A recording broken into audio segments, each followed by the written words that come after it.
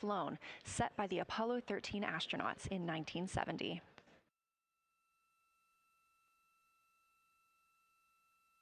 You're looking at a live view inside the Orion spacecraft and at our Artemis II crew members. They have just completed their post-sleep period, during which they conduct any hygiene and cabin setup for the day. They also had a chance to eat breakfast before we got into our daily planning conference. The flight control team here in Mission Control Houston collecting information from all consoles around the room that we could relay up to the crew ahead of this monumental day. As you can see on your right, NASA astronaut Christina Cook taking a video of NASA astronaut Victor Glover. We expect to have great views of the crew throughout the day, as well as, of course, the moon.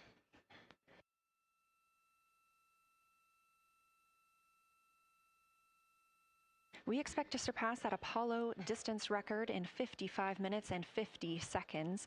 We are now looking live at a camera mounted on one of the spacecraft's solar arrays, pointed to our lunar neighbor.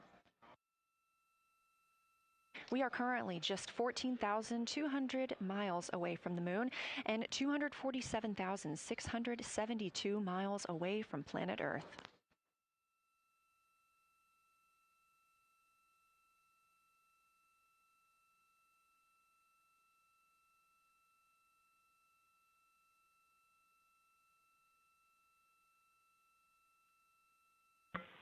Houston, integrity for AGA. Ready to copy.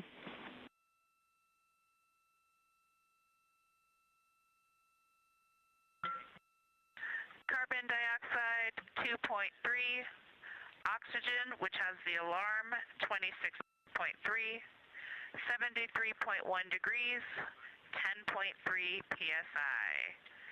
And one follow-on question. We understand milestone words will be directly following the conference. Will that take the place of the PAO event, or will the PAO event still take place per the timeline?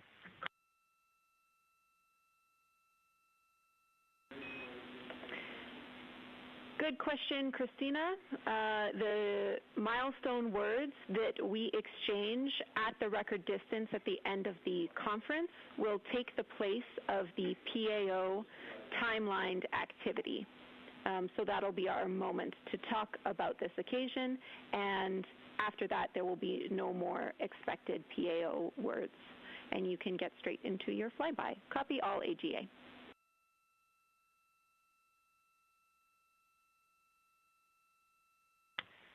Okay, thank you. And final clarification, even though it's taking the place of it, it will all just be on OE1 with HHP camera, no additional video. Is that right? Affirm.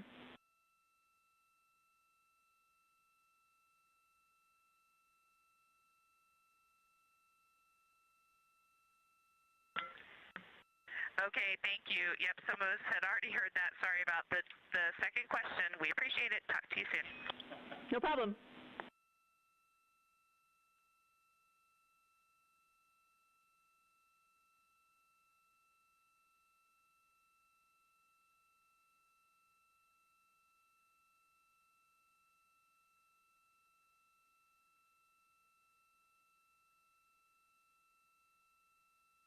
Those communications between NASA astronaut Christina Cook and Canadian Space Agency astronaut and today's Capcom, or capsule communicator, the one person here speaking with the crew right now, that is Jenny Gibbons. She is an Artemis II backup crew member here in Mission Control Houston. We are now 4 days, 18 hours, and 30 minutes into the flight of Orion for Artemis II. The Artemis II crew inside Orion lifted off atop the Space Launch System rocket on Wednesday, April 1st from NASA's Kennedy Space Center in Florida. Those 4 crew members are the first to live and work inside the Orion spacecraft, which they have named Integrity, and have been busy conducting meticulously timelined events. It was a beautiful ascent from Kennedy Space Center. One of those early events was the proximity operations demonstration, during which NASA astronaut Victor Glover, the Artemis II pilot, manually flew Orion after having just detached from the interim cryogenic propulsion stage as if they intended to dock. This was practice for future Artemis missions, during which astronauts in Orion will dock with the lunar lander that will take them to the surface of the moon.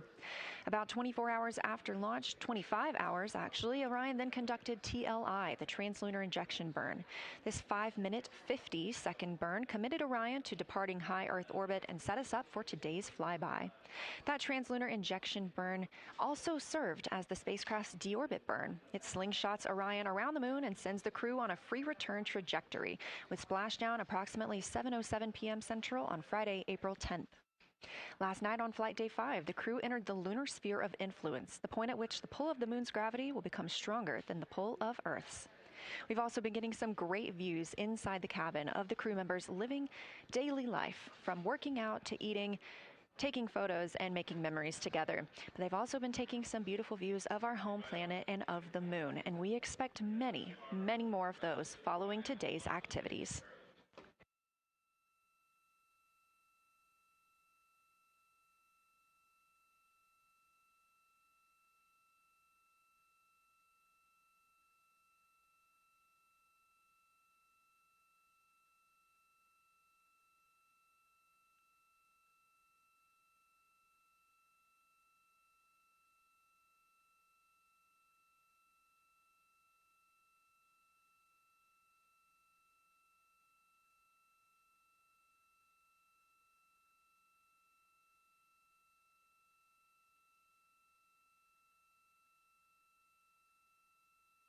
These live views back inside the cabin of Orion, but before we get into flyby, let's take a minute to get reacquainted with our crew. Reed Wiseman is the Artemis II commander and a Baltimore native. He's been in space once before. I think there was going to be some families heading into the viewing room today. If they end up showing up, could you just give us a heads up when they're there so we can just wave to them on the camera? Absolutely.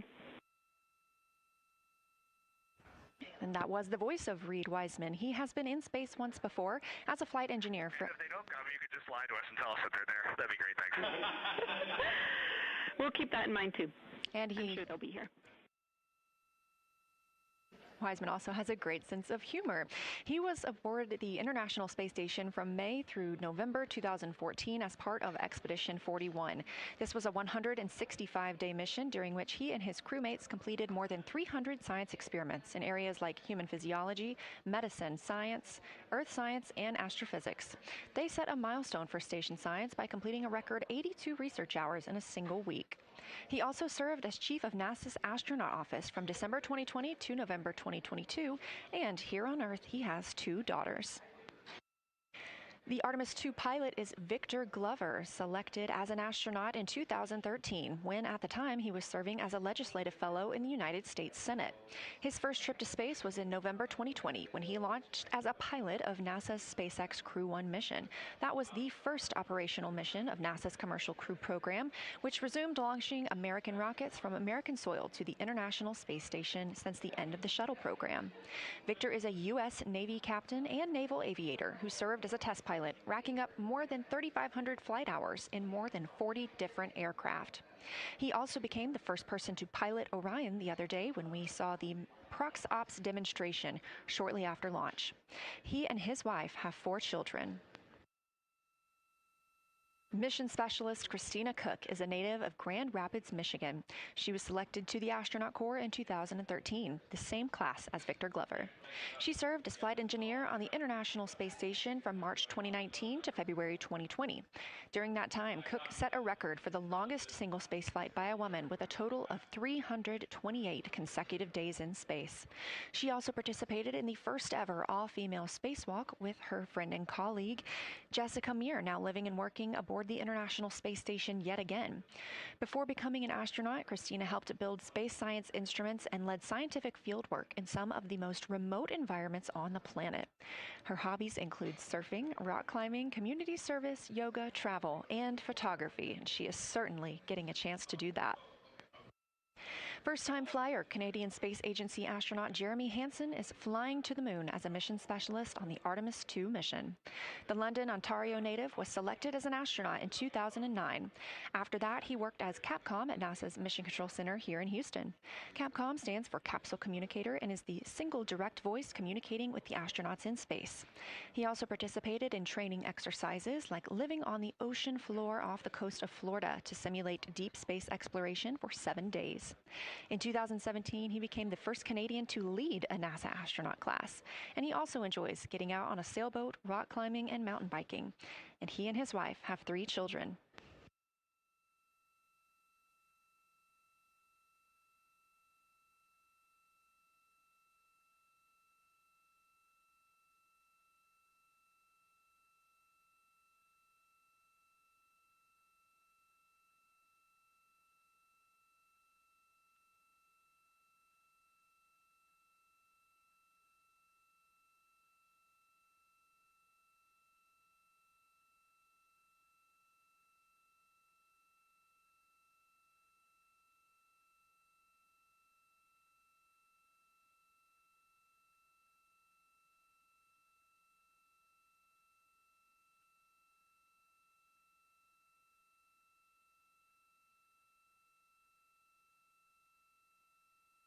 As you can see, the crew members have dimmed the cabin lights inside Orion.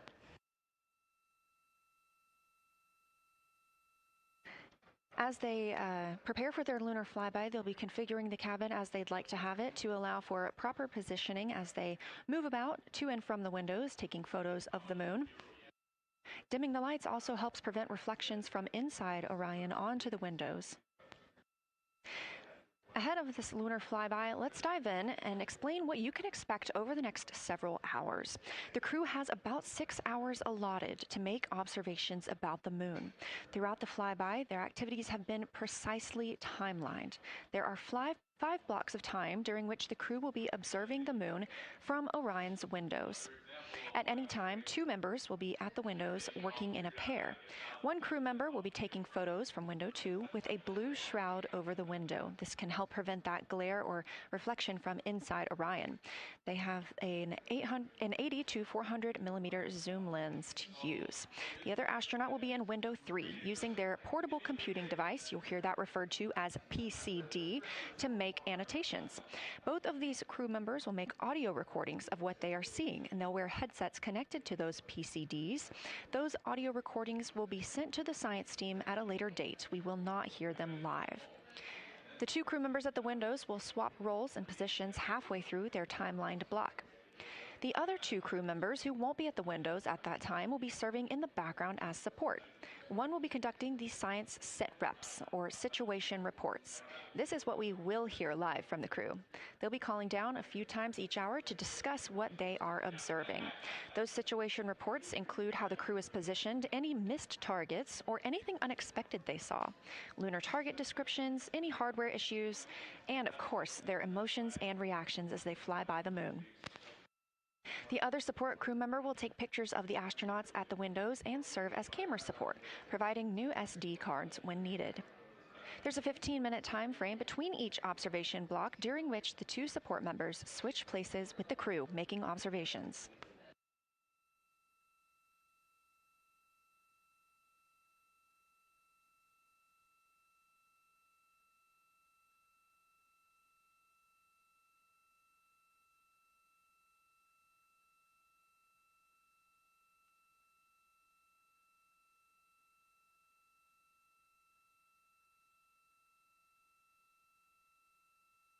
Two views, both coming from Orion. There on the left, the inside of the spacecraft, and on the right, a view of our moon, the destination for today.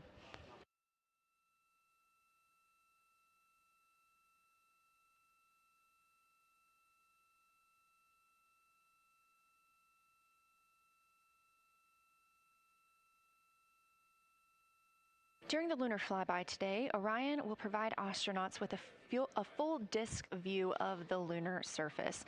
They'll have a higher vantage point, much farther than Apollo's lunar orbits on average. And these astronauts can observe both holes and large-scale geologic features in a single view. And due to our April 1st launch date and current illumination conditions, the Artemis II astronauts have become the first humans to directly observe certain far-side regions of the moon with unaided eyes.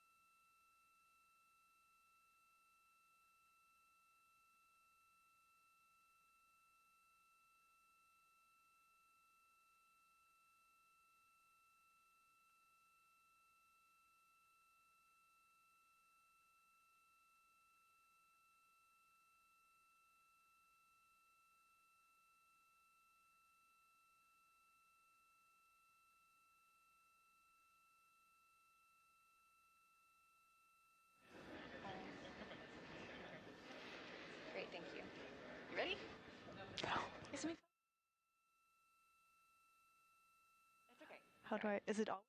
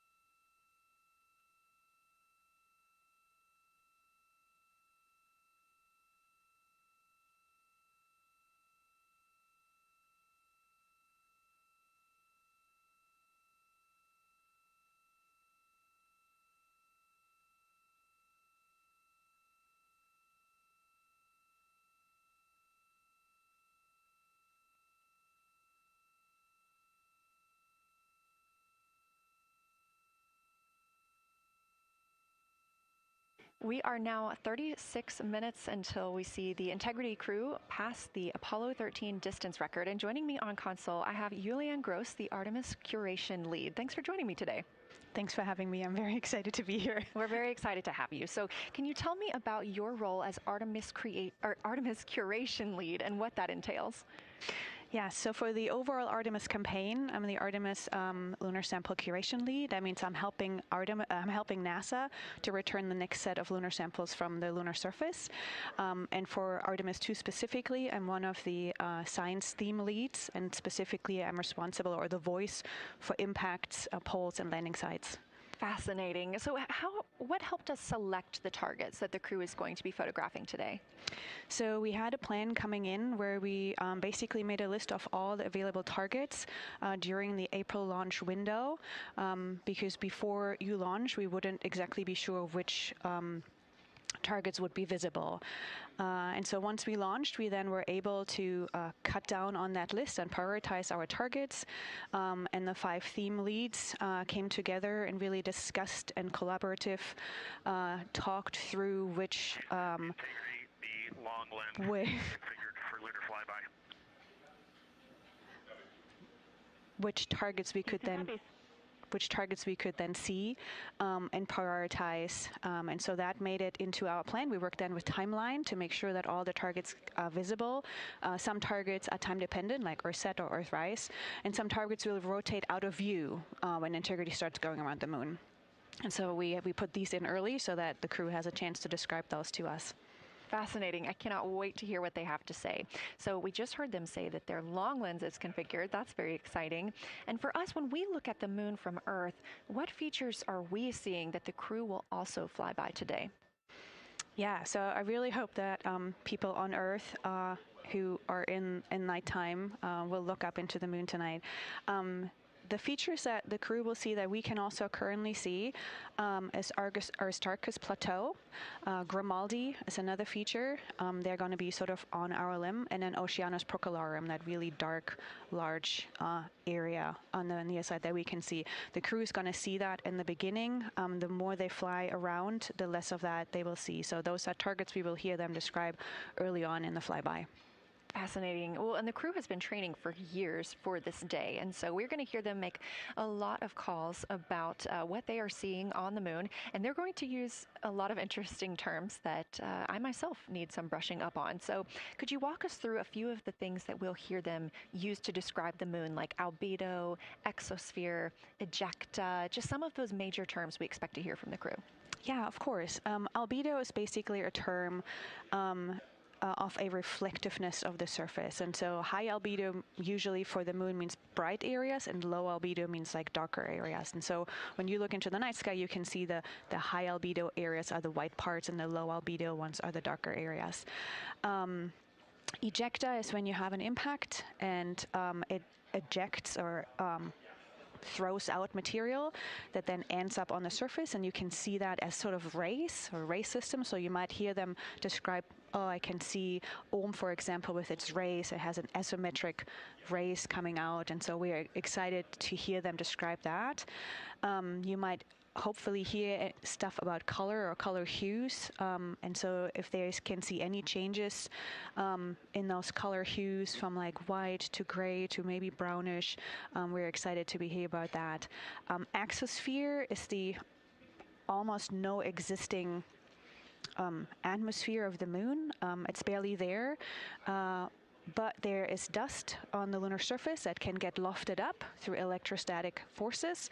And when the sun goes behind the moon, it can scatter forward on those dust particles and sort of like create a little glow on the horizon. And so we're really excited to see if the crew can actually see that.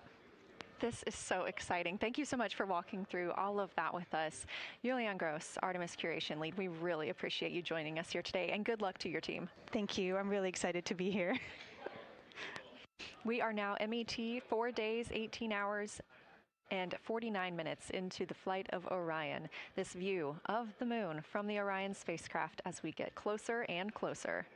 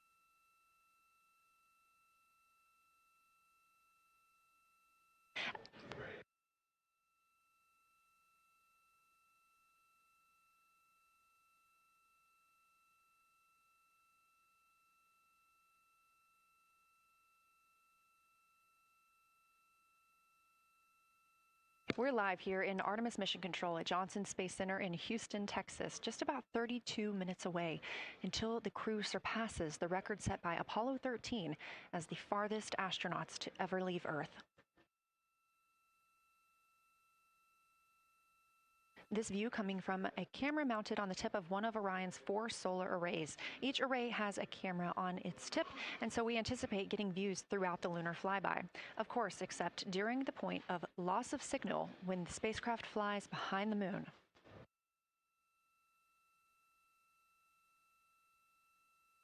Inside the cabin, the crew are configuring the inside of Orion for today's flyby, making sure they have everything just where they want it to help them take the pictures that they are aiming for the science team here on the ground.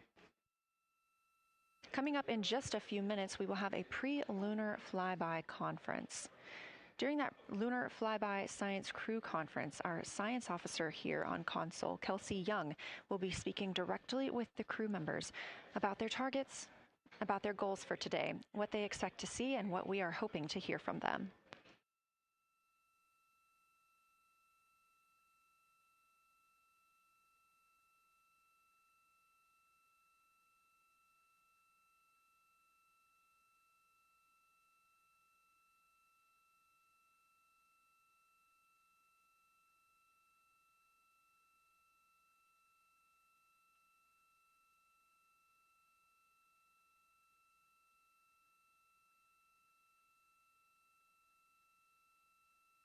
We have a lot of milestones coming up today, so make sure you don't miss them. The first coming up again at 1:56 p.m. Eastern Time, the crew will pass the distance from Earth record set by Apollo 13 in 1970.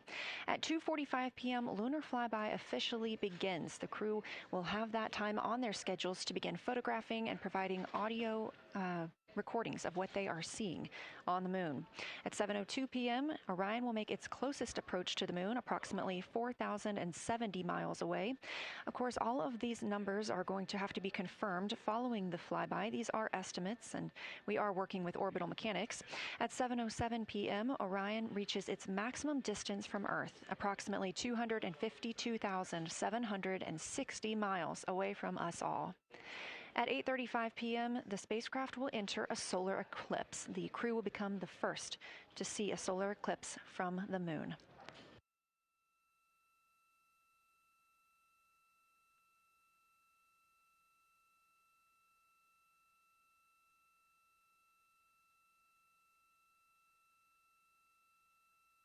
Ahead of the official beginning of flyby today, Kelsey Young, Artemis Science Flight Operations Lead, will be conducting a pre-lunar flyby crew conference. She will give information on camera setup, remind the crew of their intended targets, answer questions from the astronauts, and more.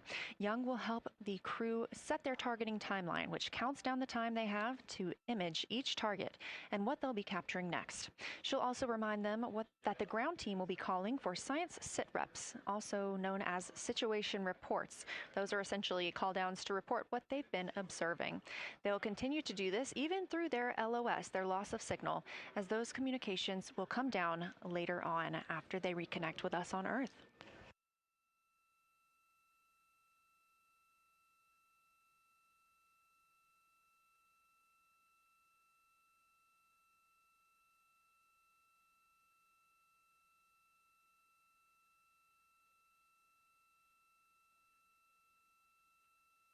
This view in the cabin, you can see the crew members are already using their cameras, getting set up, and they have dimmed the cabin lights to allow them better visibility outside of the windows and fewer reflections. Now, 28 minutes until they become the humans to travel farthest from our planet.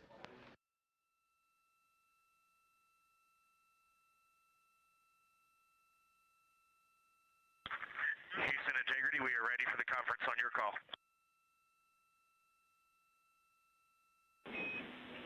Houston is ready for the conference, passing you over to science.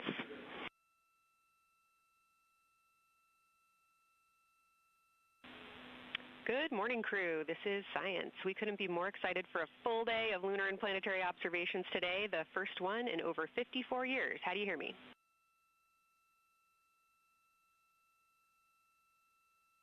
We hear you loud and clear, and Kelsey, you just got to know you're pulling us away from the moon right now, so let's go.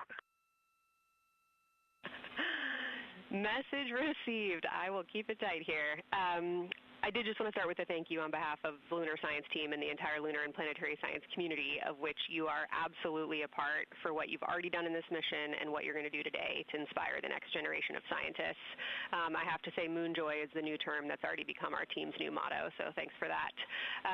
In this conference, we'll cover hardware and config reminders, and then I'll just briefly, as you said, cover today's science plan. I'm assuming you already have your LTPs up. Confirm that, and I'll jump quickly into the cabin config reminders.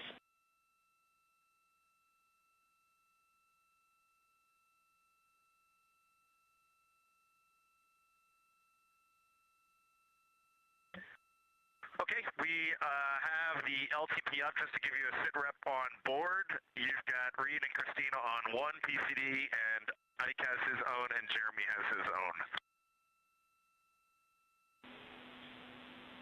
Copy that. That was going to be one of my questions for you, and I'll ask a question back. Is that the config that you and Christina plan to carry throughout the day for PCD use?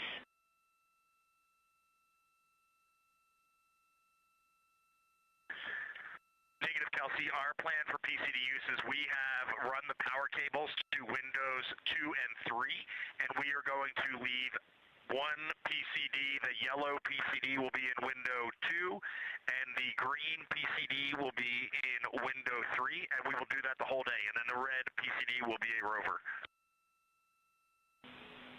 Understood. Super helpful. Recommend when you guys switch in and out of PCDs to add your initials to your OneNote annotations, just so we can keep track of whose is who.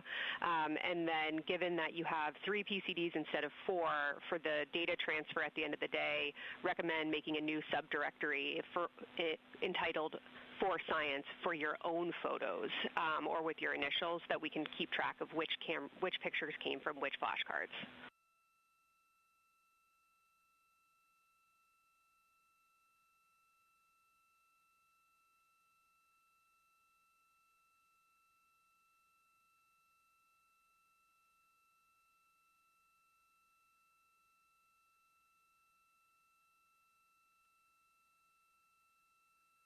This view.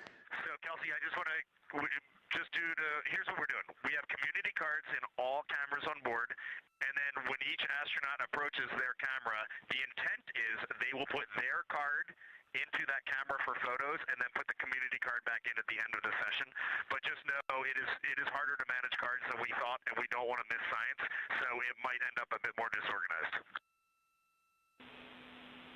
Understood. Thanks for that essay. Just read the flashcard numbers down when you get a chance, and we'll follow your lead on the best thing to do operationally during the flyby. With that, I'll move on to Windows. So the window characterization DFTO you guys did a few days ago confirmed that Window 2 is ideal for imaging, so no change to config of photographer in Window 2, observer in Window 3, and science sit reps in Window 1.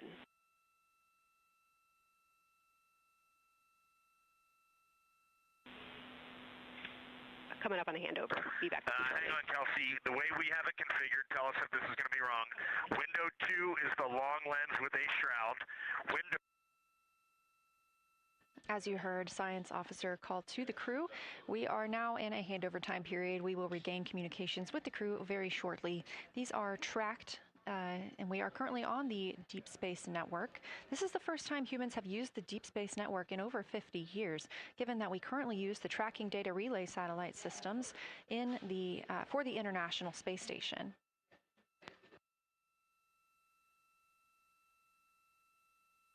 This view from Artemis Mission Control on the right is Kelsey Young. That's who you hear speaking with the crew. Young is the Artemis Science Flight Operations Lead, and we also look forward to speaking with her here today.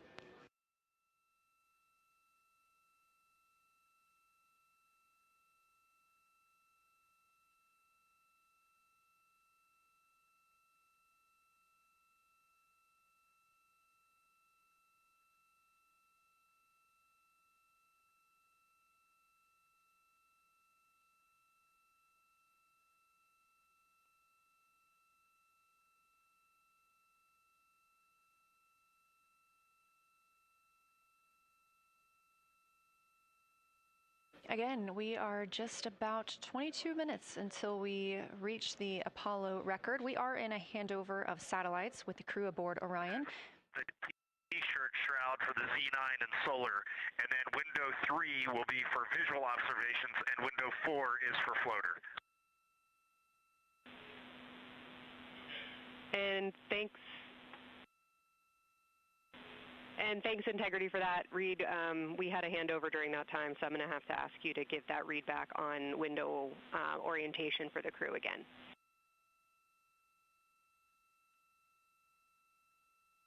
Okay, we are happy to change it, but the way we have it configured right now is window 1 has a T-shirt shroud for the Z9 for solar. Window 2 has the shroud for the long lens for both lunar and solar. Window 3 is for visual observations. Window 4 is for floater. And then the docking hatch window has had a great view, so we've done a lot of mapping through that as well.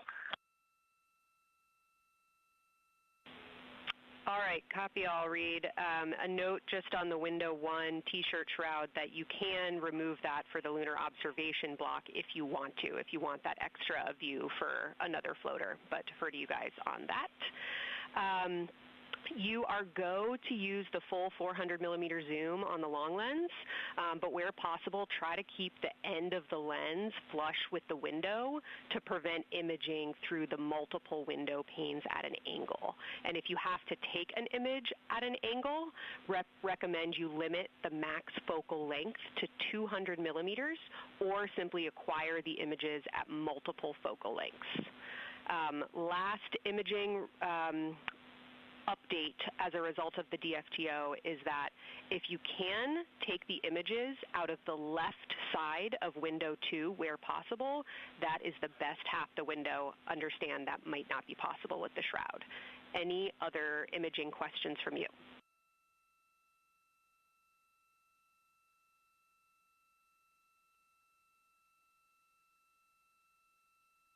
Okay, copy that. Okay, last couple reminders.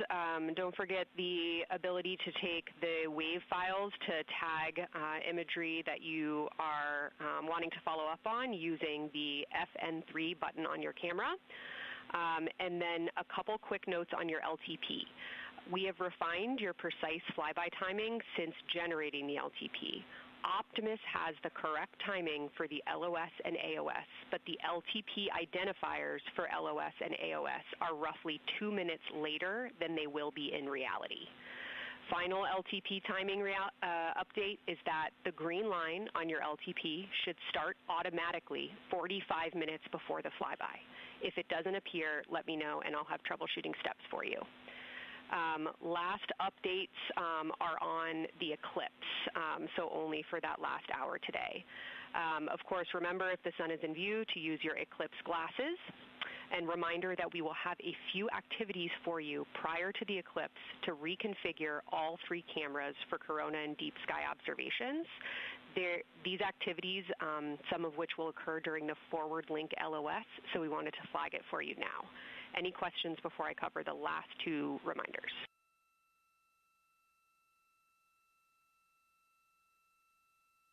No, we have no questions on that.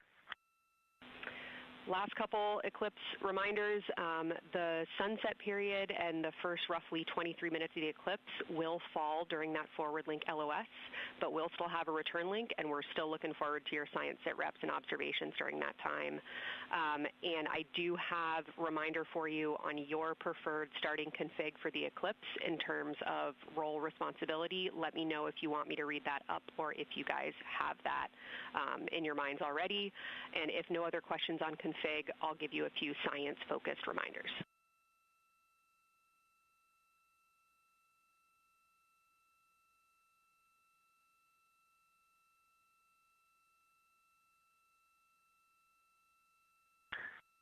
Give us a quick high level, but we see it in Optimus, and I think we got it squared away. But give us your quick Kelsey high level. Okay. A couple changes from the first LTP you studied is that Glushko is the only feature that the same pair will view twice. That's Reed and Jeremy. That's why that's the only target you see that is marked as 1 of 1 and one of two and two of two. So Ohm and Oriental are in there twice, but they're by different pairs, which is why you don't see them marked accordingly. A note from feedback on your observations so far over the last couple days, a reminder that if you note structure and texture as well as color and albedo, please note any correlation between the two, and also a reminder that negative observations are still valuable science. So a lack of color or a lack of structure associated with color is also valuable. A reminder also that your observations so far indicate it will likely take some time for your eyes to adjust. We especially heard that around your terminator observations and your color observations. So reminder to know that your eye adaptation is going to kind of come in throughout your shift, and let us know when you start to see that nuance. Last reminder is around Earthset and Earthrise. When you're viewing us back here at home, you'll be looking directly at Asia, Africa, and Oceania. So I'm sure people watching from those places here on Earth will want to give you all a wave as you take their picture. Any other questions for me?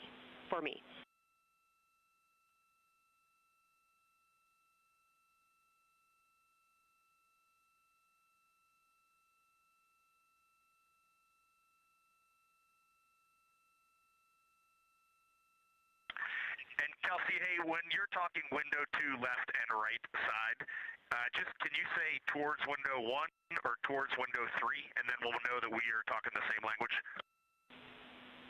Absolutely. So I mean that the side of window 2 closest to window 3 is preferred for imaging.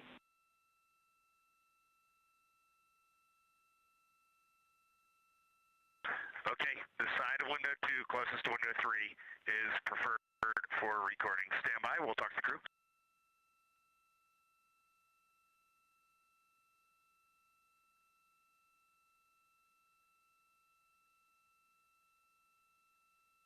Again, we are in our pre-lunar flyby science conference with Kelsey Young. Kelsey Young is the Artemis Science Flight Operations Lead, speaking with the crew aboard Orion. They've been training for this moment for years, and this is their last opportunity to get some further pointers and information. Kelsey, for the T-shirt shroud, what window does the science team think will have the best view? Is it window 1 or window 4? The only time we're strongly recommending use of the window shroud. The T-shirt window shroud for the eclipse viewing. Which window is primary for Z9? Window 1.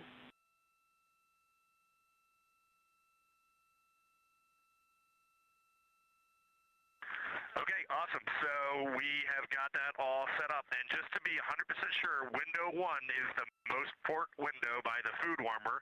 Window 2 is right in front of seat 1. Window 3 is right in front of seat 2. And window 4 is on the starboard side by the side hatch. Do you agree with all that? We agree on the ground. Good readback.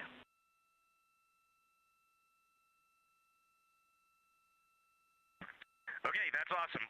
Kelsey, we're going to close with happy words. It's just incredible. I wish you were up here to see all the smiling faces, to hear all these terminologies being thrown around, and we are just fired up to get started on this day. Let me pass the mic around if anybody has anything to add. Kelsey, it's so great to hear your voice on the loops. I just want to channel everything that you guys are probably feeling right through my eyes and heart. It is awesome to see the side of the moon. You guys made us excited for this day, and we couldn't appreciate it anymore. And we are ready to hopefully deliver on all the awesome training you guys have provided. I'll just add, Kelsey, it is blowing my mind what you can see with the naked eye on the moon right now. It's just unbelievable. Kelsey, and to the whole Lunar Science team, all of you, all the work you put into this, we're just grateful. Can't wait to get going. And thank you for the tipper, for Carol Crater, and for Integrity. We can see them, and we've imaged them, and can even see with the naked eye. Quite impressive. Thank you so much. Beautiful words, you guys. Thanks so much. And I got video of the science team right now, and they are all absolutely buzzing. Looking forward to today.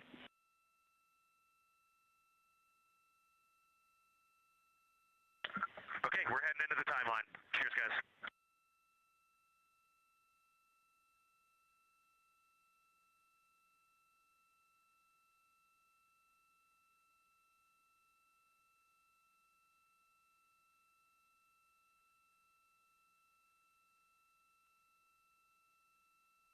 of the Pre-Lunar Flyby Science Conference with Dr. Kelsey Young.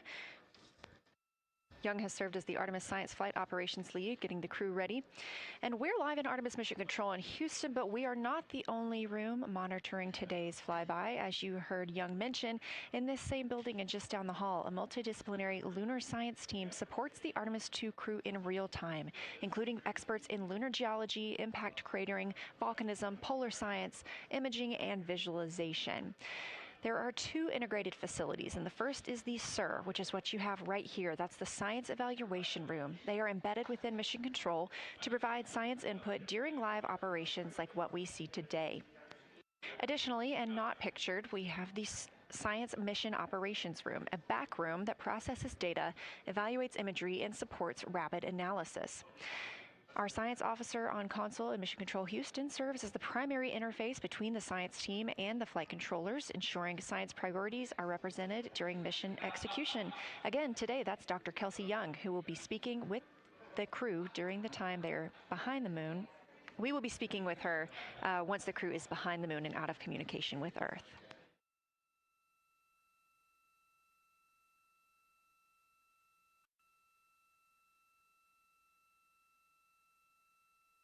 Back inside the Orion spacecraft on your left, closest to the camera, NASA astronaut Christina Cook. To her left, NASA astronaut Reid Wiseman. To his left, Canadian Space Agency astronaut Jeremy Hansen. And all the way in the back, NASA astronaut Victor Glover, our Artemis II crew.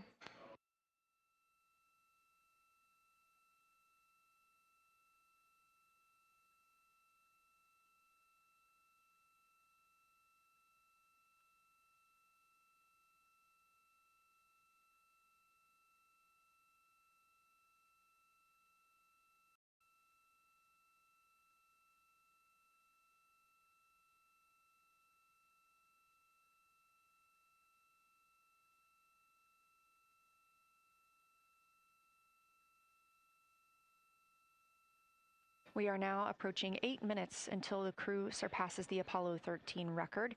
Currently 12,599 miles away from the moon, 248,507 miles away from Earth.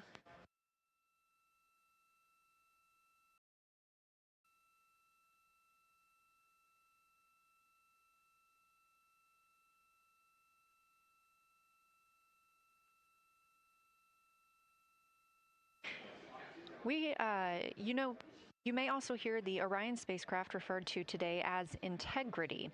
This was named by the Artemis II crew. It is Integrity crew, we have Reid's family in the viewing gallery. You're welcome to say hello.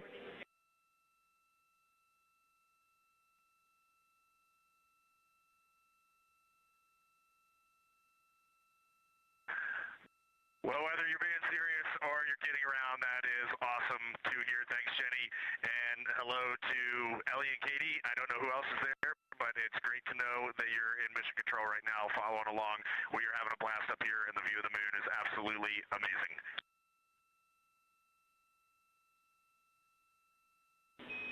I'm seeing a lot of hearts come out of the viewing gallery and even more smiles. Thanks, Reid.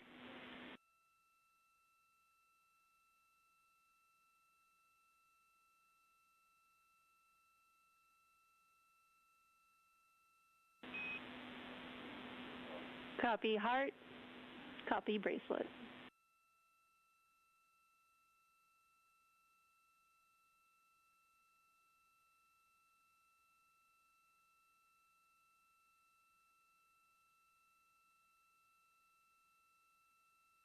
that call from Capcom Jenny Gibbons, Canadian Space Agency astronaut and Artemis II backup crew member, letting Reid Wiseman know that he has family here to support him today in the Artemis Mission Control viewing room.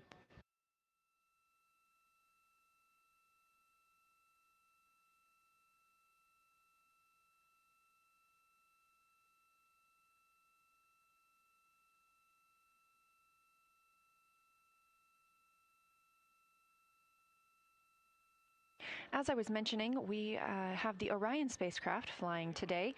However, the Artemis crew members named their Orion spacecraft Integrity, so you will hear calls to this entire crew with the name Integrity. They say that the name Integrity embodies the foundation of trust, respect, candor, and humility across the crew and the many engineers, technicians, scientists, planners, and dreamers required for mission success.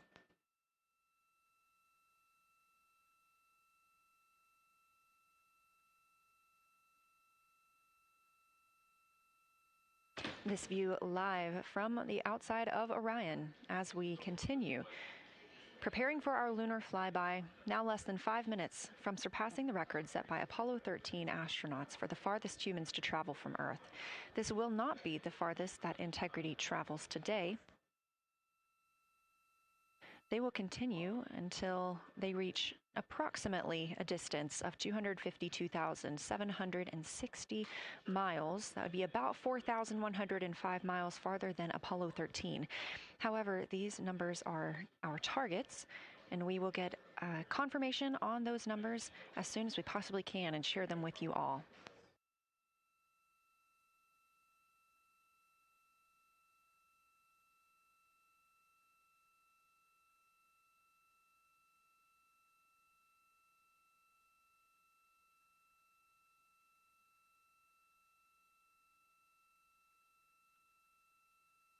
We've talked a little bit about what to expect from the crew, whether that's taking photos or making audio recordings.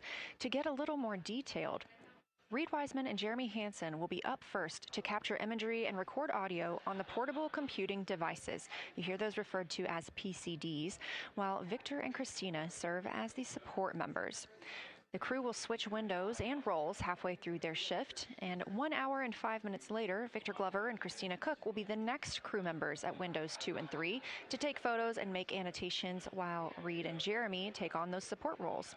There are 5 viewing blocks, and the crew will swap out with each one. During 2 of the blocks, the 2 support members will also be able to enjoy their midday meal.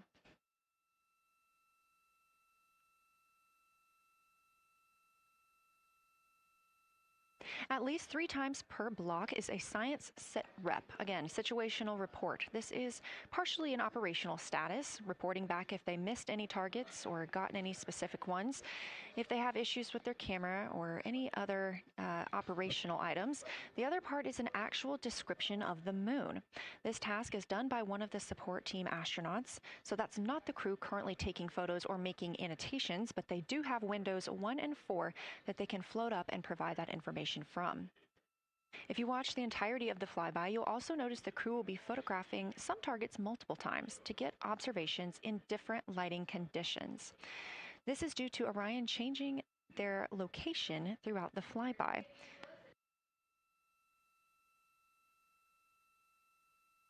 What this crew will be able to capture in a couple of hours of the same targets in different lighting would take orbiters years to do because of solar and spacecraft positioning. This crew has studied the moon extensively, and they're also familiar with what the science team calls the Big 15. These are 15 features that they've memorized, so at any time, they'll be able to see 5 of those and help orient themselves and where they are around the moon.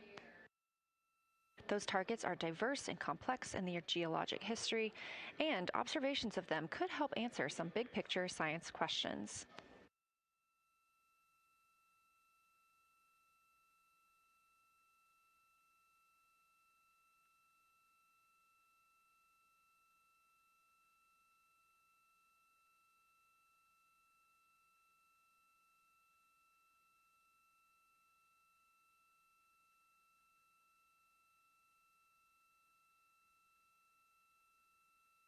If you've been following the mission, you can see that the configuration of the cabin is a little bit different than what it looked like on launch day. After ascent, the crew were allowed to reconfigure their spacecraft, and you can see that they've taken down seats. They have also taken away footrests. This gives them more opportunity to move about the spacecraft.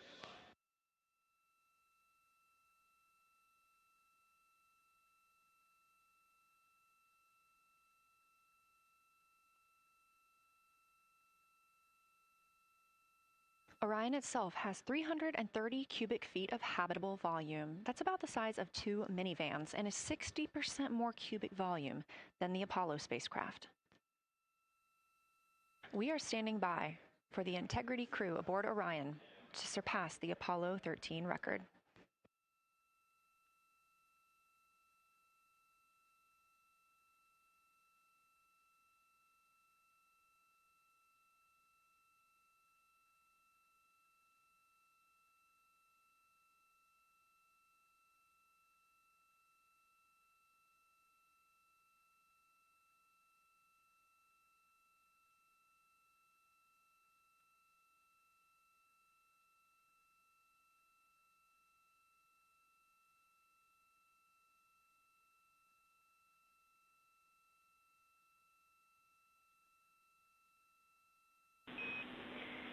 Integrity crew, on April 15, 1970, during the Apollo 13 mission, 3 explorers set the record for the farthest distance humans have ever traveled from our home planet.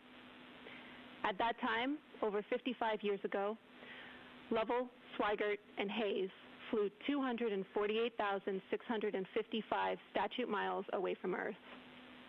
Today, for all humanity, you're pushing beyond that frontier. Integrity, over to you.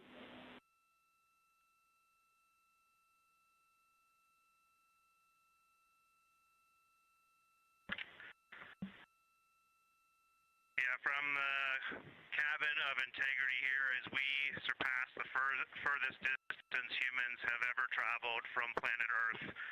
We do so in honoring the extraordinary efforts and feats of our predecessors in human space exploration. We will continue our journey even further into space before Mother Earth succeeds in pulling us back to everything that we hold dear. But we, most importantly, choose this moment to challenge this generation and the next to make sure this record is not long-lived.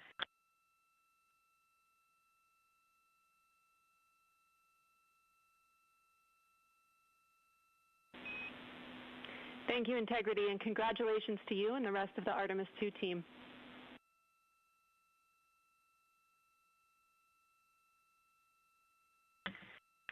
Thank you, Houston. We have a couple more things we'd like to take this moment for.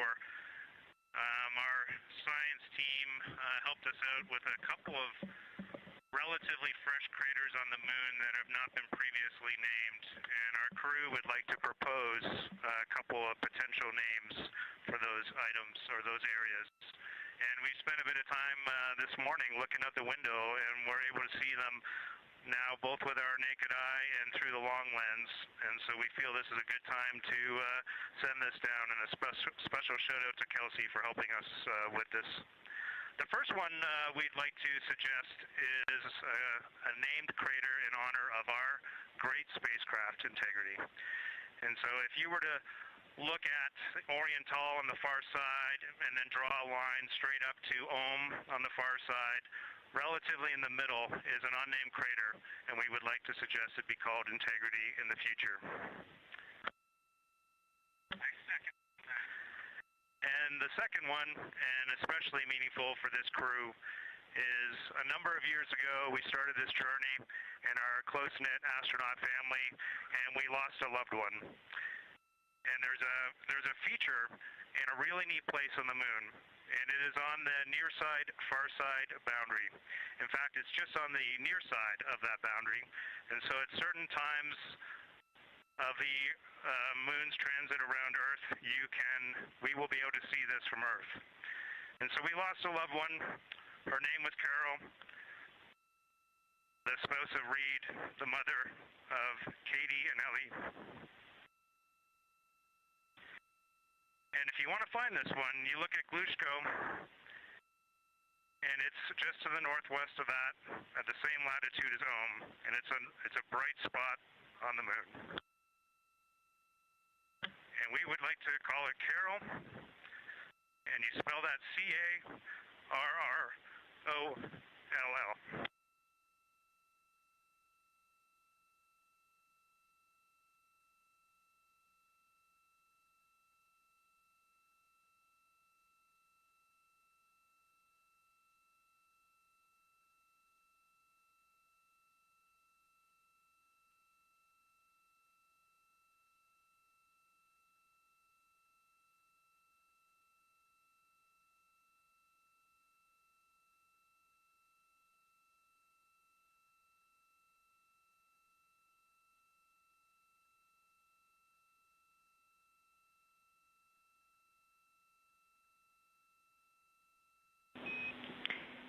Integrity and Carroll Crater.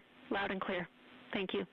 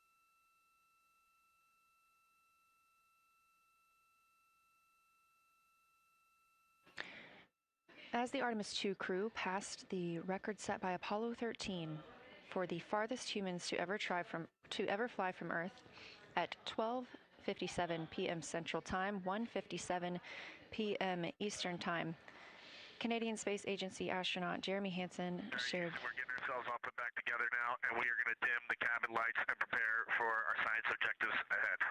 Thank you. Sounds good. We're doing the same down here, and you're maneuvering to your observation attitude.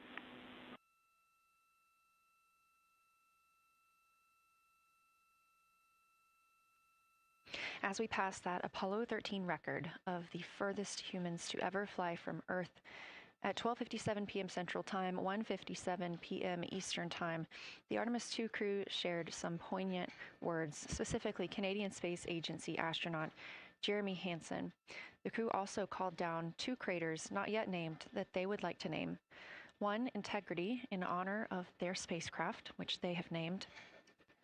That's near the Ohm crater. Another near Glushko, which is a bright spot, named Carroll, in memory of Reed Wiseman's wife.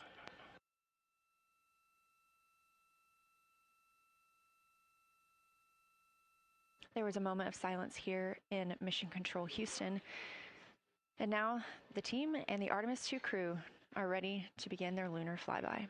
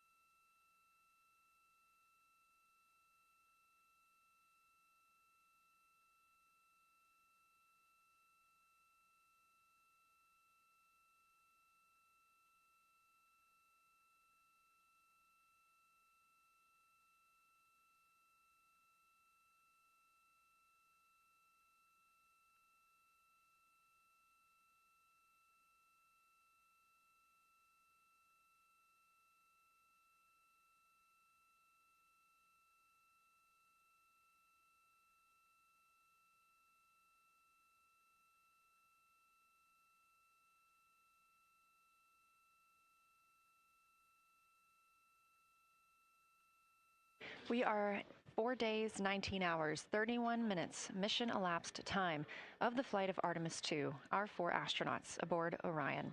Today is our lunar flyby day. The spacecraft is currently about 12,000 miles away from the moon, and you can keep up with the distance from Orion to the moon and Earth by visiting nasa.gov/track Artemis. Or you can just stay with us here because we're going to be telling you throughout the day. They are currently 248,834 miles away from planet Earth.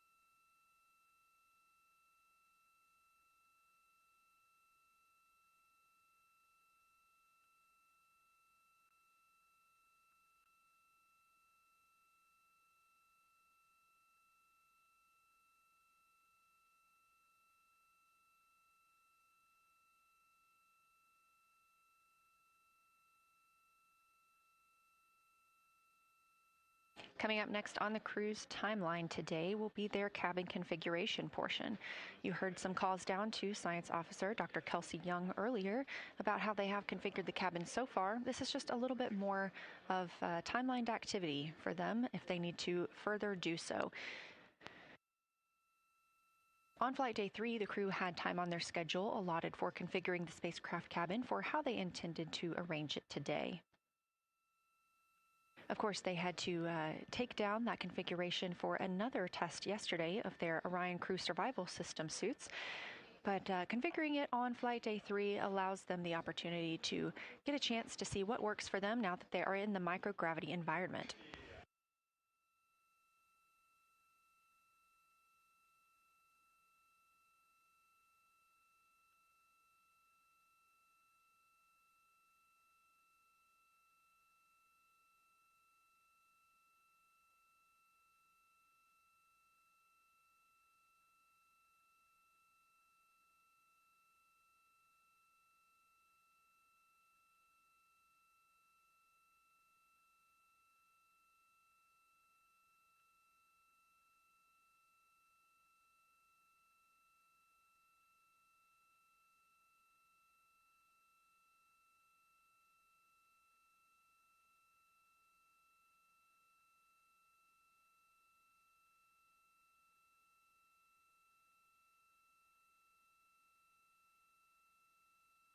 Again, the crew is about to begin their cabin configuration portion of their timeline, though they have been working that already, as well as potentially during their post-sleep period this morning.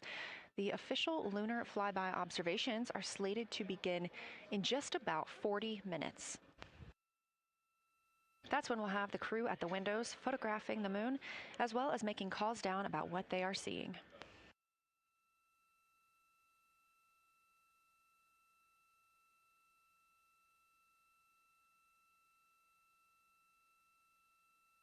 Again, we are live here in Artemis Mission Control for the duration of the flyby. Currently, the Orbit 1 flight control team is on console. This room is staffed 24/7 from the time before the astronauts step foot on the rocket until the time they splash down and are safely recovered in the Pacific Ocean on flight day 10.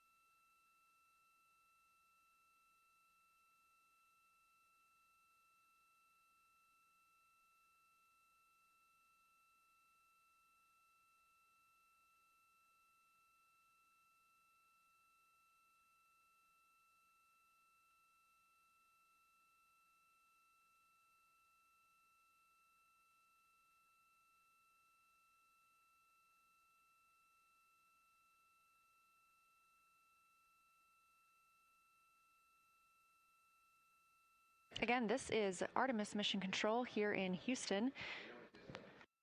We are now 11,777 miles away from the moon. We did pass the Apollo 13 record of farthest humans away from Earth at 12:57 p.m. Central Time, 1:57 p.m. Eastern Time. That distance, 248,655 statute miles from the Earth, continuing to be exceeded by the crew. They will reach their farthest distance from the Earth around 6:07 p.m. Central Time. At that time, they will be in an LOS, or a loss of signal, with us on Earth, as they'll be flying behind the moon.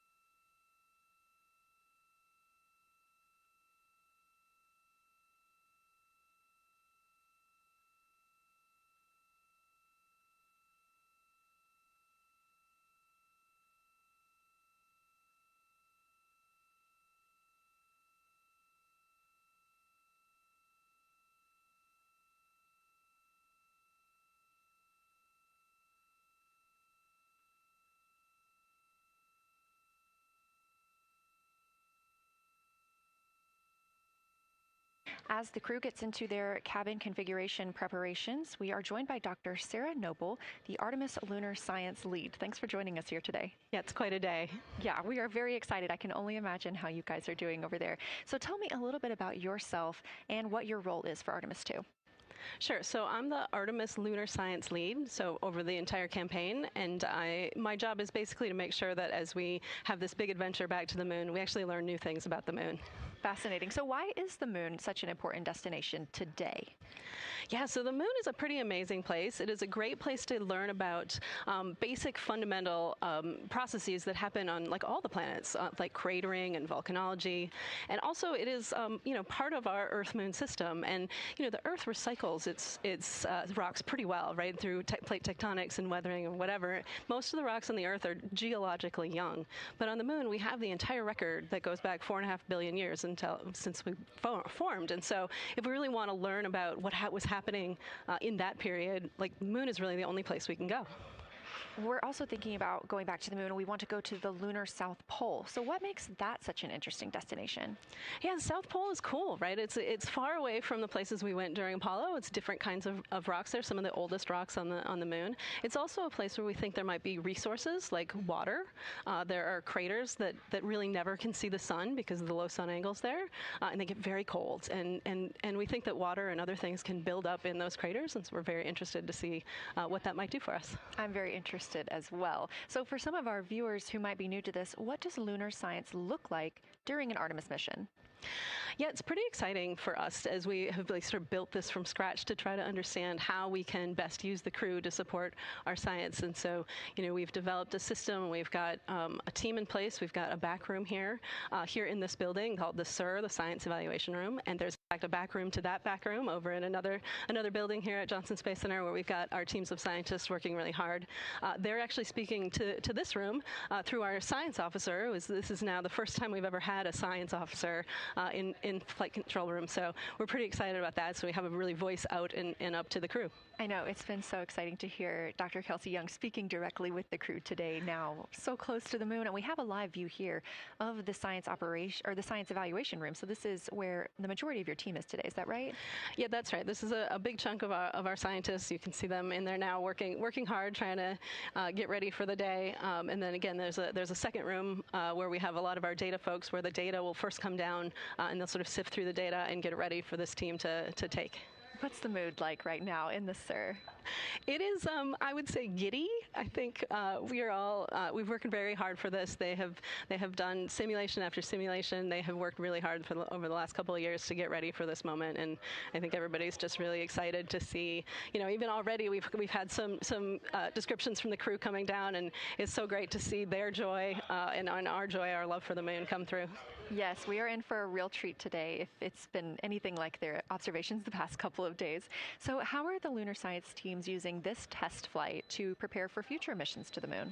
Yeah, absolutely. This is the way that we are building our foundation for the future, from everything from, how do you train a crew to be a geologist, right? And so, working through that, getting them classroom training, field training, building the science team, building these physical rooms that we are in, designing the software that the teams are using, and then, figuring out what happens to that data. They're going to take this data and it's going to come down, and how do we get it out to not only our team, but out to the world and the rest of the science community? Yeah, that's a great point, because when you hear these crew members talk, you would never know that they're not geologists. Your team has trained them so well. They have been very good students. Who can blame them? It's a pretty great topic.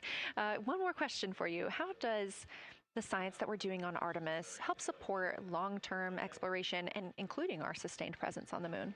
Yeah, you know what? We have a saying in the Science Mission Directorate that science enables exploration and exploration enables science, right? So you need the scientists, because we are the ones who are the experts in, landing site and doing analysis of landing site and making sure we can find a good place to land, to understanding the properties of the soil so we can, design our systems to manage that, understanding the radiation environment, keeping our astronauts safe, all of these things, right? But, in return, you provide us with opportunities where now we're going to be able to collect this data and collect samples and deploy our instruments and all of that. So it's a symbiotic relationship. That makes perfect sense. Well, Dr. Sarah Noble, Artemis Lunar Science Lead, thank you so much for joining us here today. Best of luck to you and your team, and I hope that you get to enjoy today too. Thank you so much. We are now getting closer and closer to our lunar neighbor. This live view coming from the Orion spacecraft and a camera mounted on one of its solar array wings.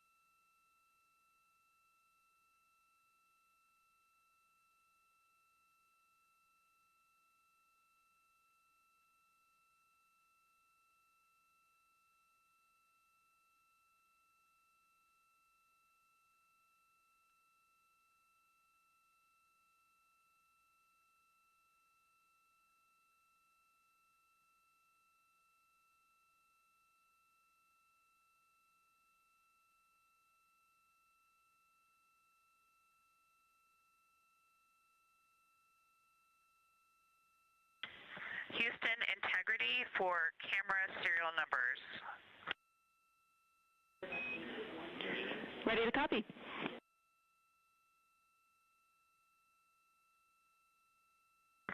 Hey Jenny, these are card numbers for the various positions. For the long lens on the D5, we will have individual cards.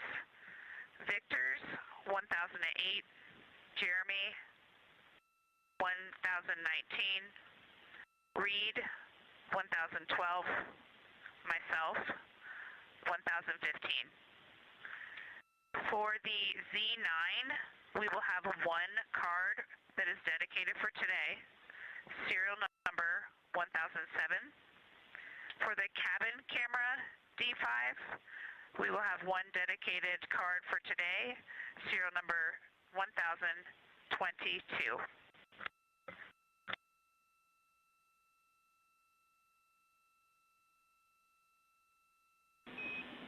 All right, Christina, we copy all. Thank you.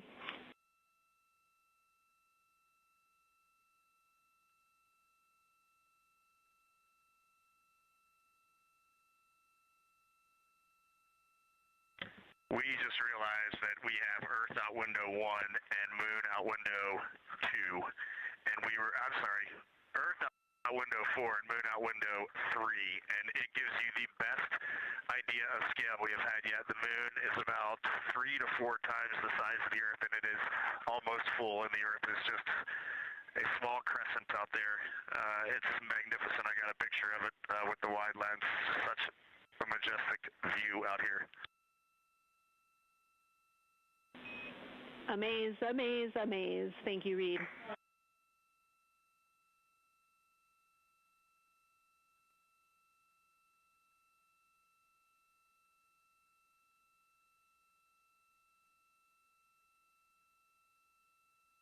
Those are some of the communications we're excited most about today. Commander Reed Wiseman calling down their view right now, obviously a little bit different than what we can see from the solar array camera.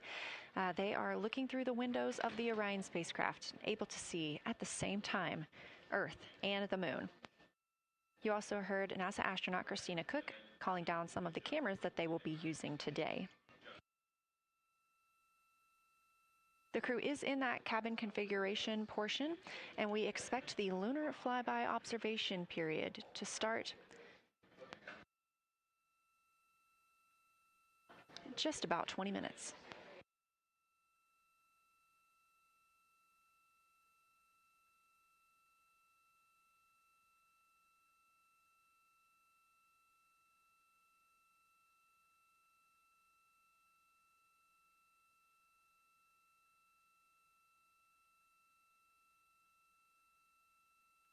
Checking in on Orion's distance and speed, they are currently traveling 1,071 miles per hour, 249,159 miles away from Earth, 11,293 miles away from the Moon, and continuing to grow closer. At closest approach to the Moon today, the spacecraft will be just about 4,070 miles away from the lunar surface. This will be during our loss of signal with the crew as they travel behind the Moon, and we will await their return to get the official number for you for how close they come to our lunar neighbor.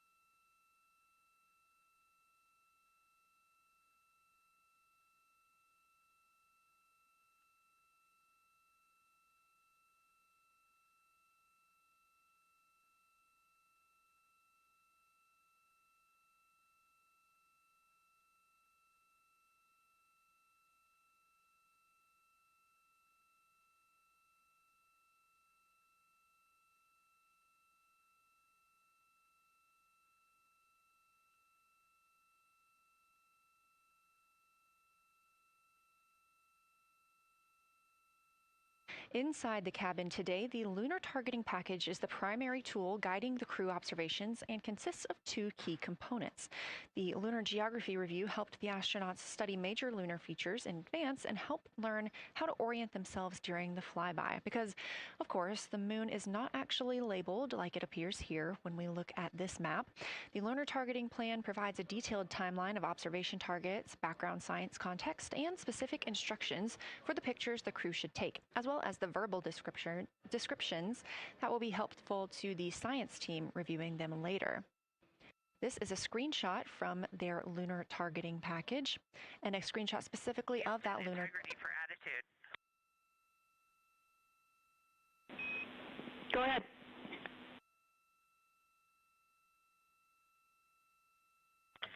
Hey, Jenny. Understanding we are in final attitude now for the lunar flyby, would it be possible to pitch the vehicle down 5 degrees? That would allow us to get the D5 long lens flush and have the least amount of window distortion.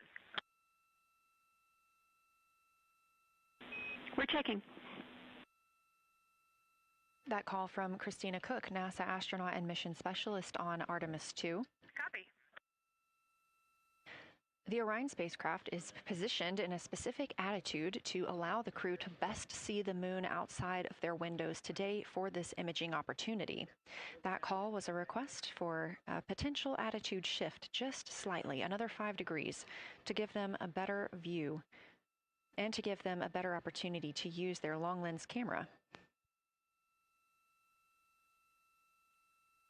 They'll also be using that lunar targeting package we were discussing. I am following along with that real time, so I'll be able to share with you exactly what targets the crew is looking at and when. They also trained with a lunar science passport. It's a little reference guide used on Earth to reinforce recognition of key lunar features. It is not on the flight, but it was a significant study tool for the crew to get them ready for launch. The apparent size of the moon will change throughout the flyby, and it'll appear roughly like a basketball held at arm's length at the crew's closest approach.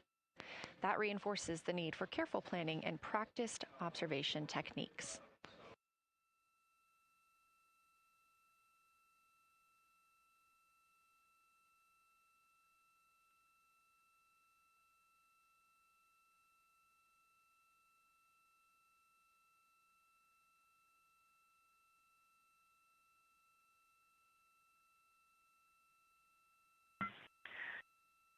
Houston, integrity for timeline. Go ahead.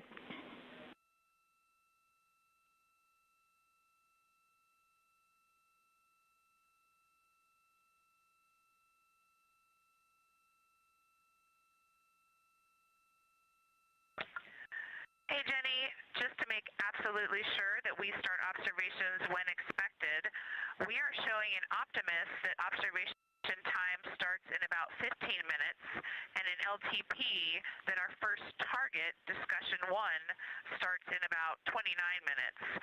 Can you confirm you'd like us to start discussion 1 in 29 minutes at 1900 GMT?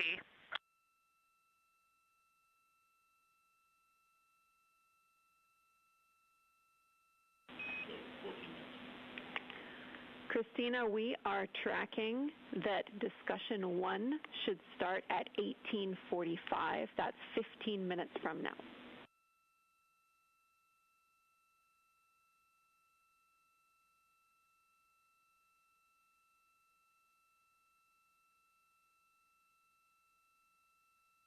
Okay, copy all. It may be a granularity issue with LTP, but understand that we start that observation in 15 minutes, and I bet when we get there, the green line in LTP will match the start of the white band for discussion 1. I think it's just a matter of the labeling and the granularity. Thanks for confirming. Copy, and we'll look into that a little bit more on our side as well.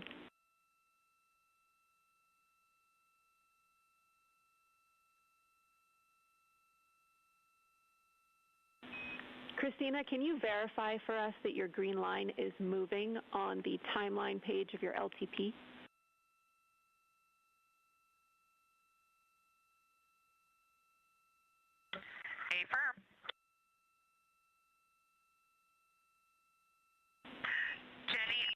do think we're good. Looking closer, I see the labels are just not aligned with start or end times of the white visible bands. It fully makes sense now, so I think we are all set. We'll look forward to starting some observations in about 13 minutes. Copy. Thanks, Christina.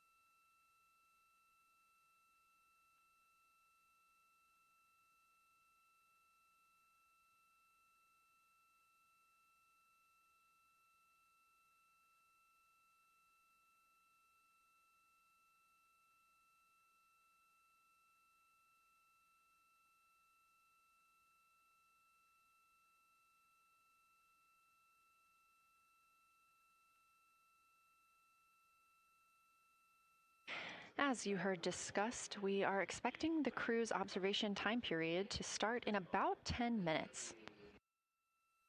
First, they'll be conducting a warm-up, warming up to their science observations of the moon. They'll be discussing with each other, helping each other orient using the major landmarks that they've studied, asking what is familiar. If we roll left, port 5 degrees, that would get the moon closer to the left side of window 2.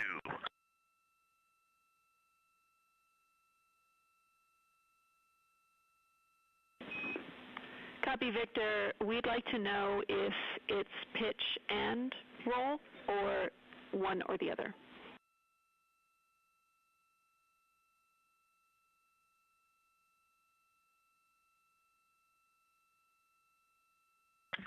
Jenny, we actually thought you already put the pitch in.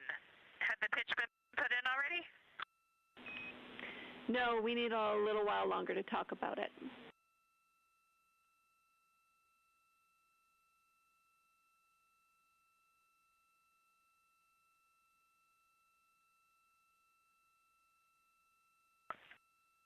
So, Jenny, I guess what's happening is just as our orbit's changing, where it is in the window is changing, so maybe these fancy little adjustments aren't worth it. It's going to continue to move in the window. Or is the spacecraft going to keep the moon at the same point of the window if we adjust the attitude? I assume the previous.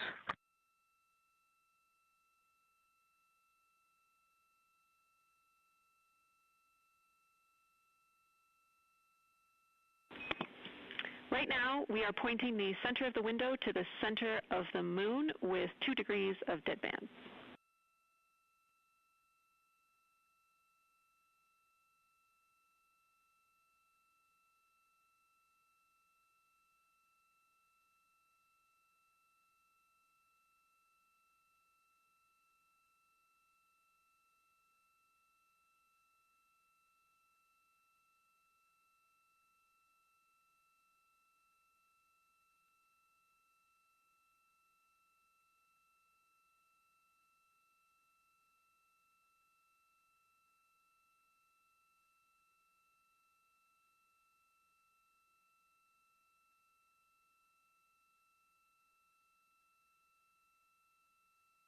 The conversation you hear happening now between the astronauts aboard Orion and Artemis Mission Control here at Johnson Space Center in Houston, Texas. They are in the center of your screen, seated at the Capcom, or Capsule Communicator Console. That's Jenny Gibbons, Canadian Space Agency astronaut, and Artemis II backup. She was also the lead Capcom for Expedition 63 aboard the International Space Station.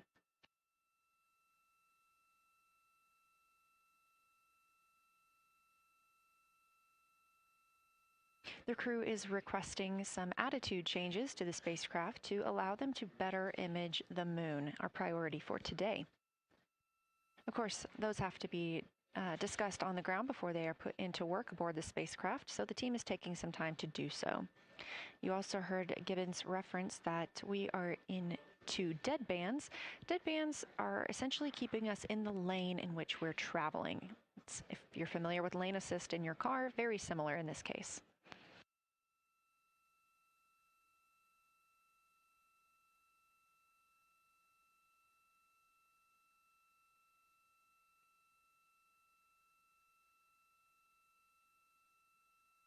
We are now 10,870 miles away from the moon, traveling 1,066 miles per hour and 249,390 miles away from Earth. Again, we recently surpassed the Apollo 13 distance record of farthest humans have ever traveled. And upon calling down some words during that milestone, Canadian Space Agency astronaut Jeremy Hansen noting that he hopes that this record that they are setting today is soon broken by future explorers.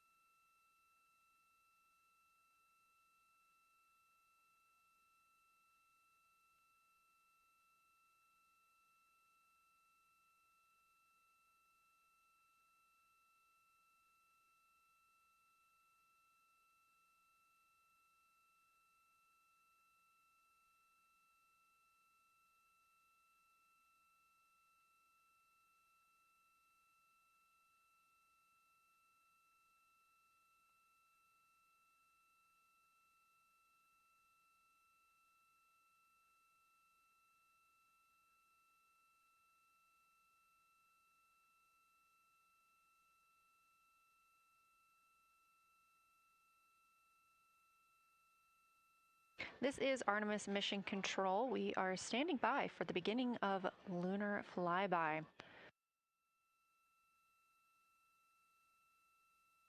Expecting that to start in just a few minutes when the crew will begin a warm-up discussion preparing for the day. They will be capturing images along while discussing what they find familiar about the moon and what looks unexpected to them.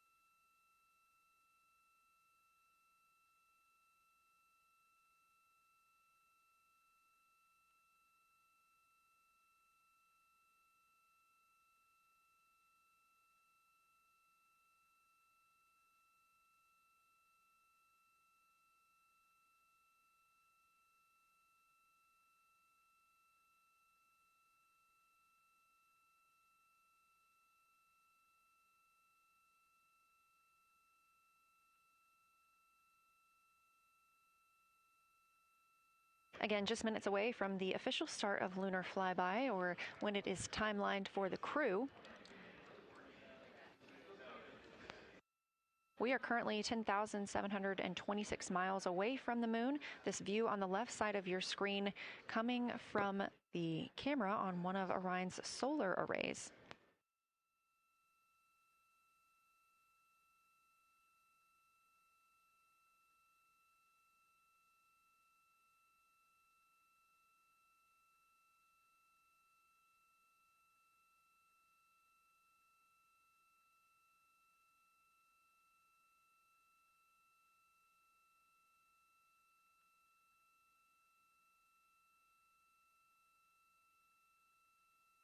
Other conversation points while the crew are getting ready for their flyby today. They'll be looking to orient themselves using major landmarks and annotating their observations along with their discussion. They'll have 10 minutes for that warm-up discussion.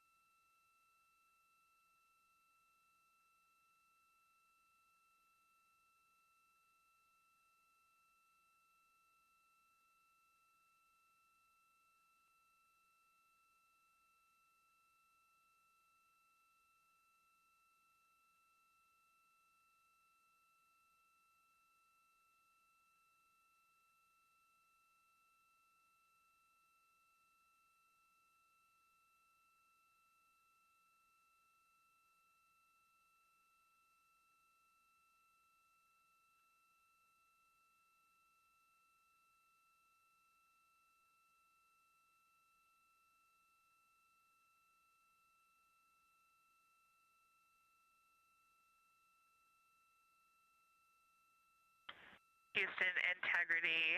We have two folks at the window deep in discussion talking about all of the awesome features that they're seeing. We just had a huge moment realizing that Hertzsprung is about the same size as our incredible Oriental. We're really excited about this target that's kind of new to us. We're orienting on things like how we talk about albedo, finding some of the prevalent things that we're used to from all of our training, and just overall taking in this view. We also are noticing that the moon is still getting noticeably bigger as we go, even when you're watching it continuously. It's great to see these two guys get warmed up. We love the report, Christina, thanks. And you nailed it on why we added Hertzsprung. As you'll see in the prompts, we're looking for comparisons to the comparatively much older Hertzsprung compared to the younger Oriental. Great words.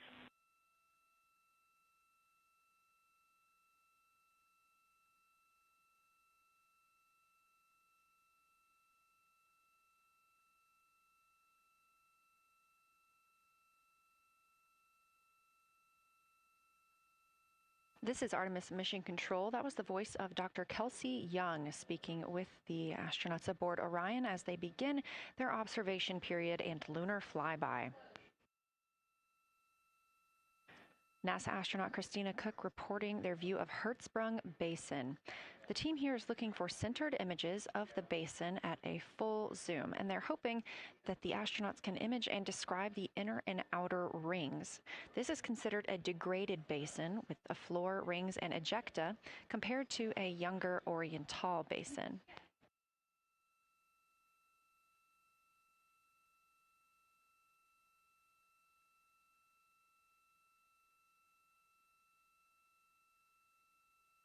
We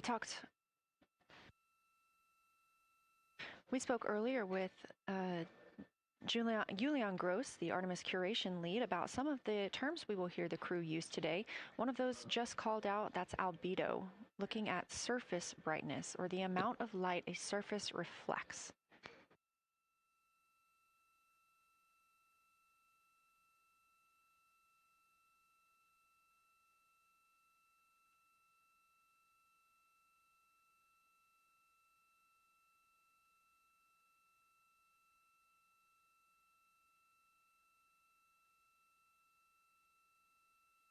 A few more terms that we hope to hear today during the crew's sit-reps or situation reports include embaying. This refers to one feature that surrounds another. That usually is a higher relief feature. Houston Integrity, one report from the crew at the windows. We can actually see the moon and Earth at the same time right now. It's interesting because the Earth looks way brighter, so the Earth itself seems to have a much higher albedo than the moon. We think this is independent of our eyes focusing because, of course, the Earth is much smaller than the moon in our view, so you could think that your eyes focus for the darker sky, and that it means that it only has apparent brightness more than the moon, but since we're seeing both in the same view, we do think that this can be inferred as the Earth as a whole has a higher albedo.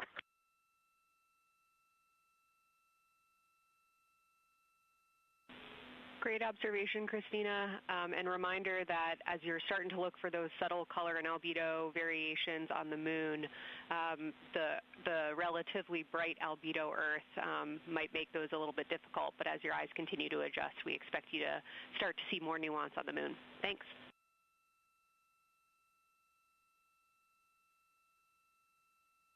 Great call. Thanks for the reminder. We're all going to be experts in lunar terminology by the end of the day. Another one we expect to hear is mare. These are dark regions paved or filled by volcanic deposits. You also can hear them called seas, oceans, lakes, or marshes, or other bodies of water.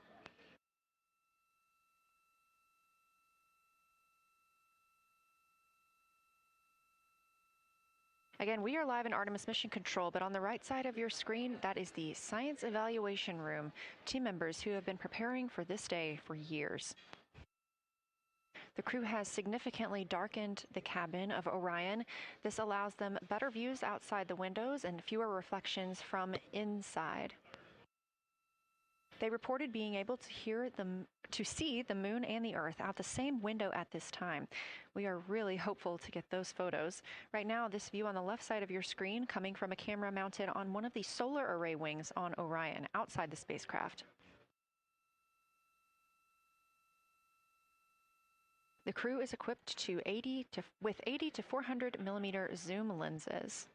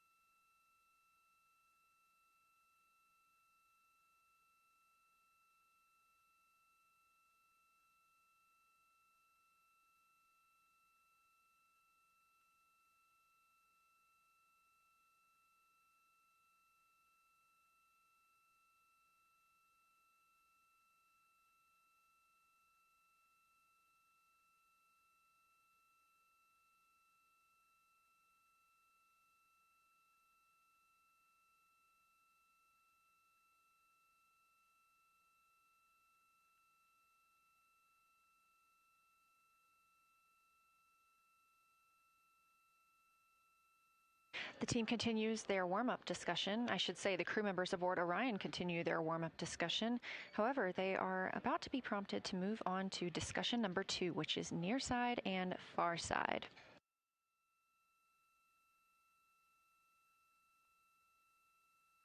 some of the things that they are looking to capture, the ground has prompted them to photograph anything that stands out to them and to compare the near side versus the far side mare in color, albedo, topography, and texture. They also want the crew to compare the appearance of rayed craters in the near side mare versus in the far side highlands. Of course, a reminder that some of the items that the crew, or some of the landmarks the crew are seeing today, is the first time that humans have ever laid eyes on those portions of the moon.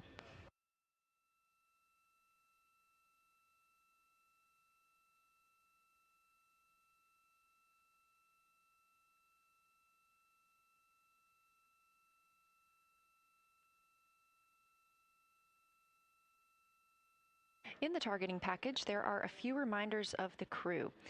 For the crew, there are time-sensitive observation reminders and science sit-rep reminders. Integrity. We have sit-rep. The targets that are being discussed right now, it's the far side, near side comparison, and hearing some great discussion of browns and greens in the Aristarchus Plateau and how those disappear as you go toward the North Pole, and then over to the far side, you lose the color. You've got Jeremy in window 2, Reed in window 1, having a great discussion. Christina's under window, I'm sorry, Reed is in window 3. Christina's under window 1, documenting the discussion. And we've got the lights completely off in the cabin. There are some LEDs that we cannot put out that do provide some light scatter. But we have all of the internal lights off. And are letting our eyes adjust as best we can. The window 4 view, you only get about a third of the moon. Tycho is going to go over the horizon soon, and you can see Aristarchus, and then you start to lose the view as you go to the west in Oceanus and Procellarum. So far, the team is on the plan, and the long lens is being put to good use, and recordings are being made, and internal documentation of the configuration and the observations is ongoing. Science, do you have any questions for us at this time? Integrity Science. Victor, very glad that you provided the first formal science sit-rep, as these were indeed your idea. One follow-up question, any relationship between those browns and greens you described? Do you see them blending into one another, and do you see any topography associated with either color?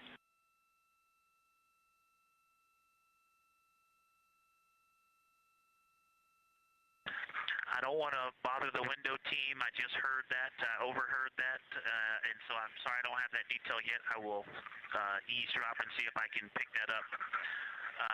I will try to answer that at some point. I also heard a comparison of the albedo in Aristarchus, that crater, the very high albedo spot. You can see it on the near side. There is a feature called, I believe, Burgess alpha, that is equally or maybe higher albedo.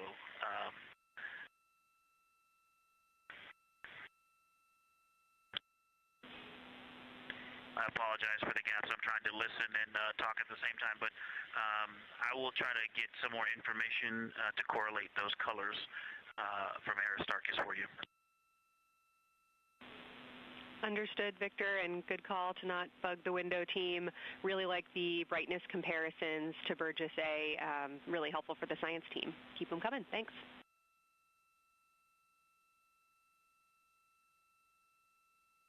I also heard a discussion about the albedo of Grimaldi being a 10, and how many of us, when we were a little further away, saw that as the darkest albedo, and that the bigger mare off to the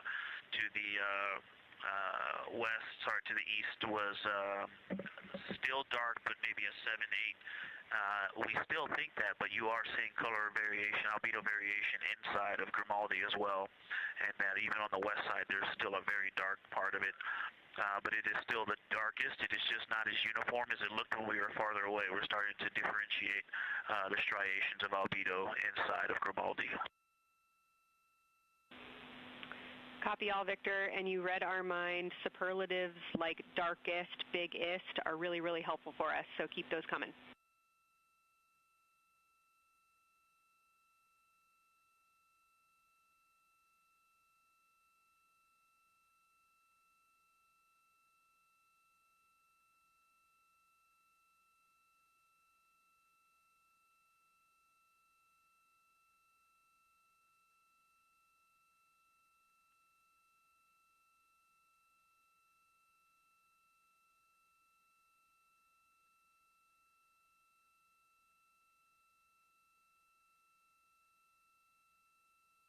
As we were just mentioning, the crew is slated to perform these science sit reps. They are prompted to do so by an icon in their lunar targeting plan. That one coming down from NASA astronaut and pilot of Artemis II, Victor Glover.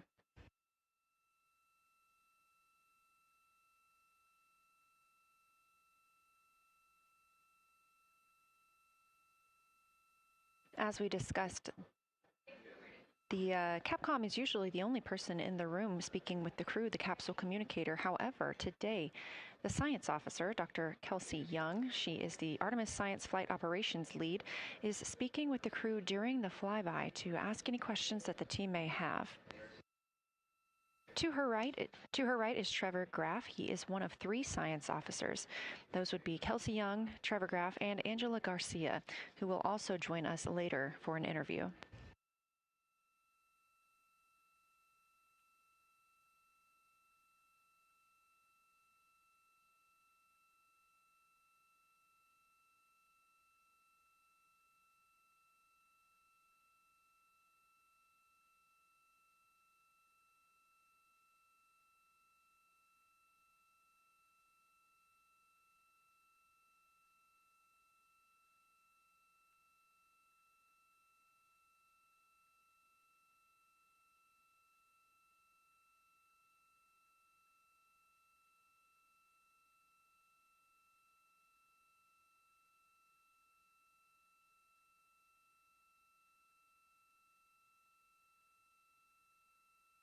And Houston Integrity Science Integrity was able to get a view out of window 1, which is a beautiful view. I can see the entire moon that they're looking at.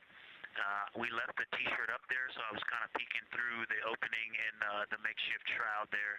And once I was able to get 2 eyes on it, what jumped out at me was Vavilov. It's just peeking out of the Terminator.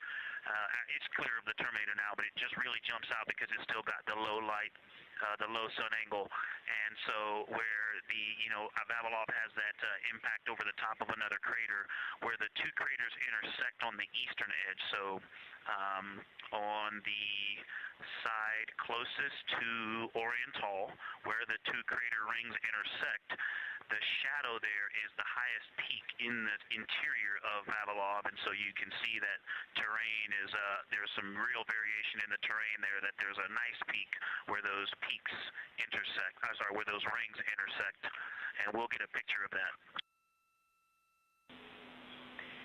Love the description, Victor, especially the comparison and relationships you just described about topography.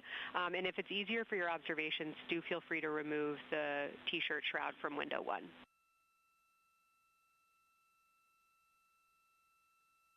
Yeah, absolutely, we will do. Thank you.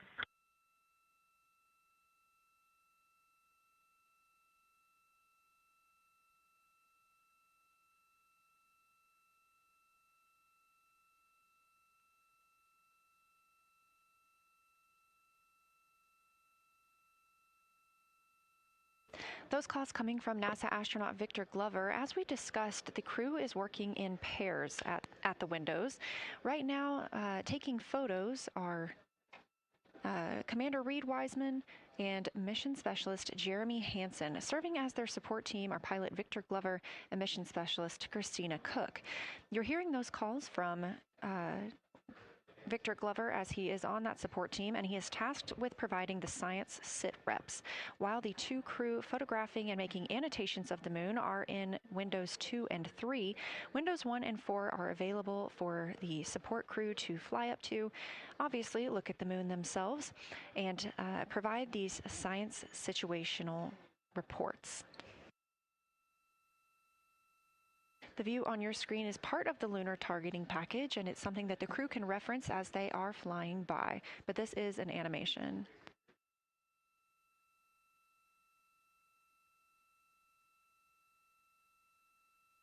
You also heard Glover mention Oriental. Oriental is a major feature that the team is interested in today, and it's known as the Grand Canyon of the Moon. Until this mission, the Oriental Basin had never been seen in sunlight by human eyes. Oriental Basin and its surrounding ejecta could fit within a straight line distance from NASA's Johnson Space Center, where we are at today, to Kennedy Space Center.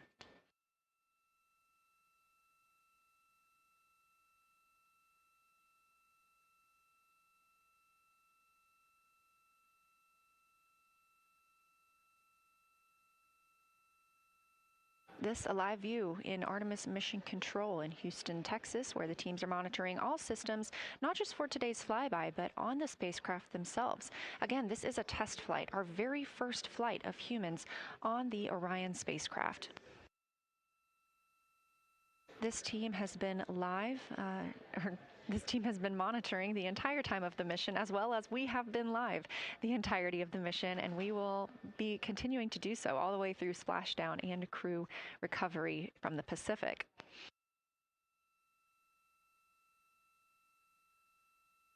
This is a visualization from ARROW, the Artemis Real-Time Orbit website that you can also access at any time by visiting nasa.gov/trackartemis, showing us that we are now under 10,000 miles from the moon, 9,948 to be specific, and continuing to count down.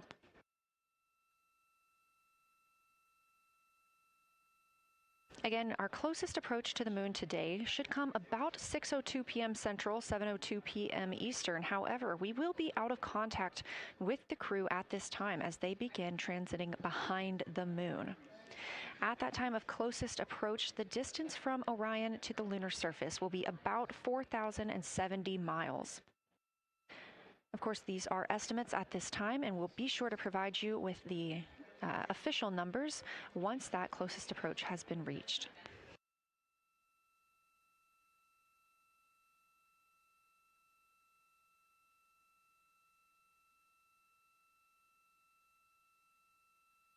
This shot live inside the Orion spacecraft, where our 4 crew members are continuing with their lunar flyby activities.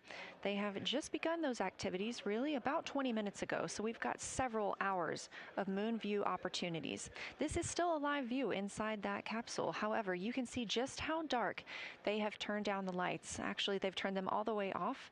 There are a few LEDs that they cannot power off, but turning down these lights gives them better views outside of the spacecraft's windows while they photograph the moon. This also prevents any reflections from inside the spacecraft bouncing up on the windows and interfering with their photography.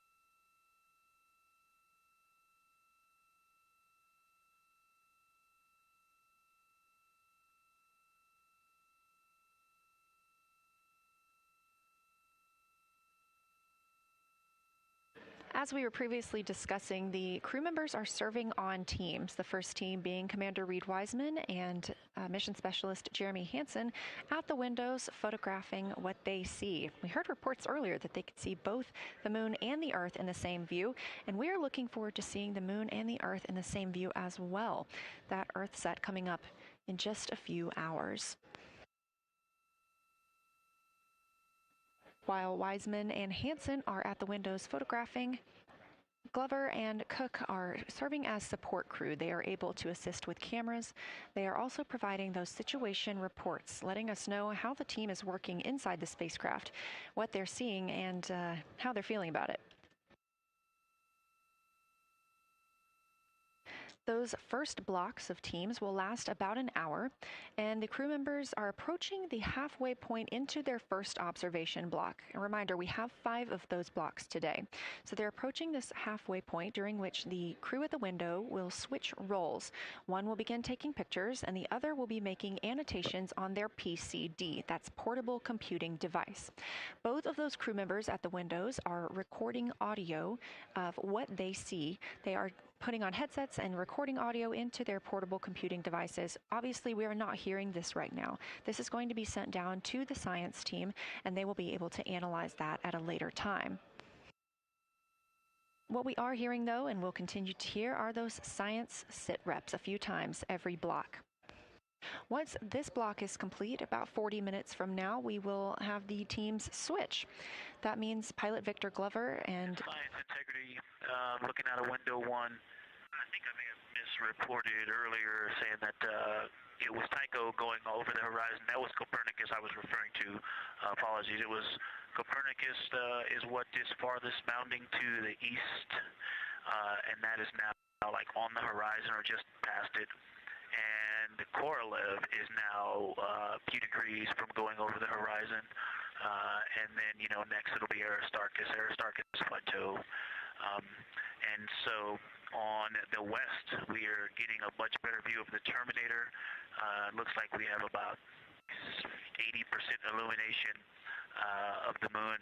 And Vavilov and 1 Vavilov diameter to the west is where the Terminator is right now. And so other features are starting to peek out there. The center of the illuminated part of the moon is, to the lower part is Oriental. And just around Oriental, a lot of light structure is starting to show up. A lot of high albedo, similar to the feature, I cannot remember, Burgess Alpha and Aristarchus type high albedo in the ring. So when you look at the interior ring and the external ring, it's almost as if the edges are starting to dry up and turn white. If it was something that was wet and got dry, the edges would be the part to dry first. You just kind of outline all the topography in the interior of that wall is like it was dusted with chalk or is starting to dry, or maybe dusted with snow. If this was the Earth, I would say there was snow dumped on some of the ridges on the interior of the rings of Oriental. Also, an interesting part of the discussion that I heard between Reed and Jeremy is that from Glishko to Grimaldi, there are 2 dark features there that look like commas, but in the wrong direction. But there's also a lot of interestingness, just a lot of geometry and squiggles and dots and lines that are starting to stand out as more small features come into view. And there also is a lot of variation in albedo. In some of those, the 2 dark features, for example, have on the southern edge of the larger one, the one that's further to the south, there's a very dark, the 1 albedo, like the southern and western part of Grimaldi. And the one to the north, closer to Glishko, is also that same dark albedo.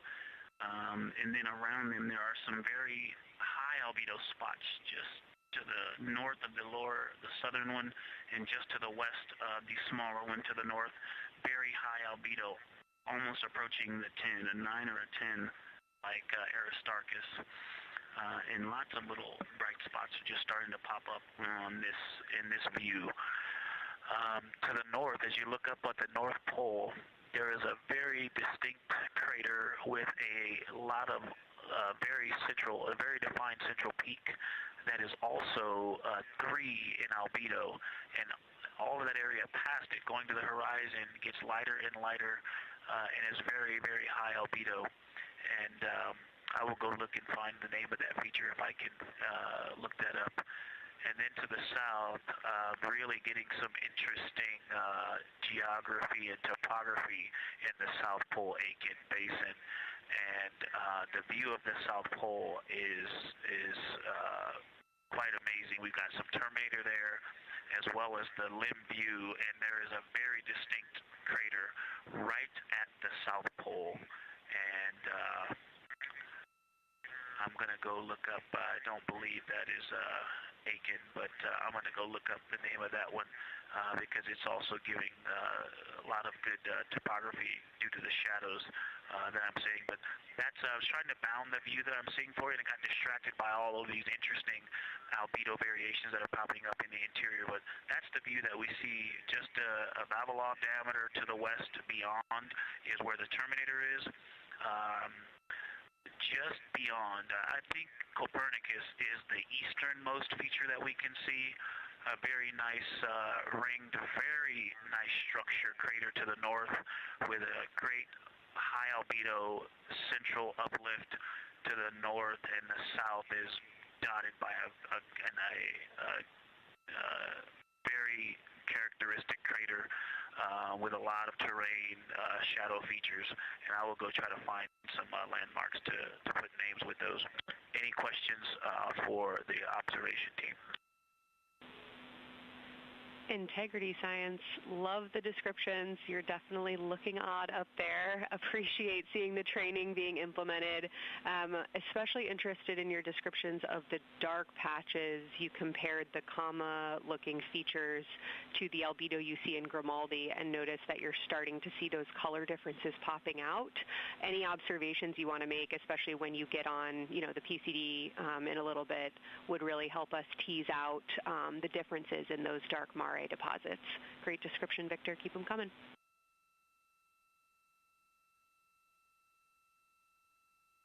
Absolutely will do, and I know you've got descriptions on both of the window observers right now as well. Keep them coming.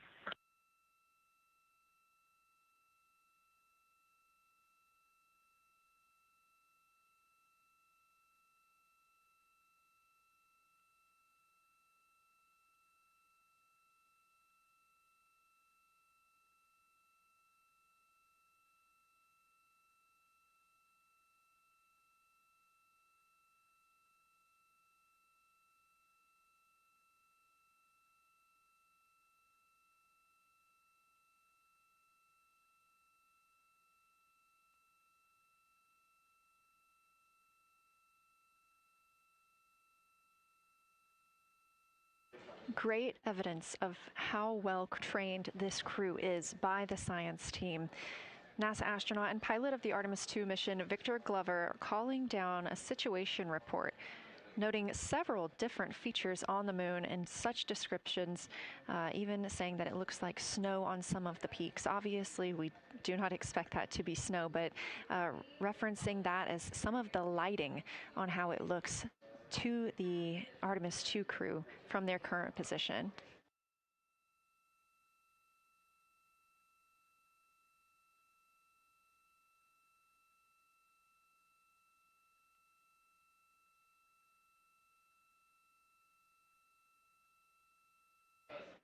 The team is slated to be switching their positions at the windows now. Both Reed Wiseman and Jeremy Hansen have been at windows 2 and 3, one taking photos, one making observations and annotations on their portable computing device. At this time, we also anticipate that they are looking at a crater duo. One of those is Glushko, and the other is Ohm. The team is looking to know the extent of Glushko's ray system and how its rays differ in the Mare versus the Highlands. They also want the team to compare the ray systems of Glushko to Ohm.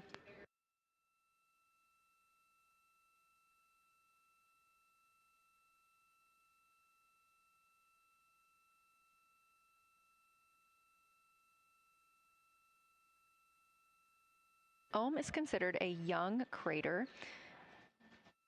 And if you've ever seen a photo of the Richat structure, it's also known as the Eye of the Sahara. It's 40 kilometers in diameter, and that could fit within Ohm's interior.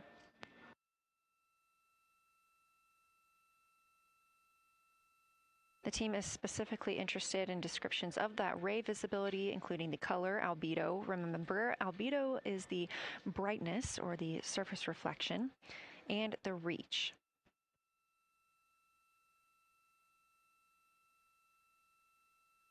Again, I am using the same lunar targeting package that the crew is referencing on board right now. This helps keep them on time as well as prompt them for when they need to make a call down to the science team and report what they're saying. It also gives them reminders of when they need to swap positions at the windows. Additionally, I'm using the Artemis II Lunar Science Passport developed by Amber Turner and the Artemis II Lunar Science team. Now, this passport did not fly with the crew, but they used it extensively as a study guide here on Earth. So a lot of the descriptions and comparisons you hear today are developed directly by the science team.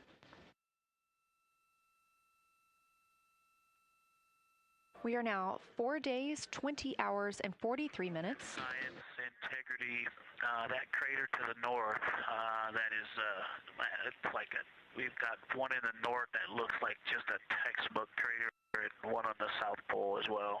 The one on the north, I think, is Pythagoras. And what I wanted to highlight about that is it is either a very distinct central uplift or just a very defined area of high albedo. If a majority of the crater, especially the floor of the crater, is, say, an albedo of 5, this center, and only a tenth of the diameter of Pythagoras is an albedo of 2, maybe 3, but it is very bright and it stands out. And then between that crater and the actual what is the horizon from here, there seems to be another crater right on the horizon, and right on the edge of that is another patch of that albedo. It seems to be between the two craters. It's hard to tell from this grazing angle, but there is another spot just further north beyond Pythagoras. Between the two, I can draw a picture of this one and show you where that very high albedo, again another 2 albedo surrounded by 5 and most of the area bounding it.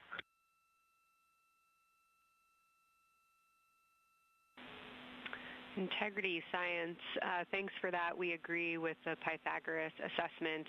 And as a follow-up to your previous report, the SIR had questions about topography comparisons between the North Pole and the South Pole of the Moon, if you're willing to provide words on that.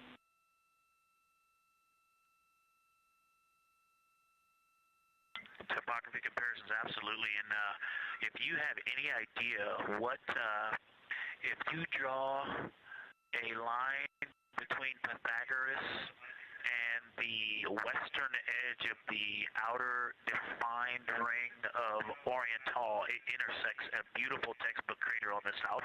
I would love to know the name of that.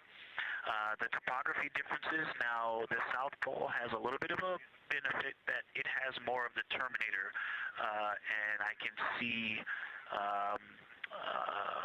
a little more shadowing there, but there's a nice crater right at the South Pole, so that's the main thing defining the topography there. Seems to be quite a bit of elevation change. I can see some very jagged shadows, a 90-degree just to the west of that crater at the South Pole. I can see a very distinct change in the shadow directions, indicating, I don't know, a very high wall or a very deep canyon just to the west of that. And in the north, it seems to be that from sort of the edge of the mare that's dark, which is maybe 1 Pythagoras diameter south. If you draw a ring about that, maybe the top 7 degrees of the moon, and just draw a ring around that. The near side is an albedo of 5 and looks quite smooth from here. And then along the same edge of the mare, the edge of the mare that kind of Grimaldi's just outside of, Glushko is just outside of, Carroll Crater is just outside of, and you start to see the stark differences between the darker 7/8 and the 5s and 6s, the 4s and 5s. If you follow that line up to the north, that line is also where the change in topography happens at the North Pole. The line defining the light and dark on the edge of the mare that you can see from Earth. Draw that line, roughly the midpoint of all that, straight to the North Pole. And on the side facing the Earth, you see smoother topography and dotted by Pythagoras and its next door neighbor crater. And then on the far side, you see a lot more cratering and a lot more topography. And again, the far side has the benefit of a little terminator there, but I am seeing a variation in the topography. It seems to be more jagged and a more challenging place to find a place to land and to even traverse in the south, all around the South Pole. And at the North Pole, it would be more challenging to translate on the far side of the North Pole compared to the near side of the North Pole around Pythagoras. Copy all, Victor. You really help paint a contextual picture of what you're looking at. We really appreciate the way that you're guiding us into the areas you're seeing by drawing comparisons between recognizable features. Thanks for that.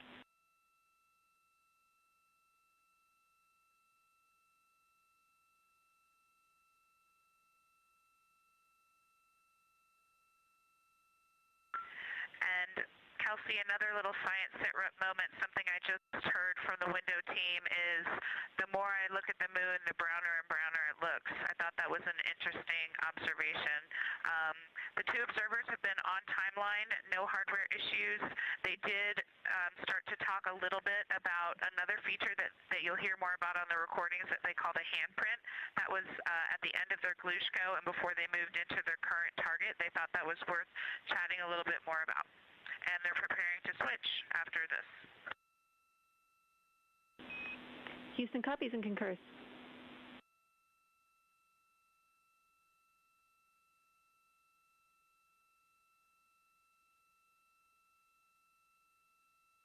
Hey, Houston and Science Integrity, another just observation from the human. My eyes have shifted a little bit since I've been up here. I've been wearing my reading glasses to look at the PCD. Well, this is a very taxing event on the eyes, looking out the window and seeing the very bright moon, then coming back inside to the dark cabin and trying to work cameras and microphones and logistics and lunch and those kinds of things, and then looking at the PCD, which is dimly lit. It's just been an exercise. It is a difficult thing to manage it. I'm up and down on the glasses and then having to wait as my eyes adjust when I come back in. As soon as I look back into the cabin from looking out the window, I can feel my eyes adjusting, and I just have to work through it as they adjust.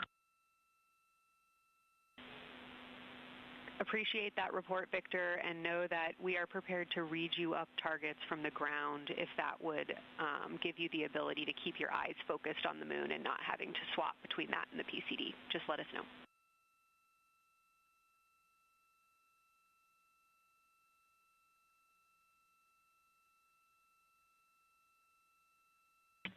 Yeah, we appreciate that, Science, and we will also do that for the window teams, and we'll back each other up that way as well. But we appreciate that. We may take you up on that. Thanks.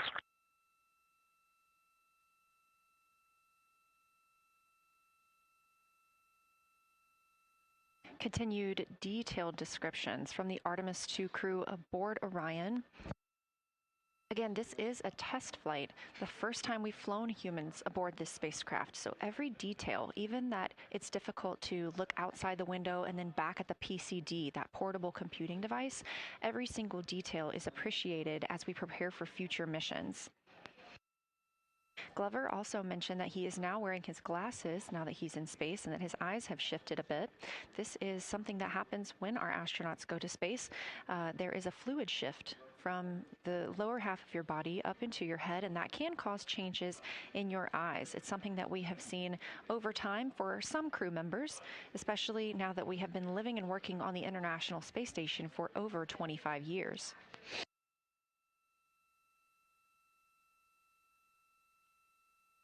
Again, it's clear that these Artemis II astronauts have undergone extensive lunar science training, including classroom instruction, fieldwork, and high-fidelity simulations. Training expeditions even took place in analog environments like the Icelandic Highlands and the Kemasasin impact crater in Labrador, where crews practiced identifying and describing geologic features under varying conditions.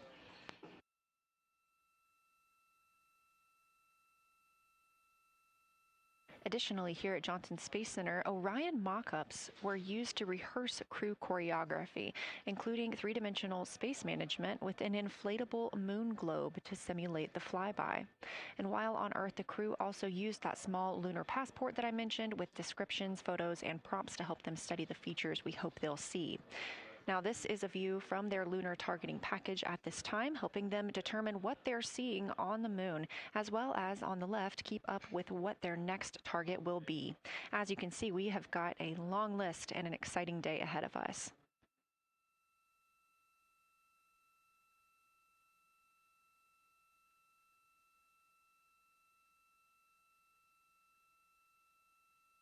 It's now been 4 days, 20 hours, and 53 minutes since Orion launched atop the Space Launch System rocket from Kennedy Space Center in Florida with our 4 crew members aboard: NASA astronauts Reed Wiseman, Victor Glover, and Christina Cook, and Canadian Space Agency astronaut Jeremy Hansen.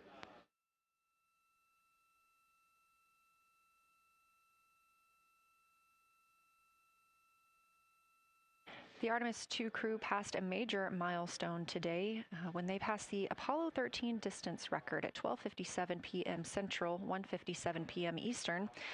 That Apollo 13 distance record was 248,655 statute miles from Earth. And Houston, another observation, whole moon. When you look at the moon, something I've never seen in photographs before but is very apparent, all the really bright new craters. Some of them are super tiny. Most of them are pretty small. There's a couple that really stand out, obviously. And what it really looks like is like a lampshade with tiny pinprick holes and the light shining through. They are so bright compared to the rest of the moon. We copy, Christina. Thank you. Looks like you guys might be doing it, but remind you to swap positions at the window and take your SD cards with you. We're loving everything that you're calling down, so keep it up.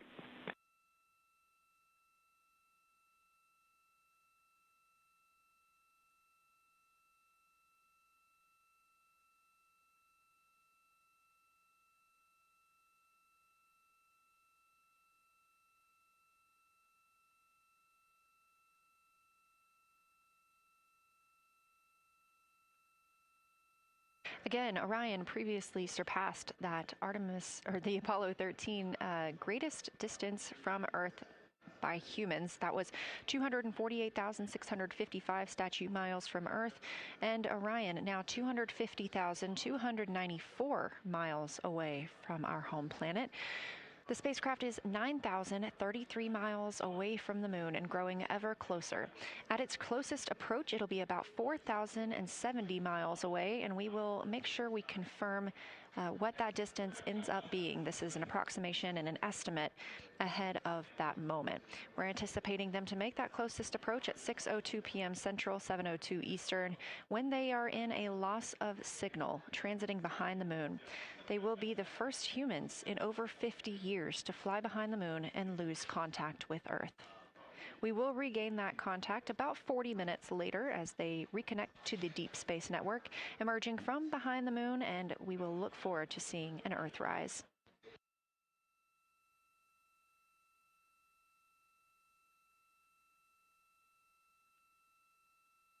Again, the crew is currently in their position swap portion on their timeline.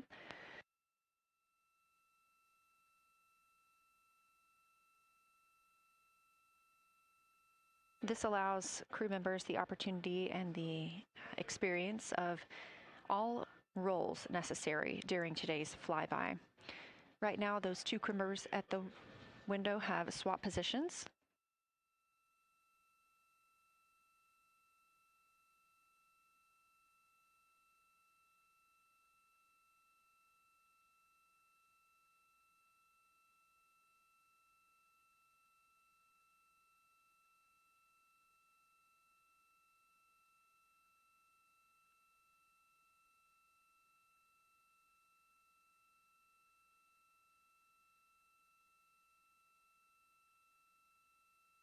Again, the crew at the windows swapping positions. Right now, that crew is Commander Reed Wiseman and Mission Specialist Jeremy Hansen, while Victor Glover and Christina Cook serve as their support flyby crew members. That's why you are hearing Victor and Christina during those science situation reports.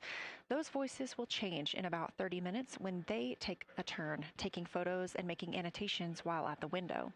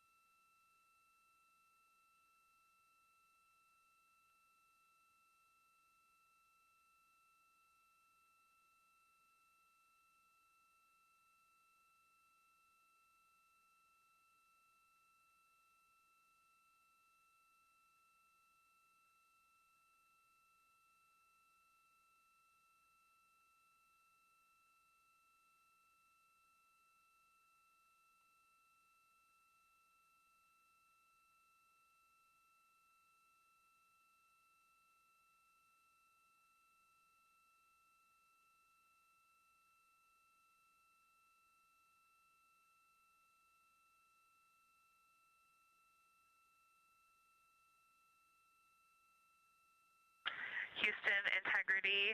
I wanted to provide an observation or a little bit of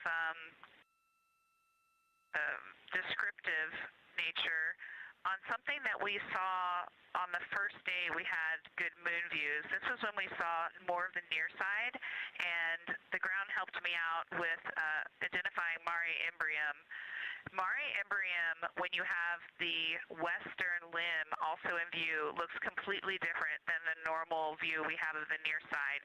It is the most striking feature of the western limb view that we had. And the mountain chains that form its eastern side are very prominent, but they actually stand out more than I'm used to seeing even on the western side, and the whole thing just feels like a big bump. It actually looks like a large healing wound with a high albedo forming the mountain chain around the impact basin. And I just don't think I had enough chance to describe how striking it was on that western limb view as we were coming in a couple days ago. Christina, science, absolutely love that, especially since that's a feature that all of us here on Earth can observe from home. So I'm sure tonight everyone's going to be going out and looking for evidence of that beautiful topography you just said. Thanks for those words.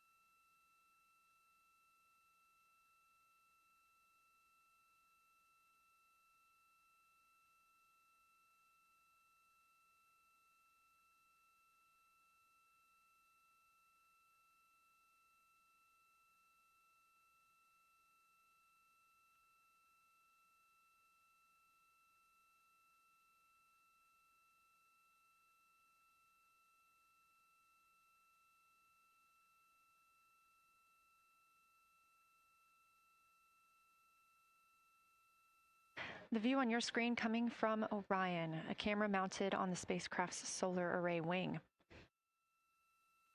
Toward the right of your screen, the near side is the hemisphere we see from Earth.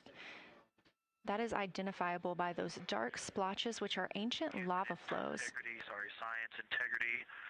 A question and a comment. Question is it possible that we're seeing a Schrodinger basin from this vantage point in the Terminator at the South Pole? And the comment is the rays coming out of are less distinct. We are not seeing the bright rays coming out of it, but the sort of 9 o'clock wedge that is formed by the change in albedo from the interior portion that is to the northeast to the surrounding lighter mare that's 270 degrees to the west. That 90 is very distinct and interior. You got some great descriptions from the two at the window about the colors in there, but in that darker part, in that wedge, you've got some really interesting color, even though the rays, the distinct difference in the albedo almost look like rays, but it's not the rays coming out. It's the just change in that albedo. Integrity science, that is very intriguing, those color rays coming out of rather than sort of albedo.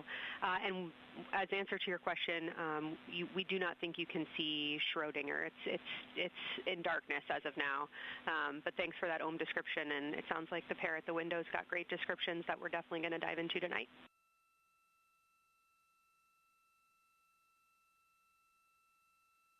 Okay. If you could help me, I would still love to know what it is. There's a very nice crater. You're going to likely have a lot of pictures of it. What would be right in the Terminator at the South Pole or close to the South Pole where it's intersecting the Terminator right now? Yeah, Victor, we're assuming you're talking about, kind of if you're looking at the Terminator, it's basically like 70% down from the North Pole. Is that where you're looking?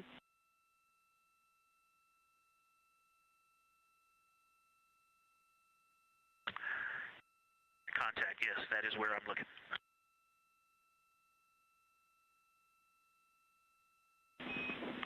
Integrity Houston, that is an enabled caution for wastewater dump required. We have hit our limit. As expected, no crew action.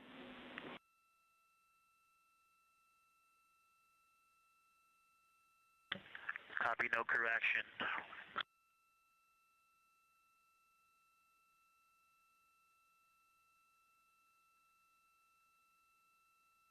You are. And integrity science, we're trying to figure out what you're looking at there. Is it like right on the Terminator, or is it in the illuminated portion next to the Terminator?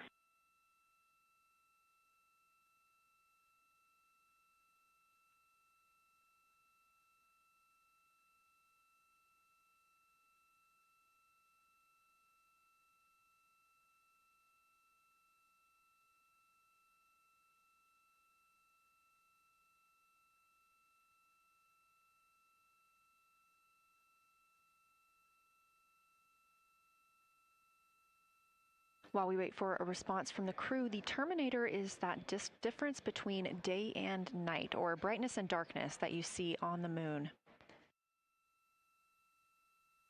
We see this from the International Space Station as well, looking down at Earth. And science from integrity, excuse my space orientation adaptation. If you draw a line between Glushko through the center of Oriental, and then another line from Glushko through the southern tangent of Oriental, that line would almost perfectly intersect tangentially the crater that I'm talking about, and it is on the Terminator. So yeah, I think I'm not looking at the South Pole. I was a little twisted. That line description was really helpful. I have eyes on the SIR right now, and they are actively discussing lunar geography. We will be back with you shortly.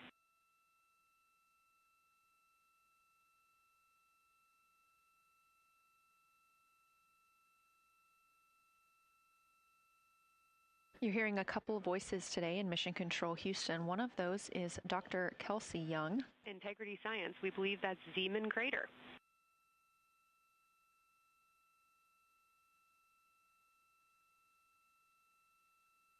Oh, I floated away from the speaker. Say it again, please. We believe that that is Zeeman crater.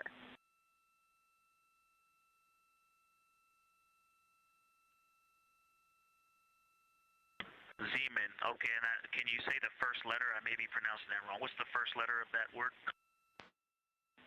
Zulu. It's Z-E-E-M-A-N.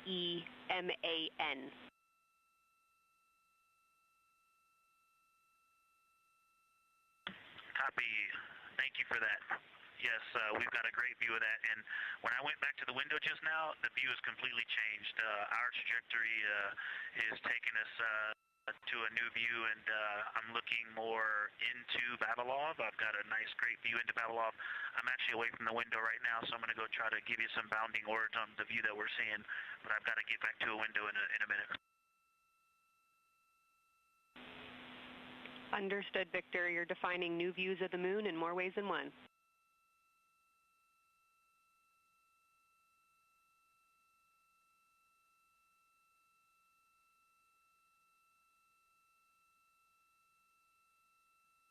Again, when you hear calls down to science or from science, that's Dr. Kelsey Young, the Artemis Science Flight Operations Lead here at a console in Mission Control. You also hear communications with the crew from Canadian Space Agency astronaut Jenny Gibbons. She is the Capcom for today. She is a backup Artemis II crew member. Those calls from pilot Victor Glover asking about a feature he was seeing, specifically a crater on the moon. Meanwhile, the team here in the science evaluation room was actively working together to determine which feature he was describing.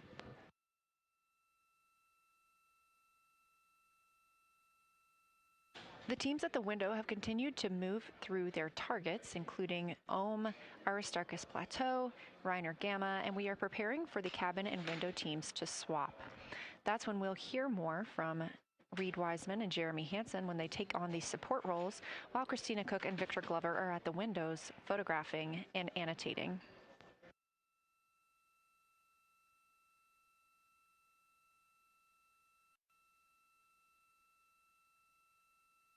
As we briefly mentioned, if you look towards the right side of the moon, essentially,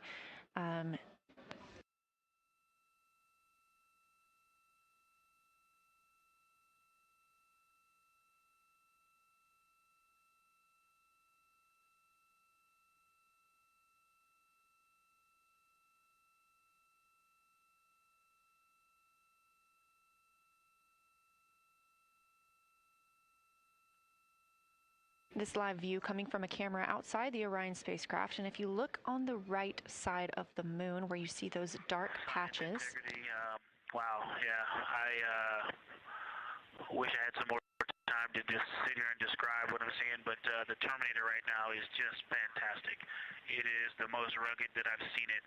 From a lighting perspective, there are little islands. There are islands of terrain out there that are completely surrounded by darkness, which indicates some real variation in terrain. Up to the north, there is a very nice double crater. It looks like a snowman sitting there, in the 5-10 degrees below the pole in the Terminator. And then on the southern edge, there's almost like a hole. It looks like a hole, and it's the diameter of Vavilov size, just blackness, and then a wall of bright, and then it goes back to the black beyond the Terminator. So there's it looks like there's just a gigantic hole right there, 1 Vavilov diameter east of the Terminator. And as you go south, the Terminator is not a nice smooth arc. It's just jagged. There's almost a 110-degree turn in the shadow as opposed to the nice smooth arc, again indicating some really interesting variations. And I'm sure we'll get some photos of that.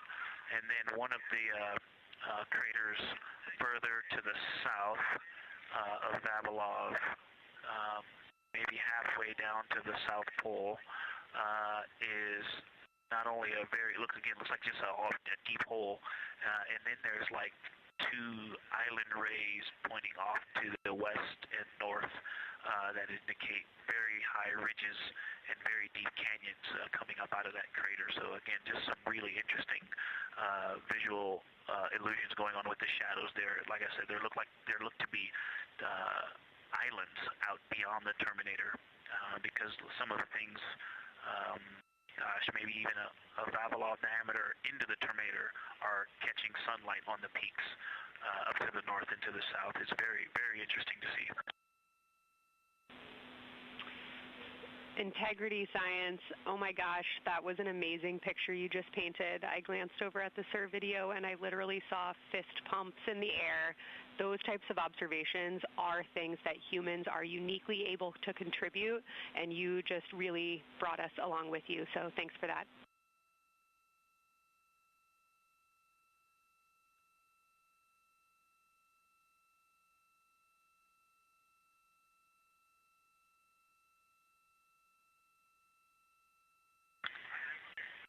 That's awesome, Kelsey.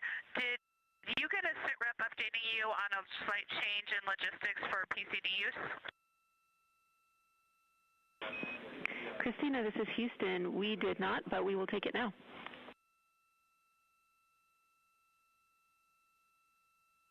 We slightly changed the PCD plan for the window observers. The two window observers kept their PCD. So in other words, the one at window 2 went to window 3, and the one at window 3 went to window 2 when they swapped rather than staying at the window. We'll plan on all observers keeping the same PCD for all observations. Copy, Christina. That makes sense to us, and good plan. We are coming up here on a cabin and window team swap. Let me know when you're ready for a quick vehicle status.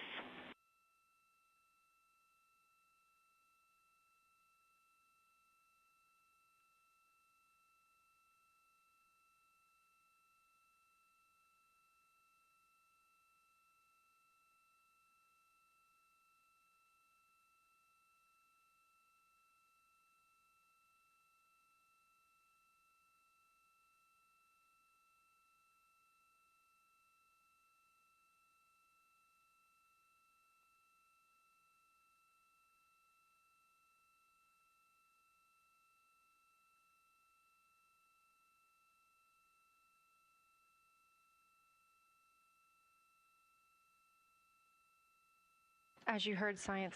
Go for the vehicle system update.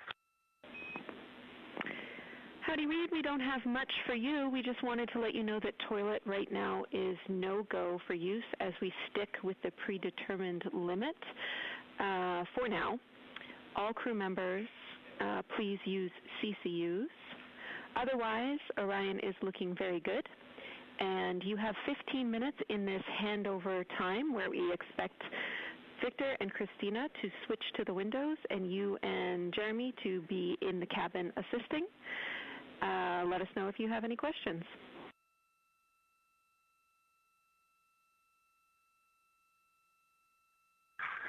No questions at all, and they're in the swap right now. The first thing I'll tell you, I floated up to the docking hatch window and just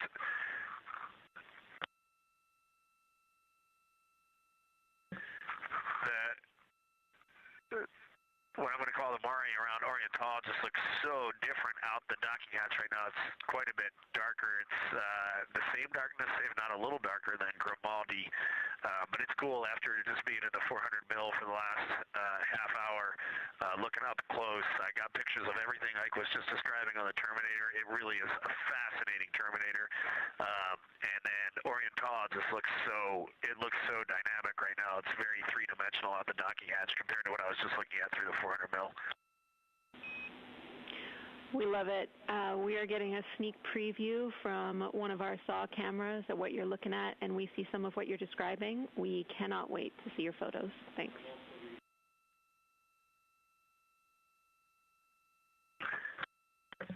Yeah, Jenny, I wish you had some longer lenses on the solar array so you could see the whole moon, but man, it is, or the up-close moon, not the whole moon, but it is just fascinating here. It's so cool. All right, MPO and INCO, take notes. We want a zoom lens on those saws next time. Thanks, Reed.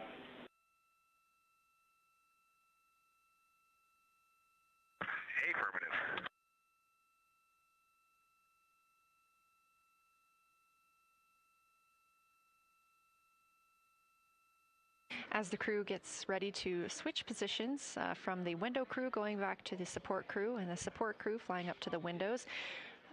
This view inside the room, Capcom Jenny Gibbons speaking with the crew, Canadian Space Agency astronaut. The crew has continued to provide excellent descriptions of what they are seeing on the lunar surface. In this picture, or in this live view actually, from Orion and a camera mounted on its solar array wing, if you look at the dark portion on the right side of the screen, those are visible from Earth. That's considered the near side. Those are ancient lava flows from a time early in the moon's history when it was volcanically active. And if you look towards the left, there's that dark, large crater that appears to the left of those lava flows. That's Orion's Hall Basin. It's about 600 miles wide, and it straddles the moon's near and far side. And this mission is the first time that humans have ever been able to see this with their eyes in the daylight. Again, you hear conversation about that terminator. You have a great view of that as well. That's the difference between light and darkness on the moon. Victor Glover explaining that as a very jagged looking terminator due to the peaks that they're seeing and the craters that they're seeing as they prepare to cross over the far side.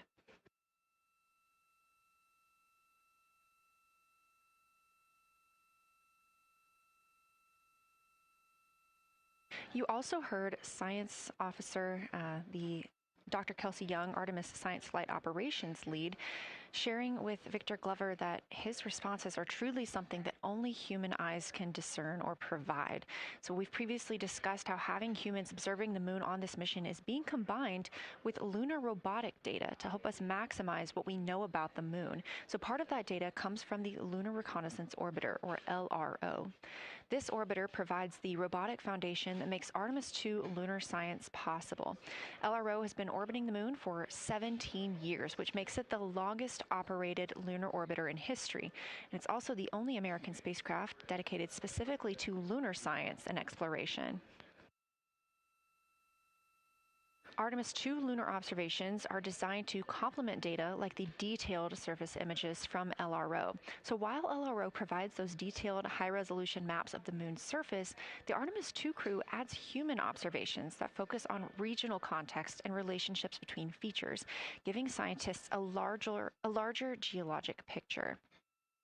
Now, this combination of robotic and human observations strengthens lunar science. LRO delivers precise and repeatable measurements over long periods of time, while the Artemis II crew contributes real-time visual descriptions and context that robotic instruments alone cannot provide. The best description I've heard while preparing for this mission is to compare the difference in looking at the moon with your own eyes on Earth and trying to take a picture with a camera. The camera truly never does it justice, and it's much easier to describe and perceive what you're seeing with your own eyes than to take a photo. These Artemis II astronauts can rapidly scan wide areas and adjust their focus in real time, as well as describe relationships between features. The crew will also observe the same regions multiple times under changing lighting conditions during the flyby and provide perspectives that would take robotic missions years to accumulate. During the Artemis II mission, LRO is also attempting to observe some of the same lunar features that the astronauts are studying. Collecting this data simultaneously highlights how different instruments and human eyes provide complementary information about the moon. This LRO data plays a direct role in preparing for future Artemis missions. Its measurements of topography, surface temperature, composition, radiation, and lighting conditions are used to assess hazards, identify safe landing sites, and locate potential resources such as water ice near the lunar South Pole. This mission, Artemis II, represents the point where years of robotic preparation are paired with human exploration for the first time in the Artemis era.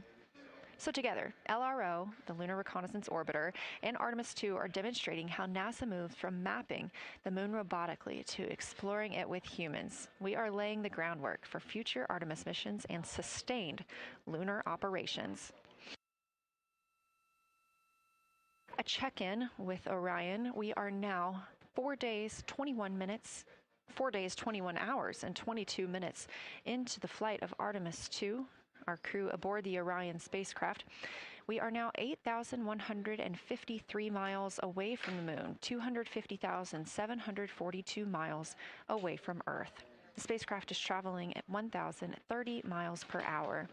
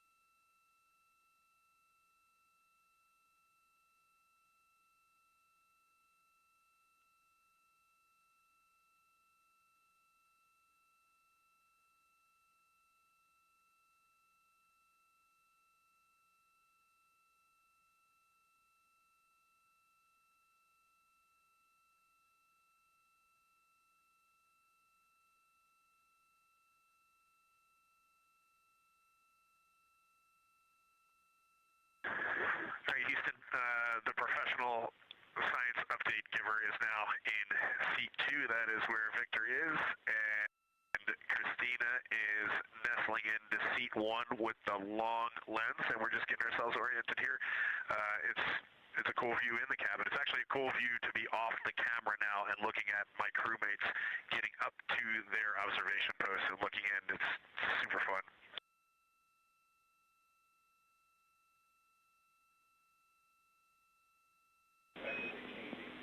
Copy, I'll read. We like it.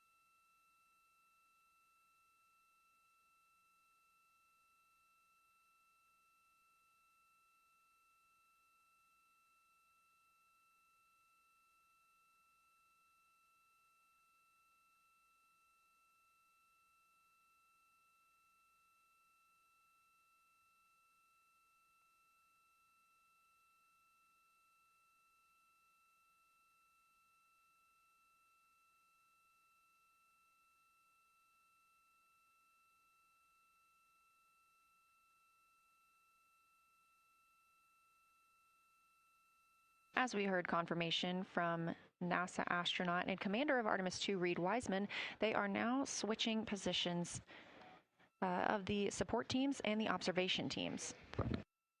So initially, Reid Wiseman and Jeremy Hansen were at windows 2 and 3 in the Orion spacecraft, taking photos and making annotations in their PCDs, portable computing devices. They were also giving audible descriptions into their PCDs, wearing headsets with microphones and providing recordings that the science team will be able to listen to later. We were hearing from NASA astronauts Christina Cook and Victor Glover as they made observations as part of the support team. Now, as these teams are swapping, we anticipate hearing more from Reid and Jeremy as they'll be on the support team, while Victor and Christina will be at the windows taking photos and making annotations.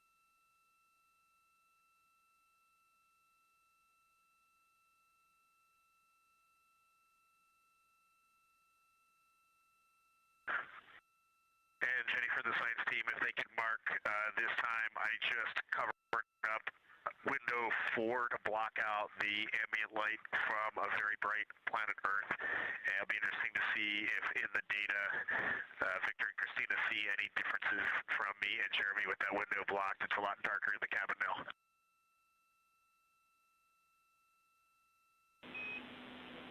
Copy, Reed. We're taking note, and we'd be curious too.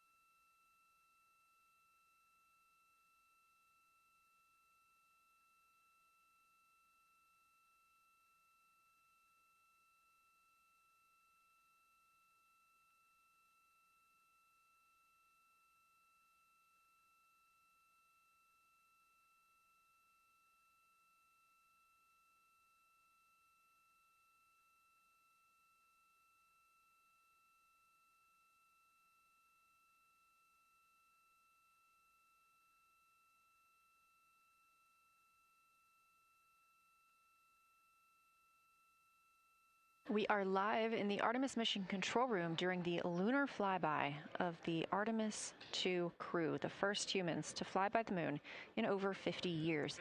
Orion launched 4 days, 21 hours, and 30 minutes ago atop the SLS rocket, Space Launch System rocket from Kennedy Space Center in Florida.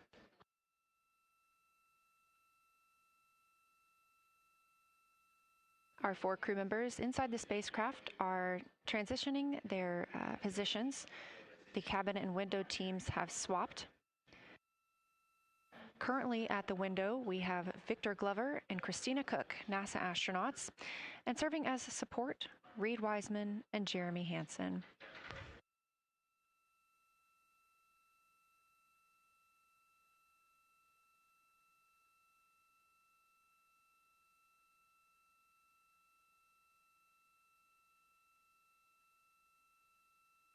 For our crews at the window, they are using handheld Nikons with an 80 to 400 millimeter zoom lens.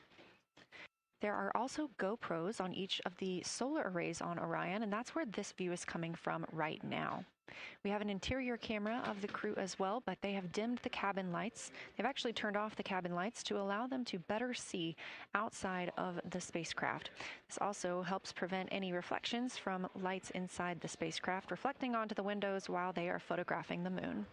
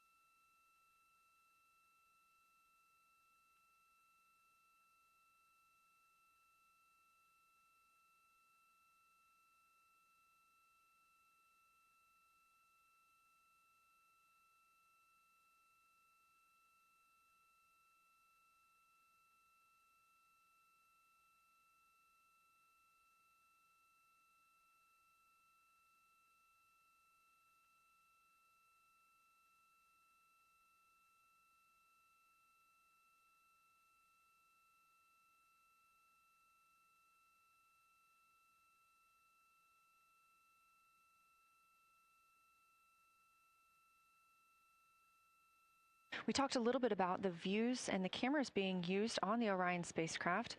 And again, we do have GoPros on the tip of each solar array wing. Now, the bandwidth is a little bit limited because having a crew on board, we do have to downlink a lot more data. That includes their environmental control and life support system. We are not the only data, this view that you see, coming down from the spacecraft, and so we do rely on sharing some of that with the other flight controllers in mission control.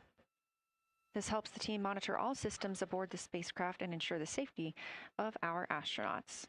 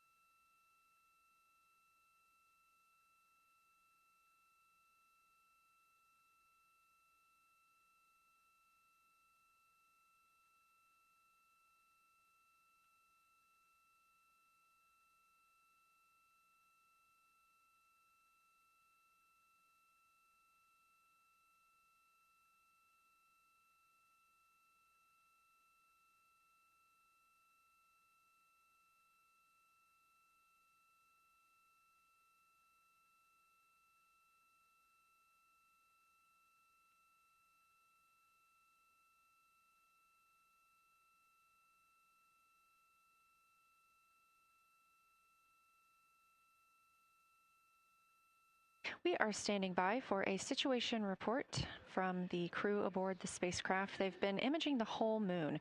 There is now a new crew at the window. That would be Victor Glover and Christina Cook. And so being it's their first time since they have moved up to the window positions, they have a chance to orient themselves and describe and take pictures of any color or albedo variations across the surface.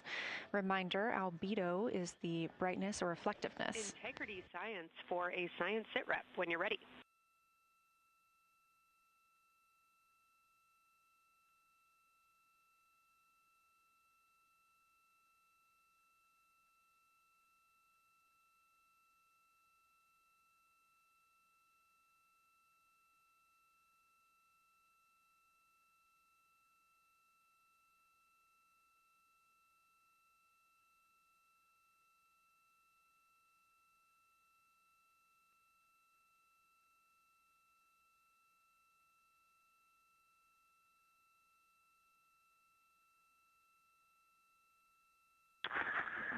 Houston Integrity, we have no external view of the moon right now for the floating crew members, so my only science sit rep is that we have Victor in window 3 doing observations and Christina in window 2 with the long lens.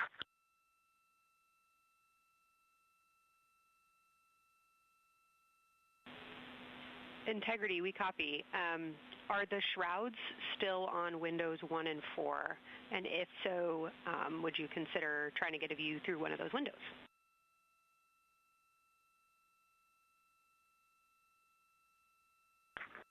We cannot take the shroud off of 4 because the Earth is too bright and it's impacting Ike's peripheral vision. And then I can get a grazing glimpse out the docking hatch window. I can see Oriental south down to the South Pole. And the primary thing that I see from Oriental right now is just the long trenches that come out. And, you know, when you come out the north side of Oriental, the ejecta kind of boulders across the northern half of the far side. But coming out the southern half of Oriental, I just see those large, here they look like gorges. They're almost like rain when it comes down the Grand Canyon and fingers off into the desert, kind of what it looks like. Also,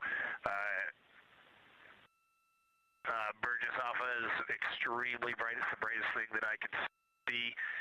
Even brighter now than Aristarchus, which is heading off to the Terminator. It's almost impossible now to see Aristarchus, the thing that Jeremy and I looked so much at. I can just barely see the crater rays from Ohm, and I would say for albedo right now, I would go back to Grimaldi is still extremely dark, especially in that southwest corner, and there are parts of Oriental and the outer ring of Oriental that reach that same level of darkness, especially the rings of Oriental reach the same level of darkness as Grimaldi. And then south of Grimaldi, Jeremy and I were noting a few other just really dark areas of cratering, mare there, and those have that same darker albedo. But Burgesshoff is the brightest, and Grimaldi is the darkest. Integrity Science, that was a great description. Thank you, and thanks for the docking window geometry to give us that description. Any comments before you go on the annular ring in Oriental?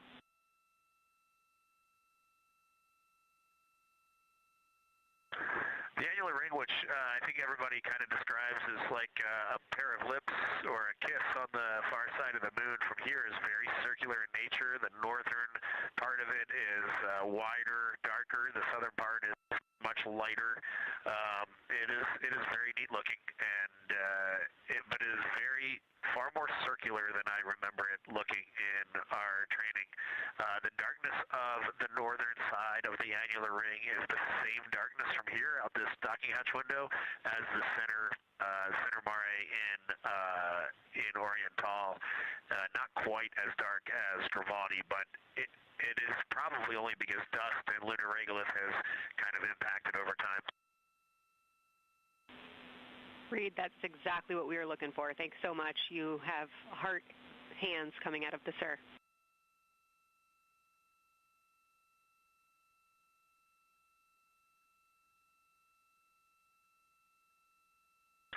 Say that again, Kelsey. Just saying that the SIR was really excited about that. That annular ring was something we were really eager to hear about, so thanks.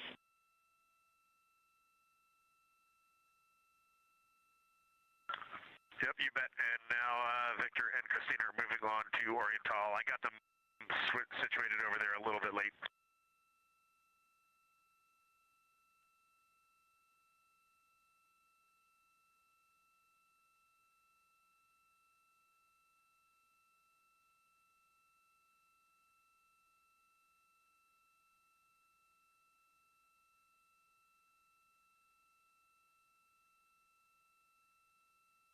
That was NASA astronaut Reed Wiseman, now providing a science sit rep as he is away from the windows most of the time. He is working as the support person along with Jeremy Hansen in the spacecraft, as Victor Glover and Christina Cook are now at windows 2 and 3, able to photograph the moon.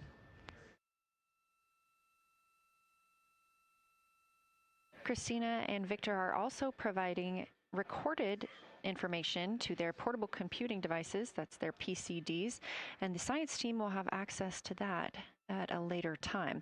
They will then review it and compile all of this data to help further our understanding of the moon. One of the items you heard mentioned was Oriental Basin. This has been a very exciting opportunity for the crew. They have all been very excited about seeing Oriental, as well as the science team has been looking forward to it. It is known as the Grand Canyon of the Moon, as we discussed earlier.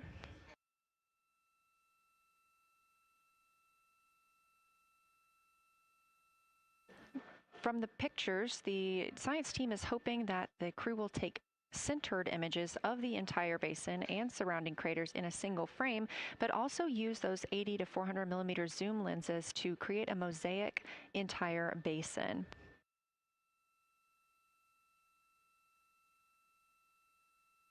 With their unaided eyes, the science team is hoping the crew will describe southern dark annular ring, which you heard Reed just describing, as well as any color, albedo, texture, or topography across the mare patches and ring mountains. Science team reports that the observations will be used to study the geologic evolution of the youngest lunar basin and to inform formation hypotheses for the annular ring.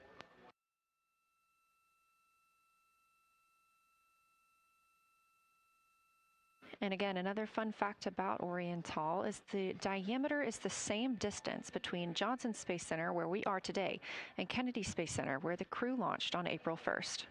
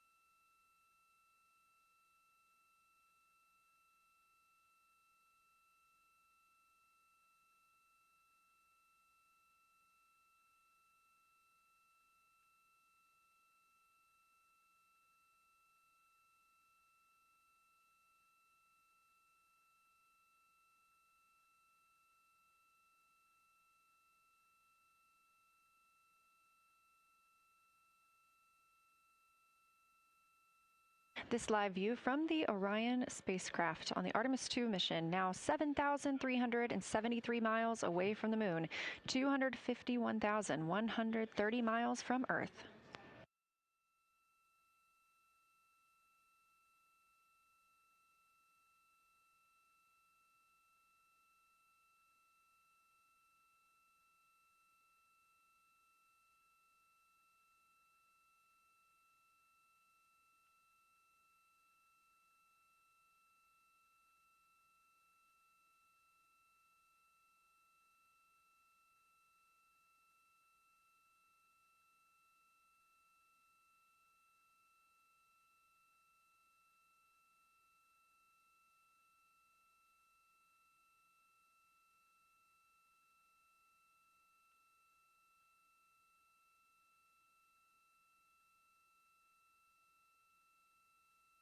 Again, the Artemis II crew passed the Apollo 13 record of the humans farthest from the Earth today at 12:57 p.m. Central Time, 1:57 p.m. Eastern Time.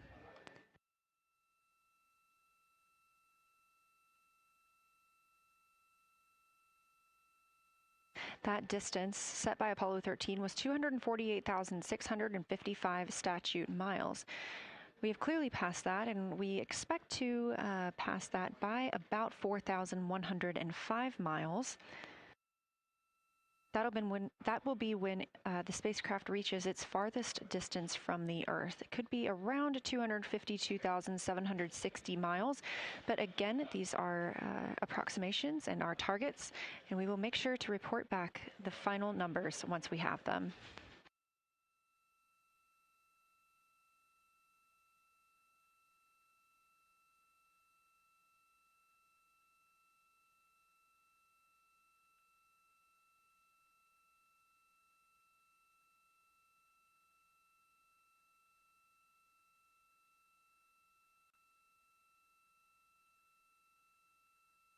We have some refined times of when we expect to have Earth set of Earth behind the moon while Orion flies behind the moon. That would be about 5:41 p.m. Central, 6:41 Eastern. The spacecraft would make its closest approach to the moon at 6 o'clock Central, 7 Eastern, and that would be about 4,066 miles. And then at 6:02 p.m. Central, and the spacecraft will reach its farthest distance from the Earth. We anticipate that'll be about 252,755 miles, which would be 4,111 miles farther than Apollo 13. We would see Earthrise again at 6:21 p.m. Central Time, and a few minutes later, regain communications with the crew.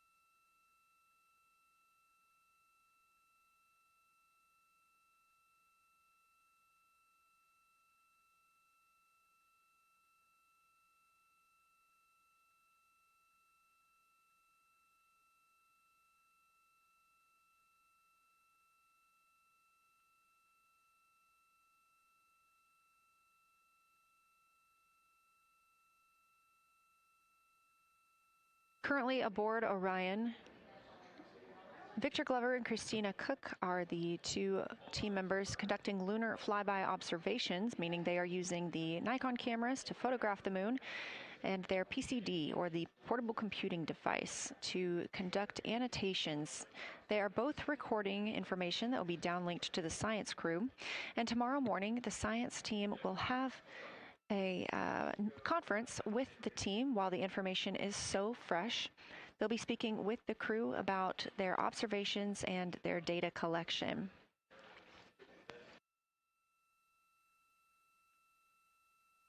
Otherwise, most of tomorrow, Flight Day 7, is considered an off day.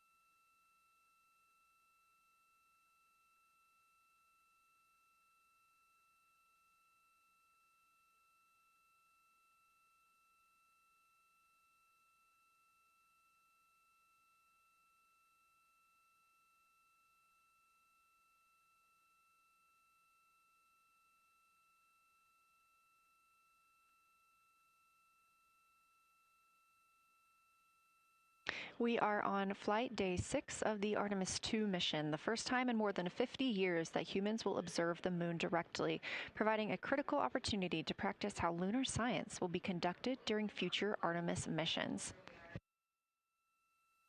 If you're just joining us, the crew is well into their lunar flyby observations, and we anticipate that we will hear from them soon. A few times every hour, they are slated to call down with science sit reps or situation reports. We most recently had one from Commander Reed Wiseman. He and Jeremy Hansen, mission specialist, were first at the windows today to photograph and make annotations of what they were seeing. Therefore, we heard more from Victor Glover and Christina Cook earlier in the day during those first blocks. But now that Reed Wiseman and Jeremy Hansen are on the support side, they are the ones calling down what they are seeing from windows 1 and 4. Earlier, we heard that the Earth is so bright in window 4, they have had to temporarily cover it with a t-shirt.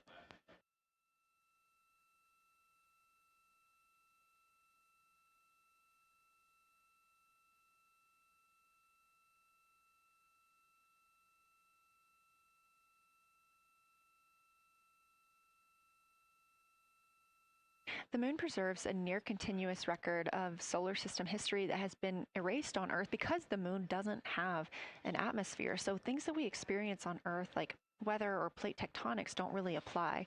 So the lunar surface retains evidence of ancient impacts, volcanism, and solar activity that scientists can study today. And studying the moon helps scientists understand how planets formed and evolved, how the moon influenced our own planet Earth's history, and how the sun shaped conditions across the inner solar system. The moon also serves as a unique platform for studying the broader universe. Artemis science is designed around questions best answered by humans, working alongside robotic systems, combining decades of robotic lunar data with real-time judgment, context, and adaptability that only humans can provide. This mission, Artemis II, is serving as a proving ground for lunar science operations, which allows NASA to test how science is planned, executed, and supported during a crewed deep space mission ahead of our future Artemis flights.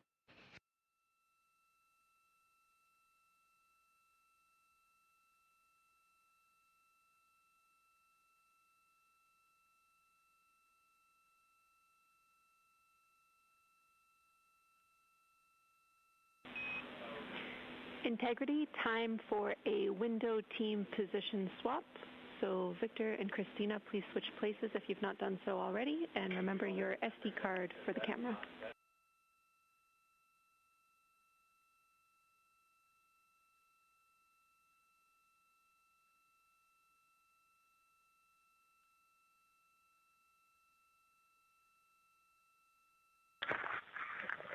We're in the swap right now. They're wrapping up their last comments, and they'll switch over and change guards in the long lens.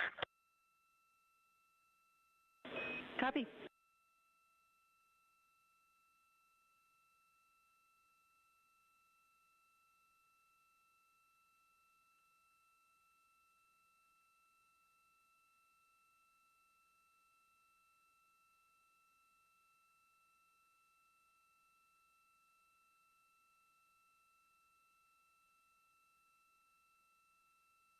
As you heard in that call, it is now time for the team members at the window to swap positions. That means Victor Glover and Christina Cook will be switching roles. One of them has been photographing the moon with a Nikon with an 80 to 400 millimeter zoom lens, while the other was making annotations on their portable computing device. And both are recording audio that the science team will be able to listen to.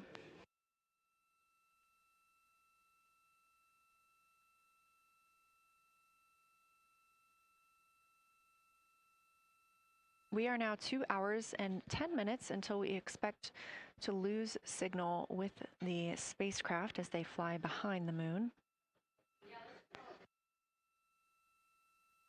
And the next target for the crew is considered a crew choice event. They have the option to focus on any regions or patterns or features that interest them. The science team has asked the crew to capture pictures that illustrate their choice, as well as at different zoom levels, and to describe why those certain features or regions caught their eye.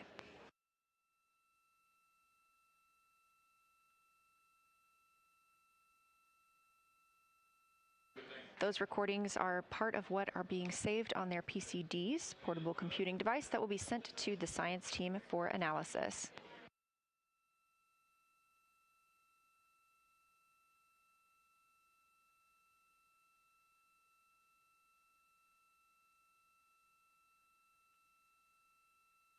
The crew has been allotted 8 minutes for this crew choice event, and it's also a time for a scheduled sit rep or situation report. So we expect to hear them calling down what they are seeing soon.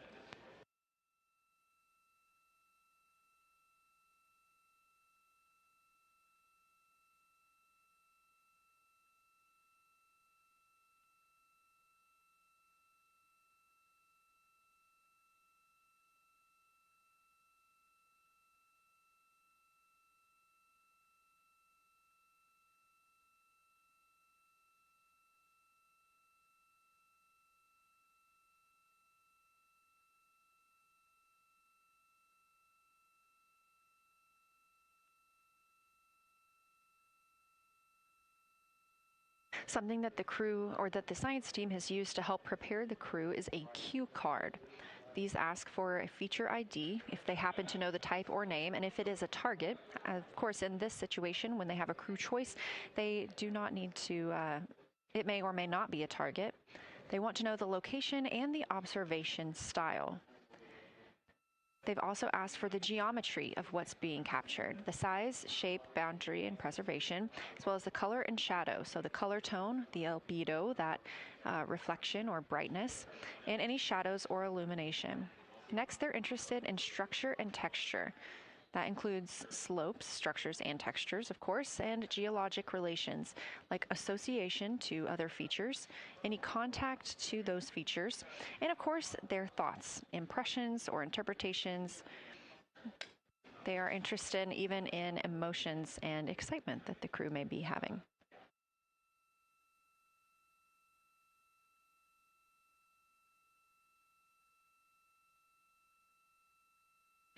This flyby day has been practiced in many ways, even in Sims here in Mission Control Houston.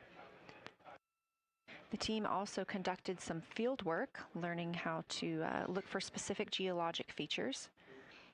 They also photographed a large globe, and the science team helped them determine which features they would be targeting and how to look at those.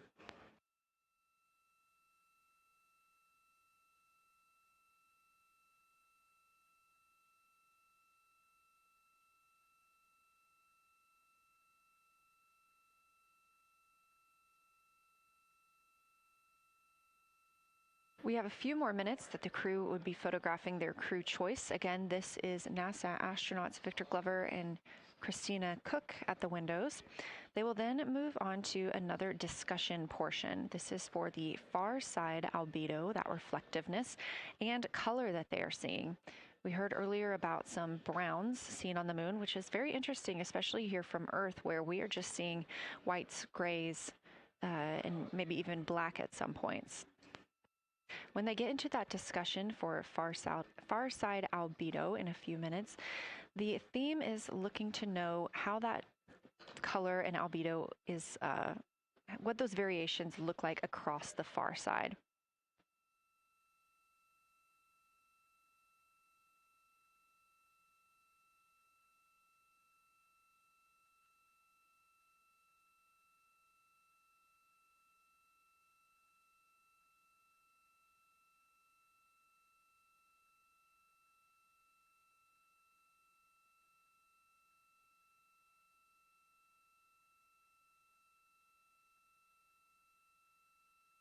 On the right side of your screen, the Science Evaluation Room, or SIR, where team members are looking real time at what the crew is seeing.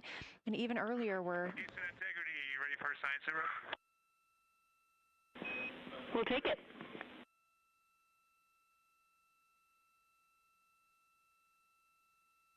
Okay, the crew has swapped positions. They're in their crew choice.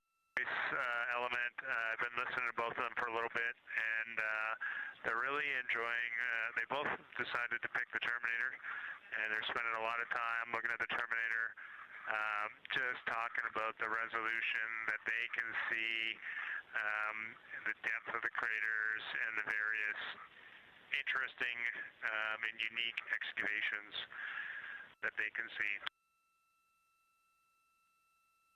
So Victor is on the long lens, and Christina is just looking out the window, and I'm sneaking a peek in T-shirt window. It looks like, I don't have the best angle here, but it looks like Aristarchus is on the limb of the moon now. It's amazing how quickly it changes as we speed around the far side of the moon, stuff that's leaving our field of view, and now we have a lot of the dark side of the moon that, you know, it's missing for us right now, but it would be in view if it was lit at all. Jeremy, Science, thanks for that sit rep. Do have a question. A few times we've heard you and the other crew describe change during the course of your flyby. Would be interested in future descriptions of more verbosity about how it's changing. Thanks for the great sit rep.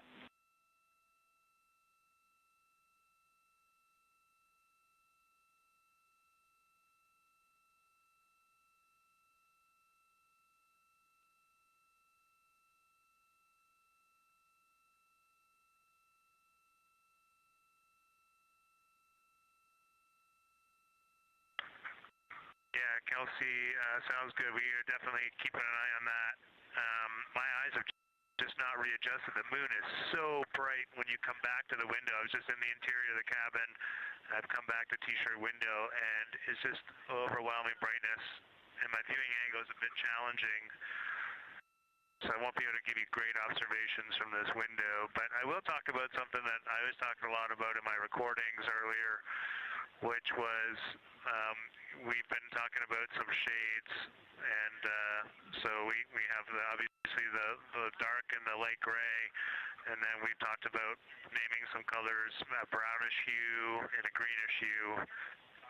And I'll tell you, like right now, Aristarchus, the plateau is hard for me to see from this window, but that had greenish hues to me and was very unique. I didn't see anything like that anywhere else on this side of the moon.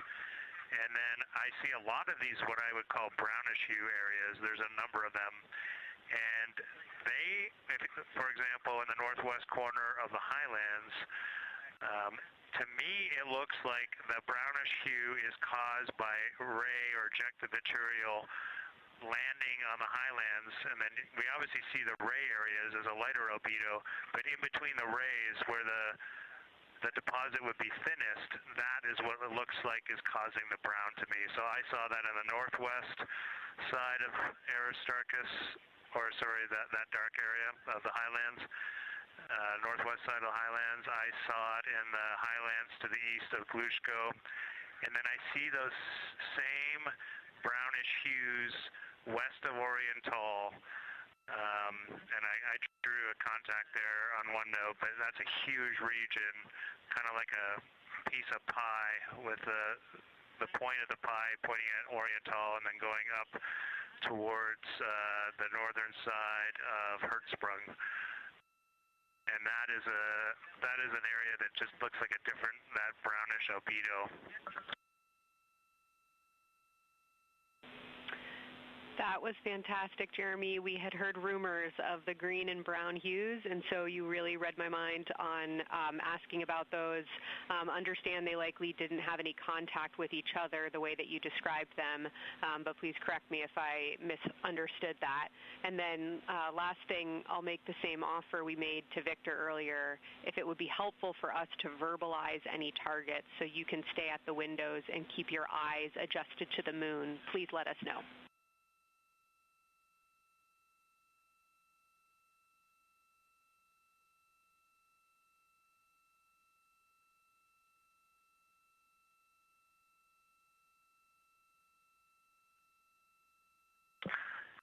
If you got something you want us to look at, Kelsey, you can send it on up.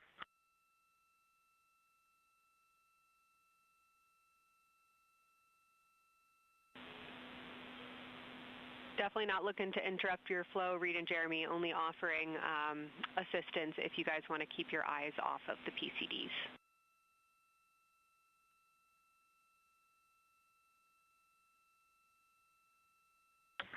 Oh, I see what you're saying, okay.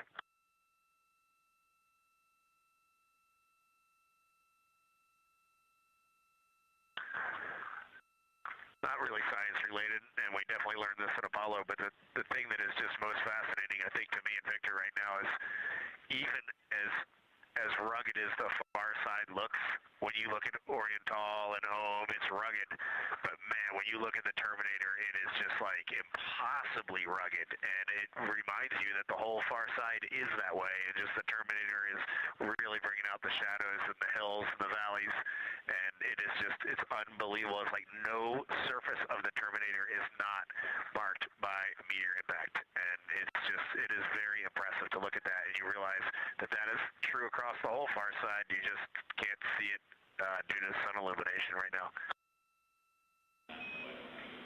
Reed, Houston copies, and we were commenting on the same thing. Even from our view, the Terminator looks absolutely alien because there's just so much texture in there that we're just not used to seeing. So thanks for sharing that with us.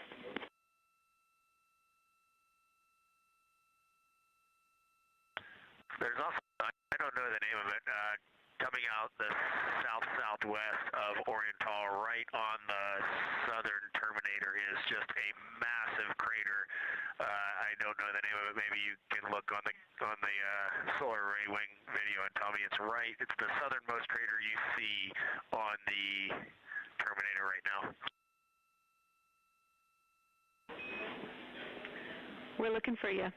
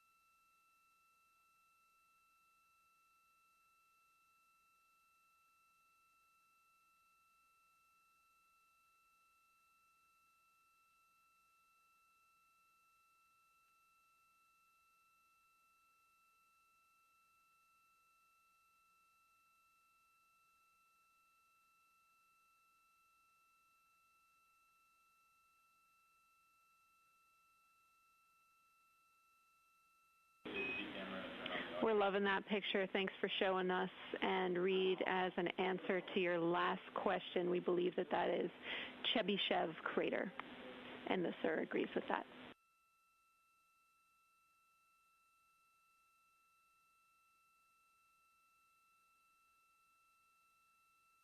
Okay, that picture I was just showing you is an 8X iPhone out the docking hatch with a high grazing angle. It's just amazing. We love it. Thank you.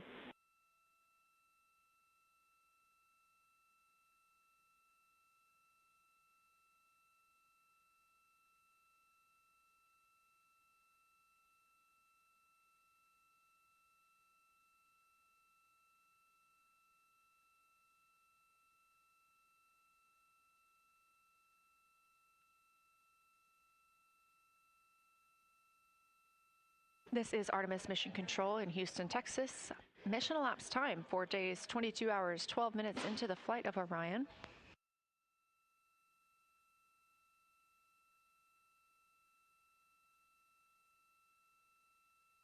This is lunar flyby day for the crew aboard the spacecraft.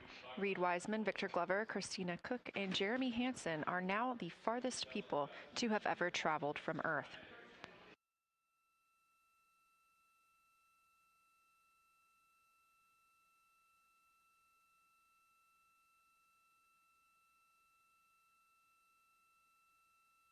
This a live view from inside the spacecraft. They have turned off the lights so they're able to see outside and photograph the moon better with no reflections from inside. And for a very brief moment there. Integrity Science, thanks for those iPhone views. It's helpful to see what you're seeing.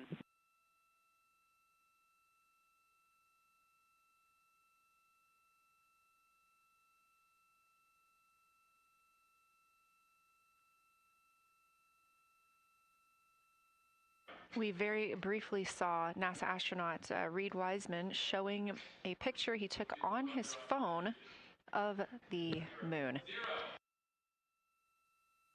We do expect to get all of the photos that the crew is taking today, and we cannot wait to share some of those with you. But pretty cool in the meantime, just to see one quick shot from what the crew is seeing. And this view from outside the spacecraft on Orion's solar array wing. Orion is now 6,643 miles away from the moon and continuing to grow closer. Again, their closest approach will be about 4,066 miles. The best comparison is if you held a basketball at arm's length. That's about what it would look like to the Artemis II crew at their closest approach.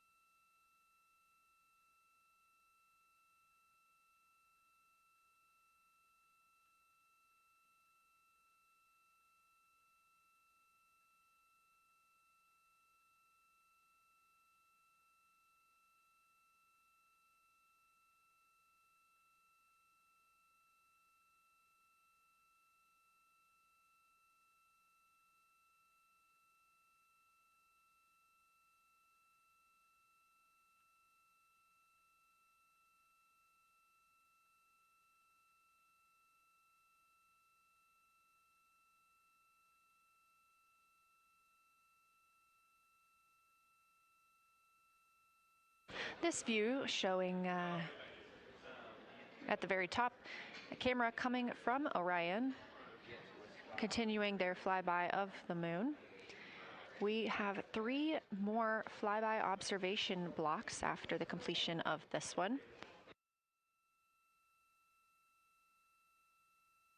Down in the bottom left of your screen, that's the SIR, the Science Evaluation Room, where team members are continuing to work through all of the targets that the crew is photographing today, and they've helped identify some of the craters and some of the other items that the crew has seen on the moon's surface. Down on the right is Artemis Mission Control here in Houston. Those 2 rooms down at the bottom are just down the hall from each other.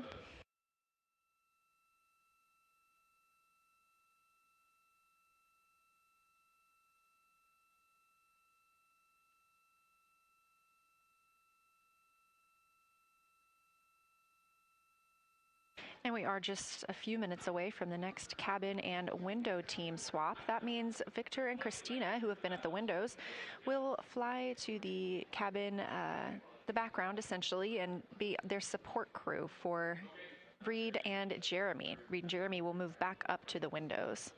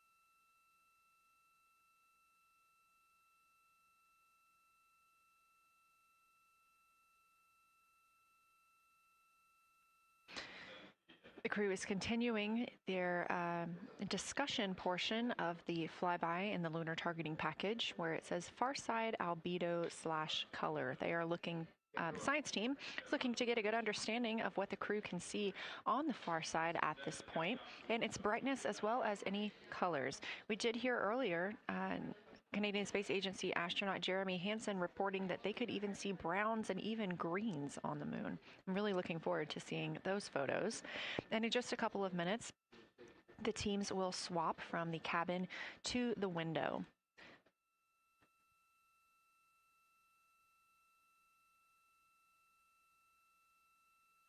Another rundown of just how this flyby is choreographed inside the spacecraft today. So these activities have been timelined, and there are these 5 blocks of time during which the crew is going to be observing the moon from Orion's windows. Now we are just coming up on the end of the 2nd block, and we'll start the 3rd soon. So at any time during those blocks, 2 members are at the windows working in a pair. One is taking photos from window 2 and has a blue shroud over the window to help prevent any reflections from inside the spacecraft.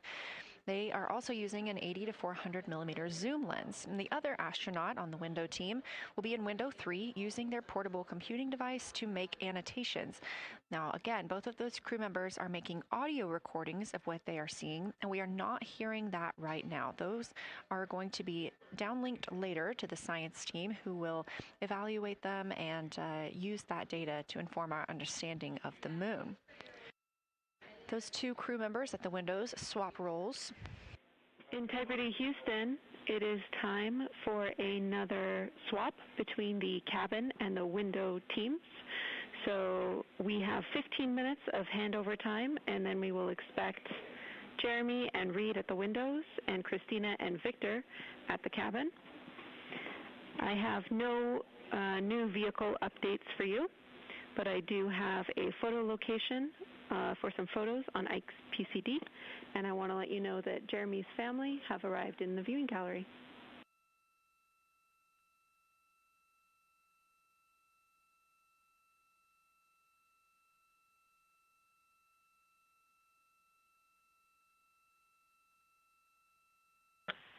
Okay, Jenny, we copied most of that. The only thing we're missing is what you meant about the photo location on Victor's PCD. And hello to my family. I think that must be Catherine and Devin that are there. And I'm glad they made it into the viewing room. And we copy, it's time for crew swap. The A team's coming out of the windows and the B team's going in.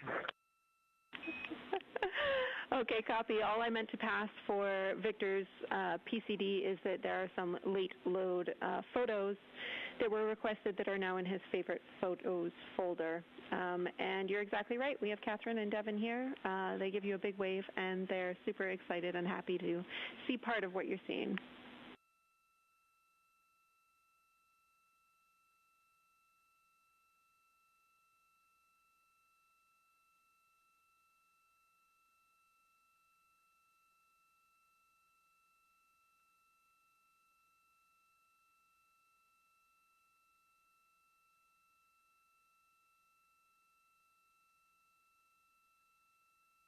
Okay, copy, Jenny. We're not sure what we're looking for in the PCD, but we're going to poke around and we may be calling you back about that one.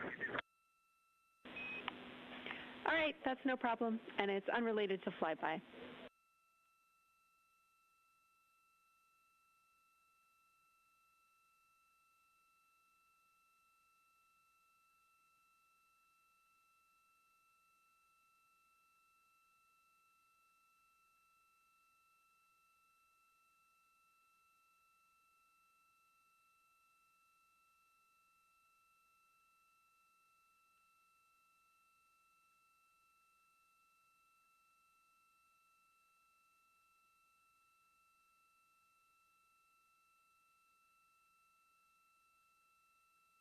This is Artemis Mission Control here at Johnson Space Center in Houston, Texas. And as you just heard, Capcom, or Capsule Communicator Jenny Gibbons, Canadian Space Agency astronaut and Artemis II crew backup, relaying to the teams in Orion that it is time for a swap from the cabin to the window teams. We're now at the tail end of the second lunar flyby observation block. Again, we have 5 of these today. Most recently, Victor Glover and Christina Cook were at the windows photographing and making annotations, while Reed Wiseman and Jeremy Hansen were in the cabin providing support, whether that is SD card help, but also science sit reps, calling down any situation reports for what they are seeing on the moon or anything about the vehicle status.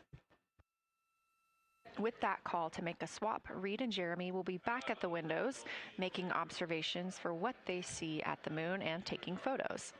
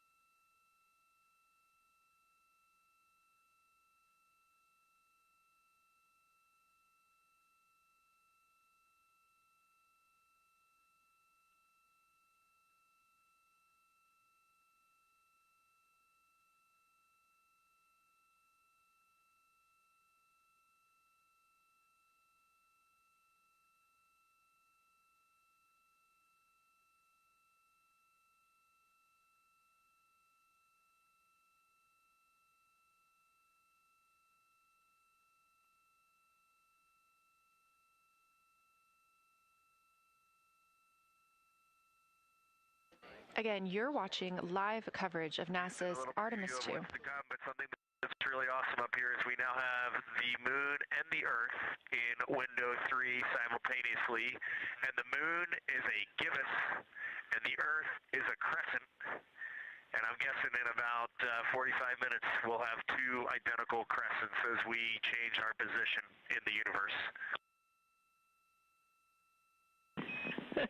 That is pretty darn cool. Thank you.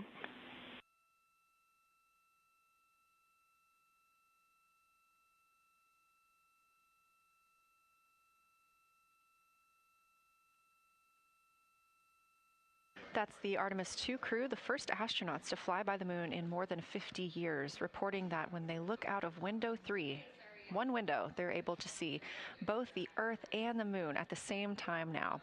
Now, obviously, our view is from a camera on the solar array wing pointed at the moon, and we hope to see that view of both the Earth and the moon soon.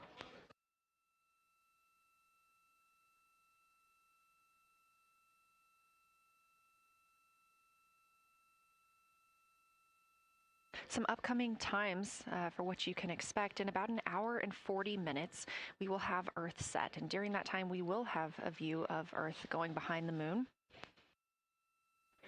Shortly after, just a few minutes later, we will lose signal with the Orion spacecraft. This is tracked as it is going behind the moon and out of reach of the Deep Space Network. At 6 o'clock p.m., the spacecraft will make its closest approach to the moon at a distance of about 4,066 miles. At 6:02 Central, the spacecraft will reach its farthest distance from Earth at about 252,755 miles. Of course, these are approximate, and we will make sure to provide you with the final distances once those are confirmed. At 6:21 p.m., we will have Earthrise from the Orion spacecraft, but we will not have communications with the spacecraft until 6:25 p.m. Central, when we expect to acquire signal with them after they've emerged from behind the moon.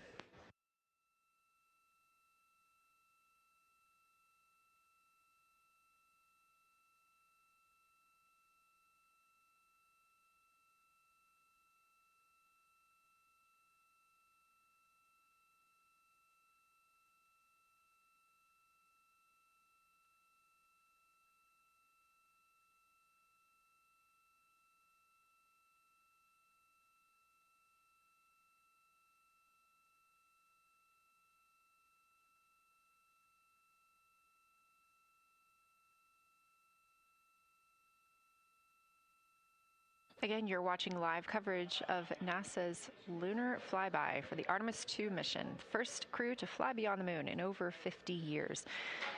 The astronauts inside the spacecraft are switching positions, 2 at the windows and 2 serving in support roles, before they start their third timelined flyby observation for today.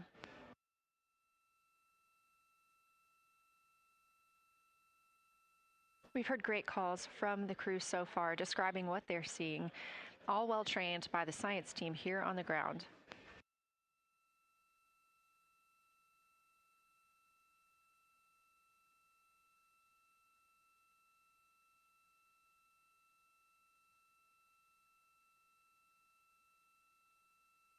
Another major milestone for the crew today will be to experience a solar eclipse from their capsule.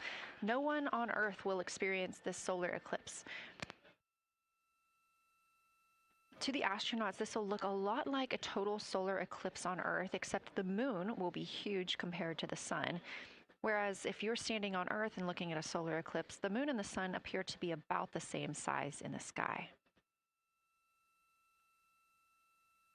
As the moon begins to cover and then uncover the sun, the astronauts will see a partial solar eclipse, so that's before and after totality, and during that time frame they will have to wear eclipse glasses so they can safely view this phase.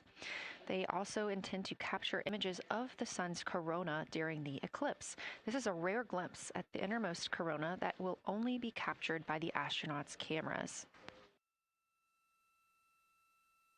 During the eclipse, we also look forward to the crew members describing what they will see, which includes unique light features like the shape and size of the corona and potentially even lunar dust. At the same time, Venus, Saturn, Mars, and Mercury will be near the sun, so they may be able to identify what part of the sky they're looking at. This can help train future Artemis astronauts on what part of the sky they're seeing, which is useful knowledge in challenging situations when they may need to rely on that information instead of instruments for navigation and orientation. That eclipse window will last about an hour, and it'll happen near the end of the day today, closer to 7:35 p.m. Central, 8:35 Eastern.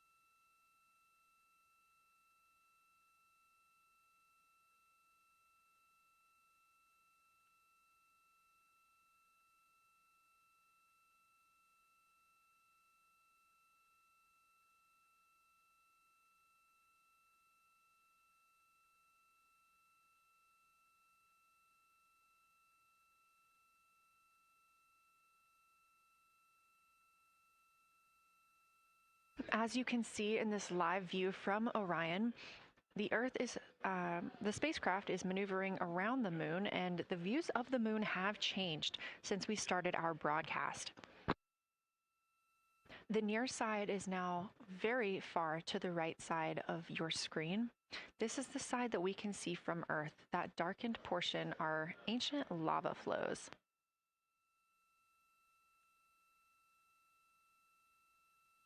The crater down towards the bottom of the moon is Orion, and this is a crater that was previously never seen before by human eyes until this mission.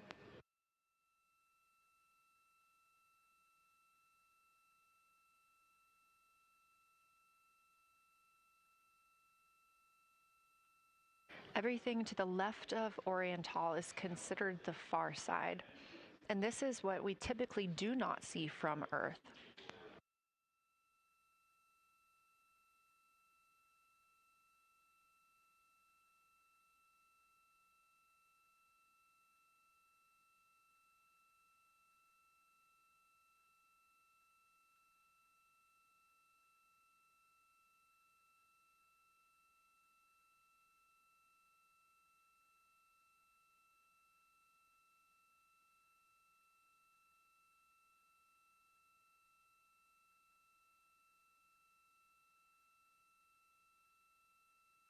And just a reminder about this view, this is coming from a GoPro camera mounted on the tip of one of Orion's 4 solar arrays.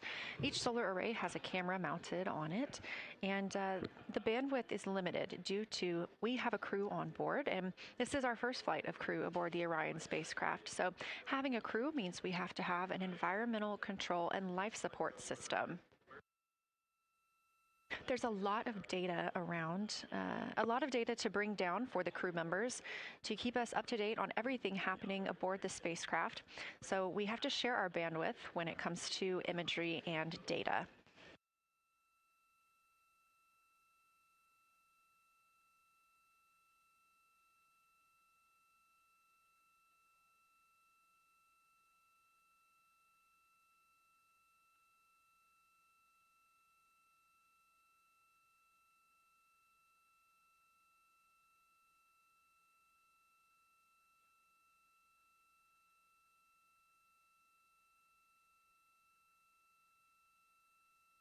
Inside the Orion spacecraft, the astronauts have completed their cabin and window team swap, meaning we have moved into the next block of lunar flyby observations.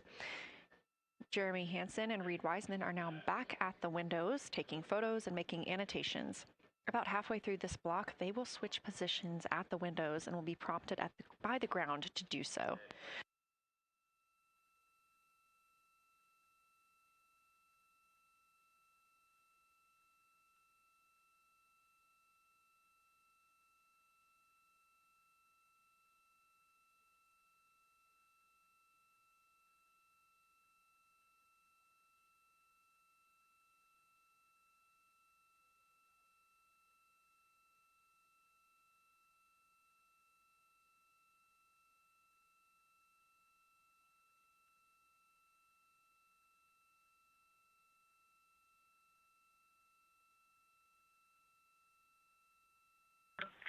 Houston integrity for SITREP. First of all, I'll just talk about the experience that I had during Victor and my observation time. It was an incredible experience. We definitely noted how much more you can see with the zoom lens.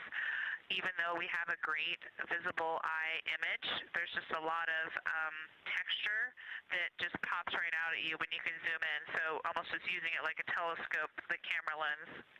We really enjoyed our discussion time. That was a great innovation on the lunar targeting plan. We were both able to describe a lot more kind of with flow, I would say, when we were talking to each other. And it was also, we sort of were able to bounce ideas off of each other and come to new conclusions. We had, I think, a very successful talking through of some contacts between different color areas, both in the mare and in the highlands, and we identified some really unique texture areas as well. At one point, towards the end of the images of my time in window 3, I just had an overwhelming sense of being moved by looking at the moon. It lasted just a second or two, and I actually couldn't even make it happen again. But something just drew me in suddenly to the lunar landscape, and it became real. And the truth is, the moon really is its own body in the universe. It's not just a poster in the sky that goes by. It is a real place. And when we have that perspective and we compare it to our home of the Earth, it just reminds us how much we have in common. Everything we need, the Earth provides, and that in and of itself is somewhat of a miracle, and one that you can't truly know until you've had the perspective of the other. I'll switch into some logistics stuff.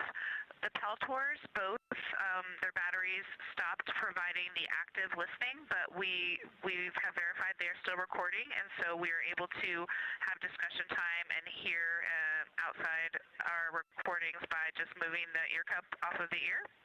Other than that, everything's working well technically, and we've been able to find all our targets, and we're having a really great time. Thanks, Christina. We copy those logistics for the Peltors, and also thanks for bringing us into the cabin with you with that description.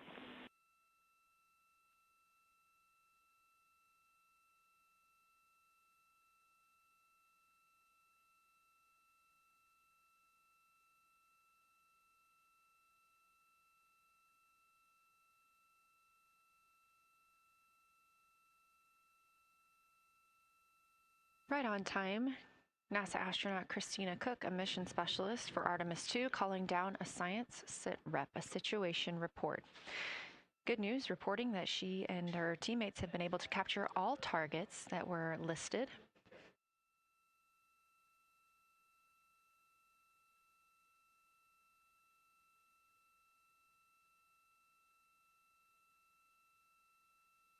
Christina also gave a vibrant description of just how it feels to be there and to see the moon up close and not just something passing in our night sky. Currently, the team members at the window are Reed Wiseman and Jeremy Hansen. Meanwhile, Integrity cabin team for window shroud.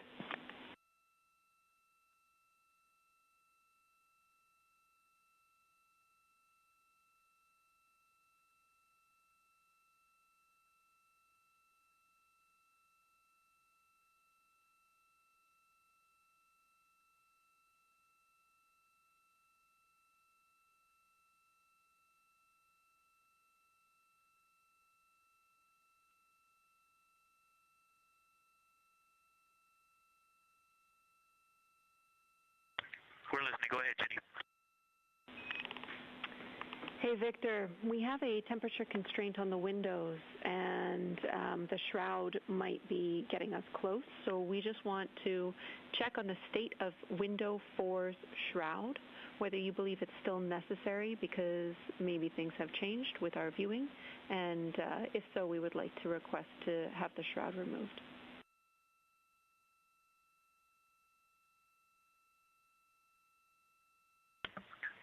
Houston, we believe it is necessary. We pulled it off just as a corner. It is very bright. It definitely would affect our night vision and maybe comfort. But is there a time? Can you tell us when we would have to take it off by?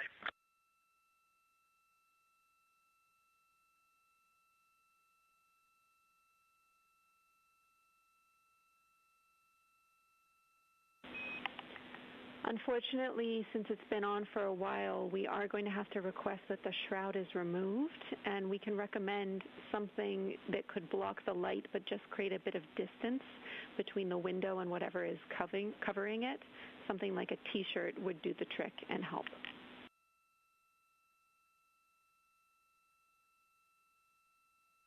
Okay, we're removing the shroud, and we'll make it work. Thanks.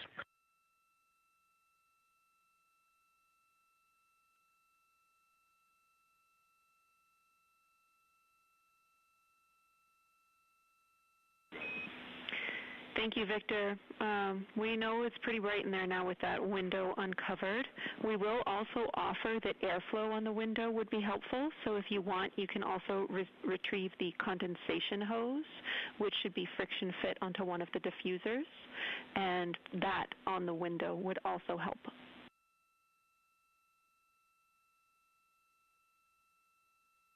We can easily point a diffuser at the window, so we're going to start with that. And it's pointing at the window now.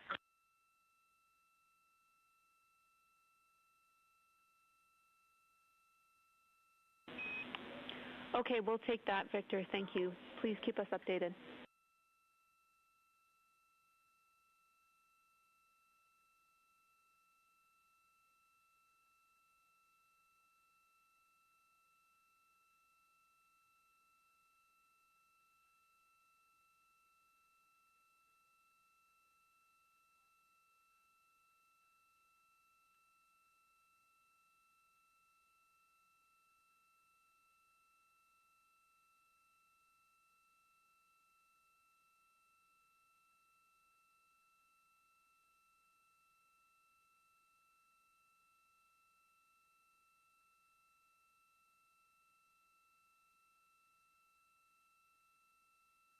That call from Capcom, Jenny Gibbons, CSA astronaut and Artemis II crew backup to the crew aboard Orion, letting them know that they will need to remove the window shroud they had placed on window 4.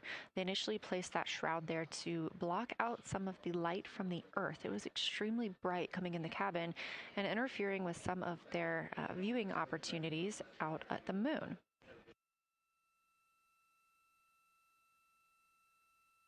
This was a request from ground teams to ensure that they are protecting other systems, and the crew has been offered the opportunity to use something else to cover the window.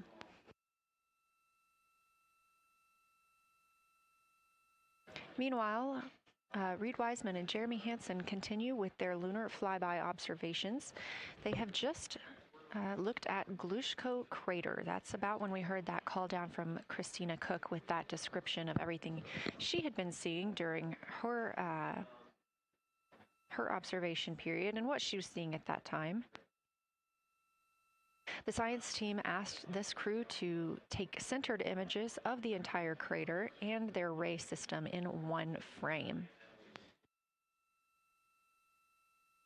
They're also interested in knowing the brightness, texture, and extent of Glushko's rays and how they differ in the mare, or that sea area, versus the highlands. Glushko is considered a young lunar crater, and these observations can help understand material properties of those craters.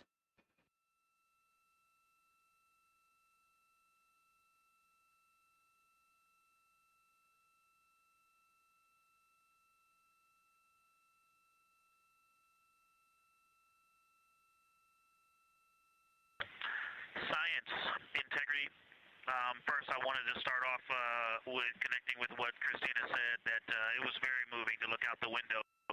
I had the unfortunate sequence to start looking out the window and then moved to the long lens, and it was hard to speak looking through the zoom. Because I went straight where Christina went, and I was walking around down there on the surface, climbing and off-roading on that amazing terrain. I also want to underscore something that she said. As we continue to explore, when we actually do go down there to the surface, I know for safety reasons that we would never send someone alone, but I just want to really emphasize how important the discussion time was. When we started to talk, we not only got better science discussion, we got better human connection, and so doing this as a pair, we just learn and grow together, and that's just super important, so thank you for adding that to this plan. Reed just passed me a note that the Oriental Basin annular ring has a similar albedo to the center, but a different color. It has more brownish tones in it, and he said it's very distinct now that he's been staring at it. Victor, thank you. You got a cheer from science there, and we all just went on that moonwalk with you, so highlighting how important it is to talk about these things. I also want to let you know that we have Deanna Glover with us in the viewing gallery. She's all smiles.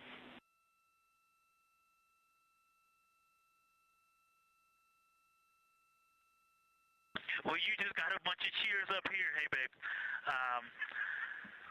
I love you from the moon. We love that we got a hey babe too, and we also have one of your lovely daughters here watching you guys work.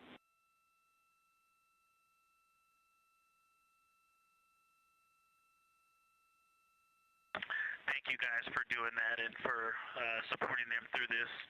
And to all of you, Genesis, Maya, Joya, and Corinne, I love you. And Deanna, I love you. I'm glad you get to be there.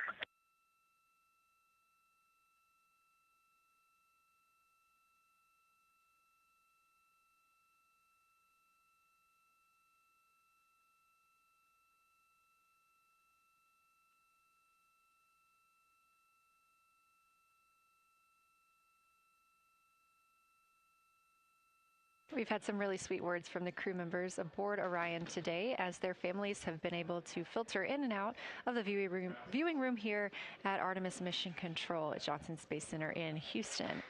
Victor Glover also giving a great science sit rep and just a description of how it must feel if you were down on the lunar surface while he was looking through that 80 to 400 millimeter zoom lens. He also expressed how important it was to be able to talk through that real time with Christina Koch and stress the importance of that on future missions, that it not only made their discussions better, but also more human. Glover and Cook are in the support roles right now, not taking photos or making annotations at the windows, but they are also encouraged to have their midday meal at this time. For lunch today, those two crew members have options of beef ravioli, salmon, butternut squash, sweet and savory kale, pickled beets, cherry blueberry cobbler, tuna noodle casserole, tomatoes and artichokes, broccoli, and chocolate peanut butter bar.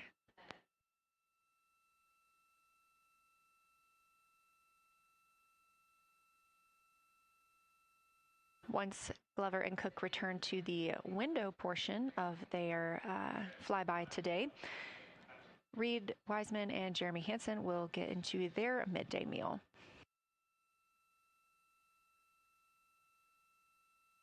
Again, this is the third of 5 scheduled blocks for our lunar viewing today, and if you were watching at the start of the broadcast, you can definitely tell the difference in the distance from the moon. We are now 5,518 miles away from the lunar surface, and again, expecting the crew to get about 4,066 miles away. They are currently 252,050 miles away from Earth, and every mile is a new record, having surpassed the Apollo 13 milestone for furthest distance earlier today.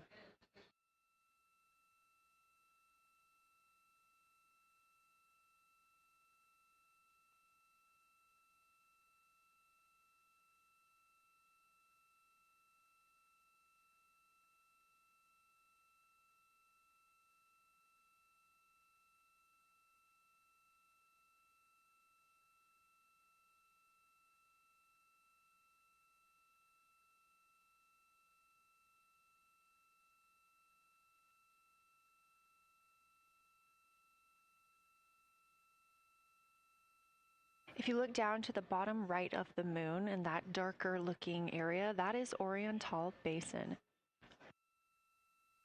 We have continued to lose views of the near side. It is just barely visible over towards the bottom right side of your screen. And then you'll also hear later about that terminator. That's the line between light and darkness while on the moon. It is really exposing some of those craters at this time.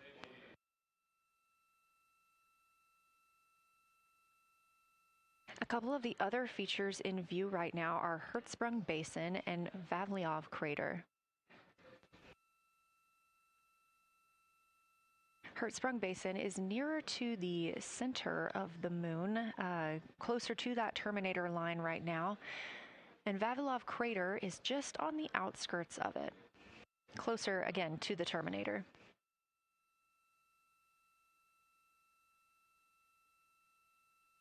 Towards the bottom of the moon and to the left of the terminator line, or currently shadowed in darkness, is Apollo Basin.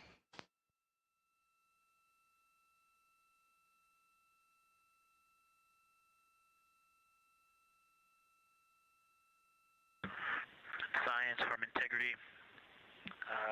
Let me find out how far we are from the moon right now. But our view is about a third of the moon is in eclipse.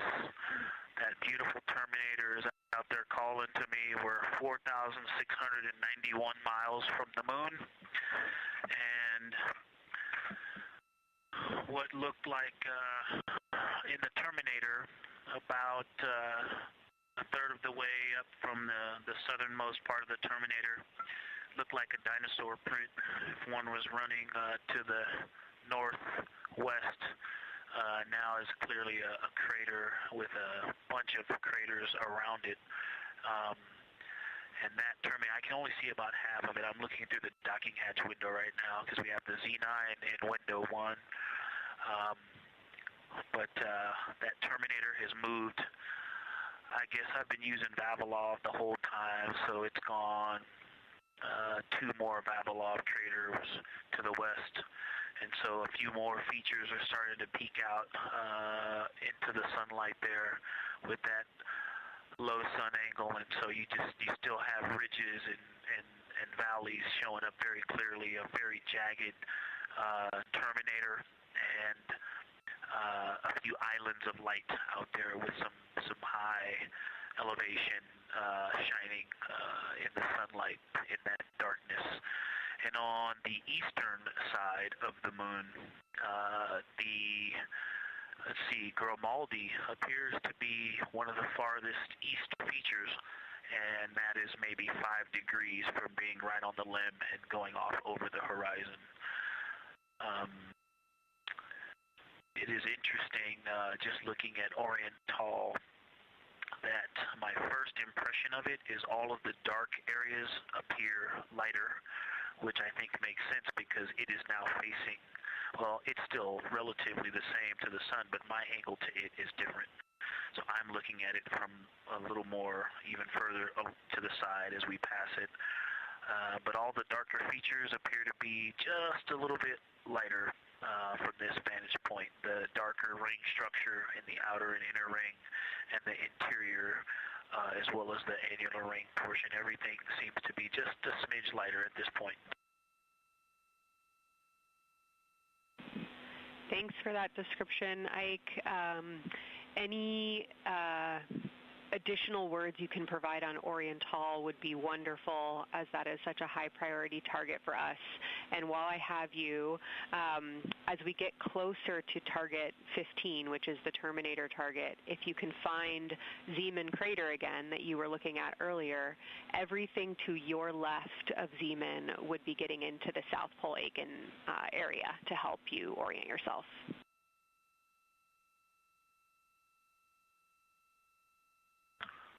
Zeeman is a great waypoint out there. I definitely see it.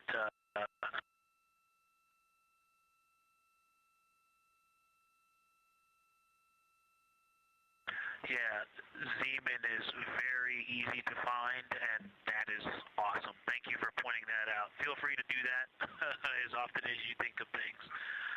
Let's see, looking back at Oriental. Okay, another thing, after looking through the zoom camera, man, you guys are smart. You probably did this on purpose, but after looking with my plain eyes and then going to the 400 millimeter zoom, now looking at it, I see the cliff face as if you were standing in the center. That inner and outer ring have definitely some real terrain to them, and now I can see that as terrain. Now that I look at it even with my naked eye, I can tell that there's a lot of elevation and that, like I said, a cliff face on that eastern edge where all the darker deposits are. And it's just the scale now. Looking at it from far away, before it seemed like flat with color painted on it, but now that I look at it, I can definitely see that there is, different depositional characteristics, and so the darker is some other material, but there's also some shadowing going on because of the cliff face that is a part of that crater wall. Great description, Victor. Thanks, and really interesting to hear now the distinction between shadow and color.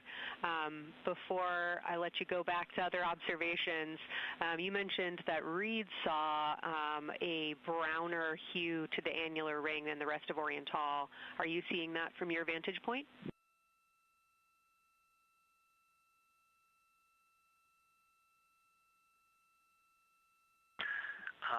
The way that I'm looking at Oriental, again, I'm still in the docking hatch window. There's like a thermocouple right here in the center of the window, and it is the orange Kapton tape color, and so it is unfortunately it's like trying to look at stars, next to a metropolis. I think it's drowning out any color that I could pick up from the moon. I am not able to see that color, but I have not looked at it through one of the forward face, from one of the windows 1 through 4. I think when I get away from this Kapton tape strip that I would be able to see the variation that Reed's talking about. That is great feedback operationally. Thanks, Victor. I'll leave you to it.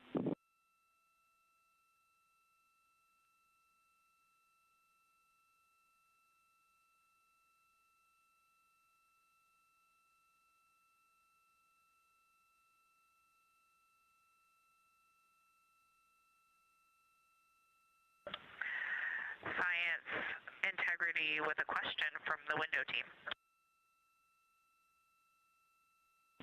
Integrity, this is Science, here with you.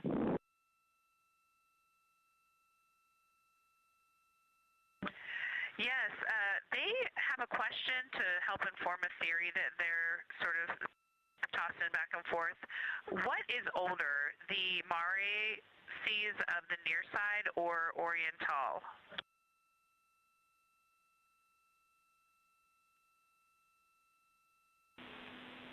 Stand by, Integrity. We're going to get you a little geologic history here.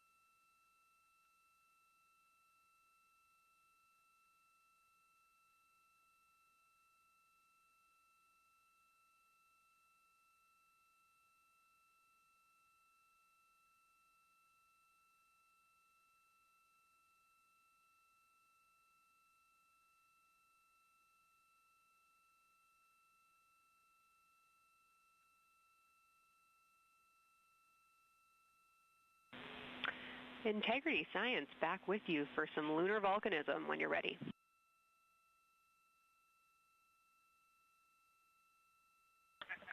Go ahead.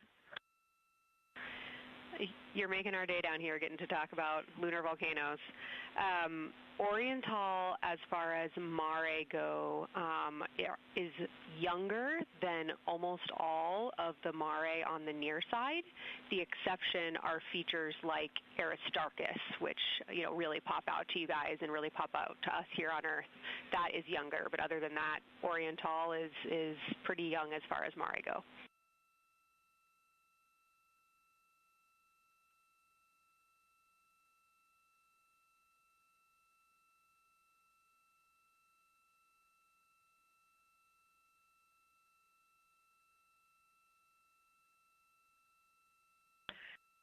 And Kelsey, thanks for that. We love lunar volcanism too. How about when the actual crater was formed?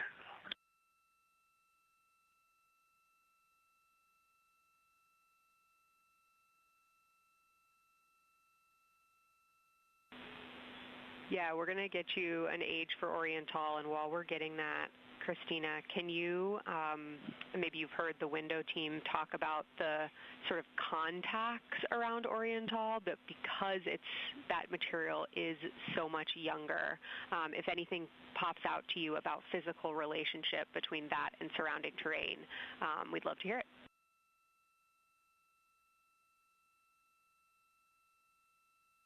Yeah, definitely. They are discussing a contact relationship that could explain some of the color that they're seeing in certain areas. And so it was really about the ejecta of the creation of the basin and understanding the superposition of its ejecta and Mare on the near side or other features. So thank you. We'll take the insight when you have it.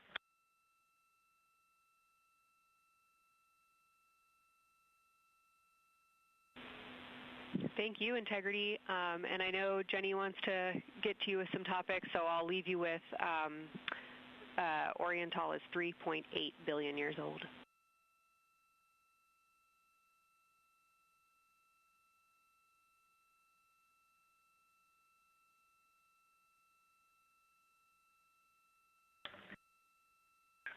Copy that. So that's on the older side. The actual basin is very old.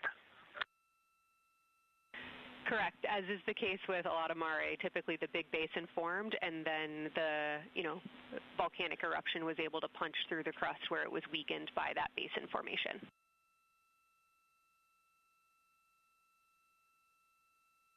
Perfect. Tracking. Thank you.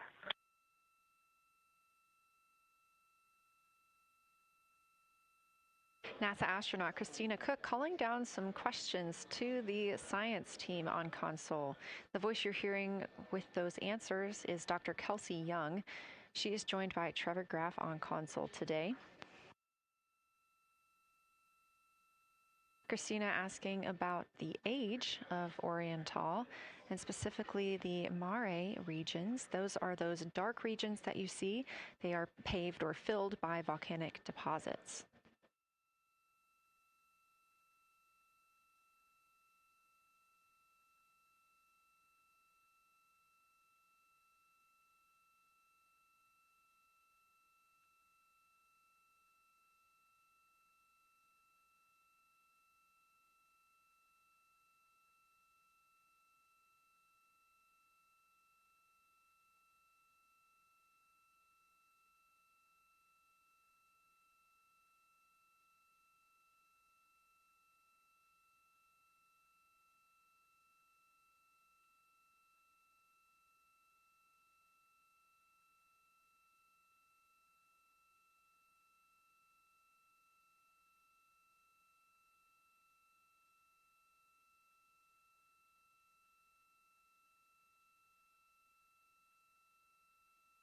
Better answer. Integrity, it's about time for a position swap at the window. So we will ask Reed and Jeremy to swap positions, and I'll remind you again about your SD cards. And Victor or Christina, I have one window task for the cabin team when you're ready.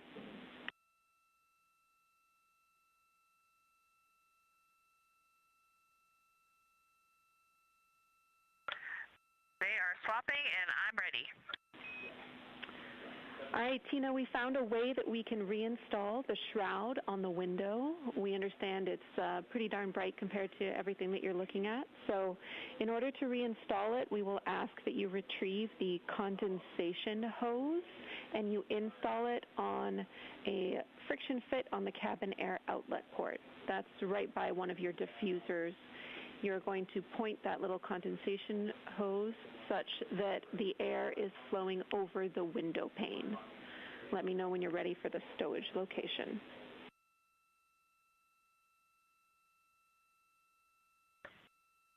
Ready.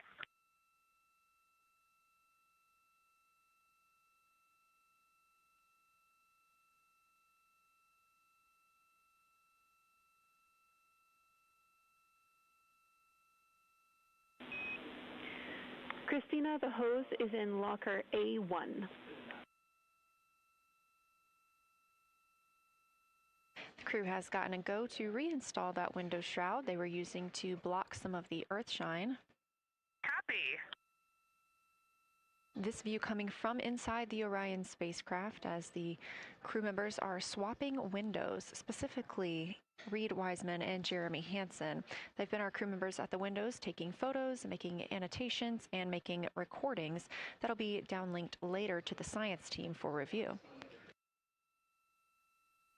The science team will have a conference tomorrow morning with the crew to get any fresh perspectives or things that they learned during the flyby.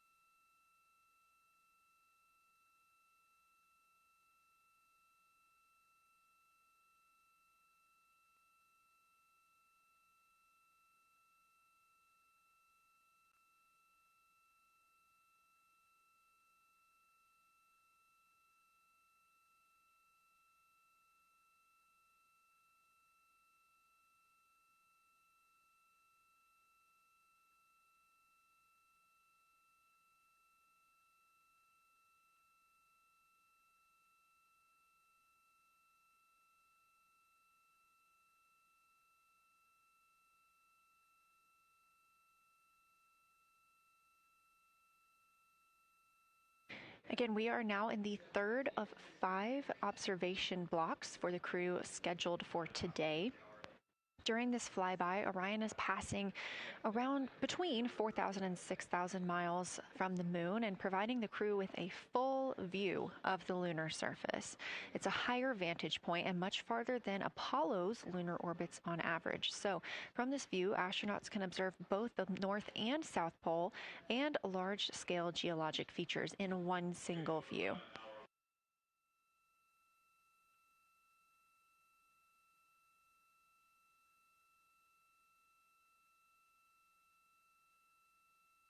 We are now just under an hour until Orion passes behind the moon, and we lose communication with the crew. They will be out of reach with any of our deep space network antennas. That loss of signal will last about 40 minutes, and we expect to regain communications with them once they fly behind the other side of the moon. While they are behind the moon, they will also reach their max Earth altitude as well as their closest approach to the lunar surface.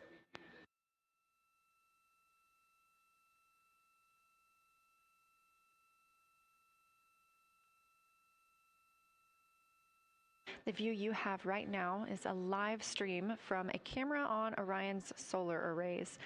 You are looking at a live view of the moon, and 4 people are inside that spacecraft taking pictures of it, telling us everything that they are seeing. The first humans to do so in over 50 years. They'll be sending those pictures down for all of us to enjoy, and of course, especially the science team, who are very excited for what they are learning today.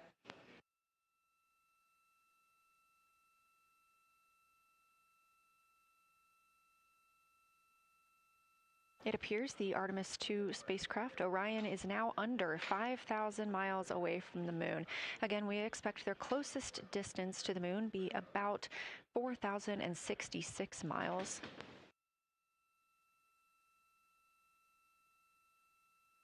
That is an estimate at this point, and we will make sure to share that closest approach distance once we receive it.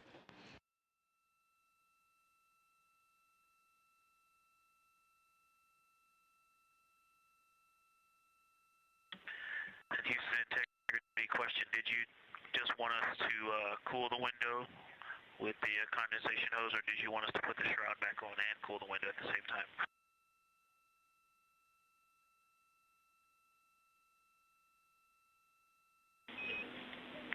Victor, we definitely want you to cool down the window with the condensation hose. It's crew preference whether you put the shroud back on. The hose will allow you to do that if it helps with your lunar flyby.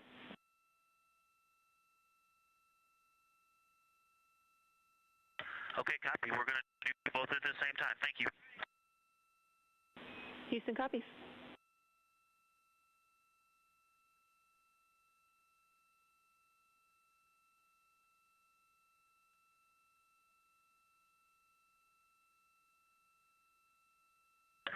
Houston, thank you for that suggestion. The cabin is darkened again, and that makes a big difference for the imagery.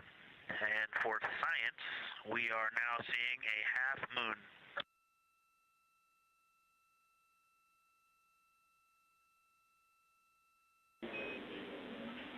Thank you, Victor. We're happy to hear it, and we see half moon, full moon joy still.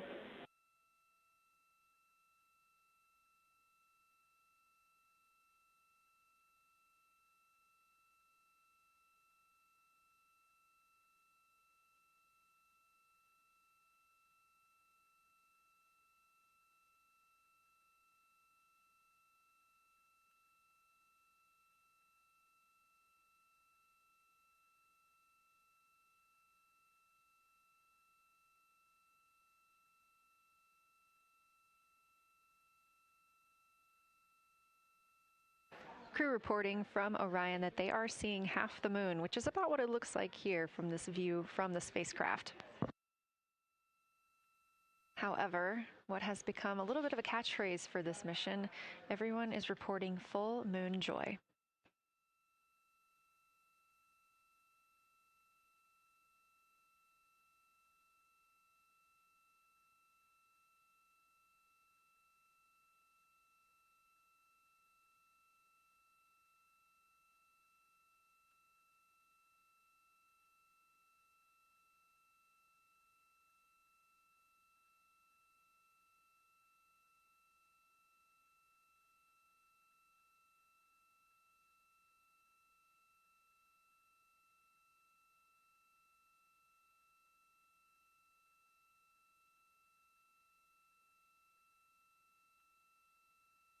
We are keeping up with which targets the crew is tracking through their lunar targeting package. They are just wrapping up their second. Science integrity, another observation the window team commented on and Christina and I discussed a bit is in Hertzsprung.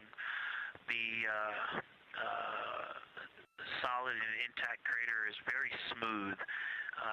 If it were a dirt road, it's very hard packed, and then you go outside of it, and that outer crater, that's the one that is older. It is a little rougher and more jagged, and starts to get into more loose-looking terrain. And the smooth interior also causes the craters that are inside of the larger crater, the smaller craters, to have really sharp edges, sharp, distinct edges. And just a general comment on that area, Hertzsprung, that whole area, the average albedo there is darker. That is, I would say, 3.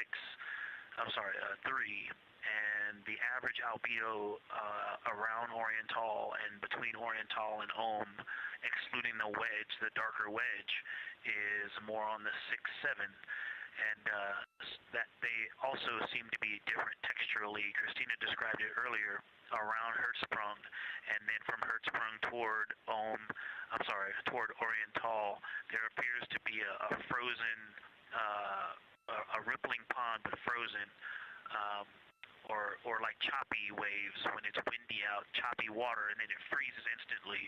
That's the texture. If you walk down there barefoot, it looks like it would be hard on your feet, like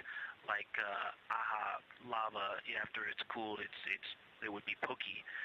Except for right there in the center of Hertzsprung, it looks paved, like a paved road, nice and smooth.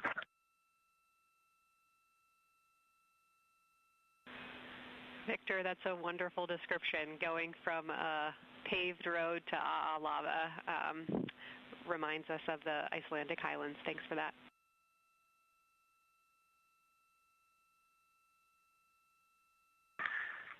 And science, another in the interior of the very intact, the interior of the intact crater at Hertzsprung is albedo variation. I think I heard one of the window crew maybe say color variation, but definitely albedo variation. There's lighter patches and slightly darker patches. It's not swirling, it's just patchy. It just has spots that are lighter, and I would say a predominantly darker average area. Great descriptions, Victor. Thanks. Not swirly, just patchy is really helpful for us.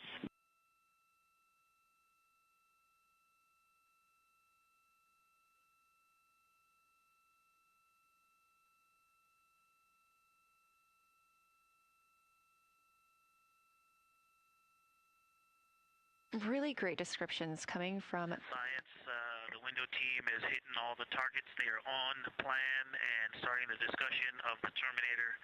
And boy, I'm loving the Terminator. I think I know it's not purely a moon feature, but what it does to the features of the moon, to the terrain, I've probably spent the most time describing into my recordings and thinking about and looking at the Terminator. There's just so much magic in the Terminator. The islands of light, the valleys, what look like black holes. You'd fall straight to the center of the moon if you stepped in some of those. It's just so visually captivating that the Terminator is the most striking thing that I've seen so far. We've been loving your evocative descriptions, Victor. You really are bringing us along with you, and we're following along with visualizations that pale in comparison to your descriptions. Thanks.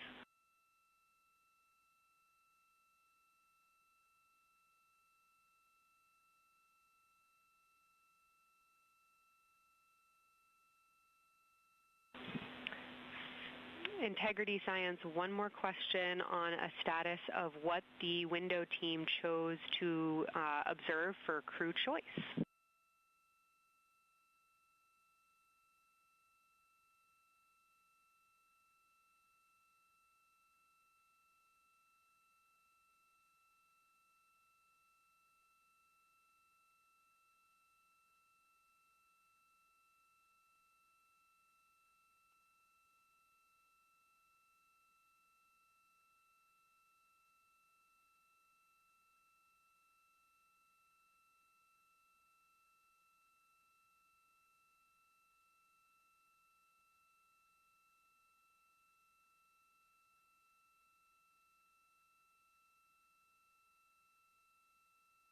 Window 2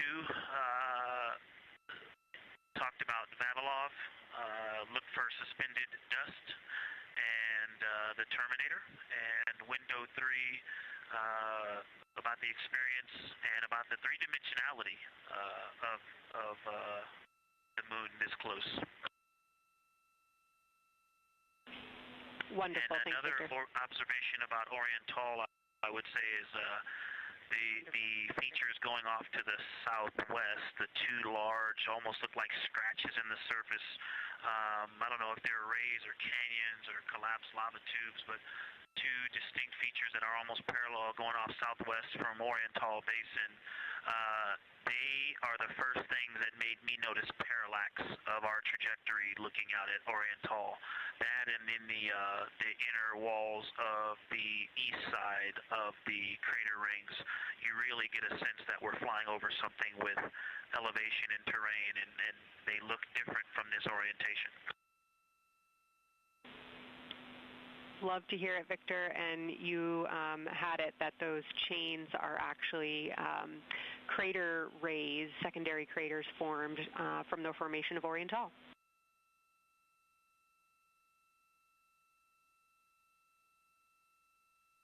Yeah, speaking of crater rays, the crater rays that are going off to the northwest,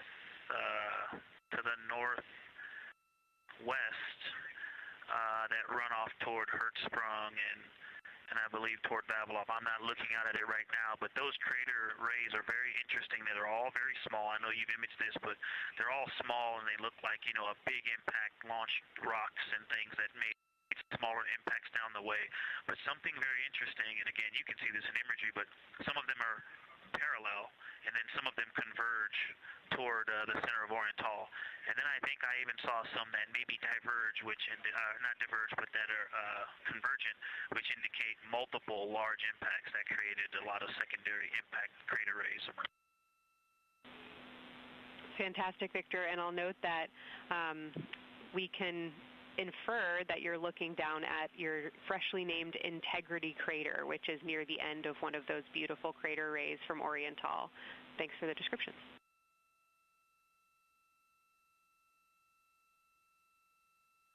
Yeah, you're welcome. And Integrity is easily identifiable with the naked eye from this point.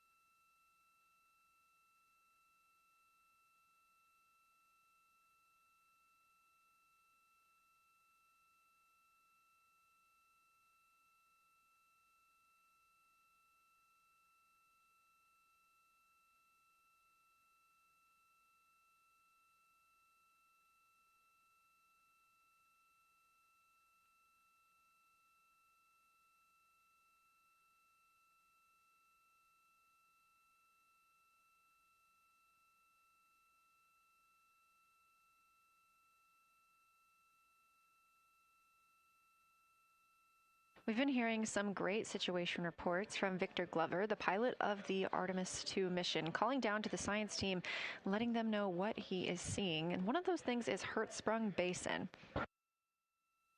If you look just to the right of the Terminator, that is the difference between light and darkness on the moon.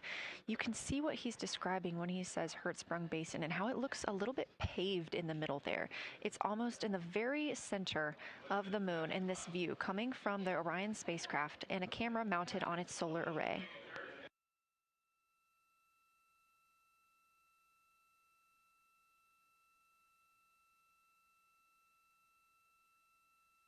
We are now 4 days, 23 hours, and 23 minutes into the flight of Artemis II, and we are standing by for their lunar loss of signal in about 43 minutes. Again, the spacecraft will fly behind the moon, and during that time, we won't have communication with them. They will be out of reach of our deep space network. However, we will regain communication with them approximately 40 minutes later when they come around the other side of the moon.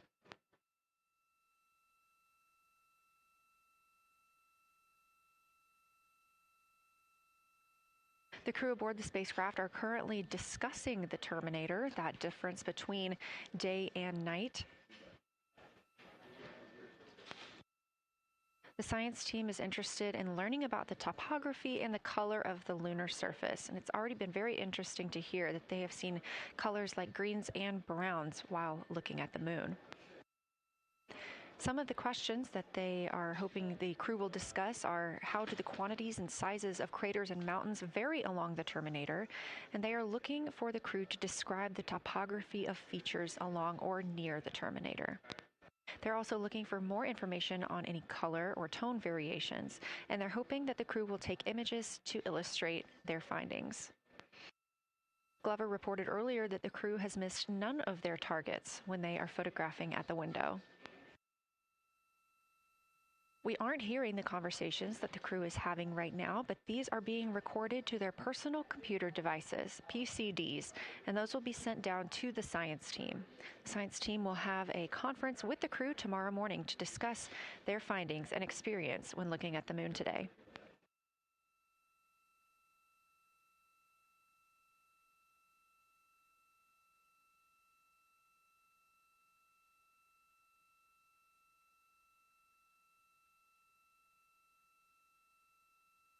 We have a few minutes left while the crew is discussing the terminator, and if you're just joining us, you're looking at a live view of the moon, our moon, from the Orion spacecraft and a camera on its solar array.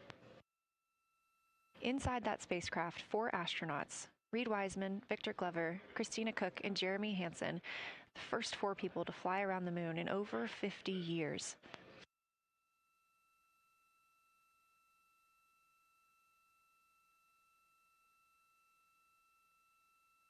This is our lunar flyby day, and the crew has already surpassed one record today.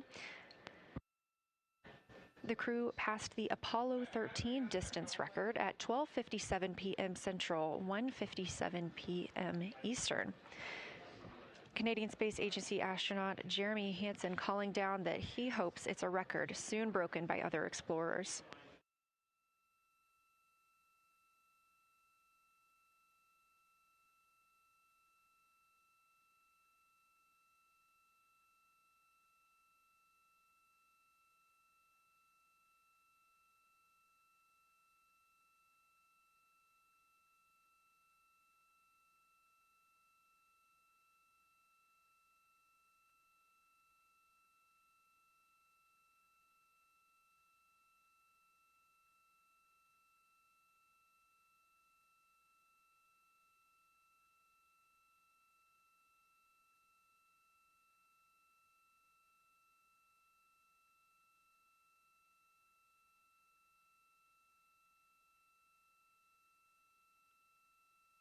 We are live in Artemis Mission Control in Houston, Texas, monitoring the flight of Artemis II. All of the flight controllers here, each monitoring a different system aboard the Orion spacecraft. Integrity Houston, we are ready for our cabin and window teams to swap again.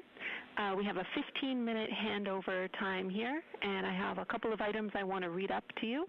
They'll require you to write something down on your knee boards, so let me know when you're ready.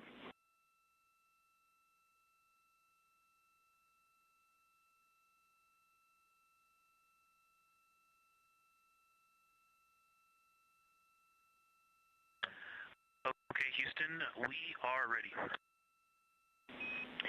Copy, Integrity. First of all, once you start this next shift here, during this lunar observation shift, we will begin our lunar LOS, so you can expect a call from me a few minutes prior reminding you.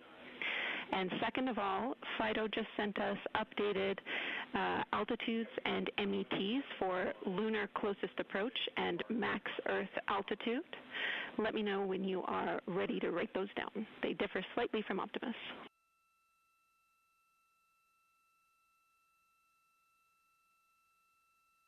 Thanks, Jenny. We are ready to copy.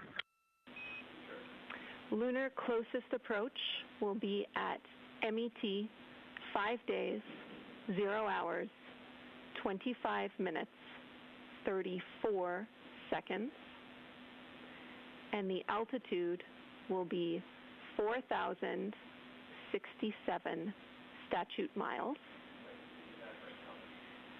Maximum Earth altitude will be at MET 5 days, 0 hours, 27 minutes, 39 seconds, with an altitude of 252,756 statute miles.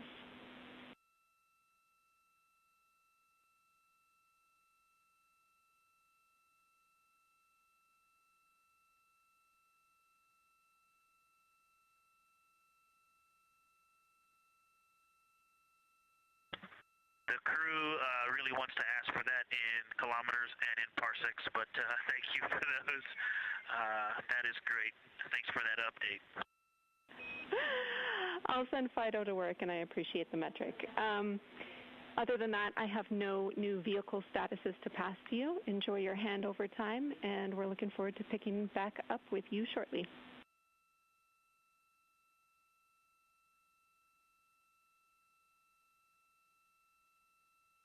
All right, we'll talk to you shortly.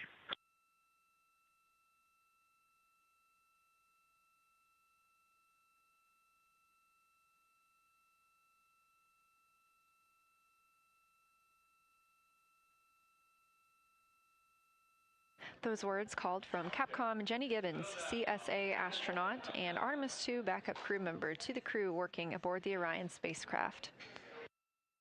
Had a little bit of a view inside the cabin. As you can see, it is very dark. The crew has turned off the lights, and the light that you were able to see is coming through the window, a reflection of Earthshine and from the moon.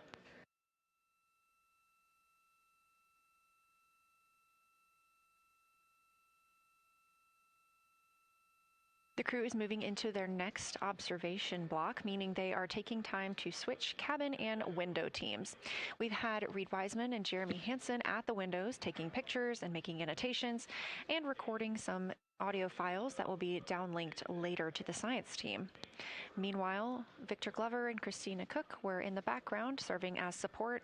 They were also timelined to enjoy a little bit of their midday meal. Now that we are swapping positions, the support team becomes Reed Wiseman and Jeremy Hansen. They will be in the background helping with SD card swaps, as well as providing those situational reports to the science team. Victor Glover and Christina Cook will be the astronauts at the window, photographing and speaking into those PCDs, portable computing devices, about what they're seeing on the moon. As you heard Capcom Jenny Gibbons call to the crew, this block is also when we will lose communications with the crew. That LOS, or loss of signal, scheduled to be less than 35 minutes from now. We anticipate to be out of signal with them for about 40 minutes, and will regain that communication once they've flown around the other side of the moon.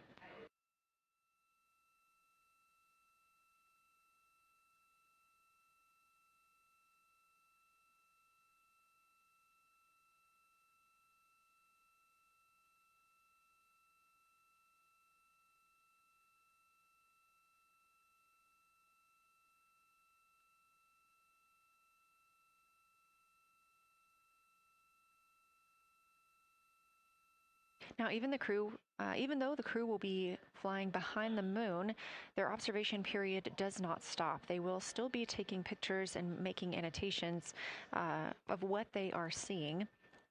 They'll be looking for the limb of the moon, Earth set, and then Vavilov crater, which we have previously seen. They'll swap positions at the window before moving into a crew choice option. They will get to pick things that are interesting to them on the surface, take pictures, and explain why they find them that way. They'll also be looking for any impact flashes. These are short-lived flashes on the lunar surface caused by impact bombardment.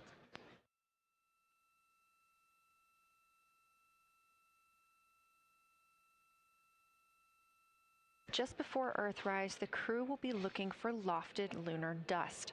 This may be lofted just above the lunar surface, and we could only see it just before Earthrise along the dark western limb. Any Earthshine would illuminate potential lofted dust. But once the crew is all the way around the Earth, the brightness of the Earth will wash out any of that dust they might be able to see. These were based on observations from Apollo missions and orbital spacecraft, and so we're very interested to see if the crew might be able to capture some of that lunar dust today.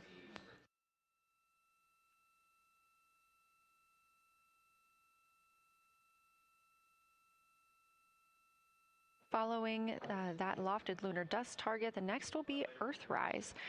We will regain communications with the crew shortly after Earthrise.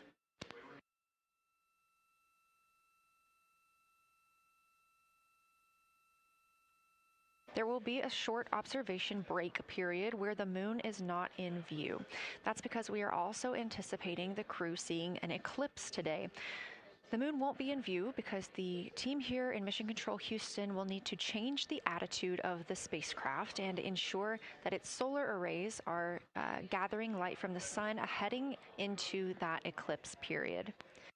So we will have communication with the crew, we just won't be able to see the moon. However, we will have views during that eclipse time frame. During that time, the science team is looking to know it will only be illuminated by Earthshine at that point, so they want to know what the whole moon looks like overall, but they also want the crew to look into deep space and potentially see if they can spot any planets.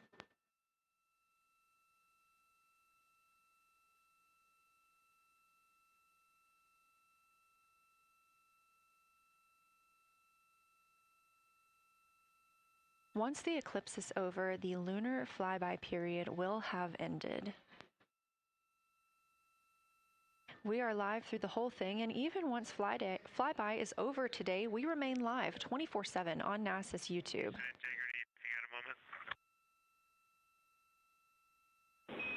Go ahead.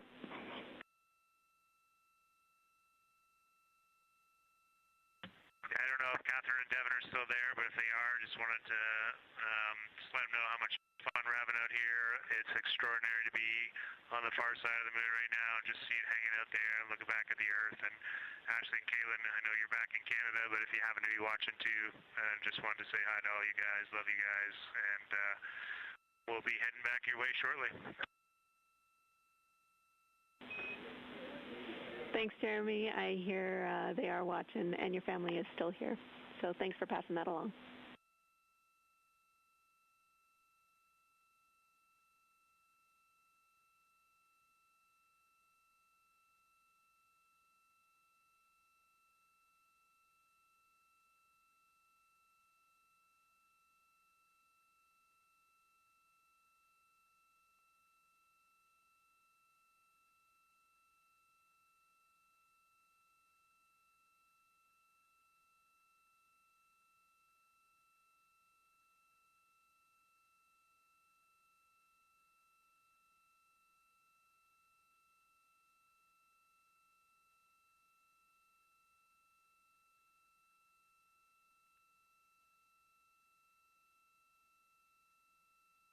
This view inside the Orion spacecraft, and it's a little hard to make out, but on the left there, that is Jeremy Hansen just calling down some well wishes to his family, joining us in the viewing room and watching online. Currently in the window are Victor Glover and Christina Cook. They are taking pictures outside of the window as they are now in their flyby observation block. At this time, Reed Wiseman and Jeremy Hansen are serving as support crew members, and they are also going to have an opportunity to enjoy their midday meal at this time.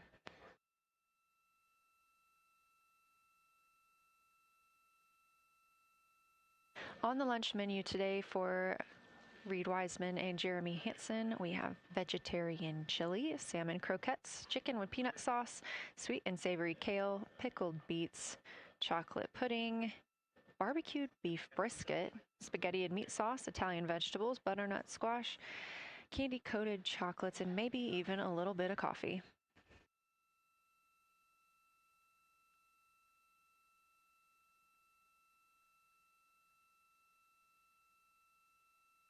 And if you look closely, you can see it looks like they are getting into some of their food for the midday meal.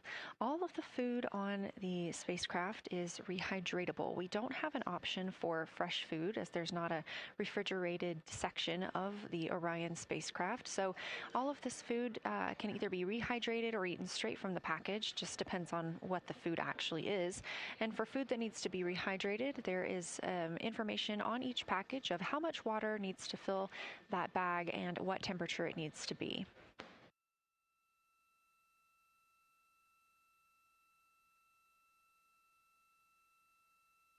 We are now 4 days, 23 hours, and 39 minutes, 40 minutes actually, into the flight of Artemis II, the spacecraft now under 4,500 miles from the moon.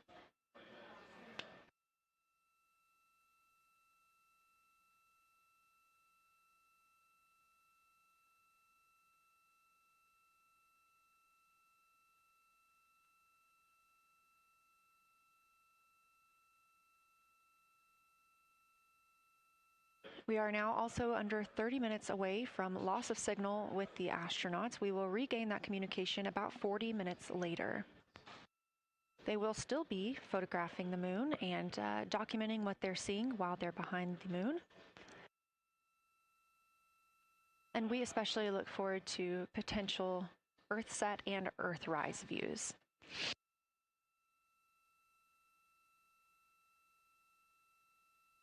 As you can see on the left side of your screen, we are streaming this solar array camera view throughout the flyby.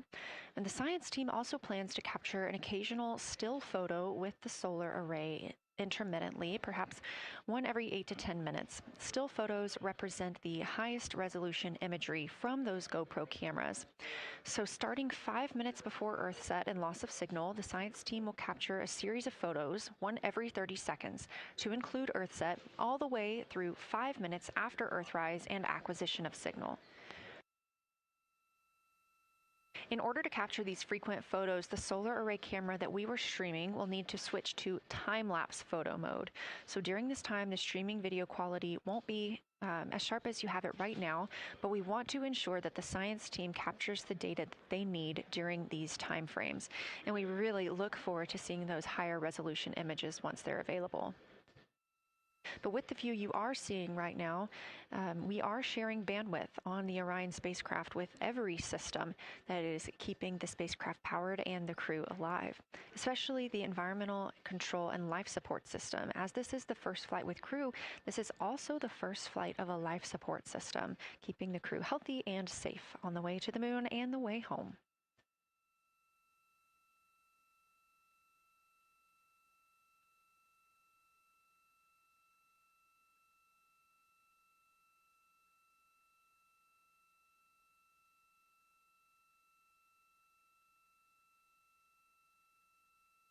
On the timeline, we're getting towards the end of the cabin and window team swap period, but it looks like our astronauts, Victor Glover and Christina Cook, are already photographing the moon outside of those windows. The next target is Ohm Crater, and this is something that they have photographed previously during the flyby. This is a small, complex crater with a prominent ray system, and as referenced earlier, it's the size of the Eye of the Sahara. That Eye of the Sahara is a feature in Mauritania. Seeing this crater more than once throughout the flyby allows the crew to photograph it at different lighting conditions.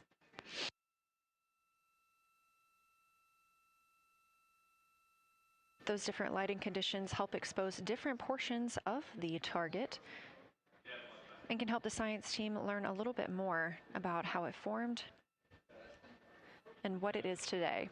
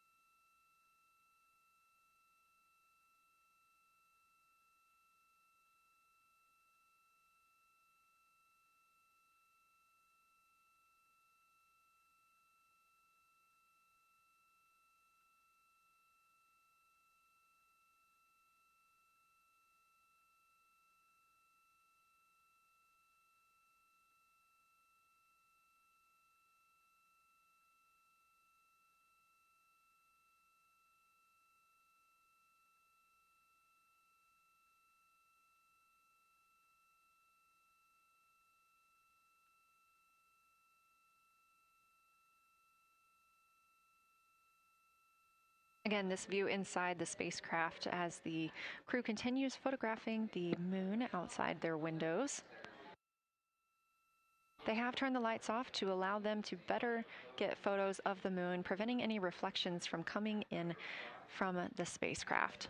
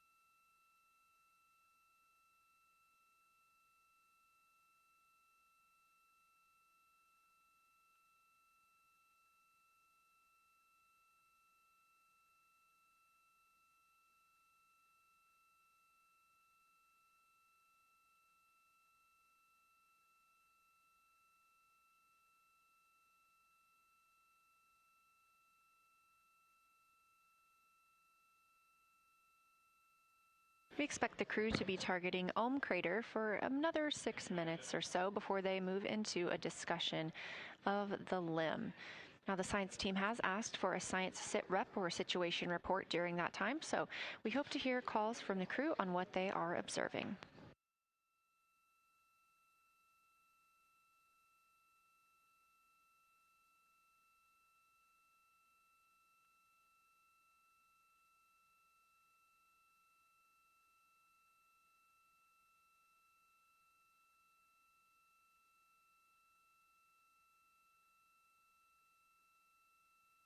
If you've been following along, at the start of the day, we did have much more of the moon visible.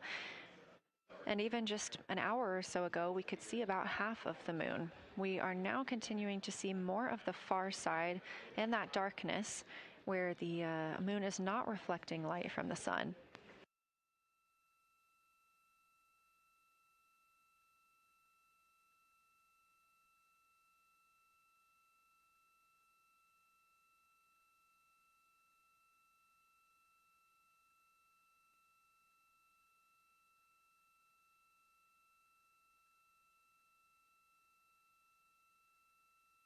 Earlier, we were also able to see some of those darker portions, that old lava flow that we often see on the near side of the moon and that we can all see from Earth. That has mostly gone away. We are now just seeing very little of Oriental. That's down to the bottom right of the moon. You can see just a small dark portion near the limb.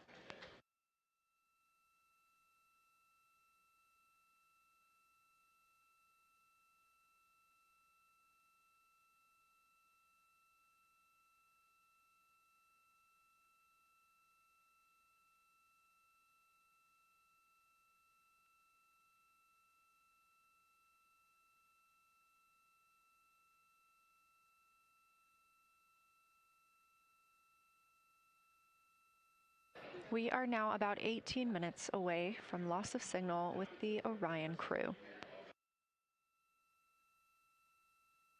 Again, we use the Deep Space Network to communicate with the crew members when they are this far from Earth. This is the first mission since Apollo when we have had humans on the Deep Space Network.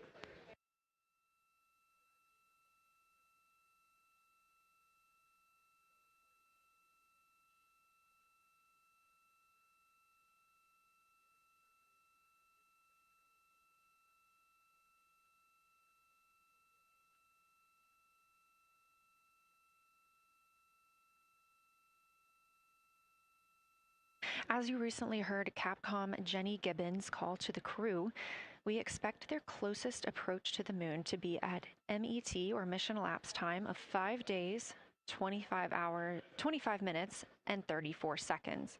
At that time, their altitude would be 4,067 statute miles above the Earth's surface. Just over 2 minutes later, they will reach their maximum distance from Earth at mission elapsed time 5 minutes, 5 days, 27 minutes, and 39 seconds. The altitude at that time would be 252,756 statute miles. These are our latest numbers, and we'll make sure to verify and confirm those once those milestones have been achieved. Obviously, we will be without communication to the spacecraft at that time, so once we regain communication, we will make sure to find out those numbers and report those to you.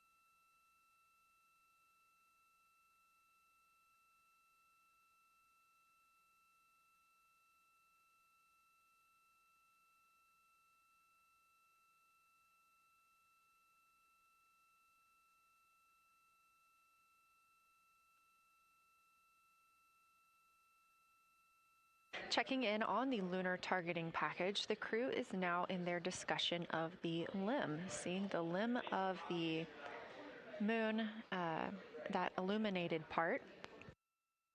Currently at the windows taking photos and making annotations are Victor Glover and Christina Cook. And we are expecting loss of signal in about 13 minutes. We will regain that signal with the crew about 40 minutes later.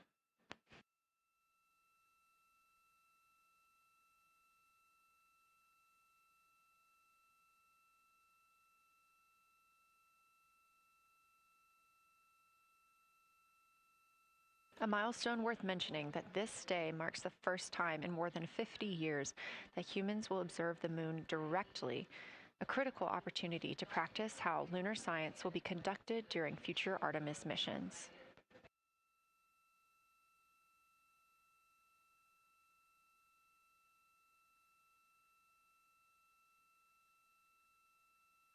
I've continued to reference the lunar targeting package throughout this broadcast, which is the primary tool guiding the crew observations, and that consists of two key components.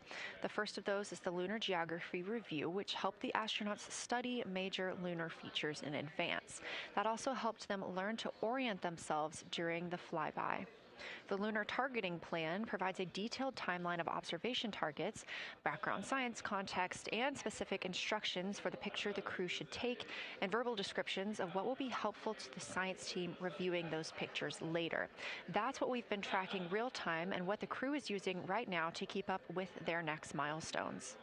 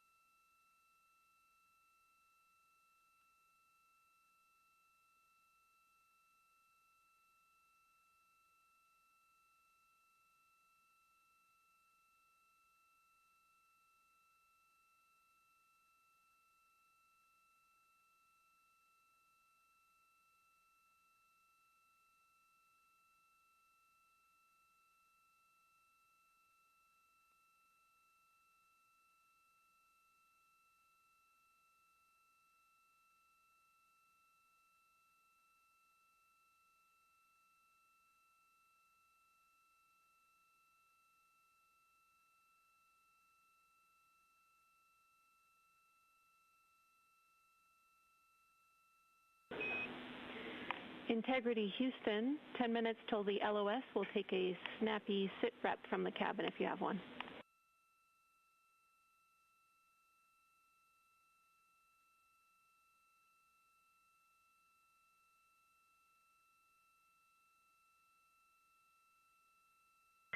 Okay, Jenny, that came, we missed most of that, but just a 10-minute warning, is that what you're saying?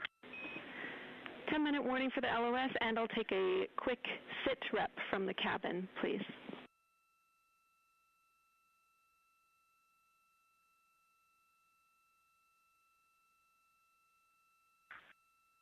All right, cabin is still full of excitement. We've got Christina in window 2, Ike in Victor in window 3. Reed's actually been trying to get some images out of the docking tunnel. We can see the Earth and the Moon and part of the Moon out of the docking tunnel, which is pretty good. And I'm just grabbing some footage right now with our interior cameras.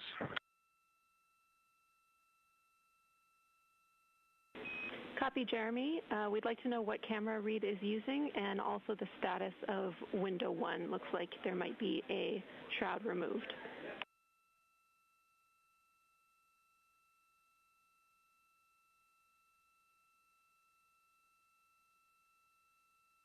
Okay.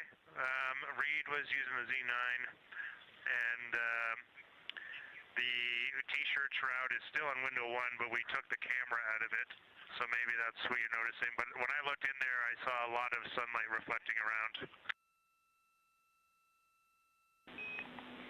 Copy. That makes a lot of sense to us, Jeremy. I want to remind you, coming up on this LOS, that we'll take sit reps in the blind, and as more and more of the moon is in darkness, we will take any report you have on impact flashes.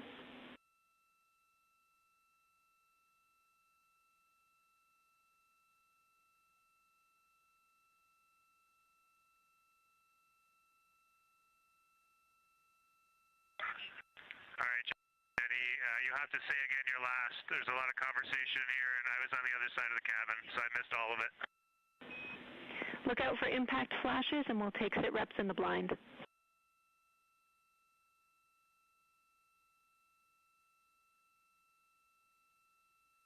Okay, impact flashes, sit reps in the blind. We got it. And yeah, just so you understand what's going on with window 1, there is light coming through the outer hall from window 2 into the inside of window 1, if that makes sense. Like I can see the inside of the vehicle when I look between the two panes of glass. Copy.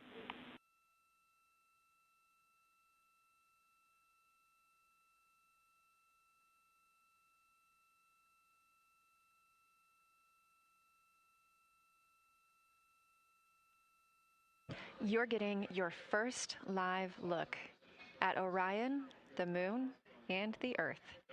Everyone in this picture.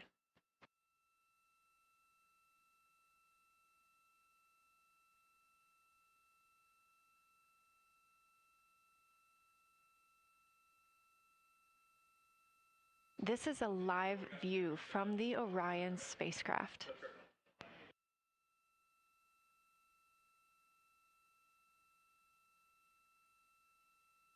Currently aboard Orion, 4 crew members, Reed Wiseman, Victor Glover, Christina Cook, and Jeremy Hansen. And on the Earth, all of us, all of humanity. You can see the moon is starting to get a little bit dimmer as the astronauts are going to pass behind it. Now 6 minutes and 26 seconds away from that loss of signal. Again, we will be out of communication with them for about 40 minutes until they come around the other side of the moon and we can re-establish contact.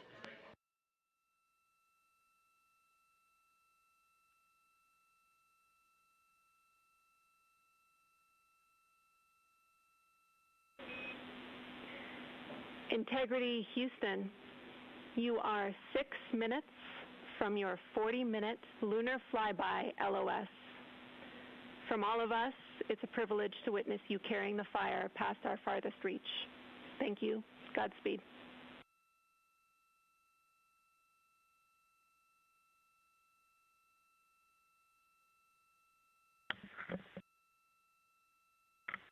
Thank you for that, Jenny. And thank you to all of you for allowing us the immense privilege to be on this journey together. It's quite amazing. And as we go on this journey, thinking about the NASA mission to explore the unknown in air and space, to innovate for the benefit of humanity, and to inspire the world through discovery. And as you've gone along on this journey with us, hopefully we're doing just those things. And as we get close to the nearest point to the moon and farthest point from Earth, as we continue to unlock the mysteries of the cosmos, I would like to remind you of one of the most important mysteries there on Earth, and that's love. Christ said in response to what was the greatest command, that it was to love God with all that you are. And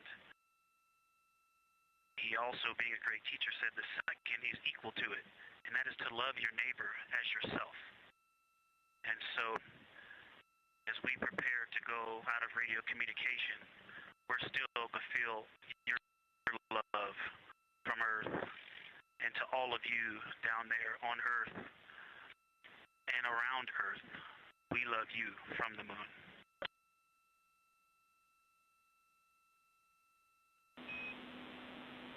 Houston copies.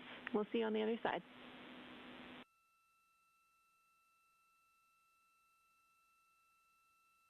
We will see you on the other side.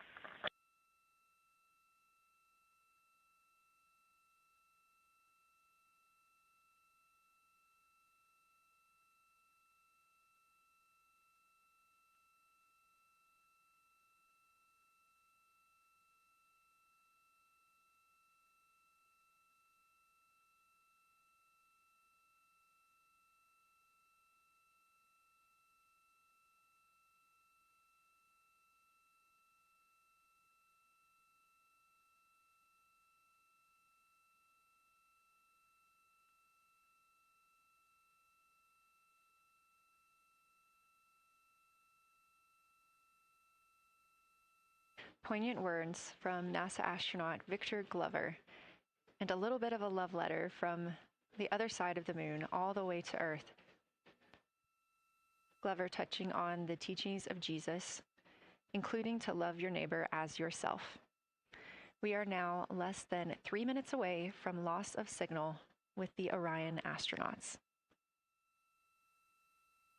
The Artemis II crew will be out of signal for about 40 minutes as they are on the other side of the moon, continuing their work photographing the lunar surface, and they will reemerge, and we will also get this view on the other side.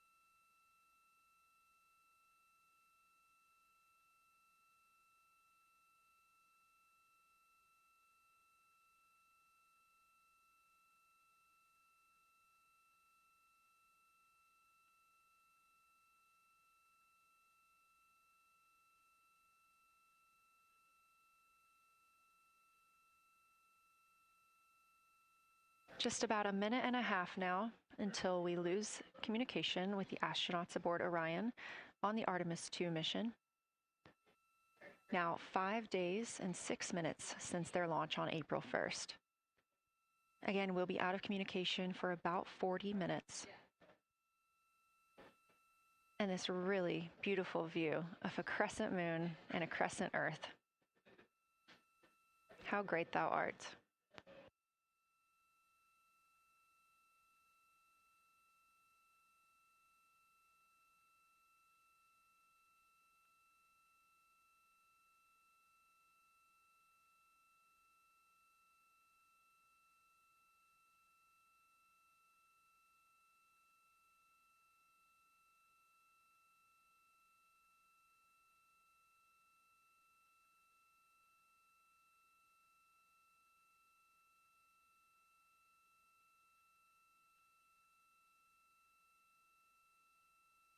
"30 seconds now until we expect loss of signal.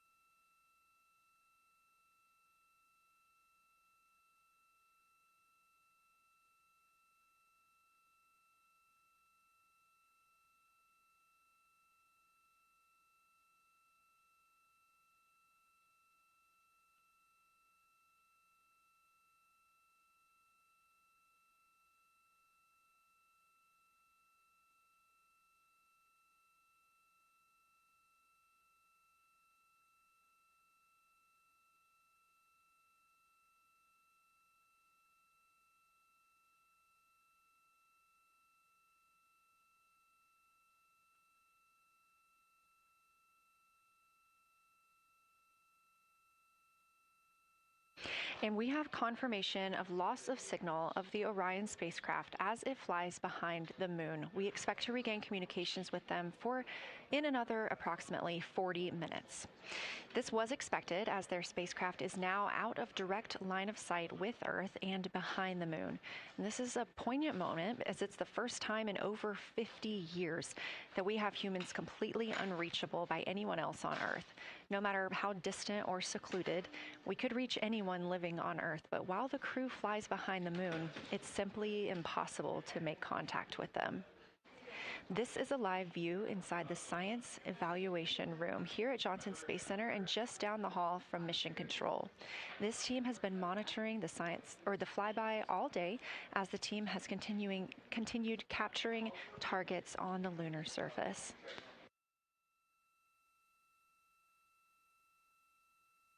We even got to see this team in action as they were helping the astronauts identify some of the features they were seeing on the moon but not expecting.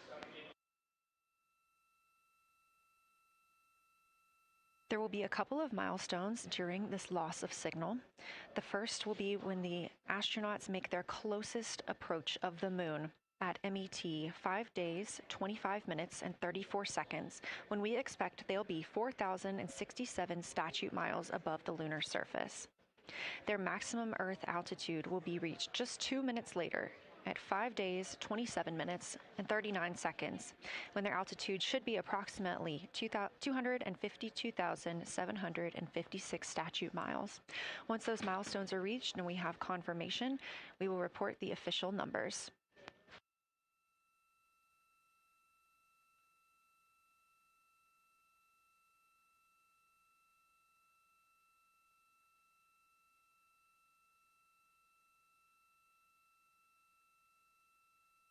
Throughout the Artemis II mission, astronaut voice, images, video, and vital mission data must traverse thousands of miles, carried on signals from NASA's powerful communications systems, the Near Space Network and the Deep Space Network. Let's learn a little bit more.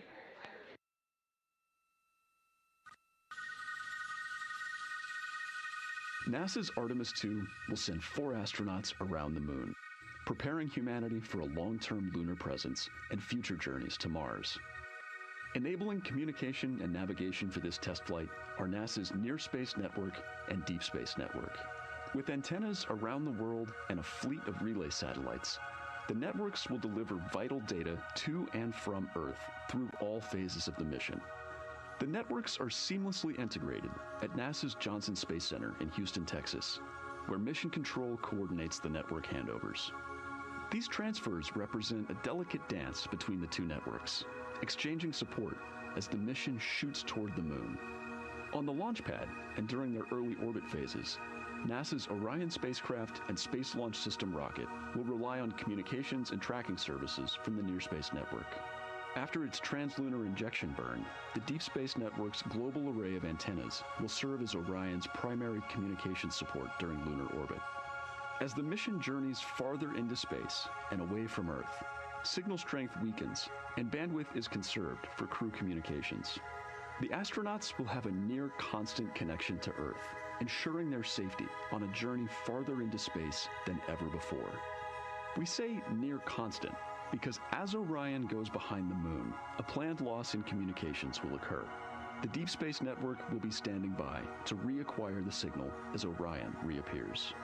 The Artemis II mission also provides an opportunity to test new capabilities. Using laser links, NASA will periodically transmit Orion data to showcase the benefits laser communications could have for future human spaceflight missions. The data from Orion, sent by radio signals or laser links, is massive. The mission is gathering images, data, and video, while also generating details about mission health and crew voice files. All of that data gets processed here on Earth, where systems compress it for efficiency. In the future, we'll upgrade these systems on Earth so that image and video clarity improve with each moon mission. With the Artemis II test flight, we're evaluating the communications infrastructure that will help carry us into the future as we explore the moon and journey forward to Mars.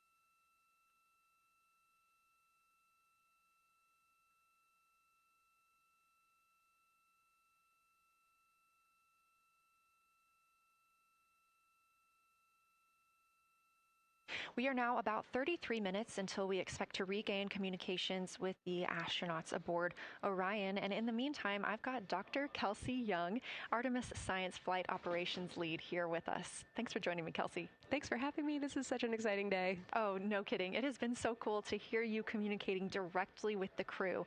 And I know that you have been preparing for this for years, so I am so excited for you and for your team. So just to get into that background a little bit, tell me about your background and what you've been doing on console.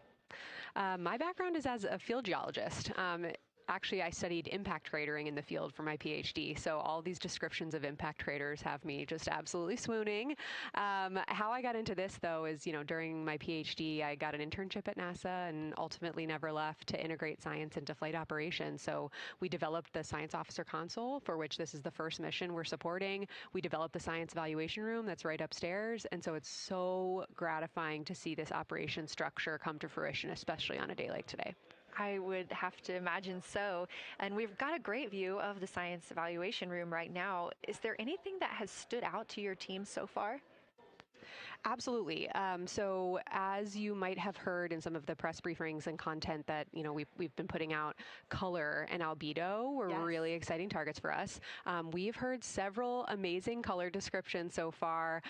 Just to highlight maybe one of them, we heard about greenish and brownish hues near Aristarchus, which is actually a feature that we can see here from the near side. And those greenish hues could actually tell us something about the volcanic evolution of that area. So you can bet that the science team is going to be prioritizing downlinking those images and the crew audio that we didn't hear that went into those recordings to learn a little bit more. Wow, that is fascinating. I was hearing those colors and very interested just from a personal standpoint, because looking at the moon from, 250,000 miles away, we don't see green or brown. So just hearing that, them being so close and getting to see that, fascinating, and I know very exciting for you. So what are you expecting to see in the upcoming portion of the flyby? The upcoming portion is actually going to be really exciting. So right now, as we speak, while folks in the room are kind of taking their, their stretch breaks and everything, the crew are still hard at work. They still have targets to image and describe during this LOS. But when we come out, the first thing, of course, we're going to hear about is Earthrise. We're really looking forward to hearing about the crew's experience with something that we can connect with and that, Apollo 8 brought us such amazing images from.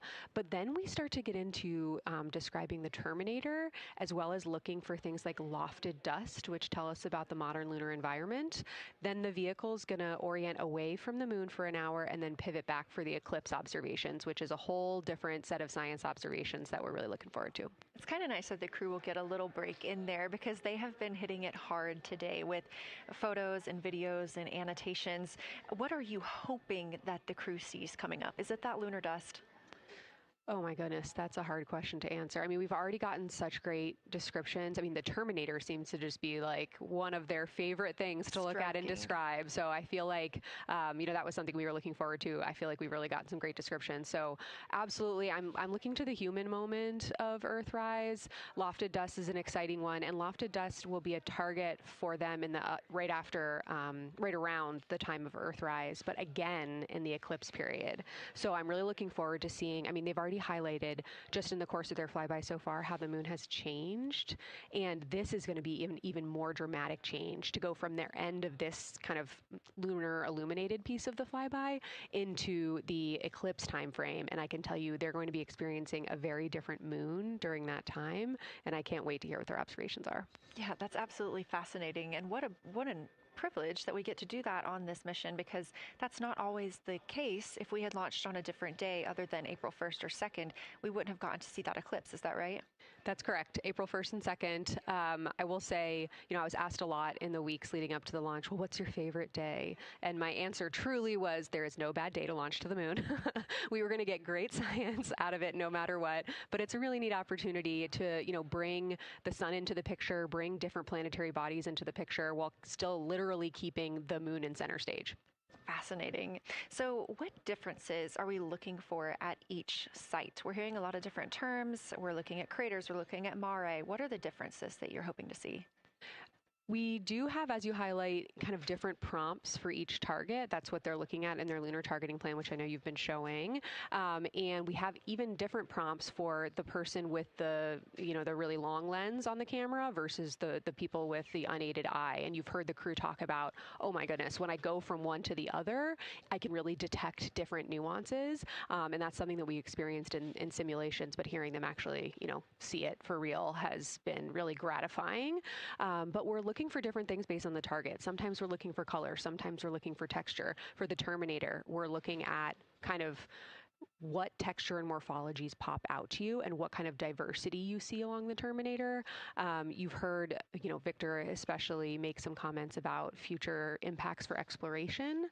So already I think that their descriptions in this first part of the flyby have told us something scientifically, but also about future surface missions. Well, it was so interesting to hear Victor talking about he was imagining in his mind's eye being down on the surface and walking around. That was very cool to hear. And when we're thinking about targets, I know some of them are determined based on the launch day because that determines the lunar illumination. So the ones that we're looking at today, how and why were these selected? Such a wonderful question. This really gets at at the heart of some of our really highest priority science questions. Illumination conditions is a big one, right? So of course we need the targets that we're interested on the lunar feature to be illuminated by the sun in order to view them, but the timing in which they see them during the flyby enables us to ask different questions. So you heard in the pre-flyby crew conference talking about, well, the same pair, Reed and Jeremy, will get to actually look at Glushko crater twice, and that looking at it from different illumination angles allows us to understand that feature better and connect color and albedo with topography and morphology. Then you have other craters where you want to look at it with the sun shining on it obliquely versus straight on, and that tells you something different about the scientific objective that drove the target being on the targeting plan in the first place. We've talked a little bit with the viewers today about what the crew is able to capture in this short time frame of those craters in different lighting conditions. Could take years for something robotic to be able to do based on attitude maneuvers and where the sun is at. So can you just talk a little bit about the importance of having both the robotic operation and having the crew? Absolutely. We definitely don't want to minimize the impact of orbiting spacecraft. Lunar Reconnaissance Orbiter is the one that's often referenced. Data from LRO and its payloads have really been instrumental in getting us, frankly, to this point for Artemis II and future missions.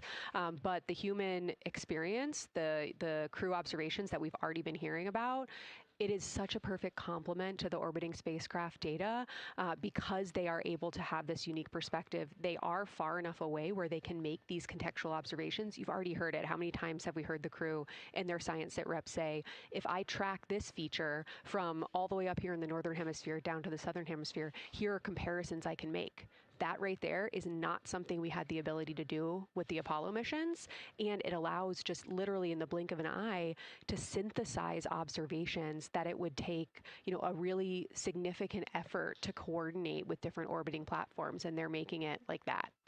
Wow. It has been very, very exciting to hear all of their calls so far. And so I've heard they were able to capture every single target so far too. Is that correct? I think that's correct. And I think it's important also to remember that, and I know the science team is anxiously awaiting this, we've been hearing from the crew members who are not at the forward windows, right?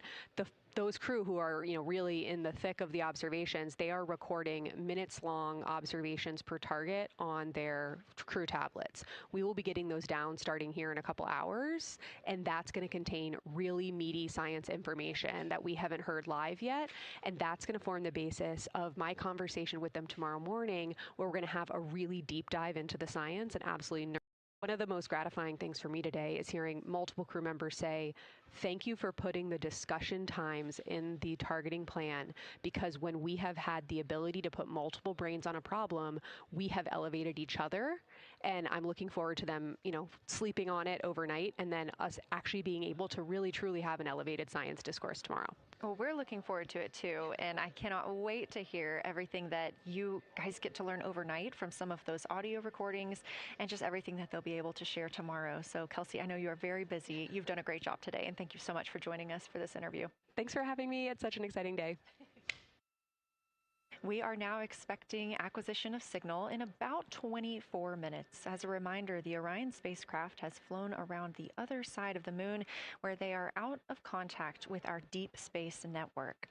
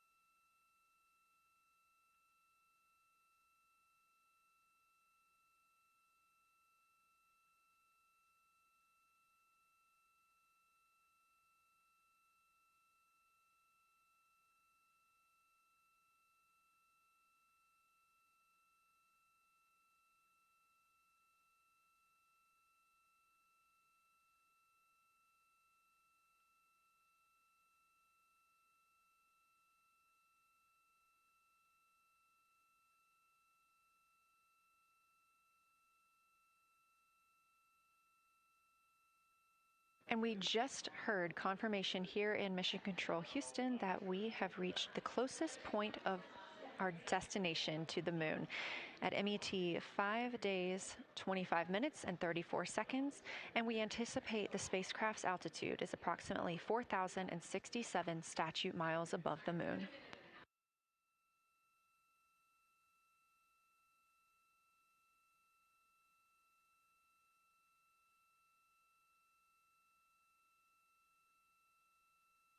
We're continuing to track what the crew is doing while around the other side of the moon. They are continuing to take pictures of the moon, the Earth now out of sight. What they're in right now is a crew choice event. The science team has encouraged them to find interesting features on the surface, to take photos of those, and describe why they were interesting. Something else that they'll be looking toward next, just momentarily, will be impact flashes. They've got a few minutes allotted to look at the darkest portions of the moon. They're interested in short-lived flashes on the lunar surface because these would be caused by impact bombardment. After their impact flash targeting, the team is interested in if the crew can see lofted lunar dust. This would only be visible just before Earthrise. Now 20 minutes until we expect to regain communications with integrity and the astronauts for Artemis II.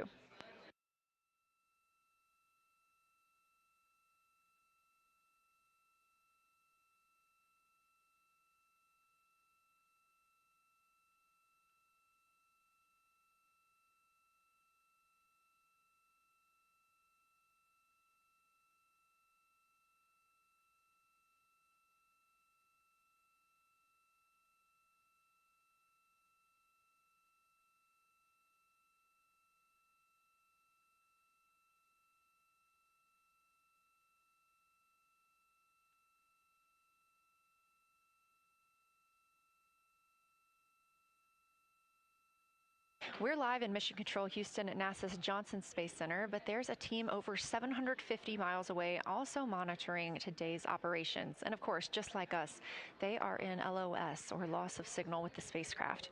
This is LUCA, the Lunar Utilization Control Area, and it's joined by LISA, the Lander Engineering Support Area, which are twin control rooms that will support missions and operations in lunar orbit or on the moon's surface in real time at NASA's Marshall Space Flight Center in Huntsville, Alabama.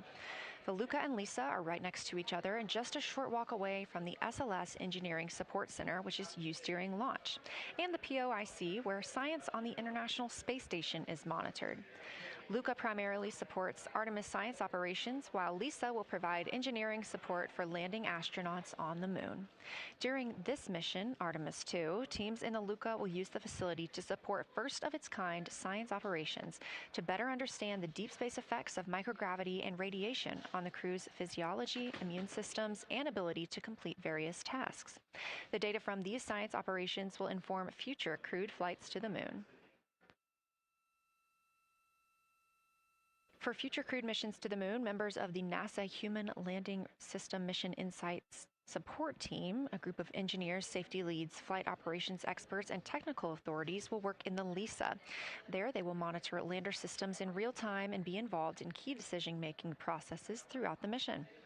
Teams are using the LISA during Artemis II to observe mission operations and using the opportunity to inform and prepare for future crewed landings to the moon's surface.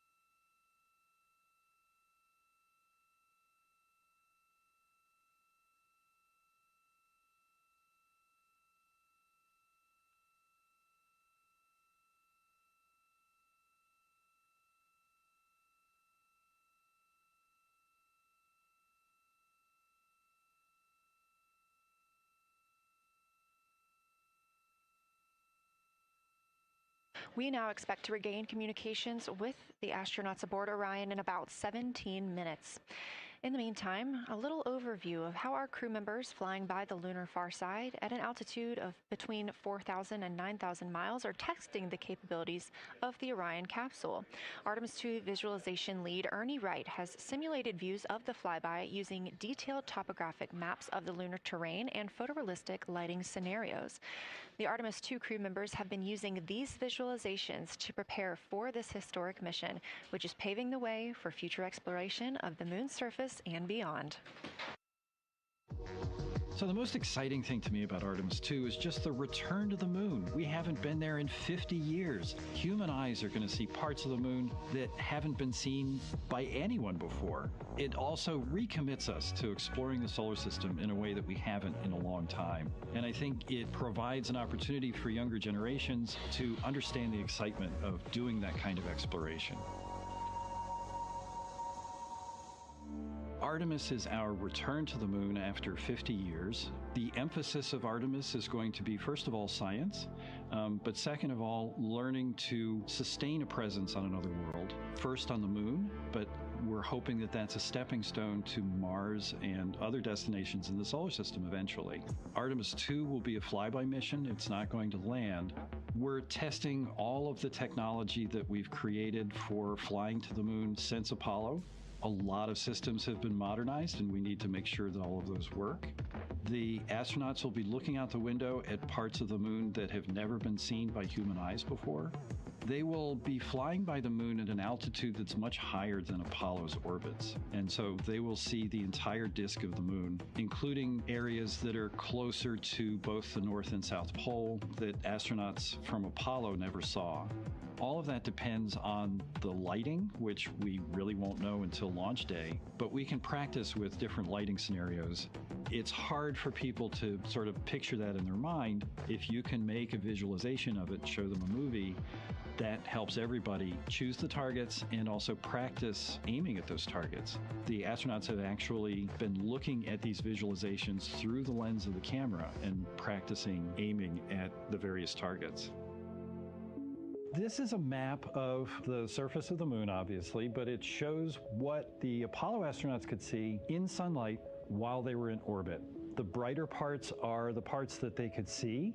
The darker parts, like this entire area here and places that are farther north and south, are places that they couldn't see in sunlight, either because it was nighttime there or because it was beyond the horizon of the astronauts.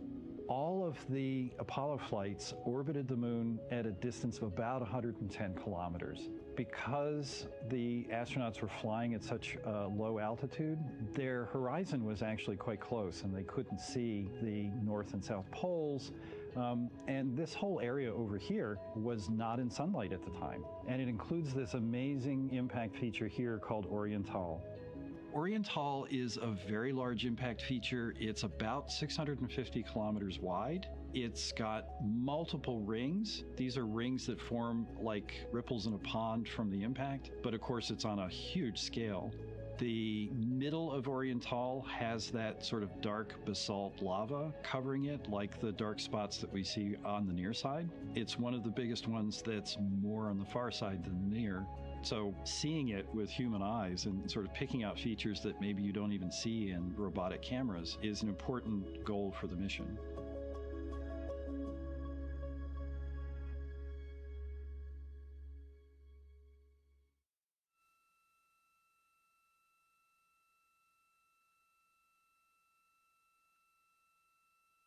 This live view in the Science Evaluation Room, or the SIR, here at Johnson Space Center in Houston, Texas, just down the hall from where we're at in the Artemis Mission Control Room. Teams continuing to monitor the flyby.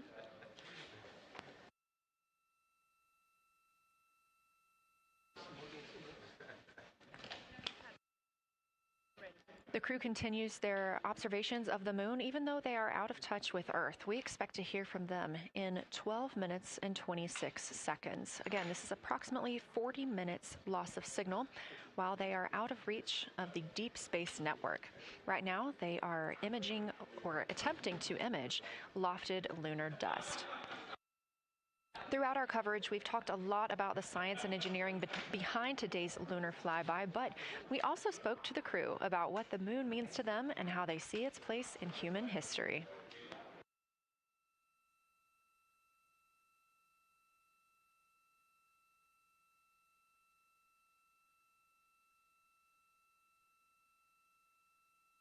I remember being a little kid lying in bed at night and just looking out at the moon and whatever phase it was in, and I was thinking, man, my friends that live like 20 miles away, they can probably look out and see that same exact moon. And then when I was in the Navy and I would look out at the moon and I'd be halfway around the planet and I would think, man, my brother can see that moon where he is and he's halfway around the planet from where I am. And it's a connection of life on Earth. We can all look up and see that moon.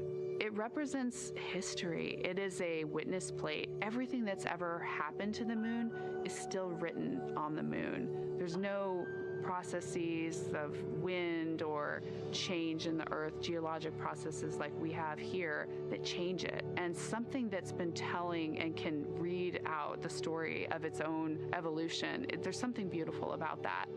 I've also learned from my indigenous mentors that they refer to the moon as grandmother moon. So you've probably heard of Mother Earth. They use grandmother moon because grandmother moon is responsible for the water in their community. The grandmothers, sort of protect the water source, just like the moon moves the water around the planet, affects the tides. It's something that represents something different for each individual culture around the planet.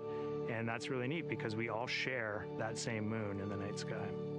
We all have seen the same side of the moon in different lighting conditions our whole lives. And so it seems very familiar to us, but it's also kind of unknown. When we get up close, some of the imagery that we'll get to describe and to share with people will be very unique. And that nature, both of those things being true about this one entity that we all know, just is really special. It's just the epitome of a symbol of both something that's in each of our hearts, but that's also represents exploration and reaching.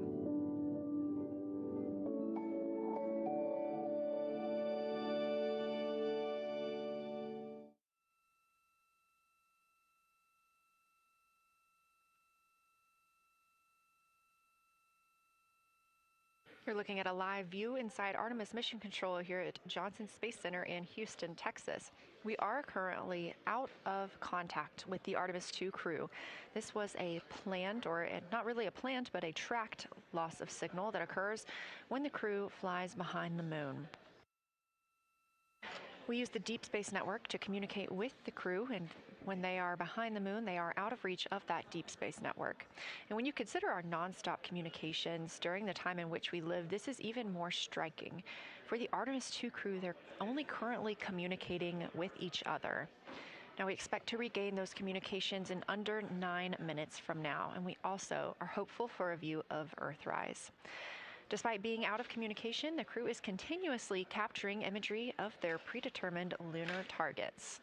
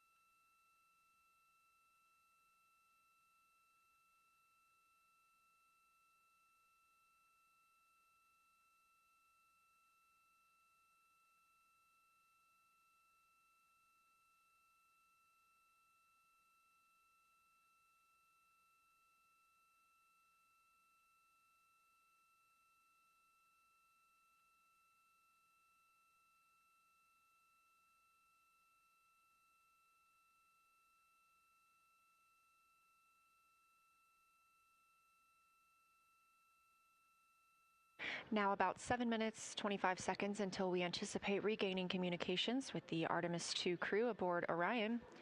In the meantime, Artemis II lunar science deputy lead Marie Henderson is training trained these astronauts to capture and document their views of the lunar surface for all of us to enjoy back here on Earth. I cannot wait to hear their voices when they get to the far side of the moon and I can hear them talk about seeing the moon out their window. I try to imagine it now and I tear up thinking about it. Ooh, now I gotta hold on a second. We have human eyeballs connected to wonderfully smart brains our astronaut friends have. They are going to be able to observe the moon in multiple different ways. They can use their eyes, they'll look through their camera and snap pictures, and just looking out the window getting that human experience. But during Apollo, the astronauts were so much closer to the lunar surface. Our astronauts are going to be doing a flyby at a higher altitude, so they're going to be able to see the whole moon as a lunar disk on the lunar far side. That's a brand new, unique perspective that humans haven't been able to look at before. We are doing a lot of lunar geography training with them.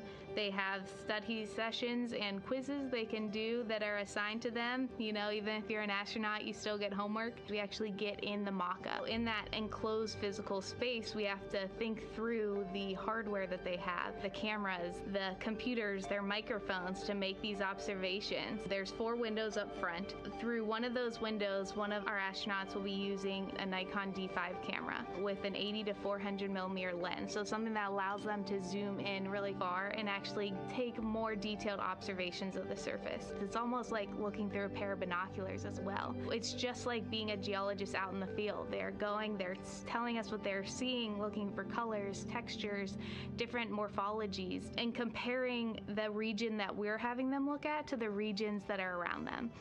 We have a science team that is planning the targets that are going to be observed, putting them all on the timeline of how they're going to be observed, and then taking the first look at the data when it comes down.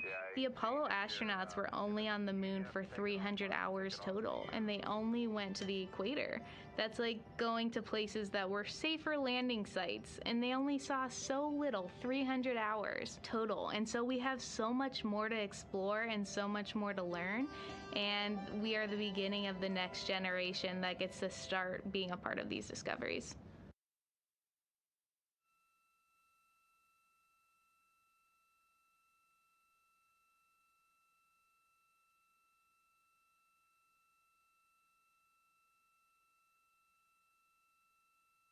We are now 4 minutes and 28 seconds until we expect to regain communications with the astronauts flying aboard Orion on the Artemis II mission. They are now flying behind the moon. While behind the moon at an MET, or mission elapsed time, of 5 days, 25 minutes, and 34 seconds, we expect this was the point in which they made their closest approach, 4,067 statute miles above the lunar surface.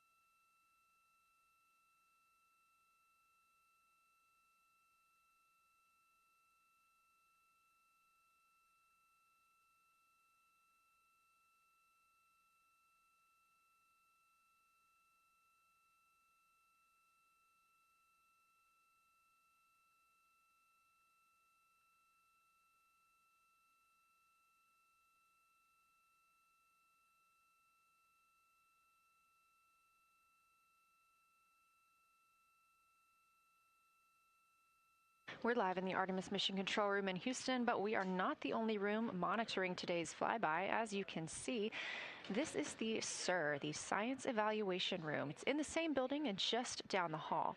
It's a multidisciplinary science team supporting the Artemis II crew in real time, including experts in lunar geology, impact cratering, volcanism, polar science, imaging, and visualization.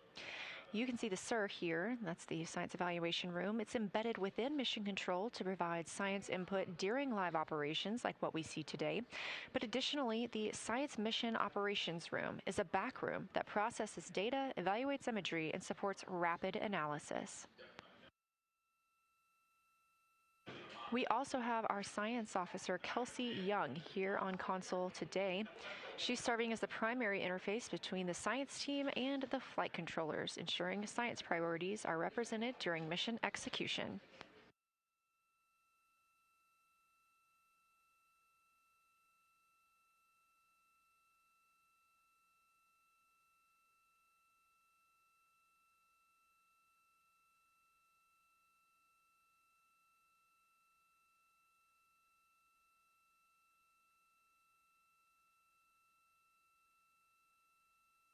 Coming up on 1 minute and 36 seconds until we contact Orion.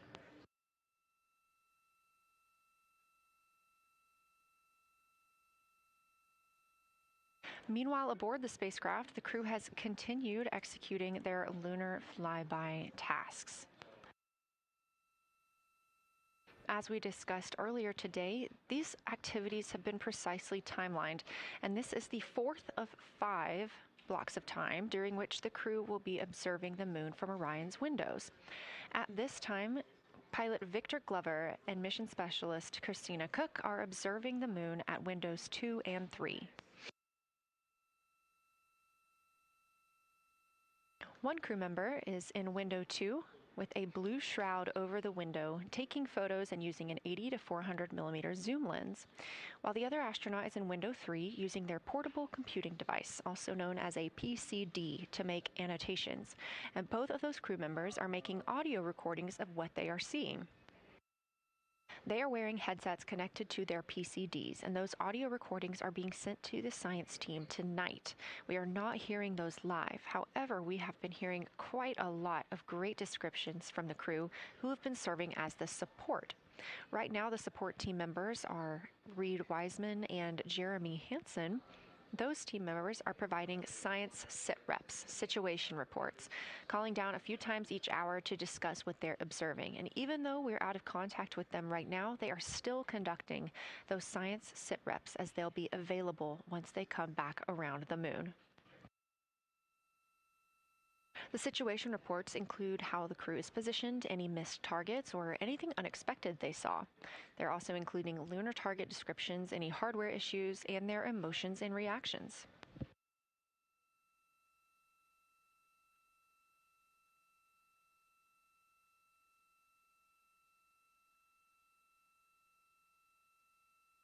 Again, we are standing by to acquire signal from the Orion spacecraft.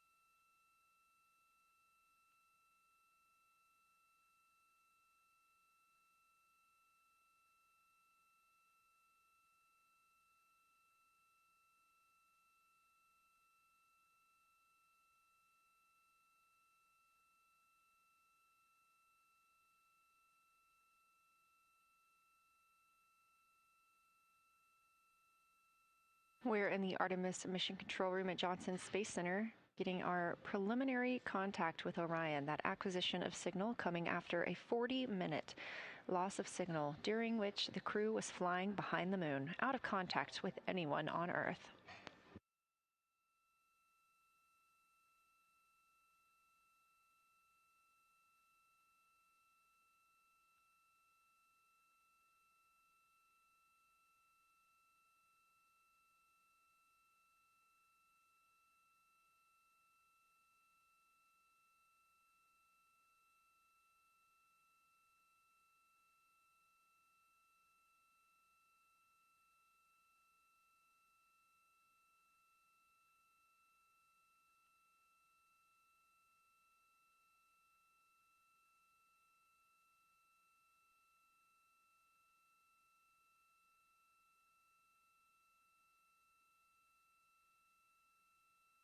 We are getting our first views from Orion after the loss of signal.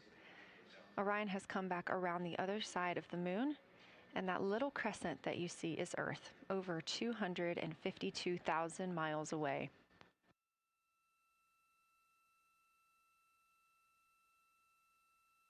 With this transit complete, lunar flyby continues, but Orion has also technically begun its journey home.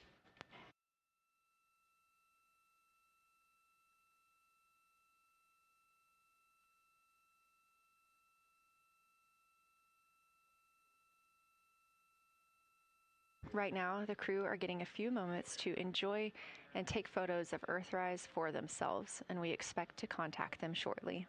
But we do have good signal coming from Orion.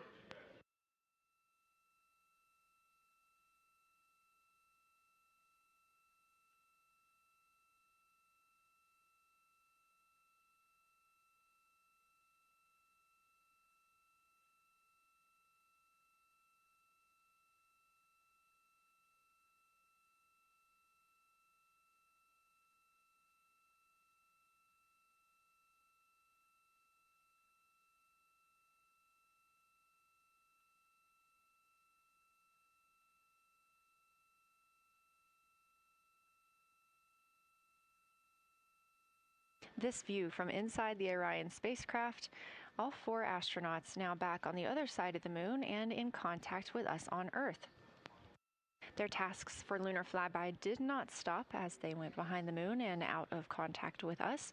We anticipate during that time they were attempting to image some impact flashes, short-lived flashes on the lunar surface, which would be caused by impact bombardment and potentially even lofted lunar dust. Right now, of course, they are getting pictures of Earthrise. After this target, they will get a short observation break. It's about an hour long, actually. Houston, integrity, comm check. Integrity, we have you loud and clear. How many?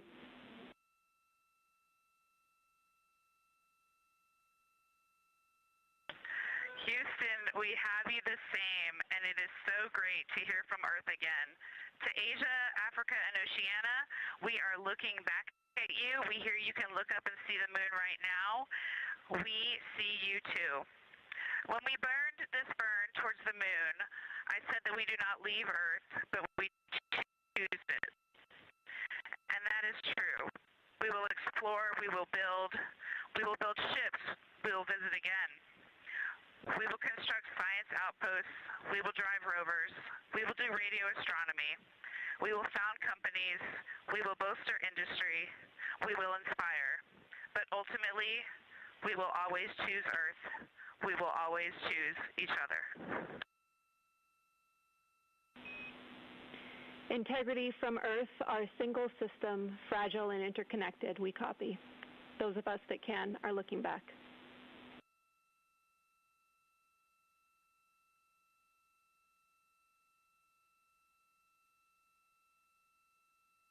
We are happy to say we copy.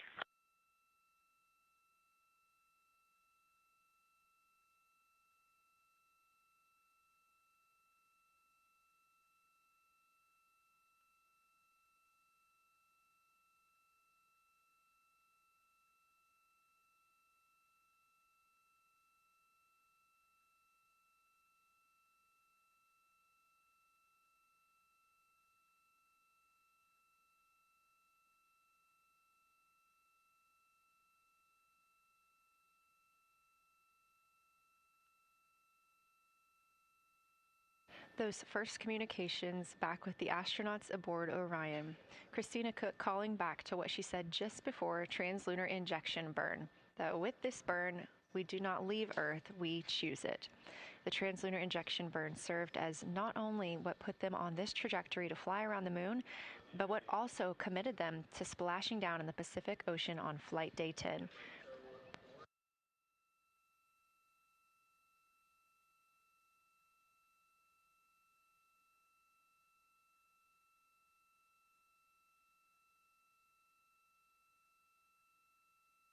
At this time, the crew is entering an observation break. We expect this to last about an hour, and it's probably a welcomed break following their very, very busy day taking pictures, making annotations, making audio recordings, and communicating all of the wonderful things that they are seeing on the moon. This observation break is also partially due to the fact that we will be entering an eclipse later. This will be the first solar eclipse that humans have seen from the moon. The astronauts will need to wear eclipse glasses for the first 2 minutes until the sun is completely covered by the moon, and then they have additional targets that the science team is hoping that they will photograph. We will have communications with them during that eclipse time frame. Because of that eclipse, Orion's attitude must be changed right now so that its solar arrays are in the sun. This will help it charge the batteries needed to power it through that eclipse time frame. This view on your screen is a visualization. The spacecraft now 4,224 miles away from the moon, and that number will now continue to grow, while the number of distance from Earth, 252,699 miles, will continue to shrink all the way until our crew is back home.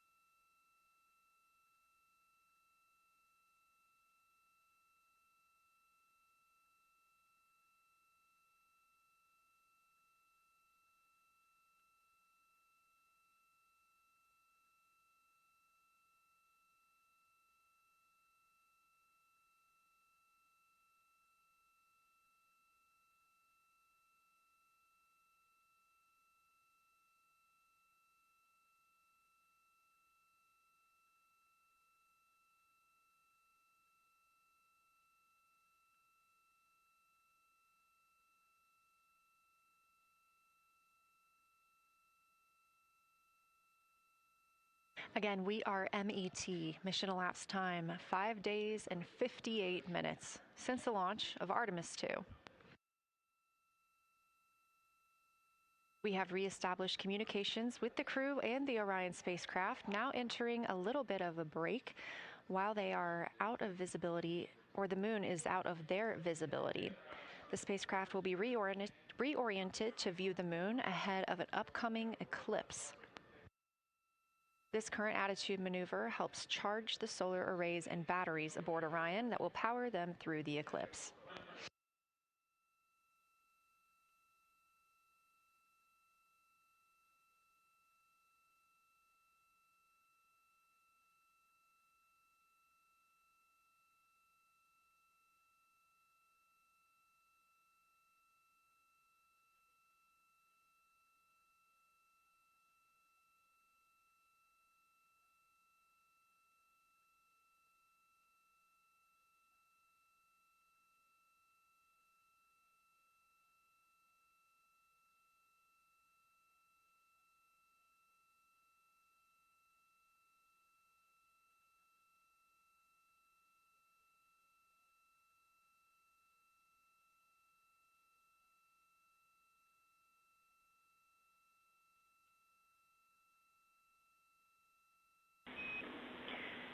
Integrity, Houston.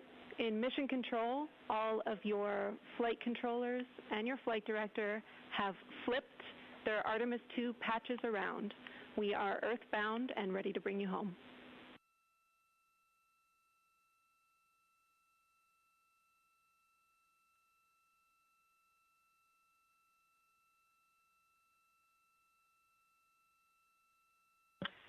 That's great. Great to see the light of day as we head back to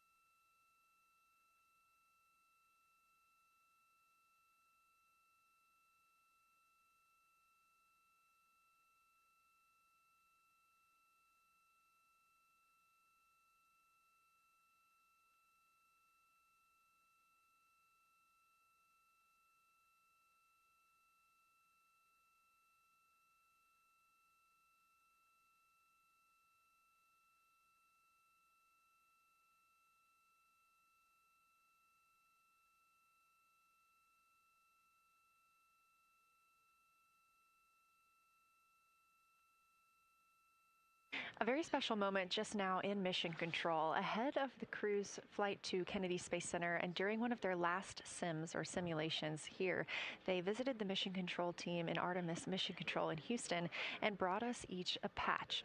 Everyone in the flight control room has had these on their signifiers at their console. On one side of the patch that you've probably seen is the moon with the Earth behind it. Now that we've passed behind the moon and we are returning home, the flight control team has instructed everyone in the room to switch their patch around so that the Earth is closer and the moon is behind us. We are really looking forward to seeing the Artemis II crew, and the Capcom Jenny Gibbons did call that update up to the crew that the flight control team here has turned their patches around as was instructed by the crew during that last sim, and we are counting down the days until they get home.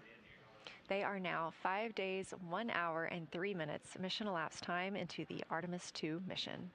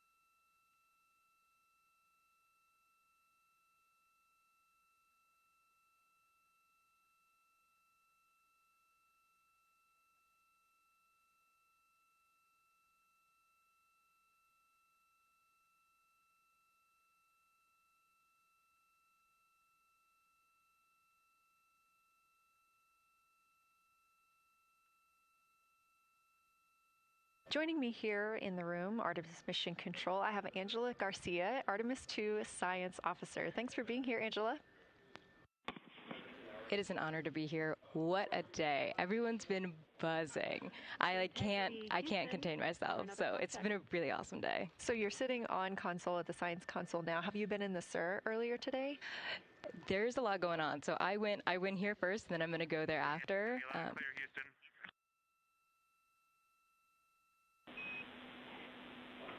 All right, Integrity, we hear you. That was a little clipped, but I think we have a better link now. We experienced some blockage from a solar array. We moved it, and we are in bias tail to sun.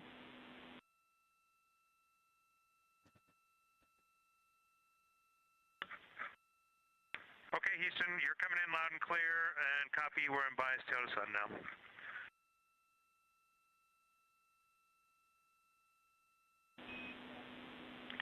Affirm and Integrity, just so you know, we did not hear your response once we flipped our patches. Jeremy, we heard you call down, but you were clipped, and then we briefly lost comm. Glad we're back.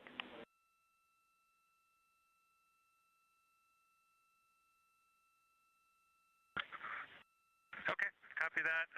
We were just excited that we got to share in that you, the MER, and Mission Control have flipped your patches around, and that side of the patch is getting to see the light of day. Thanks for sharing that with us. Our pleasure.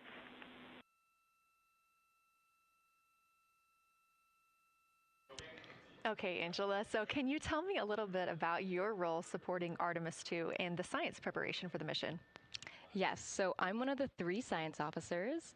So Kelsey's been on console all day. I'll take over kind of closer to the end of the day. And then Trevor Graff is on the planning shift. And so it's the 3 of us in this 24-hour cycle supporting the mission.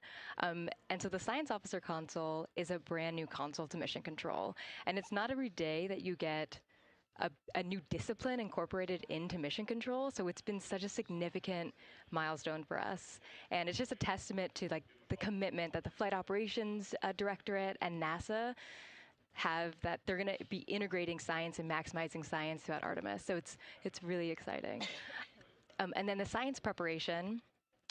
So I'm on the operations team, but I'm also on the training team. So all the incredible training and shout-outs that you've gotten today, it warms my heart. It warms everybody's heart in the science evaluation worm. I promise you that.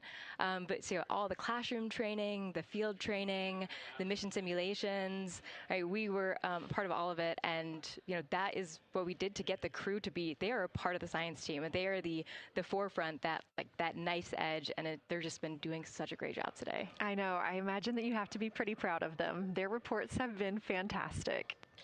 So I would like to know a little bit about how you have developed procedures for this crew. What kind of science activities are they carrying out inside the spacecraft?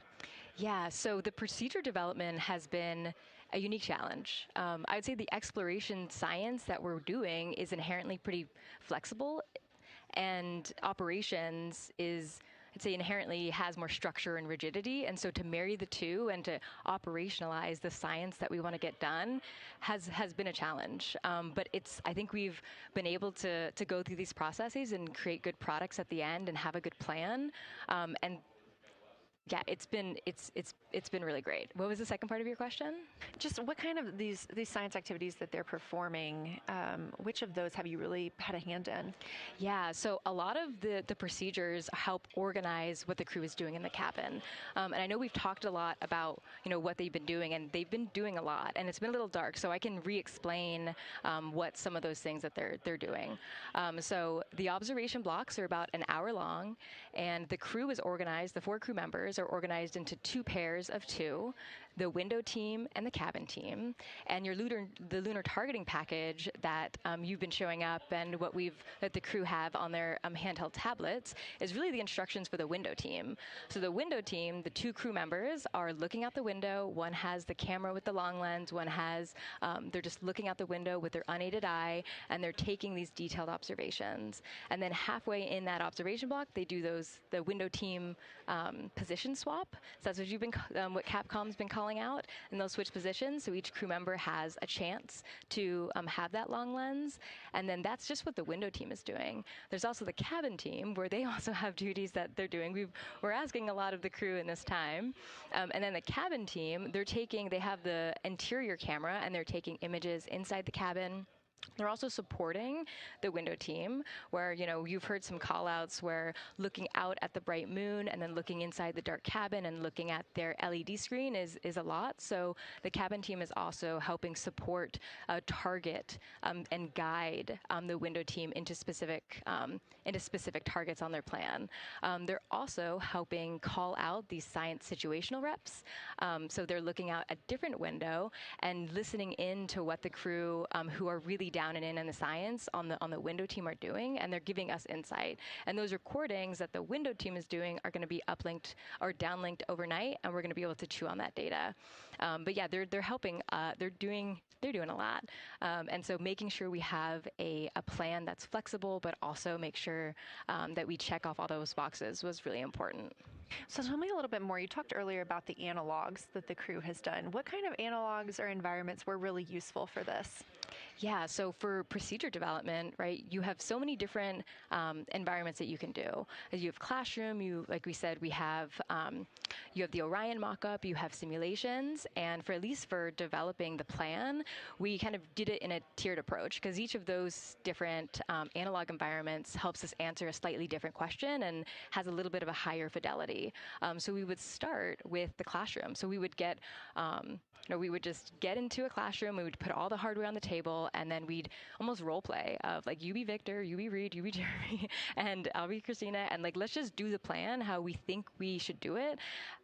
Write that down, and then just keep iterating on that, and then Integrity Houston for a tag up pre-forward link LOS in place of the Flight Director Conference.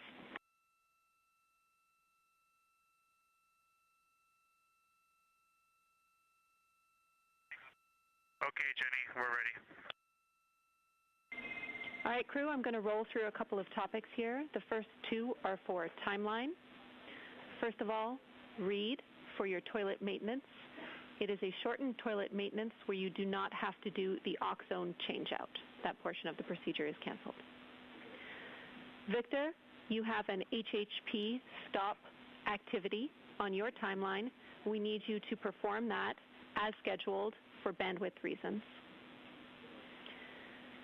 For your next portion of the flyby, in particular the eclipse, we want to remind you that you can take off the eclipse glasses when the sun sets and you are simply looking at the corona. And then finally, for the D5 with the long or zoom lens, which is set for solar corona, we want to remind you that when you are capturing Earth shine, you will likely have to adjust the exposure. That's all I have for you. Let me know if you have anything for us.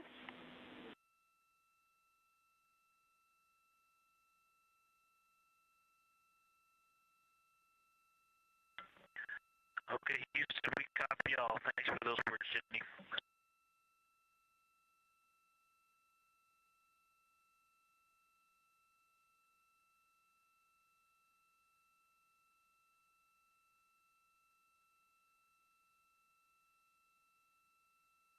All right, just a quick call up to the crew ahead of a forward link LOS, meaning that we won't be communicating with them, but we will be receiving their communications and data during that time frame. So, Angela, we were talking about analog environments. You were telling me about the classroom and getting in there and pretending who's Victor, who's Reed. Tell me more about this. Yeah, it works pretty well. So you're going to do the plan how you expect it to be, and then once we finalize that plan, we'll give it to a completely new group of people and have them practice it, and then they'll be like, these steps don't make sense, and we'll reiterate on it over and over. Then we'll take it to a higher fidelity environment like the Orion mock-up, and we'll do the same thing because that volume is smaller, the window placement, their seating, what things have we forgotten with this addition of this environment. And then once we reiterate on that, we'll take it then, we'll give it to the crew and have them execute off of it during mission simulations. That's the highest fidelity that we can do before we send it to space. So this is the first time we've had to do this because we're a brand new console, and it just sparks so many neurons of like, how are we going to do this for surface missions and integrate this in so many different ways. So excited to have kicked off this process, but there's so much more to come. Fascinating. And I think it was really well thought out too, because each crew member gets an opportunity to do each task. And so you're getting different perspectives and different insights from each crew member, maybe even about the same target, but something that one person sees could be completely different than something another person notices. So we also know that Artemis 2 has traveled. They're now on their way home, but they traveled farther from the moon than the Apollo missions did. So what makes that vantage point scientifically interesting? Yeah, observations are so fundamental in the scientific toolkit, particularly observations from different perspectives, different scales, and with different techniques.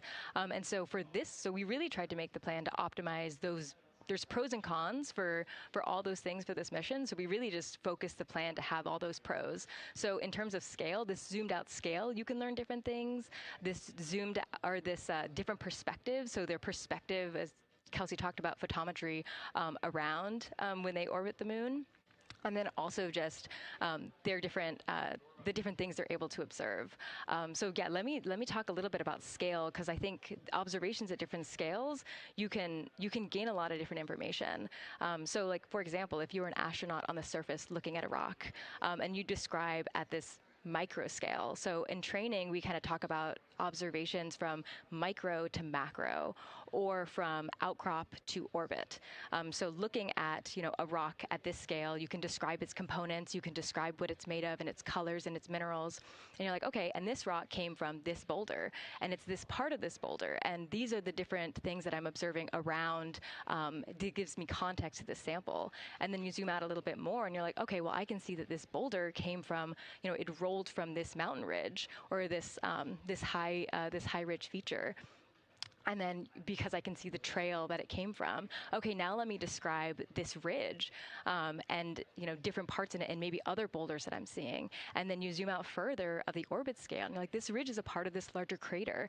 So all of those different steps give you different information. And so that's why observations at these different scales and these different perspectives are so important. So this zoomed out kind of far view is this full lunar disk view. It's the full lunar on Earth, we see the full lunar disk as well, but now we're able to see it on the far side, and we're able to see it, all at the same time, which enables the astronauts to compare very quickly to different parts of the surface. And the color particularly is very compelling because you can just be able to very quickly compare from 3 different regions. Is it in the same family? Is this actually a little bit different? Compare that to what they see in their orbital data that they have access to on their portable computers, and really just be able to tease out that nuance and information.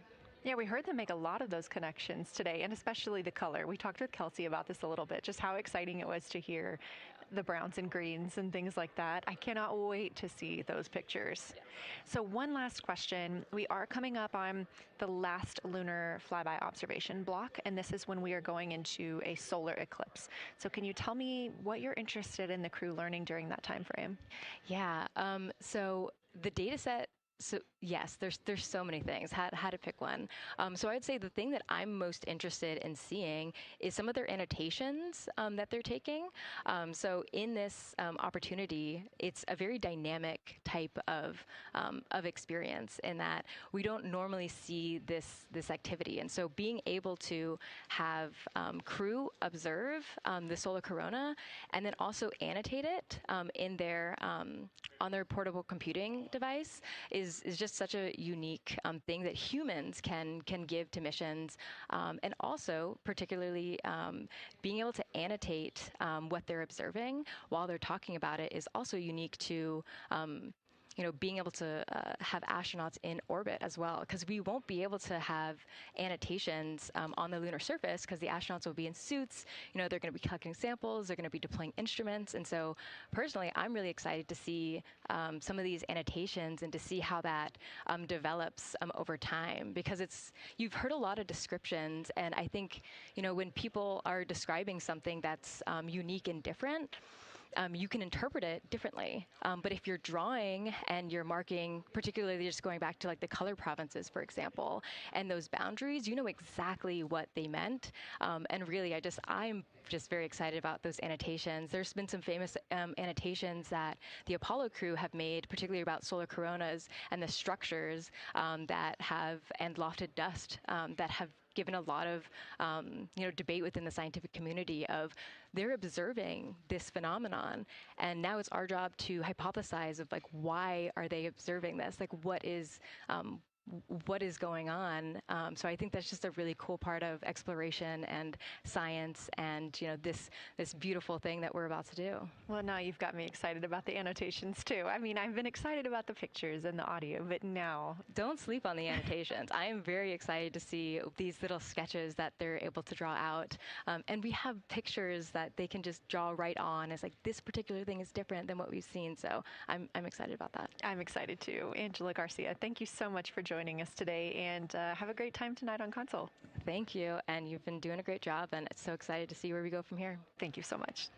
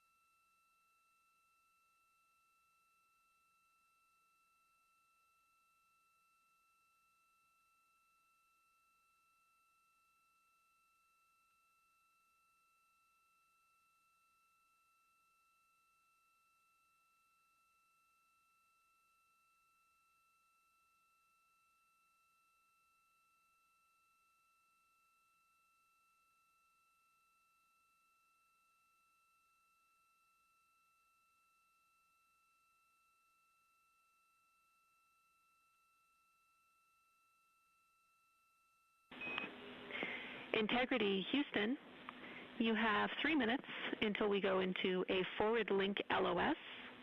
We will be back up with you in about an hour during the eclipse on Madrid.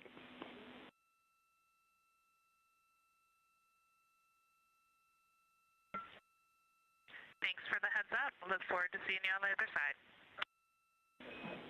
Likewise.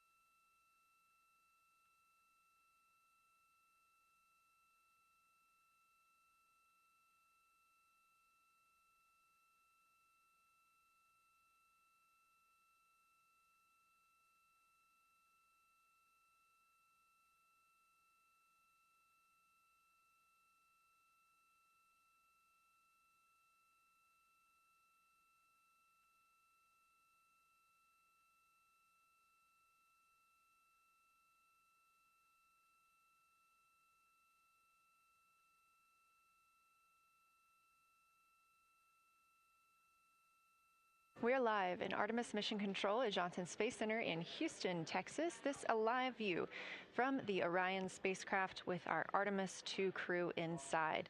That's Reed Wiseman, Victor Glover, Christina Cook, and Jeremy Hansen. We are still live for our lunar flyby coverage. The crew is in a short break while the spacecraft is pivoted away from the moon. We are going to be going into a solar eclipse. This is the first time anyone has ever seen a solar eclipse from the moon. So it's going to be a unique vantage point for our crew. But ahead of heading into that solar eclipse, we need to charge the batteries on the Orion spacecraft. Therefore, we have positioned the solar arrays into the sunlight to allow time for those batteries to charge. We will get back pointed at the moon just in time for that solar eclipse. We are also in a forward link LOS. What that means is essentially we cannot send calls or commands to the crew right now from the ground. However, we clearly get all of their data and communications. The spacecraft is now 4,632 miles away from the moon, and that number will only continue to grow as the distance from Earth shrinks, now 252,523 miles away. Our closest approach to the moon today was approximately 4,067 statute miles in altitude. Our maximum distance from the Earth is suspected to be 252,756 statute miles. Both of those moments came while Orion was flying in their loss of signal time frame behind the moon. The crew also set that new record today, beating the Apollo 13 record of distance from Earth. This is an animation or a visualization that you can track anytime, day or night, by visiting nasa.gov/track-Artemis. This shows you how the spacecraft is positioned as well as their distance and velocity, now traveling 930 miles per hour.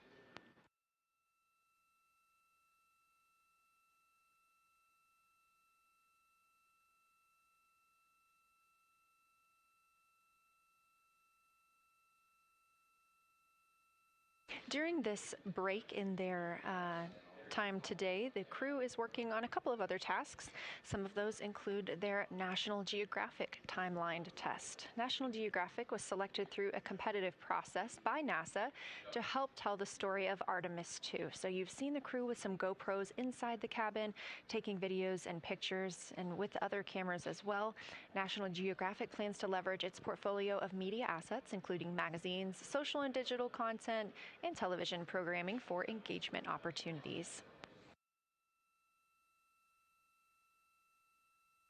Throughout the flight, the crew has been timelined a little bit each day to film from a shot list provided by National Geographic, and that includes their morning routine, talking with their families, exercising, and just their overall thoughts about the mission. And I cannot wait to see that footage.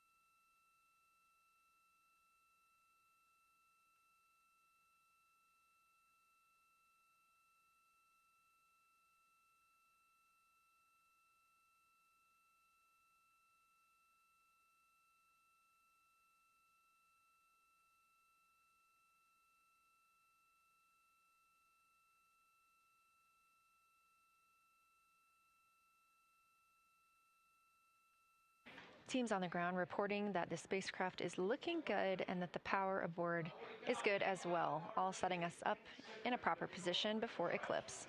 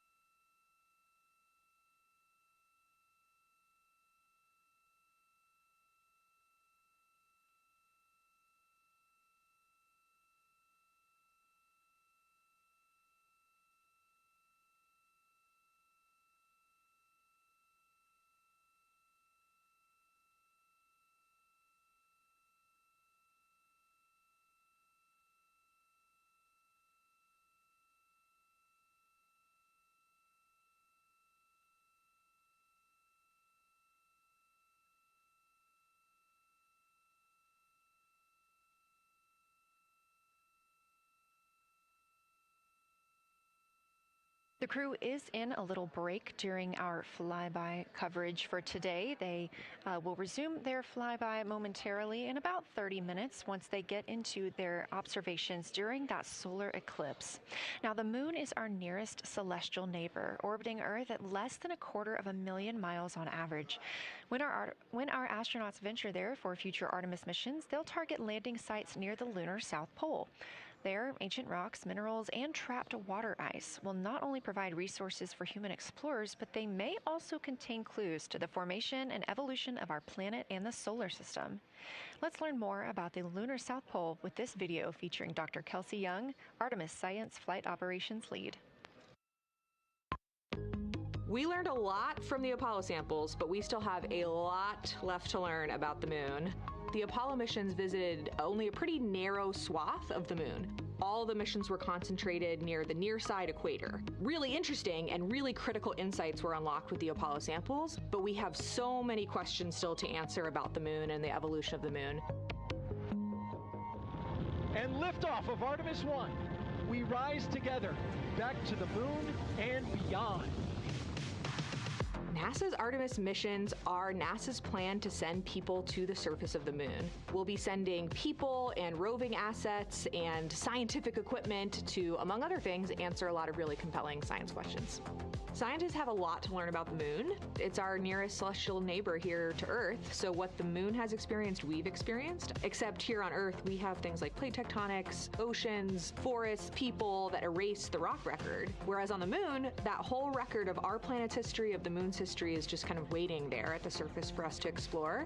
The South Pole, which is where Artemis missions are going to target, is specifically interesting for a couple key reasons. We think there are volatiles at the South Pole of the moon that are not present near the equator. Things like water and water ice that are trapped in the lunar regolith, which basically just means lunar soil, that can easily become untrapped from that lunar regolith, and scientists can scoop up and study for return to Earth. The lunar South Pole is a really exciting scientific target, and it also comes with some challenges for operating. For example, the lighting environment will change drastically within the course of one mission, and even over sometimes the course of one spacewalk. So preparing the crew members, preparing the hardware that we're sending to the moon, and preparing the mission control teams is really, really important. The South Pole Aitken Basin is particularly exciting. We think it's one of the oldest and largest impact basins in the solar system. And if we can get the right rock from the South Pole Aitken Basin and bring it back to our labs here on Earth, we can use that sample to constrain the entire evolution of our solar system and really understand the timing of how the moon and our planet and the entire solar system evolved.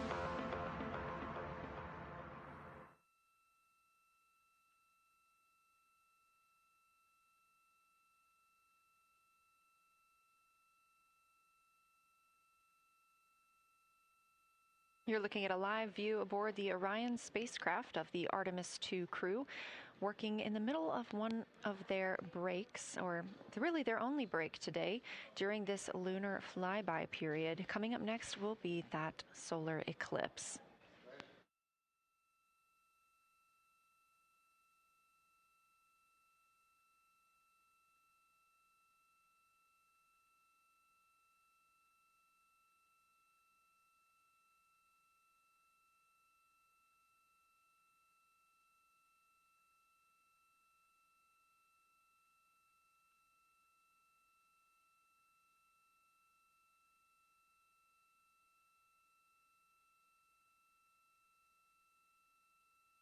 Throughout the Artemis II mission, and of course throughout today, you've likely heard the crew being called with the name Integrity.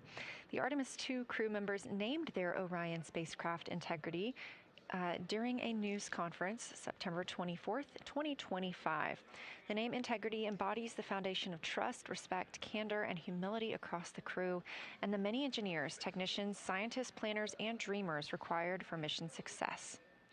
They said this name is also a nod to the extensive integrated effort from the more than 300,000 spacecraft components to the thousands of people across the world that must come together to venture to the moon and back, inspire the world, and set the course for a long-term presence at the moon. The crew also said that integrity is rooted in a shared core value of NASA, the agency's astronaut office, and the CSA, the Canadian Space Agency.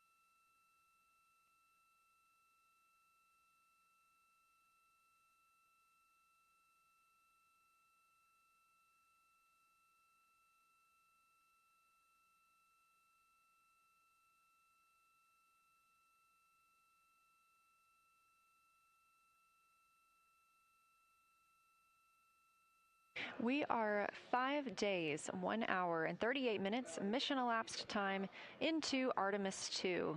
In this view on the screen, you can see the crew starting to even look through some photos that they may have captured today. We really look forward to sharing these photos with you as soon as we possibly can. And the best way to keep up with those is to follow NASA on social media. You can do so at NASA, and for this mission specifically, at NASA Artemis.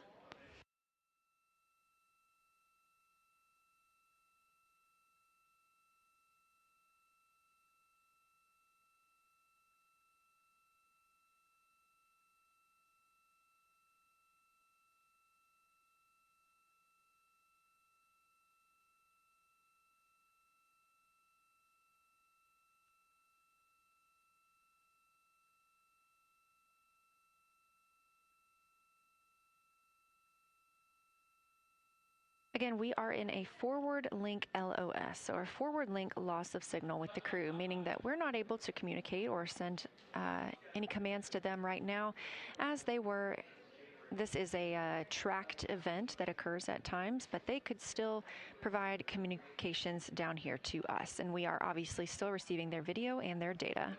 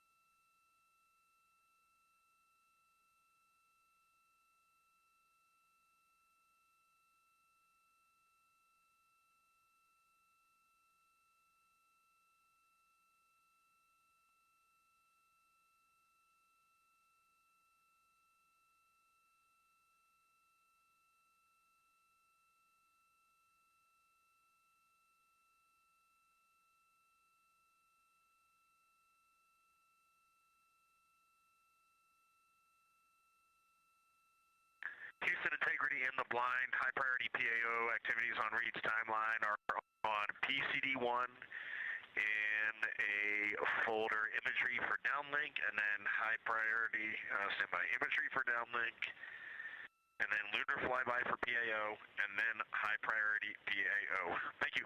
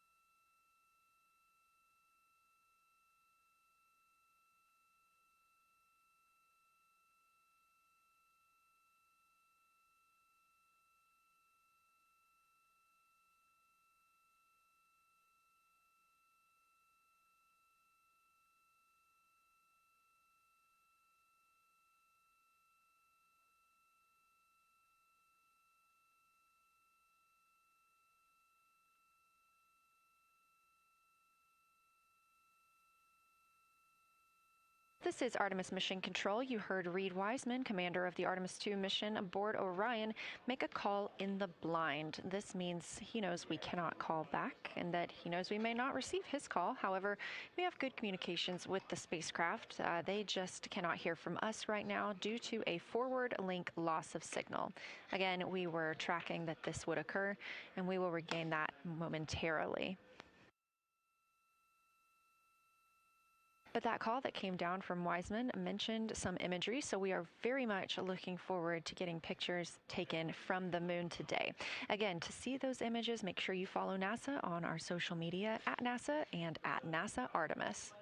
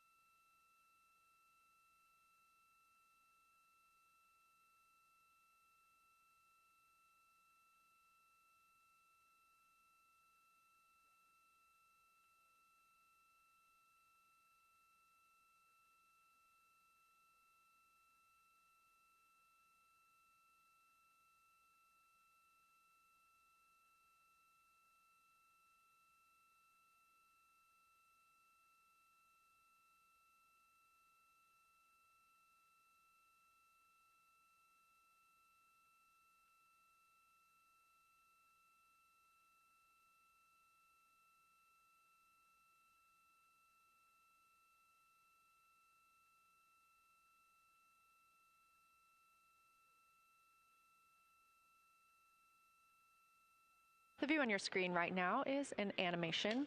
This is called ARROW, or Artemis Real-Time Orbit website. You can visit this for yourself at nasa.gov/trackartemis, and you can watch as we continue to grow closer to Earth and farther away from the moon. It's all seemed to happen so fast so far, and we're coming up on splashdown now in 3 days, 23 hours and 31 minutes.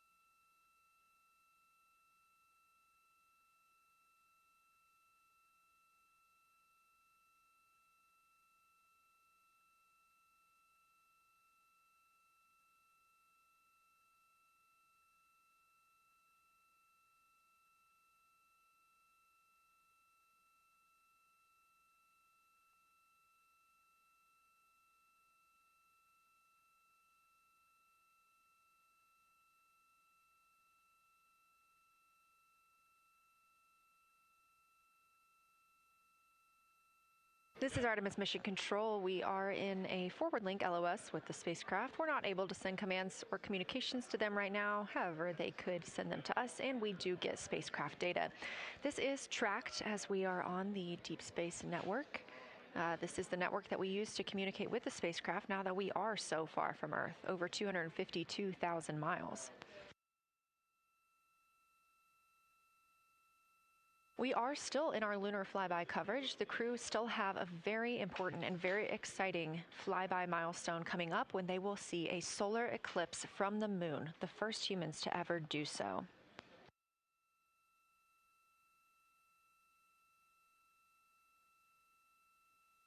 Something that we also have to consider when it comes to our missions and launches is space weather. So since the Apollo 16 and 17 missions, there were some solar eruptions near that time frame that could have been dangerous to our explorers. Over those 50 years since those storms, the data, technology, and resources available to NASA have improved, enabling advancements towards space weather forecasts and astronaut protection, which is key to NASA's Artemis program to return astronauts to the moon.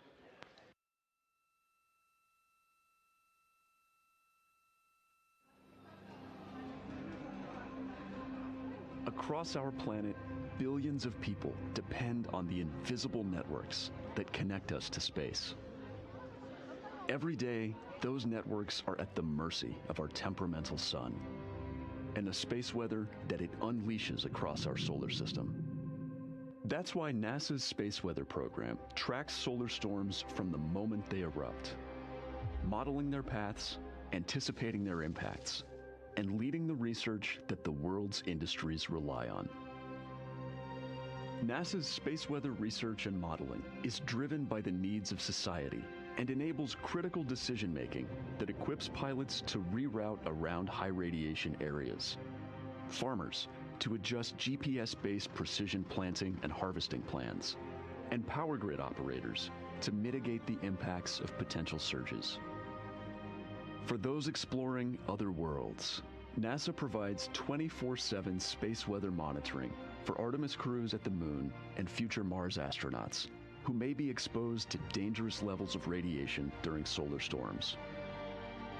Whether you're a pilot or a passenger, a farmer or a consumer, a power grid operator or energy customer, a satellite controller or GPS user, space weather impacts us all.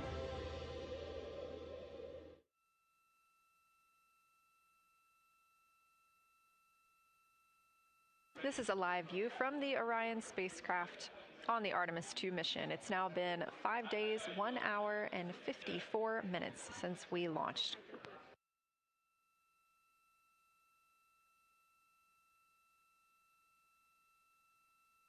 We are still in our flyby coverage, and the crew is on a short break right now as we have changed the attitude of the spacecraft to help charge the batteries aboard. We use the solar arrays to gather energy from the sun and store it in the batteries. That way, when we are not in the sunlight, we have those batteries to continue powering Orion.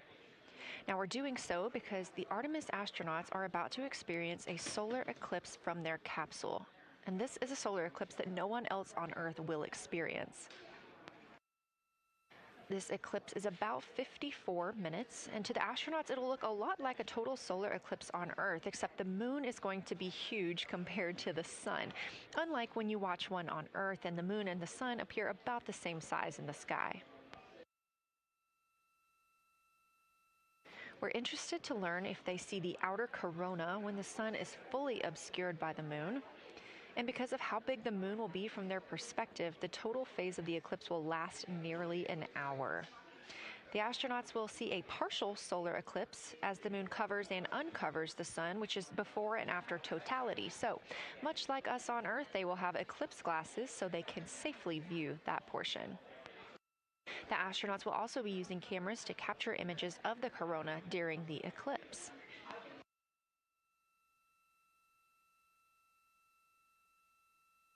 There also may be some other planets visible during the eclipse, including Venus, Saturn, Mars, and Mercury. If they can identify what part of the sky they're looking at, this can help train future Artemis astronauts on what part of the sky they're seeing. This provides useful knowledge in challenging situations when they may need to rely on that information instead of instruments for navigation and orientation.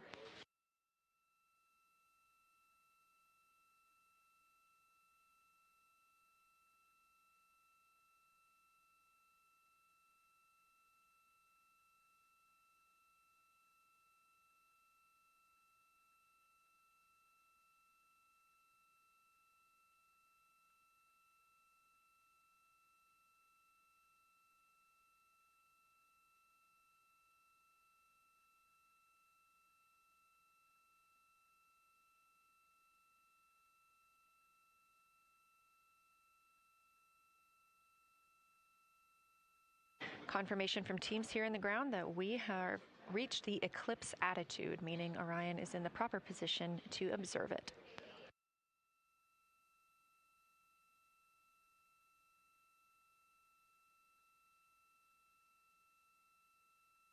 The astronauts' break during this observation period is now over, and we are resuming their lunar flyby observations.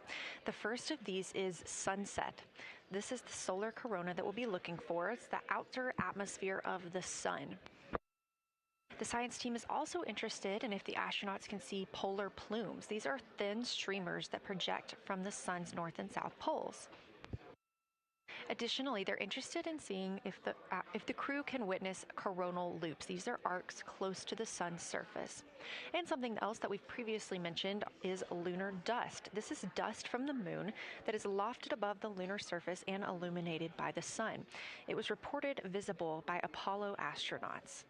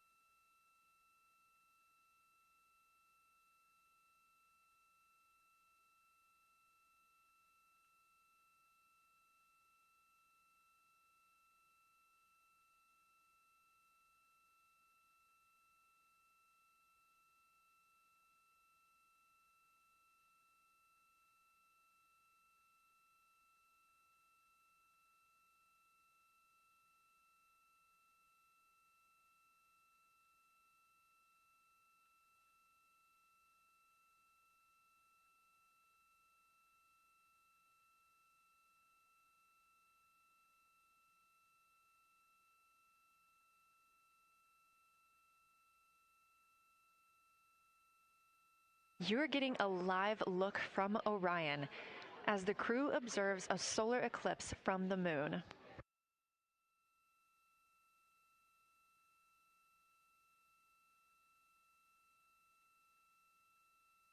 Again, this solar eclipse is only visible to the crew on the spacecraft. It's not visible to anybody on Earth.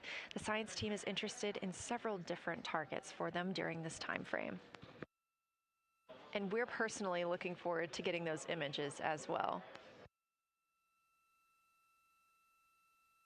Again, during the beginning portion of this eclipse, the astronauts will need to use eclipse glasses, just like we do from Earth, to safely view it. Once the moon has completely covered the sun, they'll be able to take off those glasses for almost an hour. Totality on Earth during a solar eclipse lasts only a couple of minutes. So this opportunity gives them a chance to look out into deep space and to look into see if there are other planets nearby.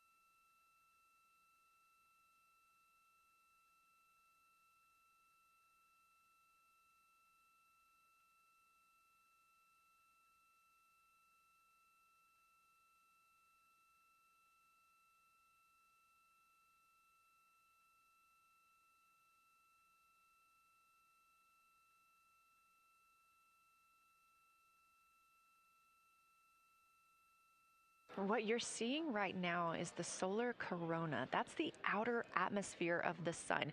And the science team is very interested in any images that the crew can capture of this. They're hoping that they'll take pictures and describe the visibility, color, and shape of the solar corona as a whole and its substructures, those plumes and streamers.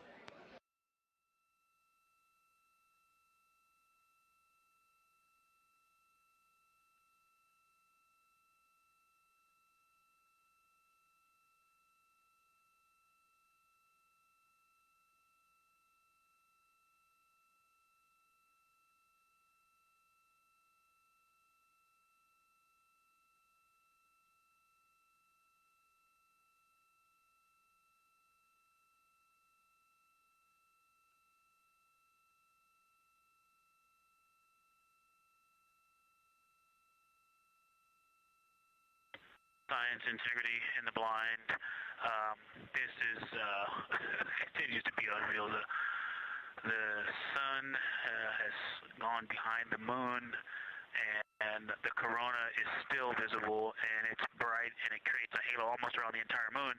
But when you get to the Earth side, the Earth shine is already shown. I mean, almost seconds after the sun set behind the moon. You could see Earth shine. The Earth is so bright out there, and the moon is just hanging in front of us.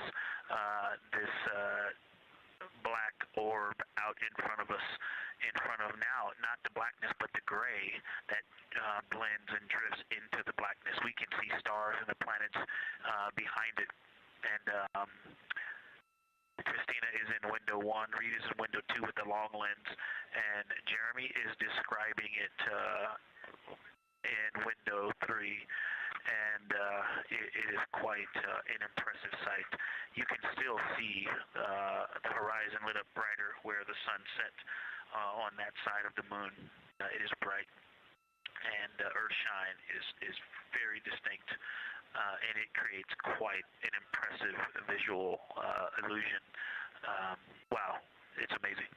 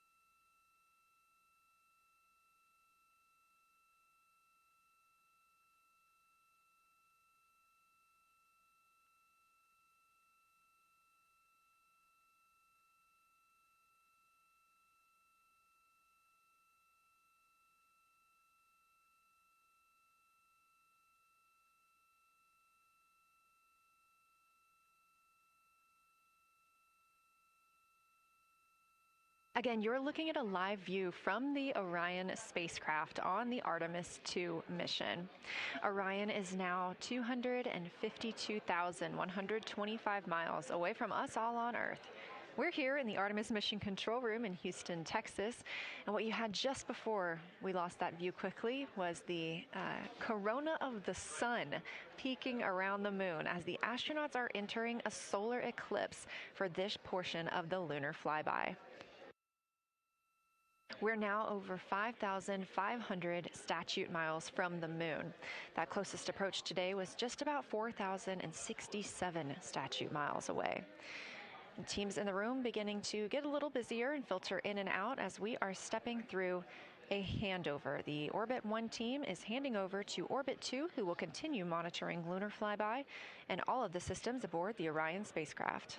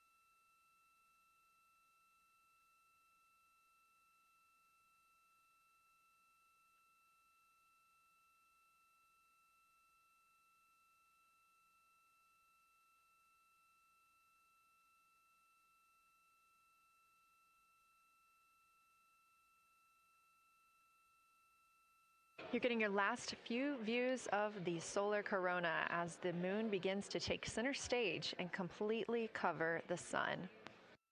If you see that bright dot up near the top left of your screen, we think right now that that may be a part of the spacecraft, but we'll be sure to correct that if we end up figuring out later that it is something else entirely.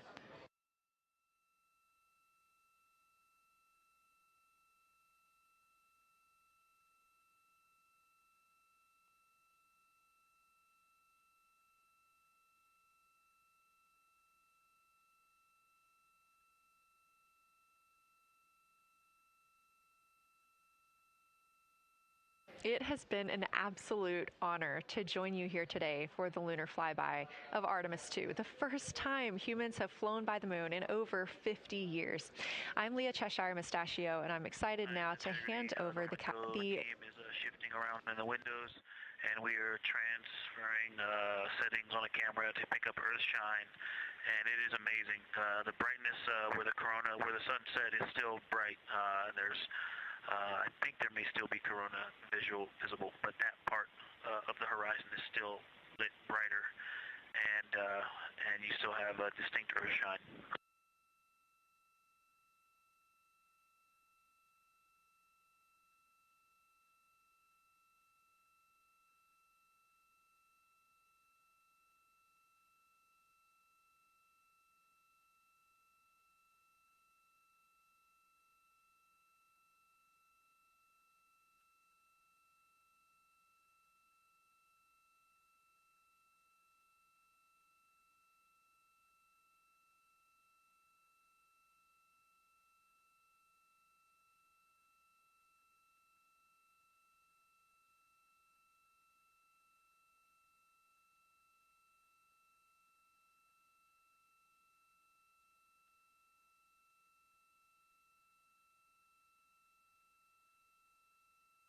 You know our rules that we don't talk when the crew is talking, so wanted to give Victor Glover a moment there to call down what he was seeing now that the moon is covering the sun. A really amazing time during today's lunar flyby. Again, thank you so much for letting us help tell this story today. I am Leah Cheshire Mustachio, handing it over to my friend Anna Schneider at the PAO console as the Orbit 2 team comes to join us. So thank you so much, and I hope you all enjoy tonight. Anna, you can take it away. Thank you so much, Leah, and it's been a joy listening to your coverage over the last several hours. So as you mentioned, the Orbit 2 team of flight controllers is currently making their way on console and completing a shift handover with the Orbit 1 team of flight controllers. The Orbit 2 team tonight will be led by Flight Director Diane Daly, and she is currently handing over with the Orbit 1 flight director there on your screen, who was Flight Director Jeff Radigan.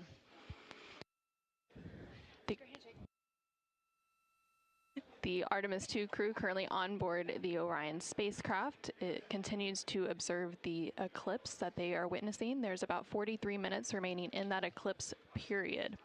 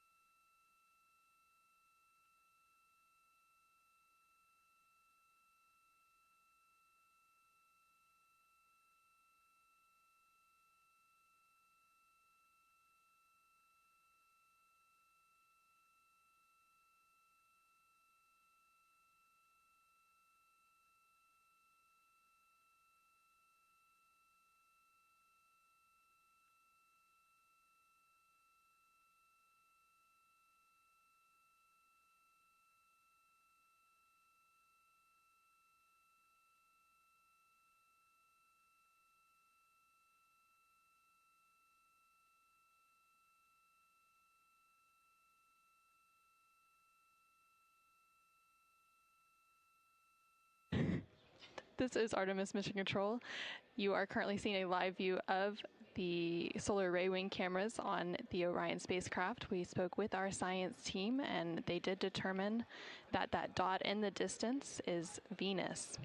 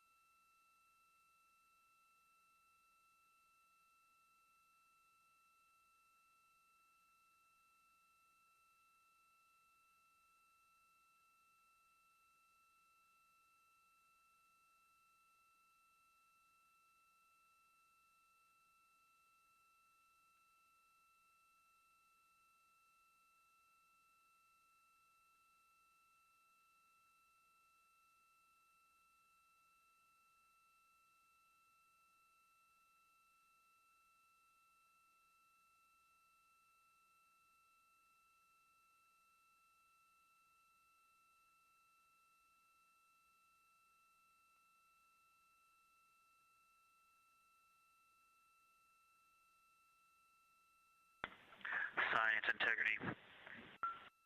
Let's see, not a huge change in here, just an update. The camera settings for Earthshine are challenging. This one's challenging to capture. What we're seeing, we're just not picking up on the cameras. And after all of the amazing sights that we saw earlier, we just went sci-fi. This has, it just looks unreal. You can see the surface of the moon between, I guess, the Earthshine. I guess Earthshine. You can actually see a majority of the moon. It is the strangest looking thing that you can see so much on the surface.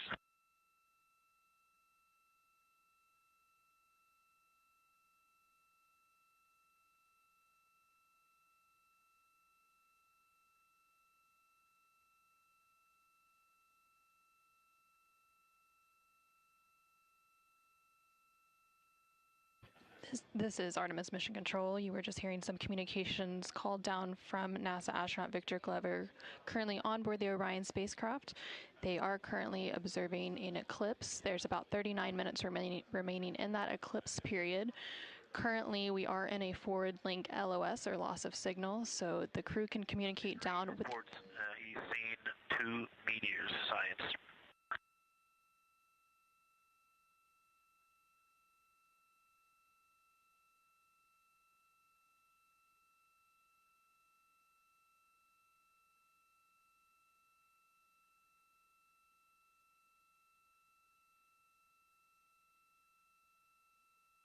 So we are in a forward link loss of signal. We do expect to regain signal in about 3 minutes, and at that point then the ground can communicate back up to the crew on board the Orion spacecraft.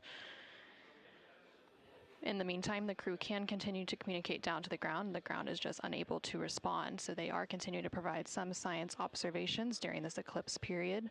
They've made some comments about Earthshine, which is the sunlight reflected from Earth when they come around towards the moon's near side late in this flyby window.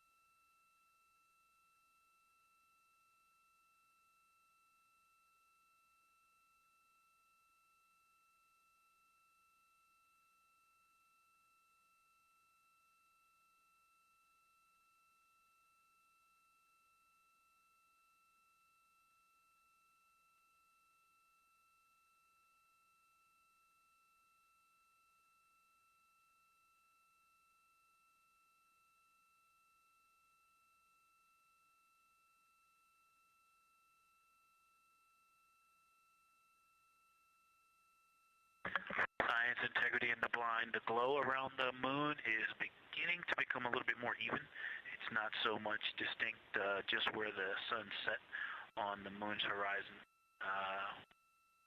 as we're flying through this trajectory, and then the sun's going to come up out of the other side. I think it's we're starting to see the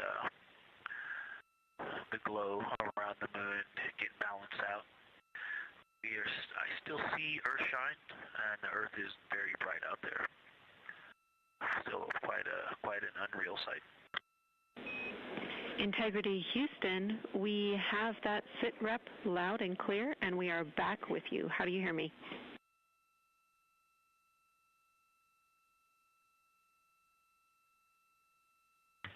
Hey Jenny, we have you loud and clear, thanks.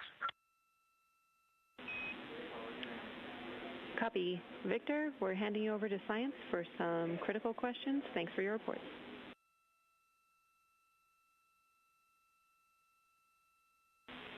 Integrity Science, we were loving your science sit reps in the blind, and it should come as no surprise that we have a number of follow-up questions. First, you mentioned Reed observing meteors. Can you speak to that? Were you referring to comets or impact flashes or something else?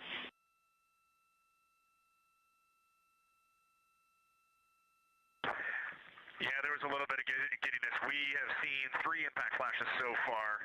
I saw 2, and Jeremy has seen 1. Undoubtedly, Jeremy saw 2, so that's 4 total. Undoubtedly, quick impact flashes. It was not sun glint off of particulate from the thrusters or the purge tanks. It was definitely impact flashes on the moon. And Jeremy just saw another one. Go ahead with your next question. Amazing news. I literally just looked over at the SIR and they were jumping up and down literally. If you could describe where on the moon you saw them, please.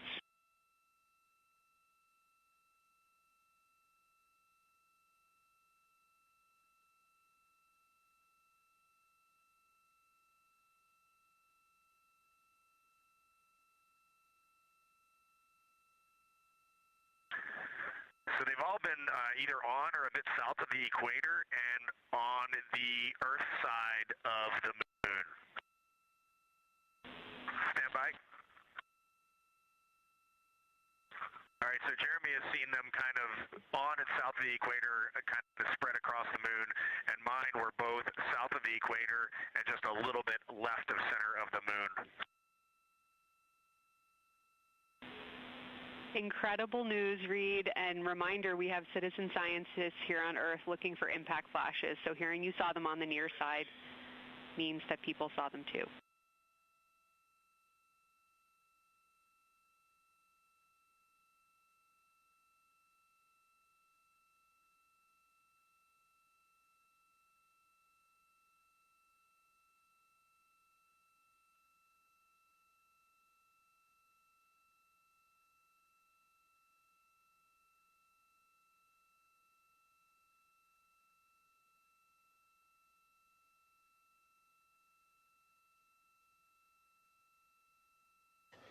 This is Artemis Mission Control. We have regained that signal, so the team here in Mission Control was able to call back up to the crew on board the Orion spacecraft as they continue their lunar flyby. Specifically, they are now in that eclipse period. So the science team here in Mission Control was able to ask some questions about some of the situational reports they were providing during that loss of signal. Specifically, they were interested in some of the meteors that they mentioned seeing and those impact flashes, and they did provide confirmation that they did see at least 4 impact flashes during that loss of signal. Are you still with us, Houston, or do we lose you? Integrity, I hear you loud and clear. How do you hear me?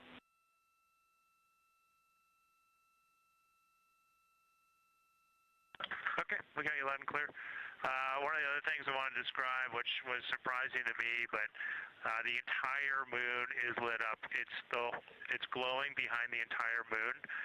I thought it would look, dark against the black sky or deep space, but the sun is lighting up the entire limb of the moon. You can see the entire perimeter of it, and even now with the sun far behind the moon, you can still make out little bits of topography around the entire limb, just bumps as you go around it. And there's about the glow around the moon, once your eyes adjust, is easily 10 widths or diameters of the sun around the entire moon.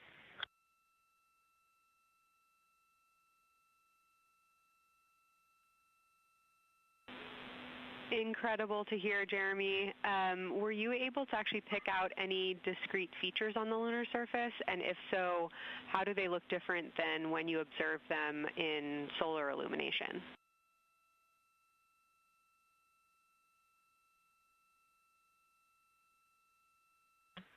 No, we really haven't been able to identify features on the lunar surface yet. We just see, the topography on the limb. For the Earth glow, we're about a quarter moon, waxing quarter moon, if you will, from the Earth glow perspective, and it's just at a very, just the sight angle. I'm just not able to tell what I'm looking at yet in the Earth glow.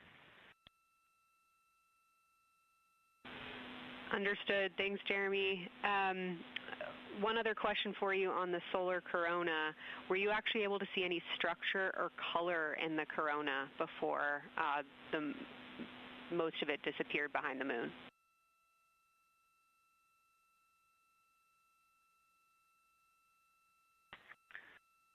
Yeah, I didn't pick out any color, but definitely structure. There were streamers, and they were not uniform at all. For me, the 5 o'clock position, there was just this constant streamer. It would change in intensity and diameter, but it was always there, and it was always at the 5 o'clock position. I only saw one plume, and it came out of basically the 3 o'clock position of the sun. That was very short-lived when I could see the plume.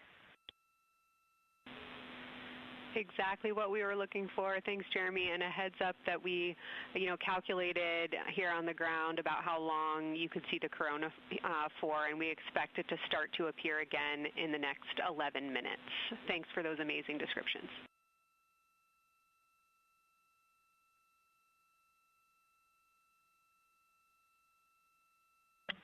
Okay, we're excited to see it all again.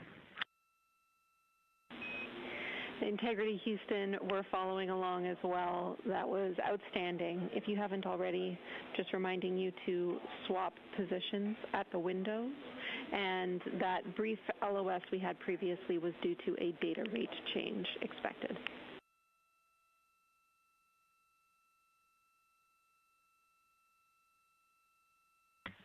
Okay, we copy that, Jenny.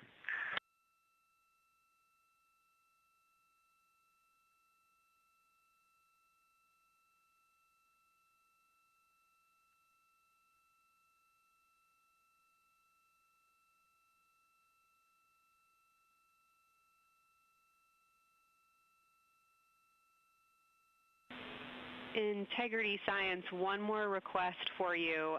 While it's still fresh in your mind, any annotations or sketches you want to make of what you're seeing either around the corona structures you just mentioned or even on Earthshine would be so appreciated.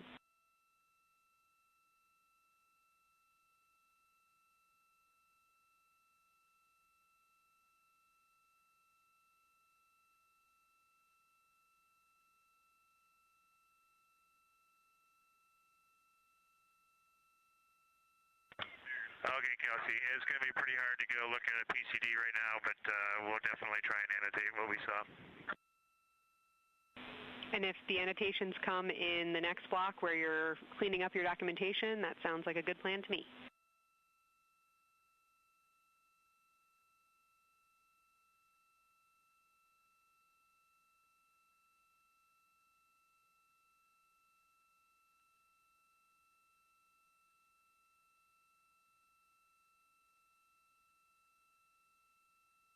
This is Artemis Mission Control. On the bottom right corner of your screen, you can see a view of the Science Officer console here in Mission Control. And we've been hearing that communication between the Science Officer. The Orbit 1 Science Officer is Kelsey Young, and she's been asking questions to the crew, specifically CSA astronaut Jeremy Hansen, based on the observations they've been making during this eclipse period. And then in the upper left-hand corner of your screen, you can see a view of the Artemis real-time orbit website, which provides updates on the velocity and the distance from Earth and the Moon of the Orion spacecraft as it continues to make its way back to Earth. The distance from the Moon will continue to increase at this point. So right now, Orion and its crew are about 6,300 miles away from the Moon and about 251,000 miles away from the Earth.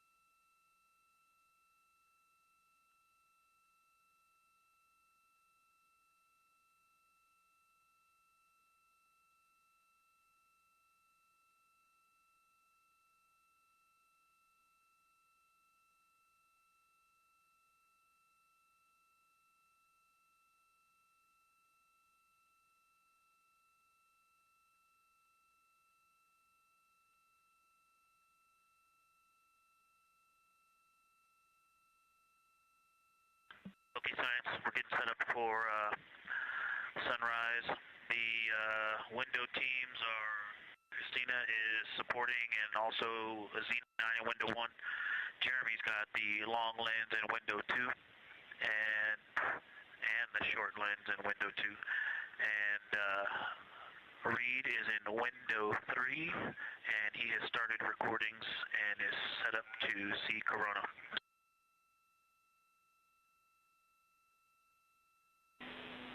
Great, SITREP Victor. That sounds like a good config, and we're showing coronal effects start to appear on your video camera. So in the next few minutes, we should start to hear your observations.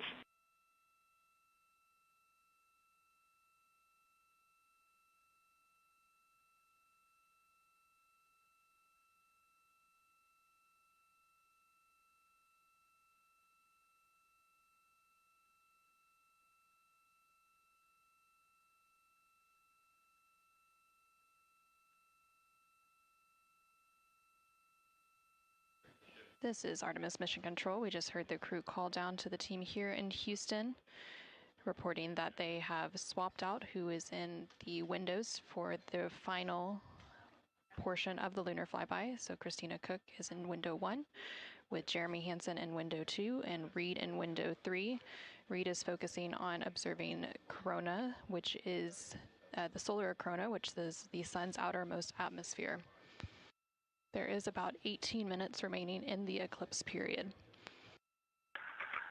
Science, and Houston integrity. I know this observation won't be of any scientific value, but I'm really glad we launched on April 1st because humans probably have not evolved to see what we're seeing. It is truly hard to describe. It is amazing.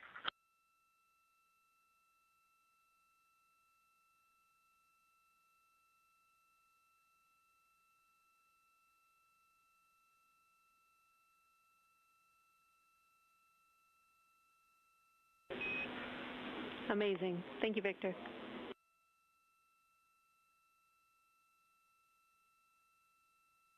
And just one more logistics note, we have gone as dark as we can in the cabin.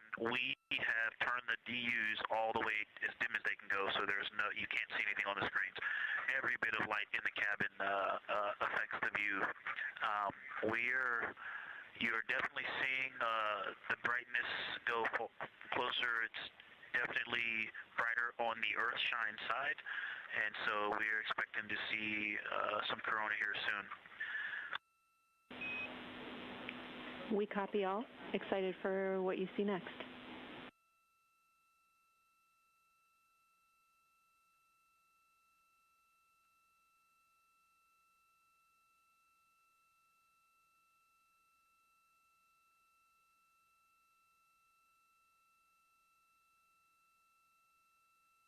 I'm not sure if we talked much about the star field, but we've got lots of stars. You've got the nice glow around the moon, but right off the well, we're upside down now, but from upside down 4 o'clock, right off the edge of the moon, looks like a planet. That line of planets, there's something a moon diameter to the left, and something right off the limb of the moon to the right, and then something orange. It looks orange to the right of that, about half the moon diameter. So. But anyway, there are definitely stars. I think some of those planets that you said we might see, we're seeing. And so in unreal view, yeah, the moon in the foreground is one of the darkest things we see out the window. And now it's deep space behind it is kind of dark blue like it looks from Earth, but we can also still see stars. It's quite a wicked view. Victor, Like he was doing the best job, and I'm not going to try to add on to what he's doing. It's indescribable. No matter how long we look at this, our brains are not processing this image in front of us. It is absolutely spectacular, surreal. There's no adjectives. I'm going to need to invent some new ones to describe what we are looking at out this window. This is just absolutely beautiful and inspiring to hear. And Victor, we suspect what you're seeing is Saturn and Mars. That reddish object is likely Mars. Good opportunity to look to the future of where we're going.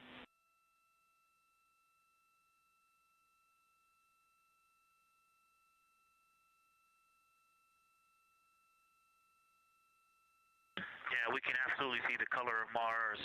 That's awesome.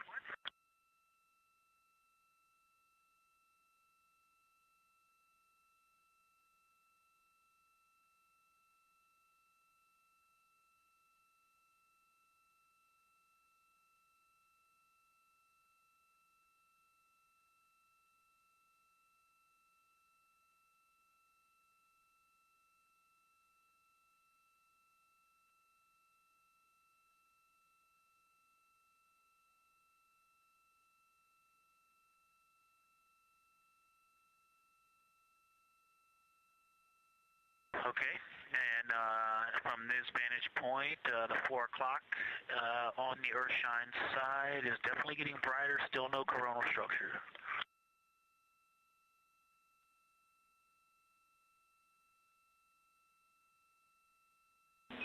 Houston copies.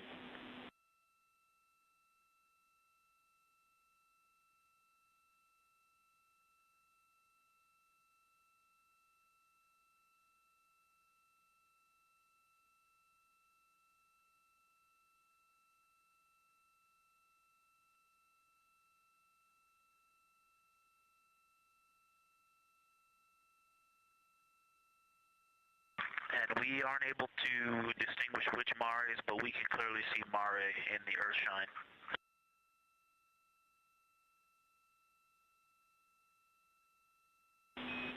We copy.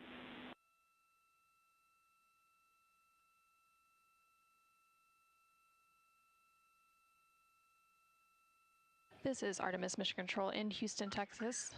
We have not seen an impact flash in the last 5 minutes. Sounds unlucky, but you had a pretty strong start, so we'll take it. And actually, right after I said that, right at the South Pole, near the South Pole on the Terminator, Reed just saw one.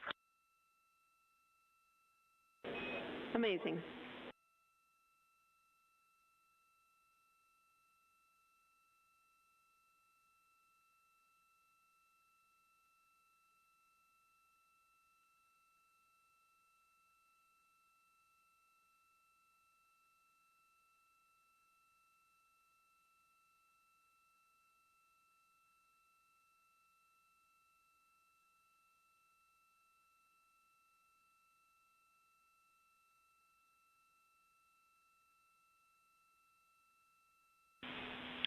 Integrity Science, and as you look around our solar system neighborhood, you should see Saturn setting behind the moon right now.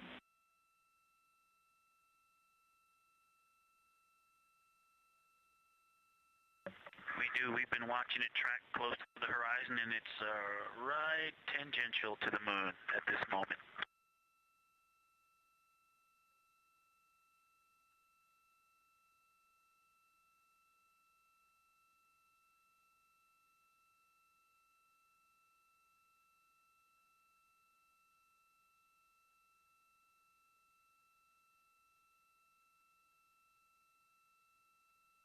This is Artemis Mission Control in Houston, Texas. We are currently 5 days, 2 hours, and 44 minutes into the Artemis II mission, and we have about 11 minutes remaining in the eclipse at the latter half of the lunar flyby that the Artemis II crew is experiencing on board the Orion spacecraft. We've received several different call downs from the crew and questions up from the science officer here in Mission Control. One of the things that they said that they were able to see is Mars off in the distance, and then the science team also confirmed that they should be seeing Saturn setting behind the moon. They've also acknowledged seeing several different impact flashes, and these are flashes of lights from meteorites striking the surface of the moon. They've also mentioned the solar corona, which is the sun's outermost atmosphere. Here in Mission Control Houston, the Orbit 1 and Orbit 2 teams have officially completed their handover. So the Orbit 2 team is now leading here in Mission Control, and that is being led by Flight Director Diane Daly, and the Capcom here in Mission Control will be Tess Caswell. And you can see there on your screen on the right-hand side is the Flight Director console, and Diane Daly is in the far right of that screen, and Tess Caswell, the Capcom or capsule communicator, is in the far left hand of that screen.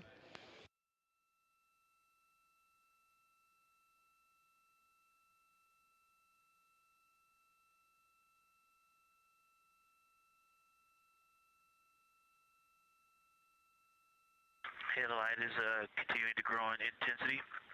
At about the 4 o'clock position on the, about the 8 o'clock position on the Earth-shine side. Saturn has set. Mars is tracking towards the moon's horizon.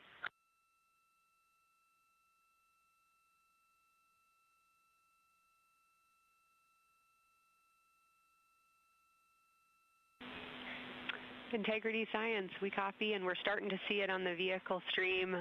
Looking forward to any coronal observations you can share with us.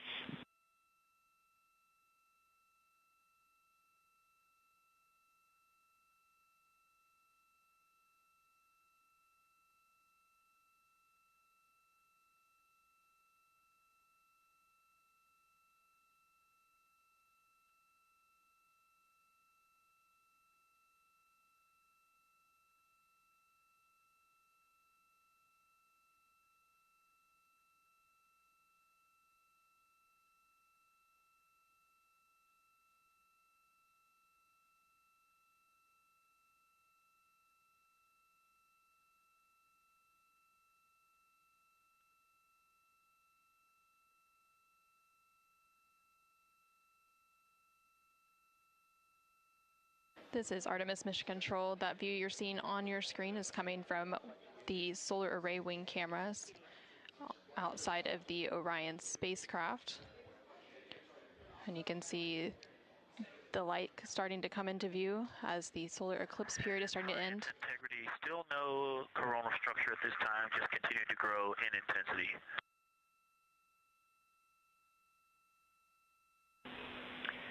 Copy, Victor, and reminder, you still should have several minutes before the eclipse classes need to go on, and we can send you up a reminder when you're getting close to take your eyes away from the D5 viewfinder, but you should be good for several more minutes.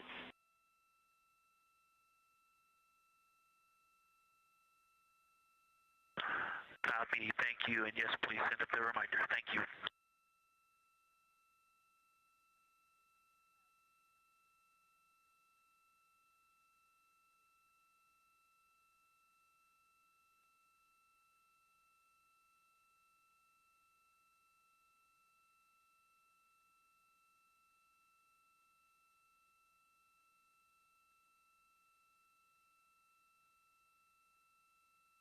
Okay, we all think we're starting to see something. I believe the most popular term is baby hair. As the light grows in intensity and the horizon on this side becomes very distinct. You can still see Earth shine, even though the sun's brightness is definitely growing in intensity.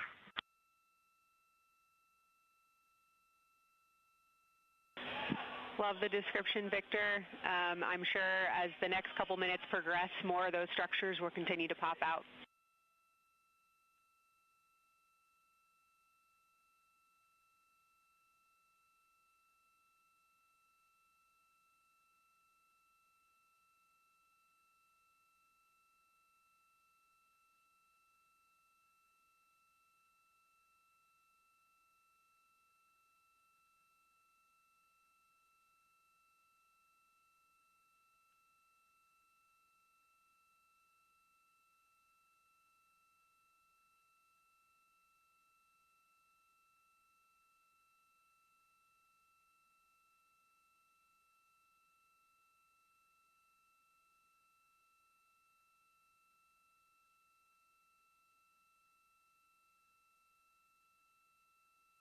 This is Artemis Mission Control in Houston, Texas. The Artemis II astronauts on board the Orion spacecraft are currently observing an eclipse. And to the crew on board the spacecraft, the eclipse looks much like a total solar eclipse here on Earth, except the moon is much larger compared to the sun, unlike a terrestrial solar eclipse where the moon and the sun appear the same size in the sky. We are definitely starting to see structure. That baby hair is rapidly growing out toward the 9 o'clock and the 8 o'clock.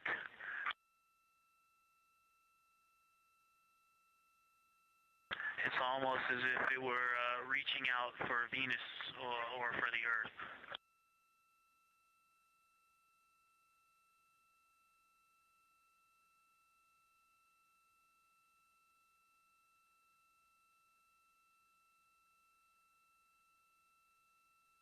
If you've ever seen the spotlight off the top of the Luxor at night in Las Vegas, this looks like what that wants to be when it grows up.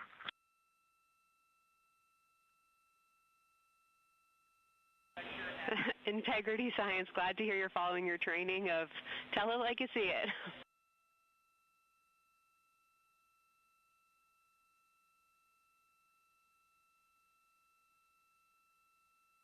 So far, it's pretty symmetrical. There are 2 or 3 streamers that are growing in intensity and in magnitude, and it's slowly starting to widen, starting to spread out across the horizon. Pretty amazing view.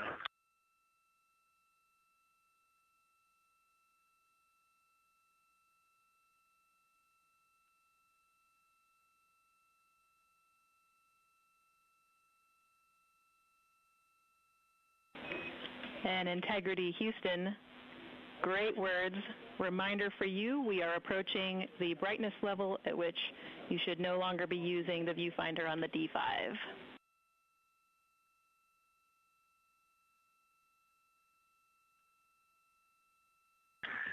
integrity copies, and thanks for the heads up.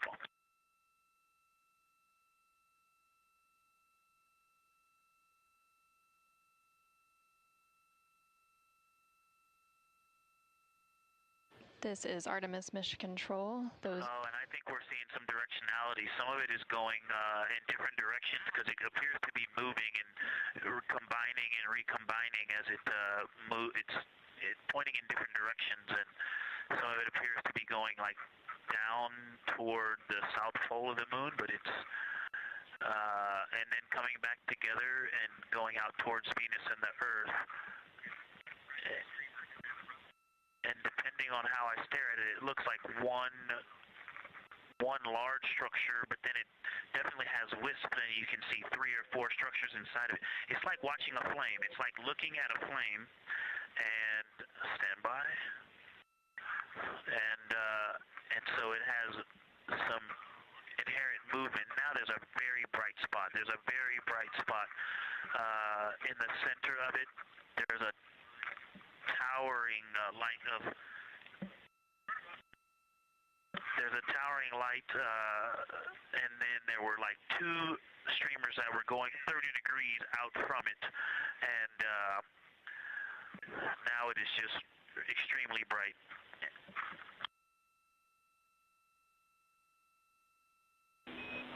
Houston, copies all. Starting to get a little warm.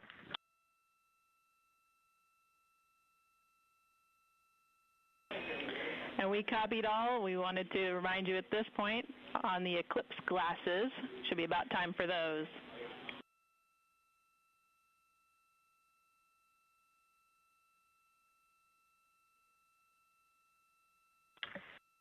Houston, we copy all. We are in eclipse glasses. That was an absolutely spectacular, magnificent experience.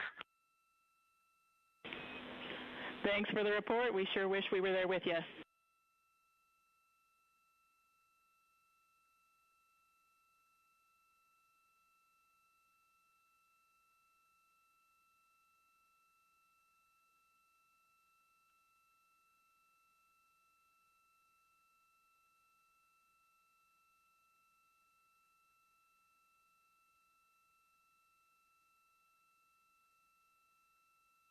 This is Artemis Mission Control. The eclipse period is coming to an end, and we did hear that call up that the crew now has to put on those eclipse glasses to be able to protect their eyes for this final portion of the eclipse. And these views coming to you from the solar array wing cameras on the Orion spacecraft. Houston, if you could give me about 20 new superlatives in the mission summary for tomorrow, that'll help my vocabulary out a bit. Thank you. We will solicit input from the team.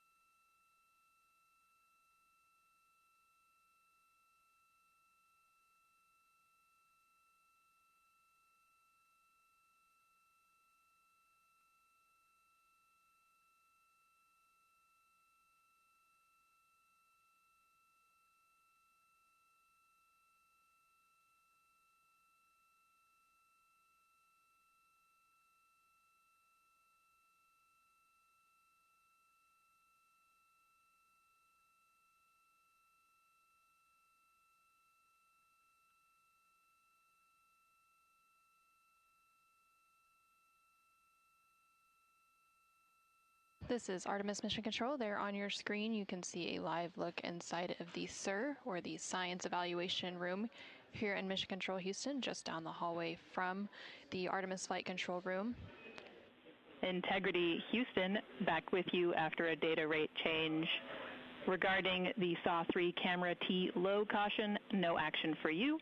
It just got a little cool during the eclipse.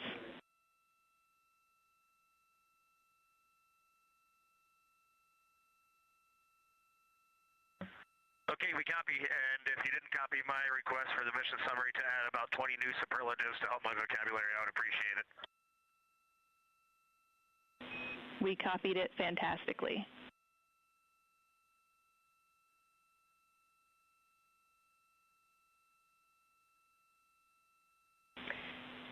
And Integrity Science, this is basically wrapping up your fly-by-day observations. I can't say enough how much science we've already learned and how much inspiration you've provided to our entire team, the lunar science community, and the entire world with what you were able to bring today. You really brought the moon closer for us today, and we cannot say thank you enough. And Science signing off, and can't wait to talk to you tomorrow morning.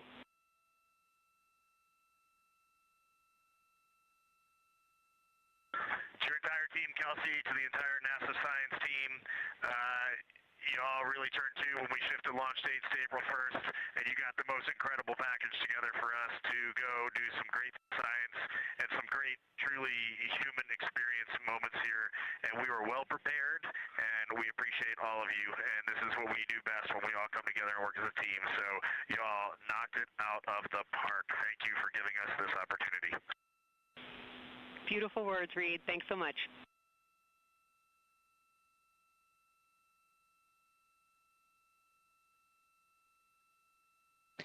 And this is Artemis Mission Control. The lunar flyby observation period is starting to come to a close following that eclipse. And there on your screen you can see a look into the Science Evaluation Room, or the SIR, which is embedded within Mission Control to provide science input. And they provided that input throughout the live flyby operations today. They also have a back room called the Science Mission Operations Room that processes data, evaluates imagery, and supports rapid analysis. And then, of course, we have the science officer on console here in the Artemis Flight Control Room, which you can see a view there on the bottom right-hand corner of your screen. The science officer throughout the flyby operations today has been Kelsey Young, who is the Artemis Science Flight Operations Lead. And then to her left is Angela Garcia, who will be the science officer taking over for Orbit 2.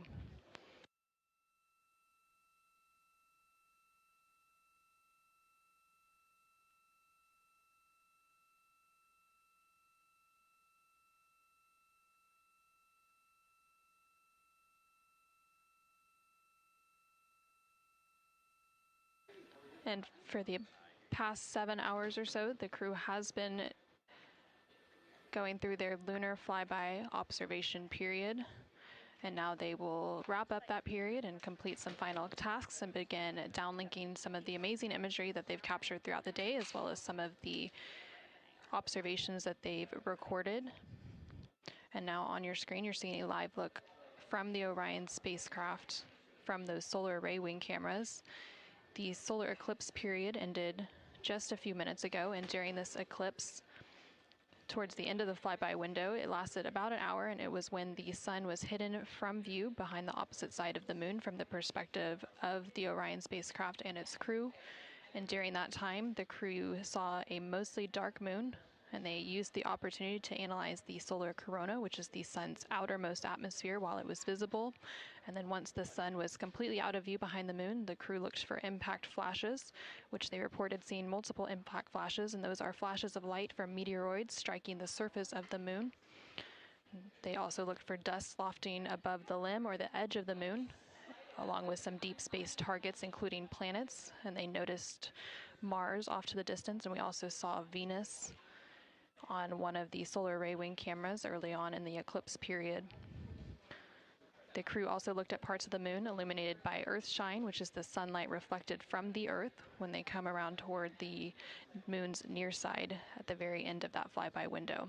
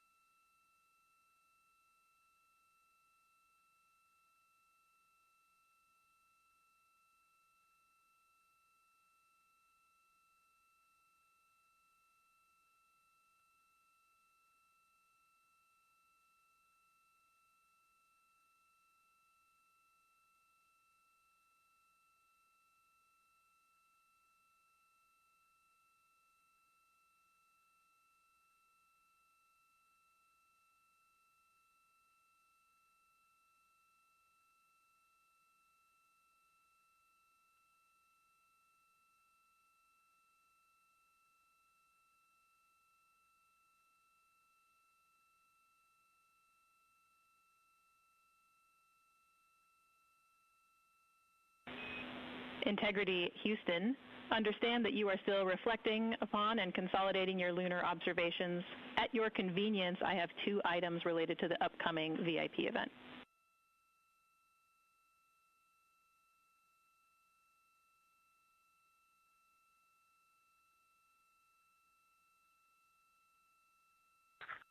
Go ahead. All right, first we wanted to let you know that the message for that upcoming event is on board for review at your convenience. That's message 3.06.04. The second item is that we've seen a couple of video blips in previous events. So during the HDPAO setup activity, we're wondering if Jeremy could please confirm for us that the TS rate is set to 1300 when you get to step 10.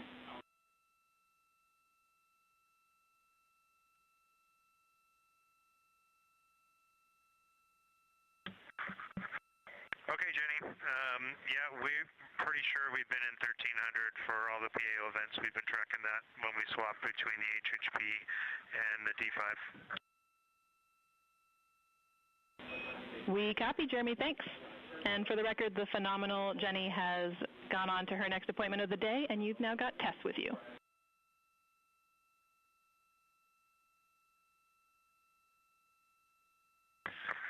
I'm sorry, Tess. Great to have you on board, Integrity. No worries. Happy to be here.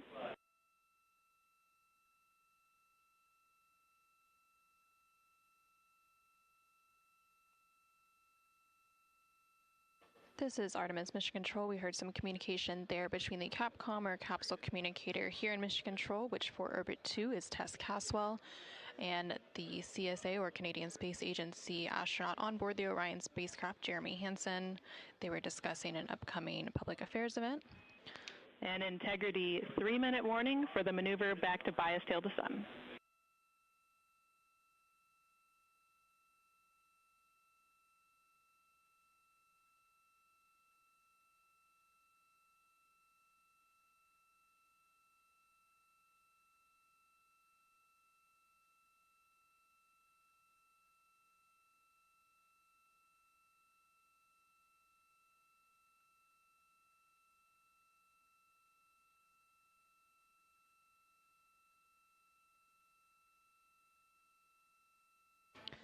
The crew on board the Orion spacecraft recently completed their lunar observation period.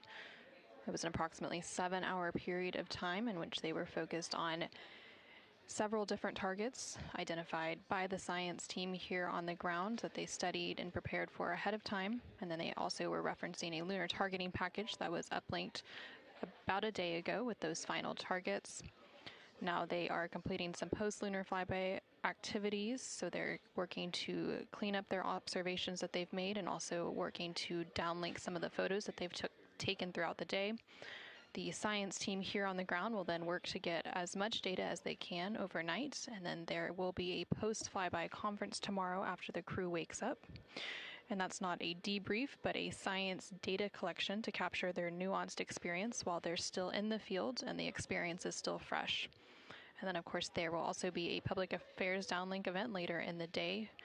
Now that once the post-lunar flyby activities are complete, and then after that, the crew will go into some of their final activities for the day. They will have a private medical conference or PMC with the medical teams here on the ground. These are regular conferences that they have at the end of every day, and then there's also a flight director conference that they will have before they go into their pre-sleep period, during which they can complete hygiene activities and they will have the chance to eat their dinner and complete any other final personal activities for the day before they head into their sleep period.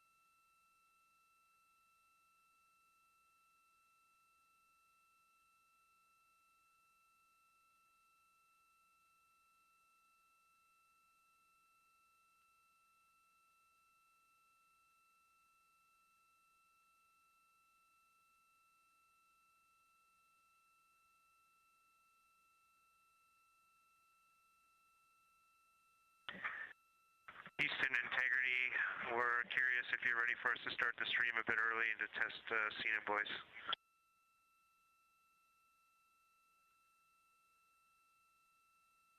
Checking.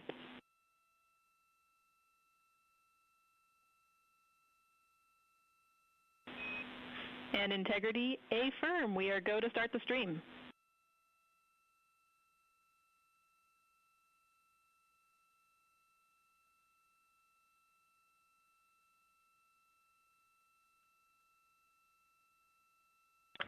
Okay, Houston, the stream has started. We checked the TS rates 1300 and audio is true. So I will give you a voice check now on the mic. We copy good settings and we've got a good view.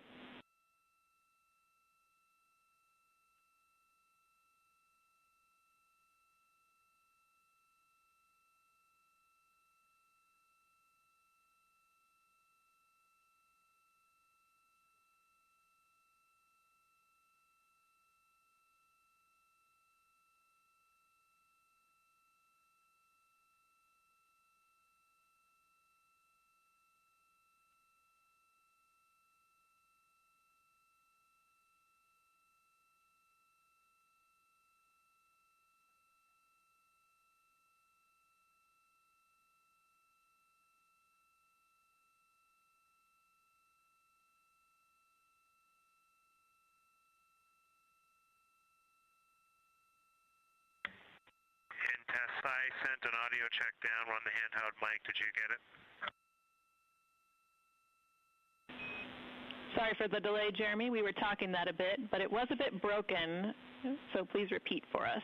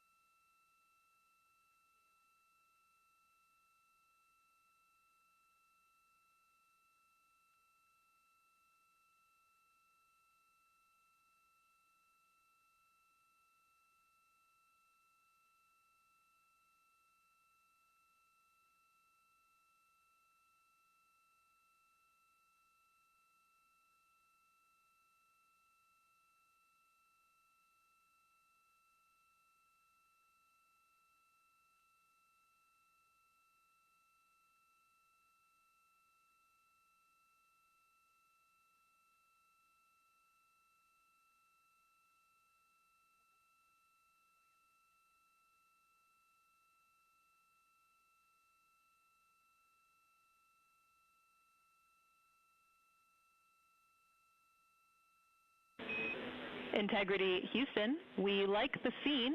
At your convenience, we'll take a 10 count with Jeremy in frame.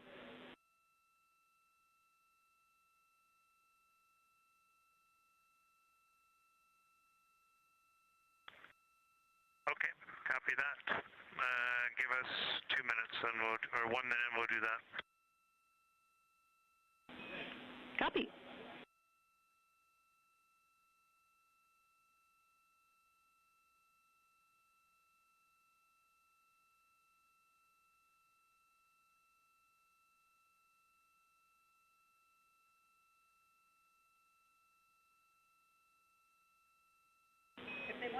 Great voice check and good words. We like the scene.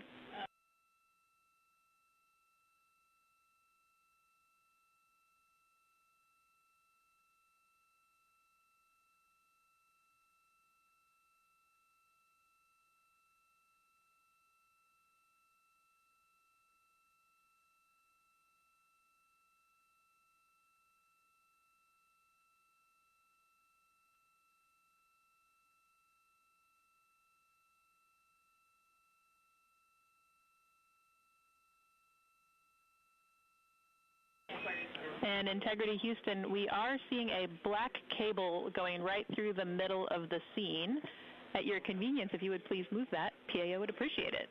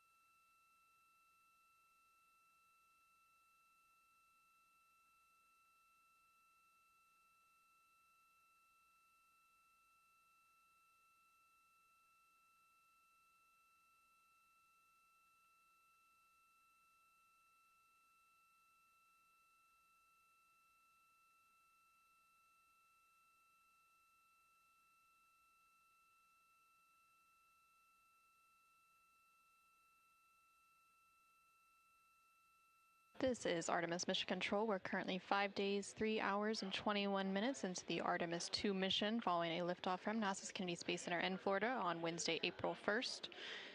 The crew on board the Orion spacecraft is currently wrapping up their lunar flyby cleanup activities. They're making final... Houston Integrity, high priority PAO images from the eclipse are on PCD-1 in a so-named folder. We copy, Christina. Thanks.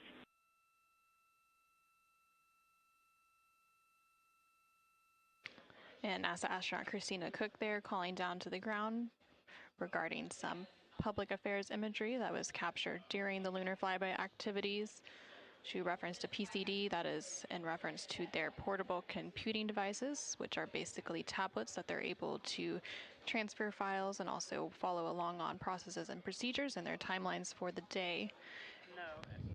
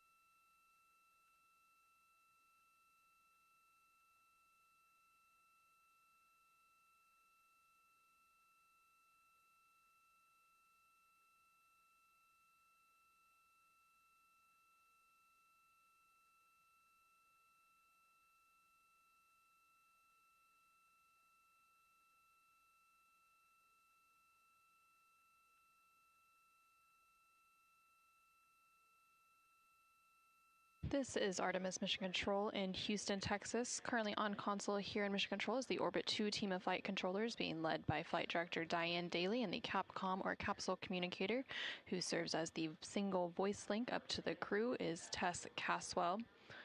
The crew on board the Orion spacecraft recently wrapped up their lunar flyby observation period, and now they are completing some cleanup activities and transferring some data and files down to the ground following that lunar flyby. Many of these files will be analyzed by the science team overnight in advance of a post-lunar flyby conference tomorrow once the crew wakes up. The crew is also preparing for an upcoming public affairs downlink event. And then following that downlink, they will have a few final activities for the day, including a private medical conference with their team here on the ground. These are standard conferences that happen at the end of every day, and they'll also have a private conference with the flight director here in Mission Control to go over the vehicle status and any other questions or concerns they may have for the remainder of their flight. We are currently in flight day 6, and we have a splashdown expected on Friday, April 10th. That splashdown expected in about 3 days, 21 hours, and 49 minutes from now.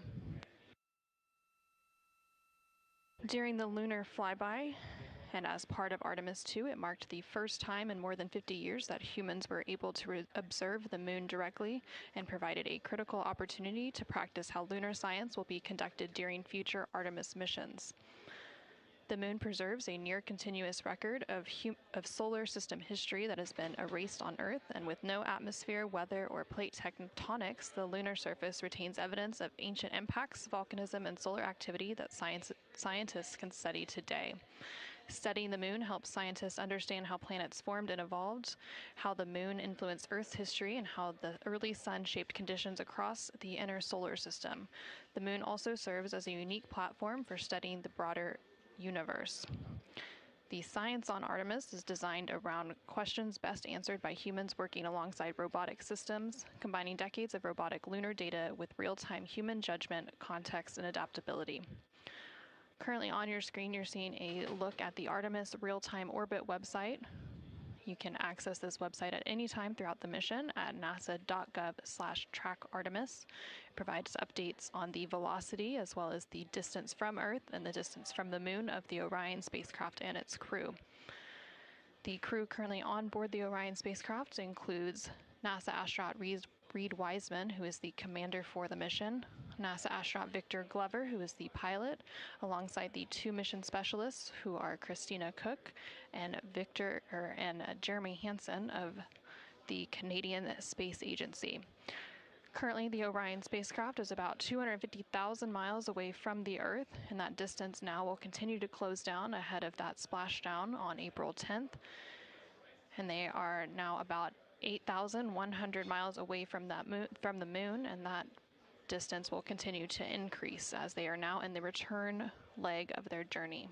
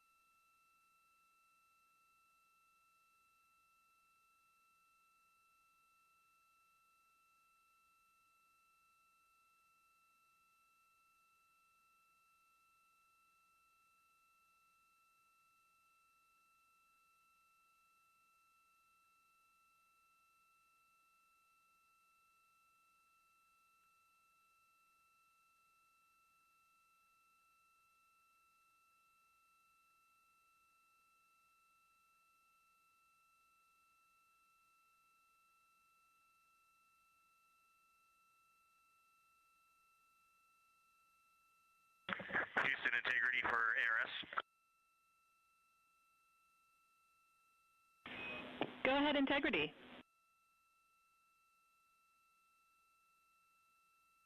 Hey, Tess, great to talk to you. Any chance we could drop the fan speed down for this PAO event?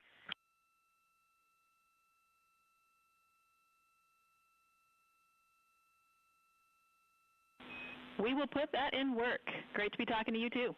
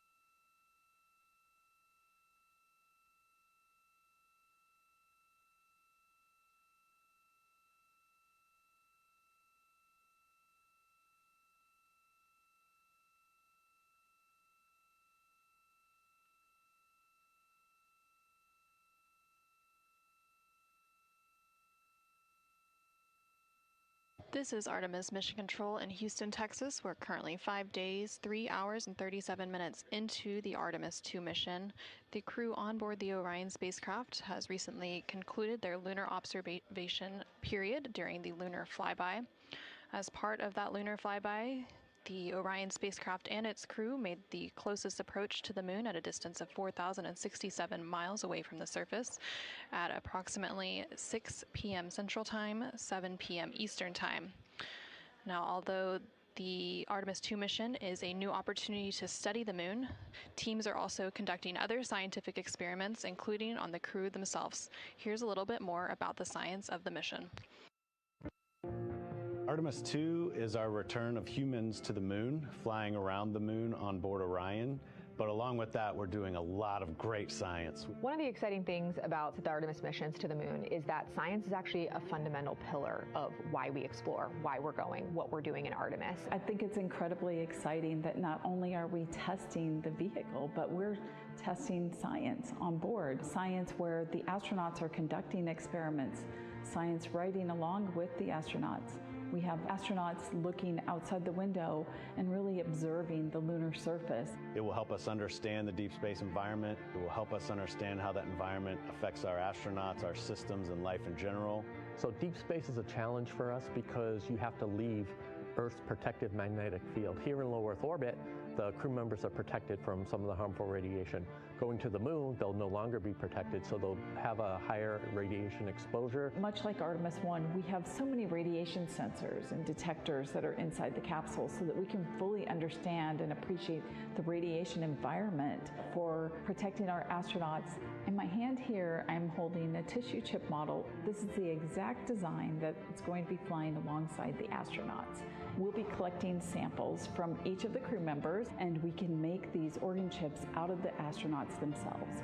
So every crew member will have their own avatar on board, and then upon return, we can evaluate that deep space radiation environment and what that compares to the astronaut themselves. Not only are they going to help change the course of medicine for the astronauts, but revolutionizing that on Earth as well. We're looking at sleep, we're looking at team dynamics, we're looking at how you interact with the environment.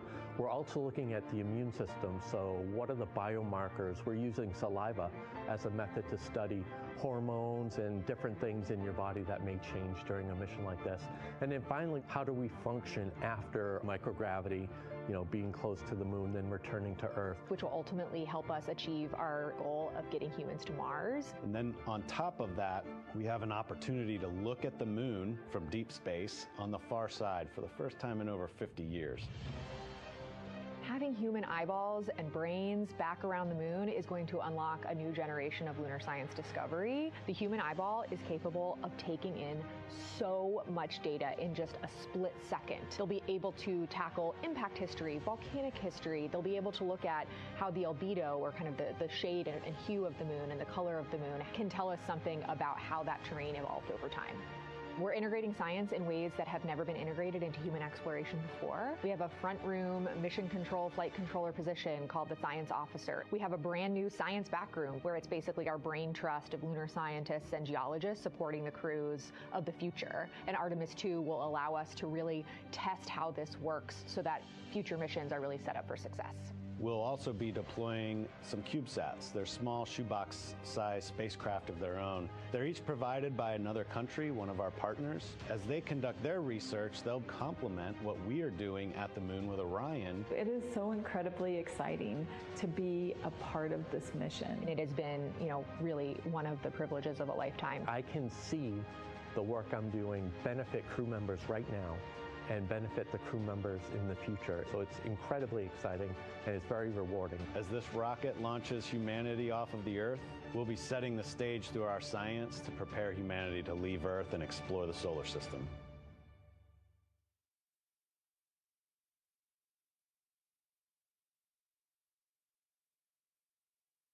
And as part of that, we are going to inhibit cabin leak detection. The edge key manual response is still available. Copy, thumbs up.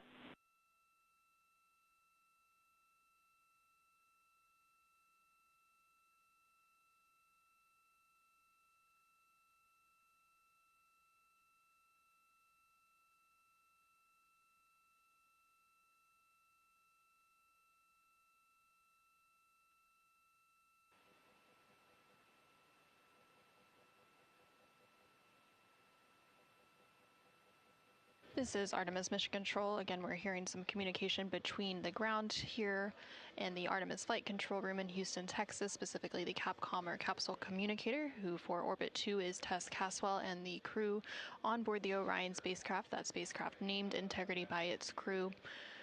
They are preparing for an upcoming public affairs event, so they are discussing the camera views, which we will see here shortly. There on your screen on the left-hand side, you can see the Artemis Real-Time Orbit website, or ARO.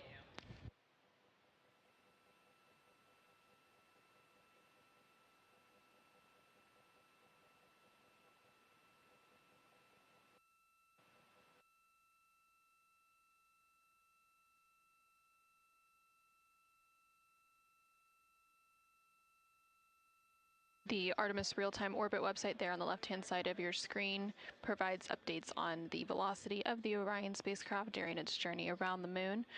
Following a lunar flyby earlier today, which concluded about an hour ago, the crew has been conducting some cleanup tasks, so they've been transferring some of their documentation, their photos and data that they captured during the flyby to the ground to be evaluated by the science team, and of course some of that imagery will also be evaluated by the public affairs team here at NASA and then shared with the world once it's available. The crew will also have a post-lunar flyby conference with the science team tomorrow following their sleep period to go over some of their observations while it's still fresh and at the top of their mind. On the bottom right-hand corner of your screen, you can see a look into the Artemis Flight Control Room here in Mission Control Houston, specifically the Flight Director Console and the Capcom or Capsule Communicator Console. The flight director currently on console for Orbit 2 is Diane Daly, and throughout the Artemis 2 mission, there are 3 shifts or orbits of flight controllers who provide 24/7 coverage and support to the Artemis 2 crew and the Orion spacecraft and its systems during its journey around the moon. We are expecting a splashdown on Friday, April 10th.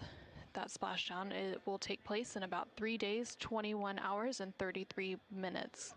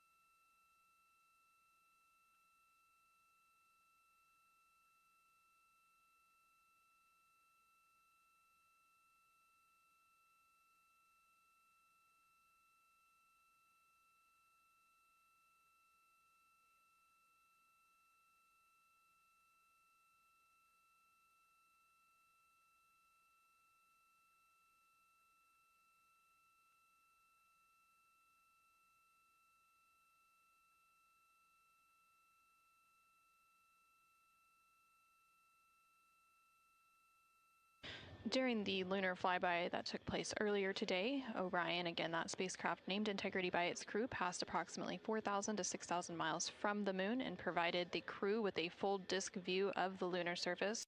And from that higher vantage point, much farther than Apollo's lunar orbits on average, the astronauts were able to observe both poles and large-scale geological features in a single view.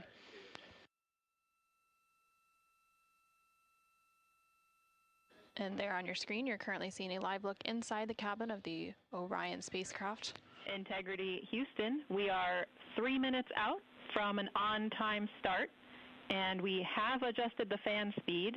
We'll take a thumbs up if you're happy with it. Copy, thumbs up.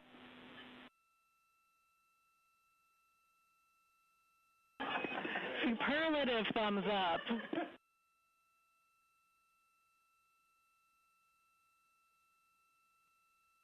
And there on your screen, you can see all of the Artemis II crew members.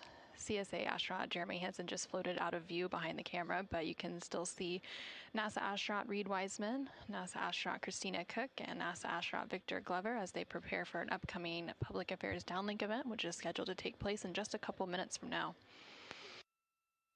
And there, floating back onto the screen, is CSA or Canadian Space Agency astronaut Jeremy Hansen. He is making himself comfy on some of the OX or Orion Crew Survival System suits that have been stowed for the outbound and now return journey.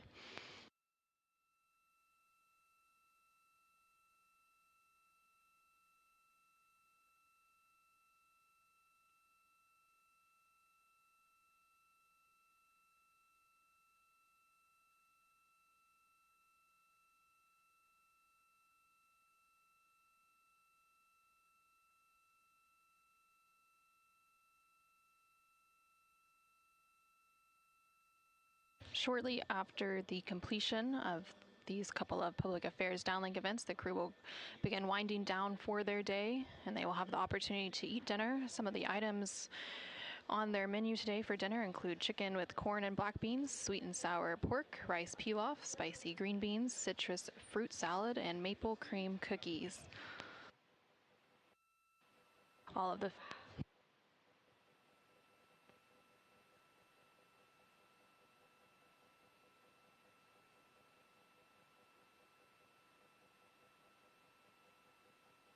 And now we will go ahead and stand by for that public affairs event beginning in just about a minute.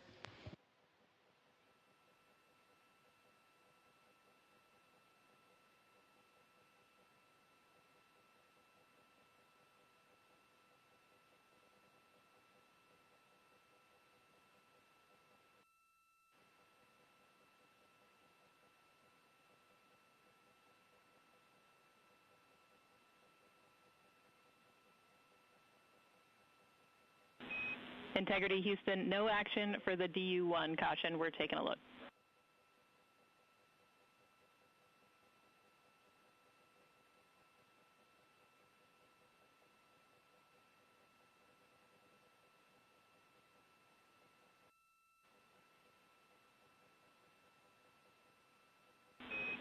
Integrity, this is Houston. Are you ready for the event?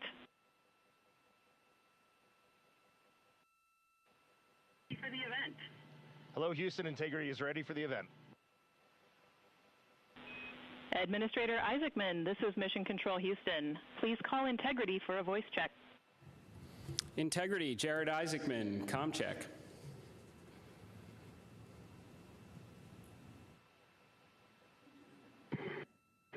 Administrator Isaacman, we've got you loud and clear, sir. How us? I've got you loud and clear. Artemis II crew, we have a very special guest who wanted to be the first person to greet you after your return from the far side of the moon. Reed, Victor, Christina, and Jeremy, it's my honor to introduce the President of the United States of America, President Donald J. Trump. Over to you, sir. Well, thank you very much, Jared, and you are doing a fantastic job. And hello, very special hello to Artemis II. Today you've made history and made all America really proud, incredibly proud. We have a lot of things to be proud of lately, but this is there's nothing like what you're doing, circling around the moon for the first time in more than a half a century. and breaking the all-time record for the farthest distance from planet Earth. Humans have really never seen anything quite like what you're doing in a manned spacecraft. It's really special. I want to personally salute and congratulate Commander Reed Weissman, Pilot Victor Glover, Mission Specialist Christina Koch, and Jeremy Hansen. And I also want to thank the entire amazing team at NASA, headed by Jared, who's a very special guy, by the way, and you all made this day possible, and you've really inspired the entire world. Really, everybody's watching. They find it incredible. I just watched you go to the back of the moon, and people haven't been there in a long time, we can say, but it's going to be more and more prevalent because we're going to be doing a lot of traveling, and then you're going to ultimately do the whole big trip to Mars, and that's going to be very exciting. So you look at, we had no astronaut has been to the moon since the days of Apollo program. The Apollo program was also very special, but that was 50 years ago, and at long last, America is back, and America is back in many ways stronger than ever before. We're the hottest country anywhere in the world. The Artemis crew flew in the most powerful rocket NASA has ever made, ever launched, traveled over 250,000 miles, broke the distance record set by the legendary Apollo 13, and America is a frontier nation, and the 4 brave astronauts of Artemis II are a modern day, you really are modern day pioneers, all of you, and one of them happens to be a neighbor. You know who that is, right? You have a special person over there, a neighbor, and we like our neighbor. Your mission paves the way for America's return to the lunar surface very soon.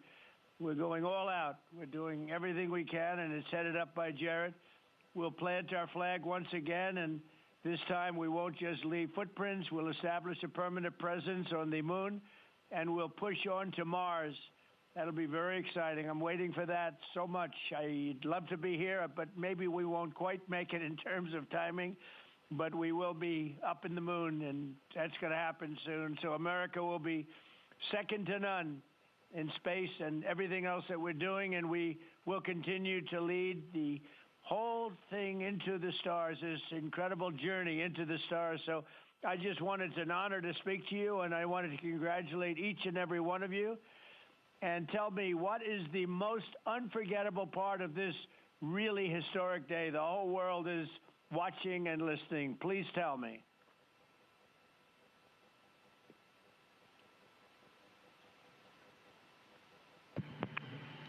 President, this call is certainly special to all of us, and we really have a lot of faith in our administrator, Jared Isaacman, who is with you. We appreciate his leadership in NASA and in the international community. We are doing great things, and we are proud to be a part of.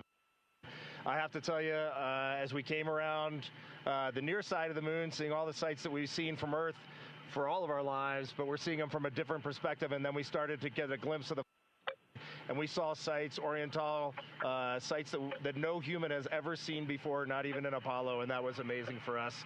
And then the surprise of the day, we just came out of an eclipse where the sun, moon, and the entire dark moon about that big right out the window that we were watching. We could see the corona of the sun, and then we could see the planet train line up, and we at Mars, and all of us commented how excited we are to watch this nation and this planet become a 2-planet species. That is fantastic. You know, I had a decision to make in my first term, and the decision is, what are we going to do at NASA? Are we going to have it be revived, or are we going to close it down? And I had very little hesitation, and it's really great to have somebody like Jared involved because he really makes it much easier for me. But it was not even a question in my own mind. We've spent what we had to do, and then of course we have Space Force, and Space Force is very much related to what you're doing, and that was my baby. That was a very important one, and it'll turn out to be truly one of the most important, I believe, decisions I've ever made. So we're very proud of Space Force, and we're very proud of all of you. Does anybody else have anything to say? A lot of people listening.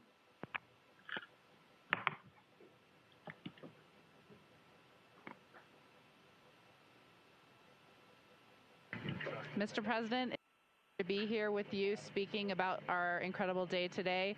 I think one of the biggest highlights was coming back from the far side of the moon and having the first glimpses of planet Earth again after being out of communication for about 45 minutes. It really just reminds you what a special place we have and how important it is for our nation to lead and not follow in exploring deep space.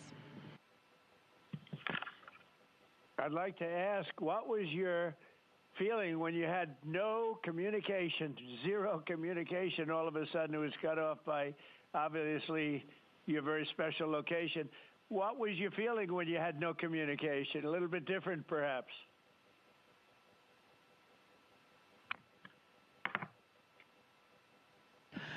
Yes, Mr. President, it was I said a little prayer, but then I had to keep rolling. I was actually recording scientific observations of the far side of the moon. You know, that is actually the time when we were the farthest and the closest to the moon. And so we were really able to make some of our most detailed observations of the far side of the moon up close. And so we were busy up here working really hard. And I must say, it was actually quite nice. Did you see a difference, a big difference, between the far side of the moon and the near side of the moon? Was there a difference in feel or difference in look? What did you see?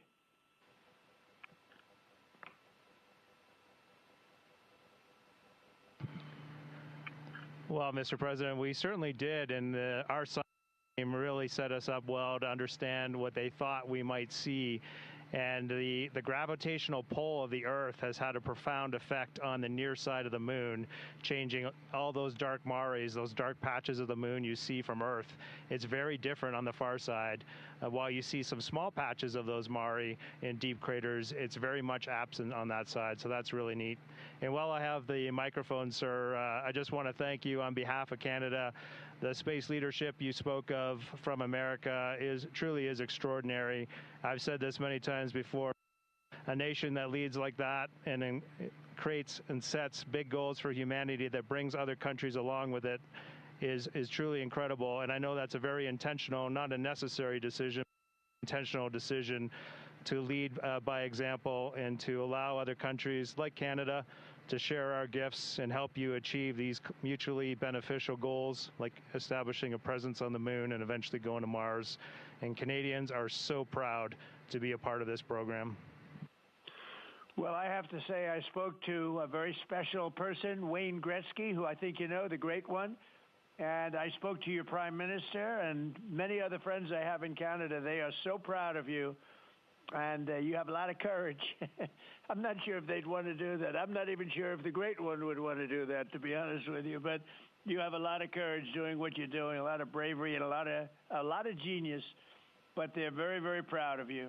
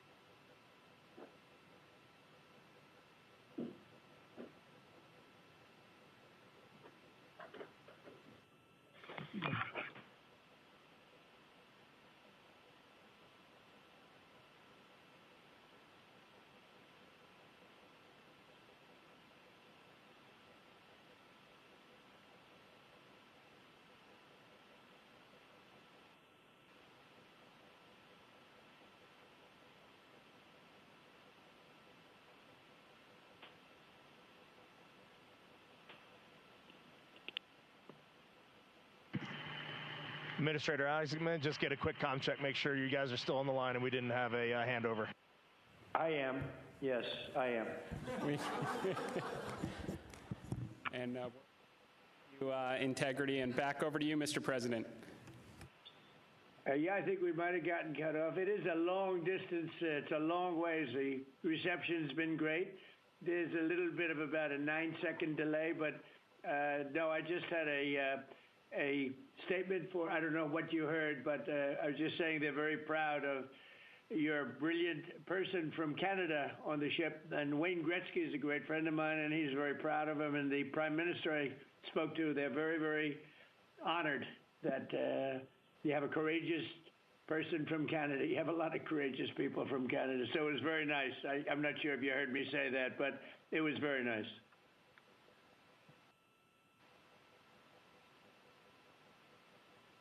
Yes, Mr. President, we heard that, and we do love our Jeremy Hansen. We love all our Canadian astronauts, Jenny Gibbons, Josh Kutrick.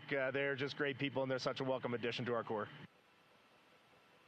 Great. Well, I really look forward to, when we can, I look forward to seeing you in the Oval Office.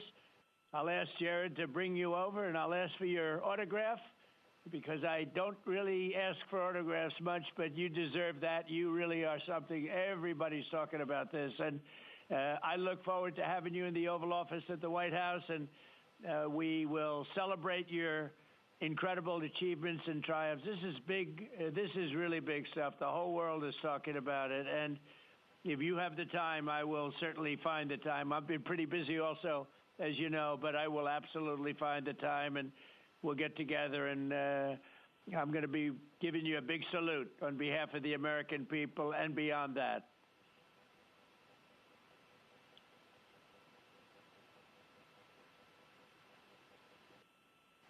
Thank you for that, Mr. President, and when you want us, we will be there. And thank you for your leadership. Thank you to Jared for his leadership.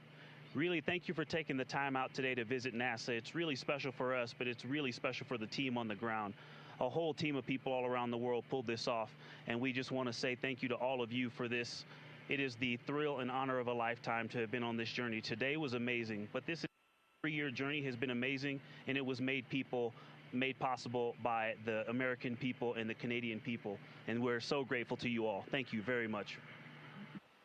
Well, thank you very much. And Jared, congratulations. We'll see you soon. And I know that you have Mars very much in your mind, so we'll start thinking about that pretty soon, I think. And thank you. Congratulations to everybody. I'll see you at the Oval Office. Thank you for your time, Mr. President. It's been an honor. Thank you very much. Bye. Bye. Integrity. This is Houston ACR. That concludes the event. Thank you. Thank you to all participants. Integrity, we are now resuming operational audio communications.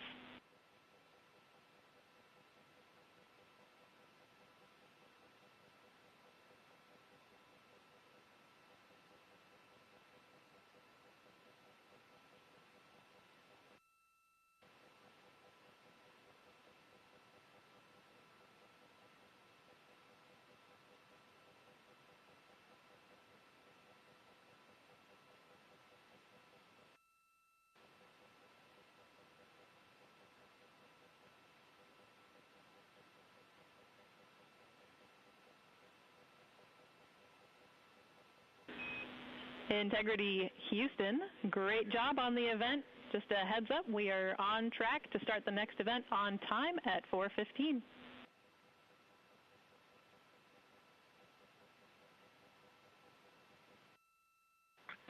Okay, sounds great. We'll be ready.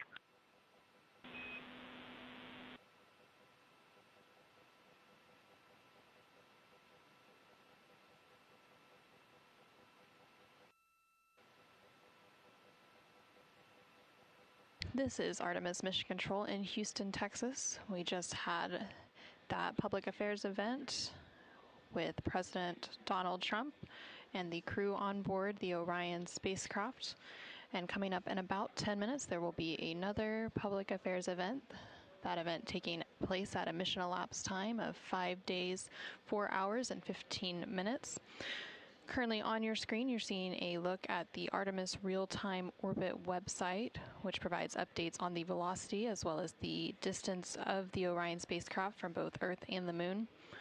The Orion spacecraft and its crew, that crew including Reed Wiseman, Victor Glover, Christina Cook, and Jeremy Hansen, are currently about 250,000 miles away from the Earth, and that distance is starting to become smaller as they are now on the return leg of their journey. And they are about 9,300 miles away from the Moon. They made their close approach to the Moon. Integrity Houston with a question about fan speed.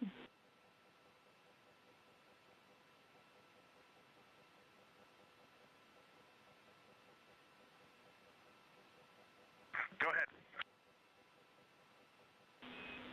Hey, Reed, we were wondering if this adjusted fan speed is something that you would like to keep going forward, or if it was just a specific change request for the events this evening.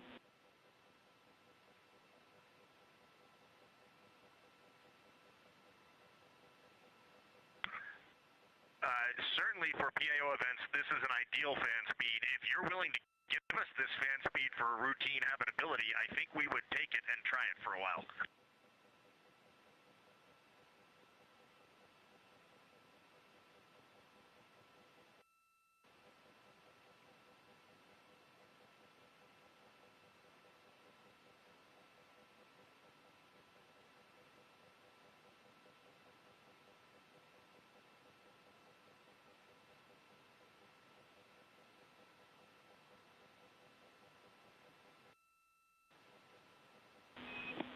And Reed, we are able to support keeping the fan speed in this config. Happy to keep it here to collect data.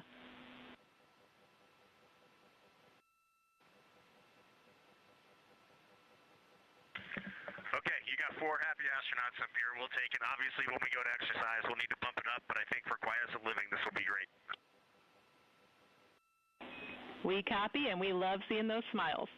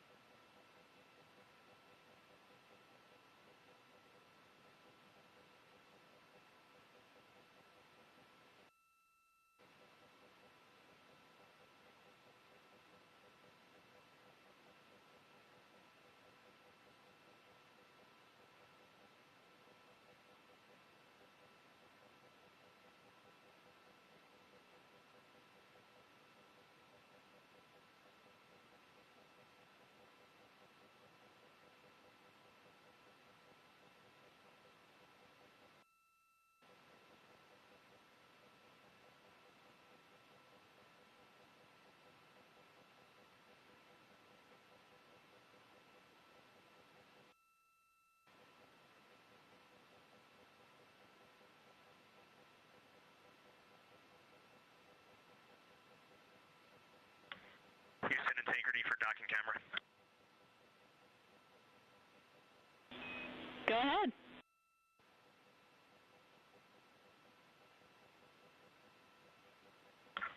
Just want to make sure we have the config you're expecting. I have the dual camera bracket is installed, the window shade is closed, and the docking camera is stowed in its Alpha 3 storage area.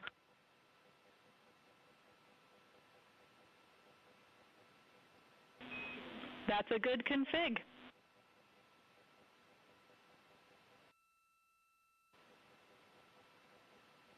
Thank you.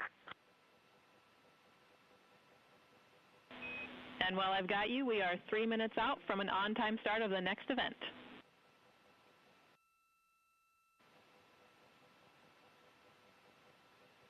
This is Artemis Mission Control in Houston, Texas. You can see a live look of the Artemis II crew inside the Orion spacecraft cabin as they prepare for another public affairs downlink event.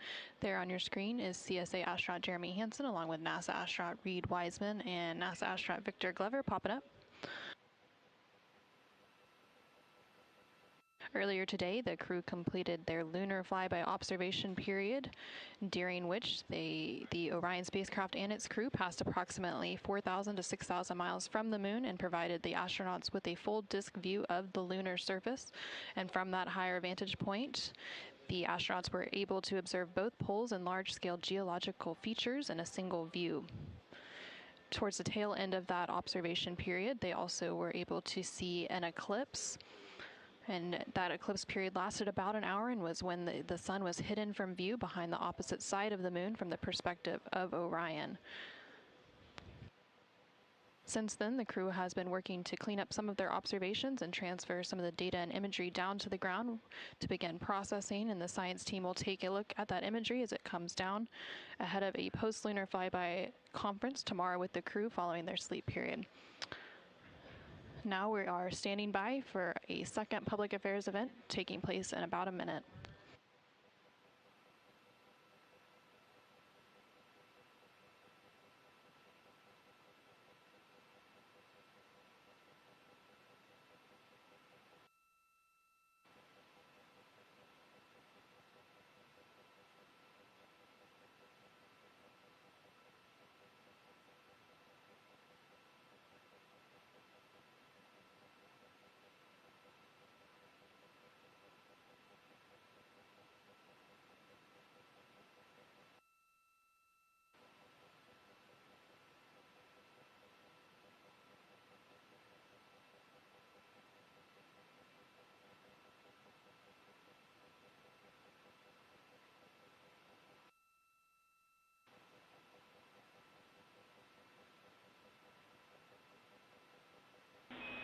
Integrity, this is Houston. Are you ready for the event?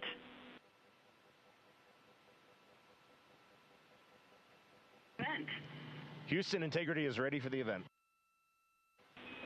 Administrator Isaacman, this is Mission Control Houston. Please call Integrity for a voice check. Integrity, Jared Isaacman, comm check.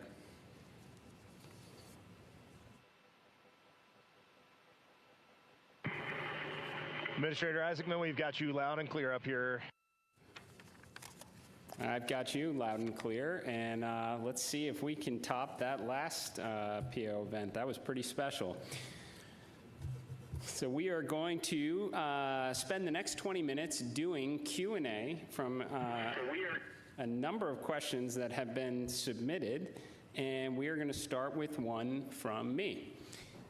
You all have spent years preparing for this moment and imagining what it must be like when you look down at the moon, at the lunar surface.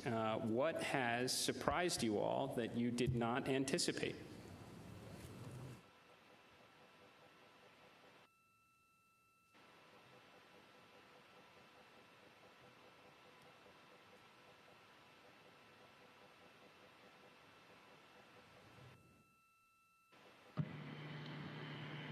Go ahead. No. It's on. Administrator, great to chat with you. Just something that just shocked me because really using imagery and just the three-dimensionality of it. You know from your experience of seeing the Earth from space how it just seems different, and you look out in depth of things. And when we were on the far side of the moon looking back at Earth, it was just so obvious. You had this sphere out in front of you of the moon and this three-dimensional. You really felt like you weren't in a capsule. You'd been transported to the far side of the moon, and it really just bent your mind. It was an extraordinary human experience. I'm so grateful for it.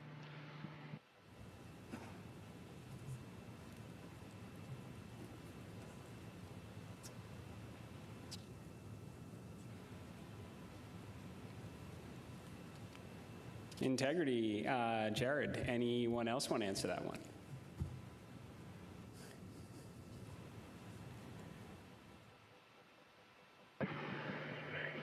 You know, we had an amazing launch. The SLS is quite a powerful rocket, and got us into a 1,200 by, eventually a 100-mile orbit, and clearly power and speed, and then we did our translunar injection, and we were going quite fast. And so with all of that speed, though, it still took us days to get here. And so the scope of all of the things to a 321-foot tall rocket was amazing. It just puts the power required to do this in perspective. But then even with all that power and to get to those velocities, it still took us days. And the breadth of the distance we had to cover. Watching the distance from Earth count up and the distance from the moon count down was one of the most surprising things I've enjoyed. Well, as I was trying to formulate an answer, at first I couldn't think of anything because there are so many things to choose from. I'll try to just narrow it down, but I'm going to go with something we did yesterday, a manual flight test objective, where we just basically got to sit at the vehicle. It was Jeremy and I this time, and just drive around using the rotational hand controller, basically just drive it with the stick, and how well it handled, how tight the control algorithms were, and watching it respond when we actually degraded it on purpose by going into 3 degrees of freedom control, by actually inhibiting some of the jets, which even though we have jet redundancy, of course, for each other in these complicated algorithms. So it was just amazing to be in a deep spacecraft and just be flying it around by hand. The one other thing I'll say, how fast it has gone by. I'm not ready to go home. I can't believe that something this cramped of quarters can fly by and still be fun every single minute. And I'll just close out with, I think just scale, Jared, is the thing that is just blowing my mind. You flew Polaris Dawn to some amazing apogee numbers, and on the International Space Station, we're 250 nautical miles up, and that's the most beautiful view I think a human could ever experience. And we are dealing with numbers that are 250,000 miles, and every time Mission Control points to this vehicle, either at the moon or at Earth, and it reminds me every day that humans have to go, we've got to explore, we got to go further to expand our knowledge, expand our horizons. And every time we take another step forward, it makes the world seem a little bit smaller and a little bit more manageable. And just putting these numbers in perspective, it is impossible as a human to look at these displays and comprehend them. But here we are, and NASA is doing this, an international team is doing this, and they're doing it very well. Excellent words, Integrity. So certainly a very wild insertion orbit. I can imagine the contrast between perigee and apogee, the scale of it all, the 3D, seeing the moon come alive, and then certainly manual control. Well, every Dragon crew for the last 5 years is very jealous on that. Okay, so we're going to questions here. This one, the Artemis II crew, inspire all of us, but what inspires you?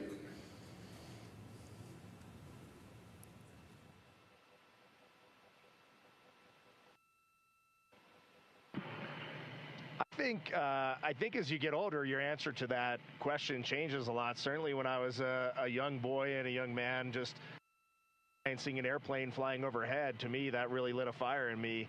And then I think when you reach your middle age, it is interesting to watch leadership throughout the world kind of change the course of human. You can watch that unfold. And now now that I'm just a little bit over 50, you'll be there soon. Now that I'm just a little bit over 50, I mean, it all ties back to just family, and you understand just how much the people that you surround yourself with, and that is really every night when you go to bed, that's really what you end up thinking. At least that's what I end up thinking.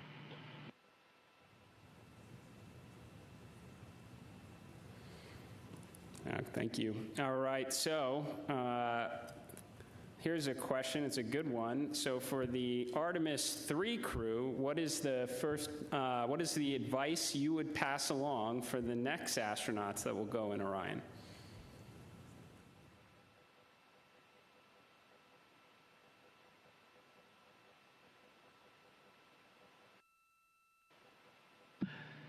That's a great question, Jared. We've actually been thinking about the Artemis III crew since we were assigned as the Artemis II crew. It was the beginning of how we came up with how we wanted to fly this mission, how we wanted to buy down risk for the program, and values as a crew.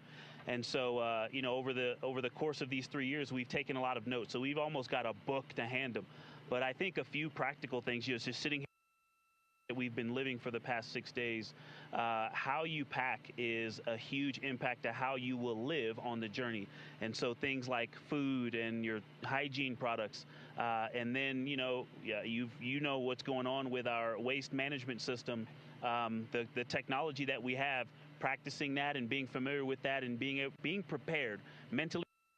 I used it on the space station. I used it at home in training, but I'll be honest, I wasn't really prepared to have to use it for over half the mission. And but you know, we adapt and overcome, and so I can't wait to talk to that crew.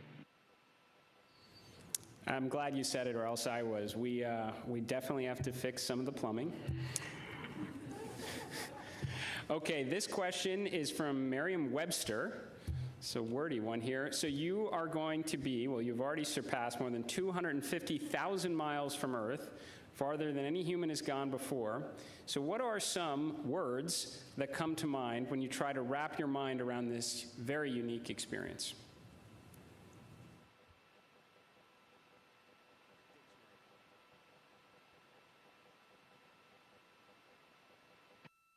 I'll be honest with you, the main word, because superlatives just don't do it justice, is humility.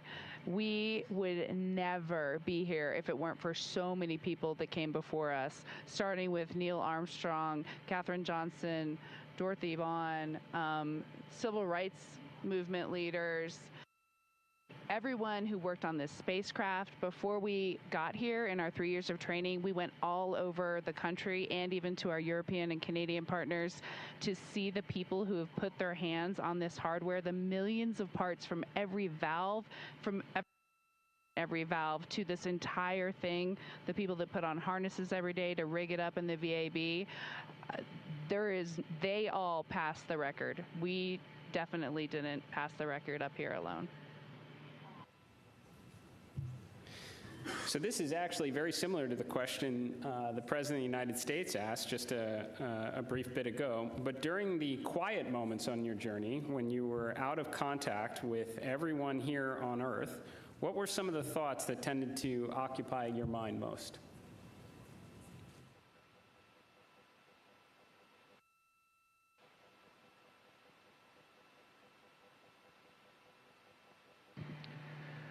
Yeah, as Victor said earlier, when we were on the far side of the moon and out of contact with planet Earth, we all knew it, and it was a milestone. We saw Earth disappear, the Earth set. But we were so busy with the science, and we have such faith in our vehicle integrity, such faith in mission control, that we were just at complete peace and just doing our job. And just trying to do a good job to collect as much science data as we could while we were on the far side of the moon, and we were just giddy in here, like of our lives.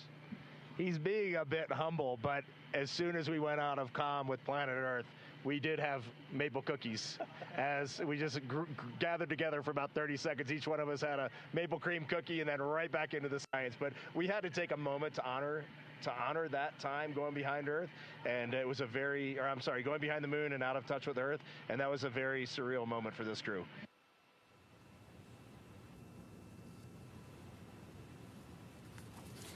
Copy that. Copy good maple cookies on the far side. And how has this journey changed? How has this journey already changed the way you see our home planet and humanity's future among the stars?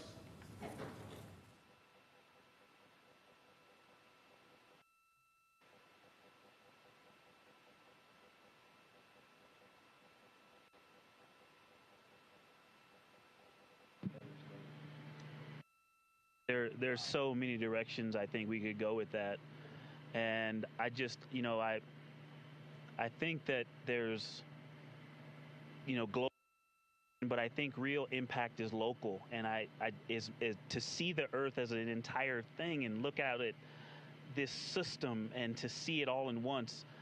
But my daughters, and just the things that we can impact directly, the people that I can touch, that I can speak to, hug, and show love and gratitude toward, is the thing that I think is going to change and last. And but you also talked about the future that we're going to have in the stars, and this mission, I think we swung for the fence and launched on our first try after learning a lot earlier this year. But I think it set the stage for us to go out and continue to swing for the fence hard in our Orion SLS and ground systems programs to go and get the next one teed up so that crew can knock it off out of the park.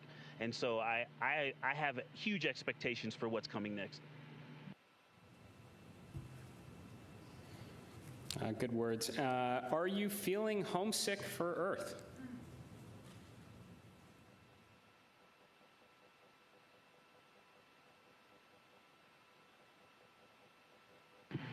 I will tell you, last in my eyes, I did start thinking about getting home. It's not homesickness at all, but the first time probably in 3 years, I let my mind get past the moon and back towards home, and I had to catch myself right there. You're an operator just like we are, and you know that is the place to be when you're up here. We got to look one step ahead. What's next? What's our next burn? How are we setting up our trajectory to get home? And we are going to do that. We are locked in, and we are definitely excited for the second half of this mission. And we are on guard. We are first crew to fly this vehicle. We are ready for any contingency in any scenario, and we are going to stay locked in every second until we are back on that Navy ship and then home reunited with our families. And copy that. Astronauts like being in space. That checks out. Okay, there's a lot of questions from the space photography community. How are the pictures going so far?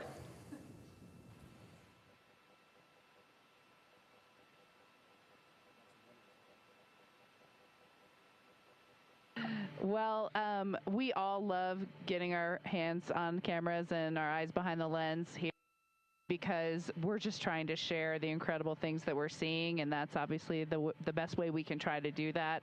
I've been into night sky photography for a long time, and so really a dream come true for me.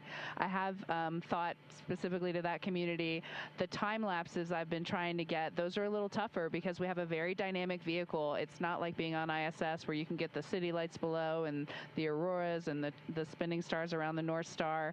There's a lot going on. So, but what we got to matter is out of this world. When we viewed that eclipse, that was the one time we all said, we literally cannot capture this with a camera. Everything else, I think we've really put our hearts and minds into making sure we understand so that we can bring that home to everyone. But having to set the low light features for Earth shine on the moon while it's an eclipse, that was a new one. I had to dig deep in my book for that one. And thanks for the iPhones. They've been working great. Very glad to hear that, and there are a couple billion people back here on Earth that are extremely excited to look at the imagery you've captured up there. So. Okay, well, I want to thank you all. Integrity. So Reed, Victor, Christina, Jeremy, on behalf of NASA and space-loving people across the world, thank you for taking us with you to the moon. Thank you for your courage, all of your beautiful words that we've heard. You represent the absolute best of us. We are proud of you, and we look forward to welcoming you back safely to the good Earth very soon. Godspeed, and go Artemis II.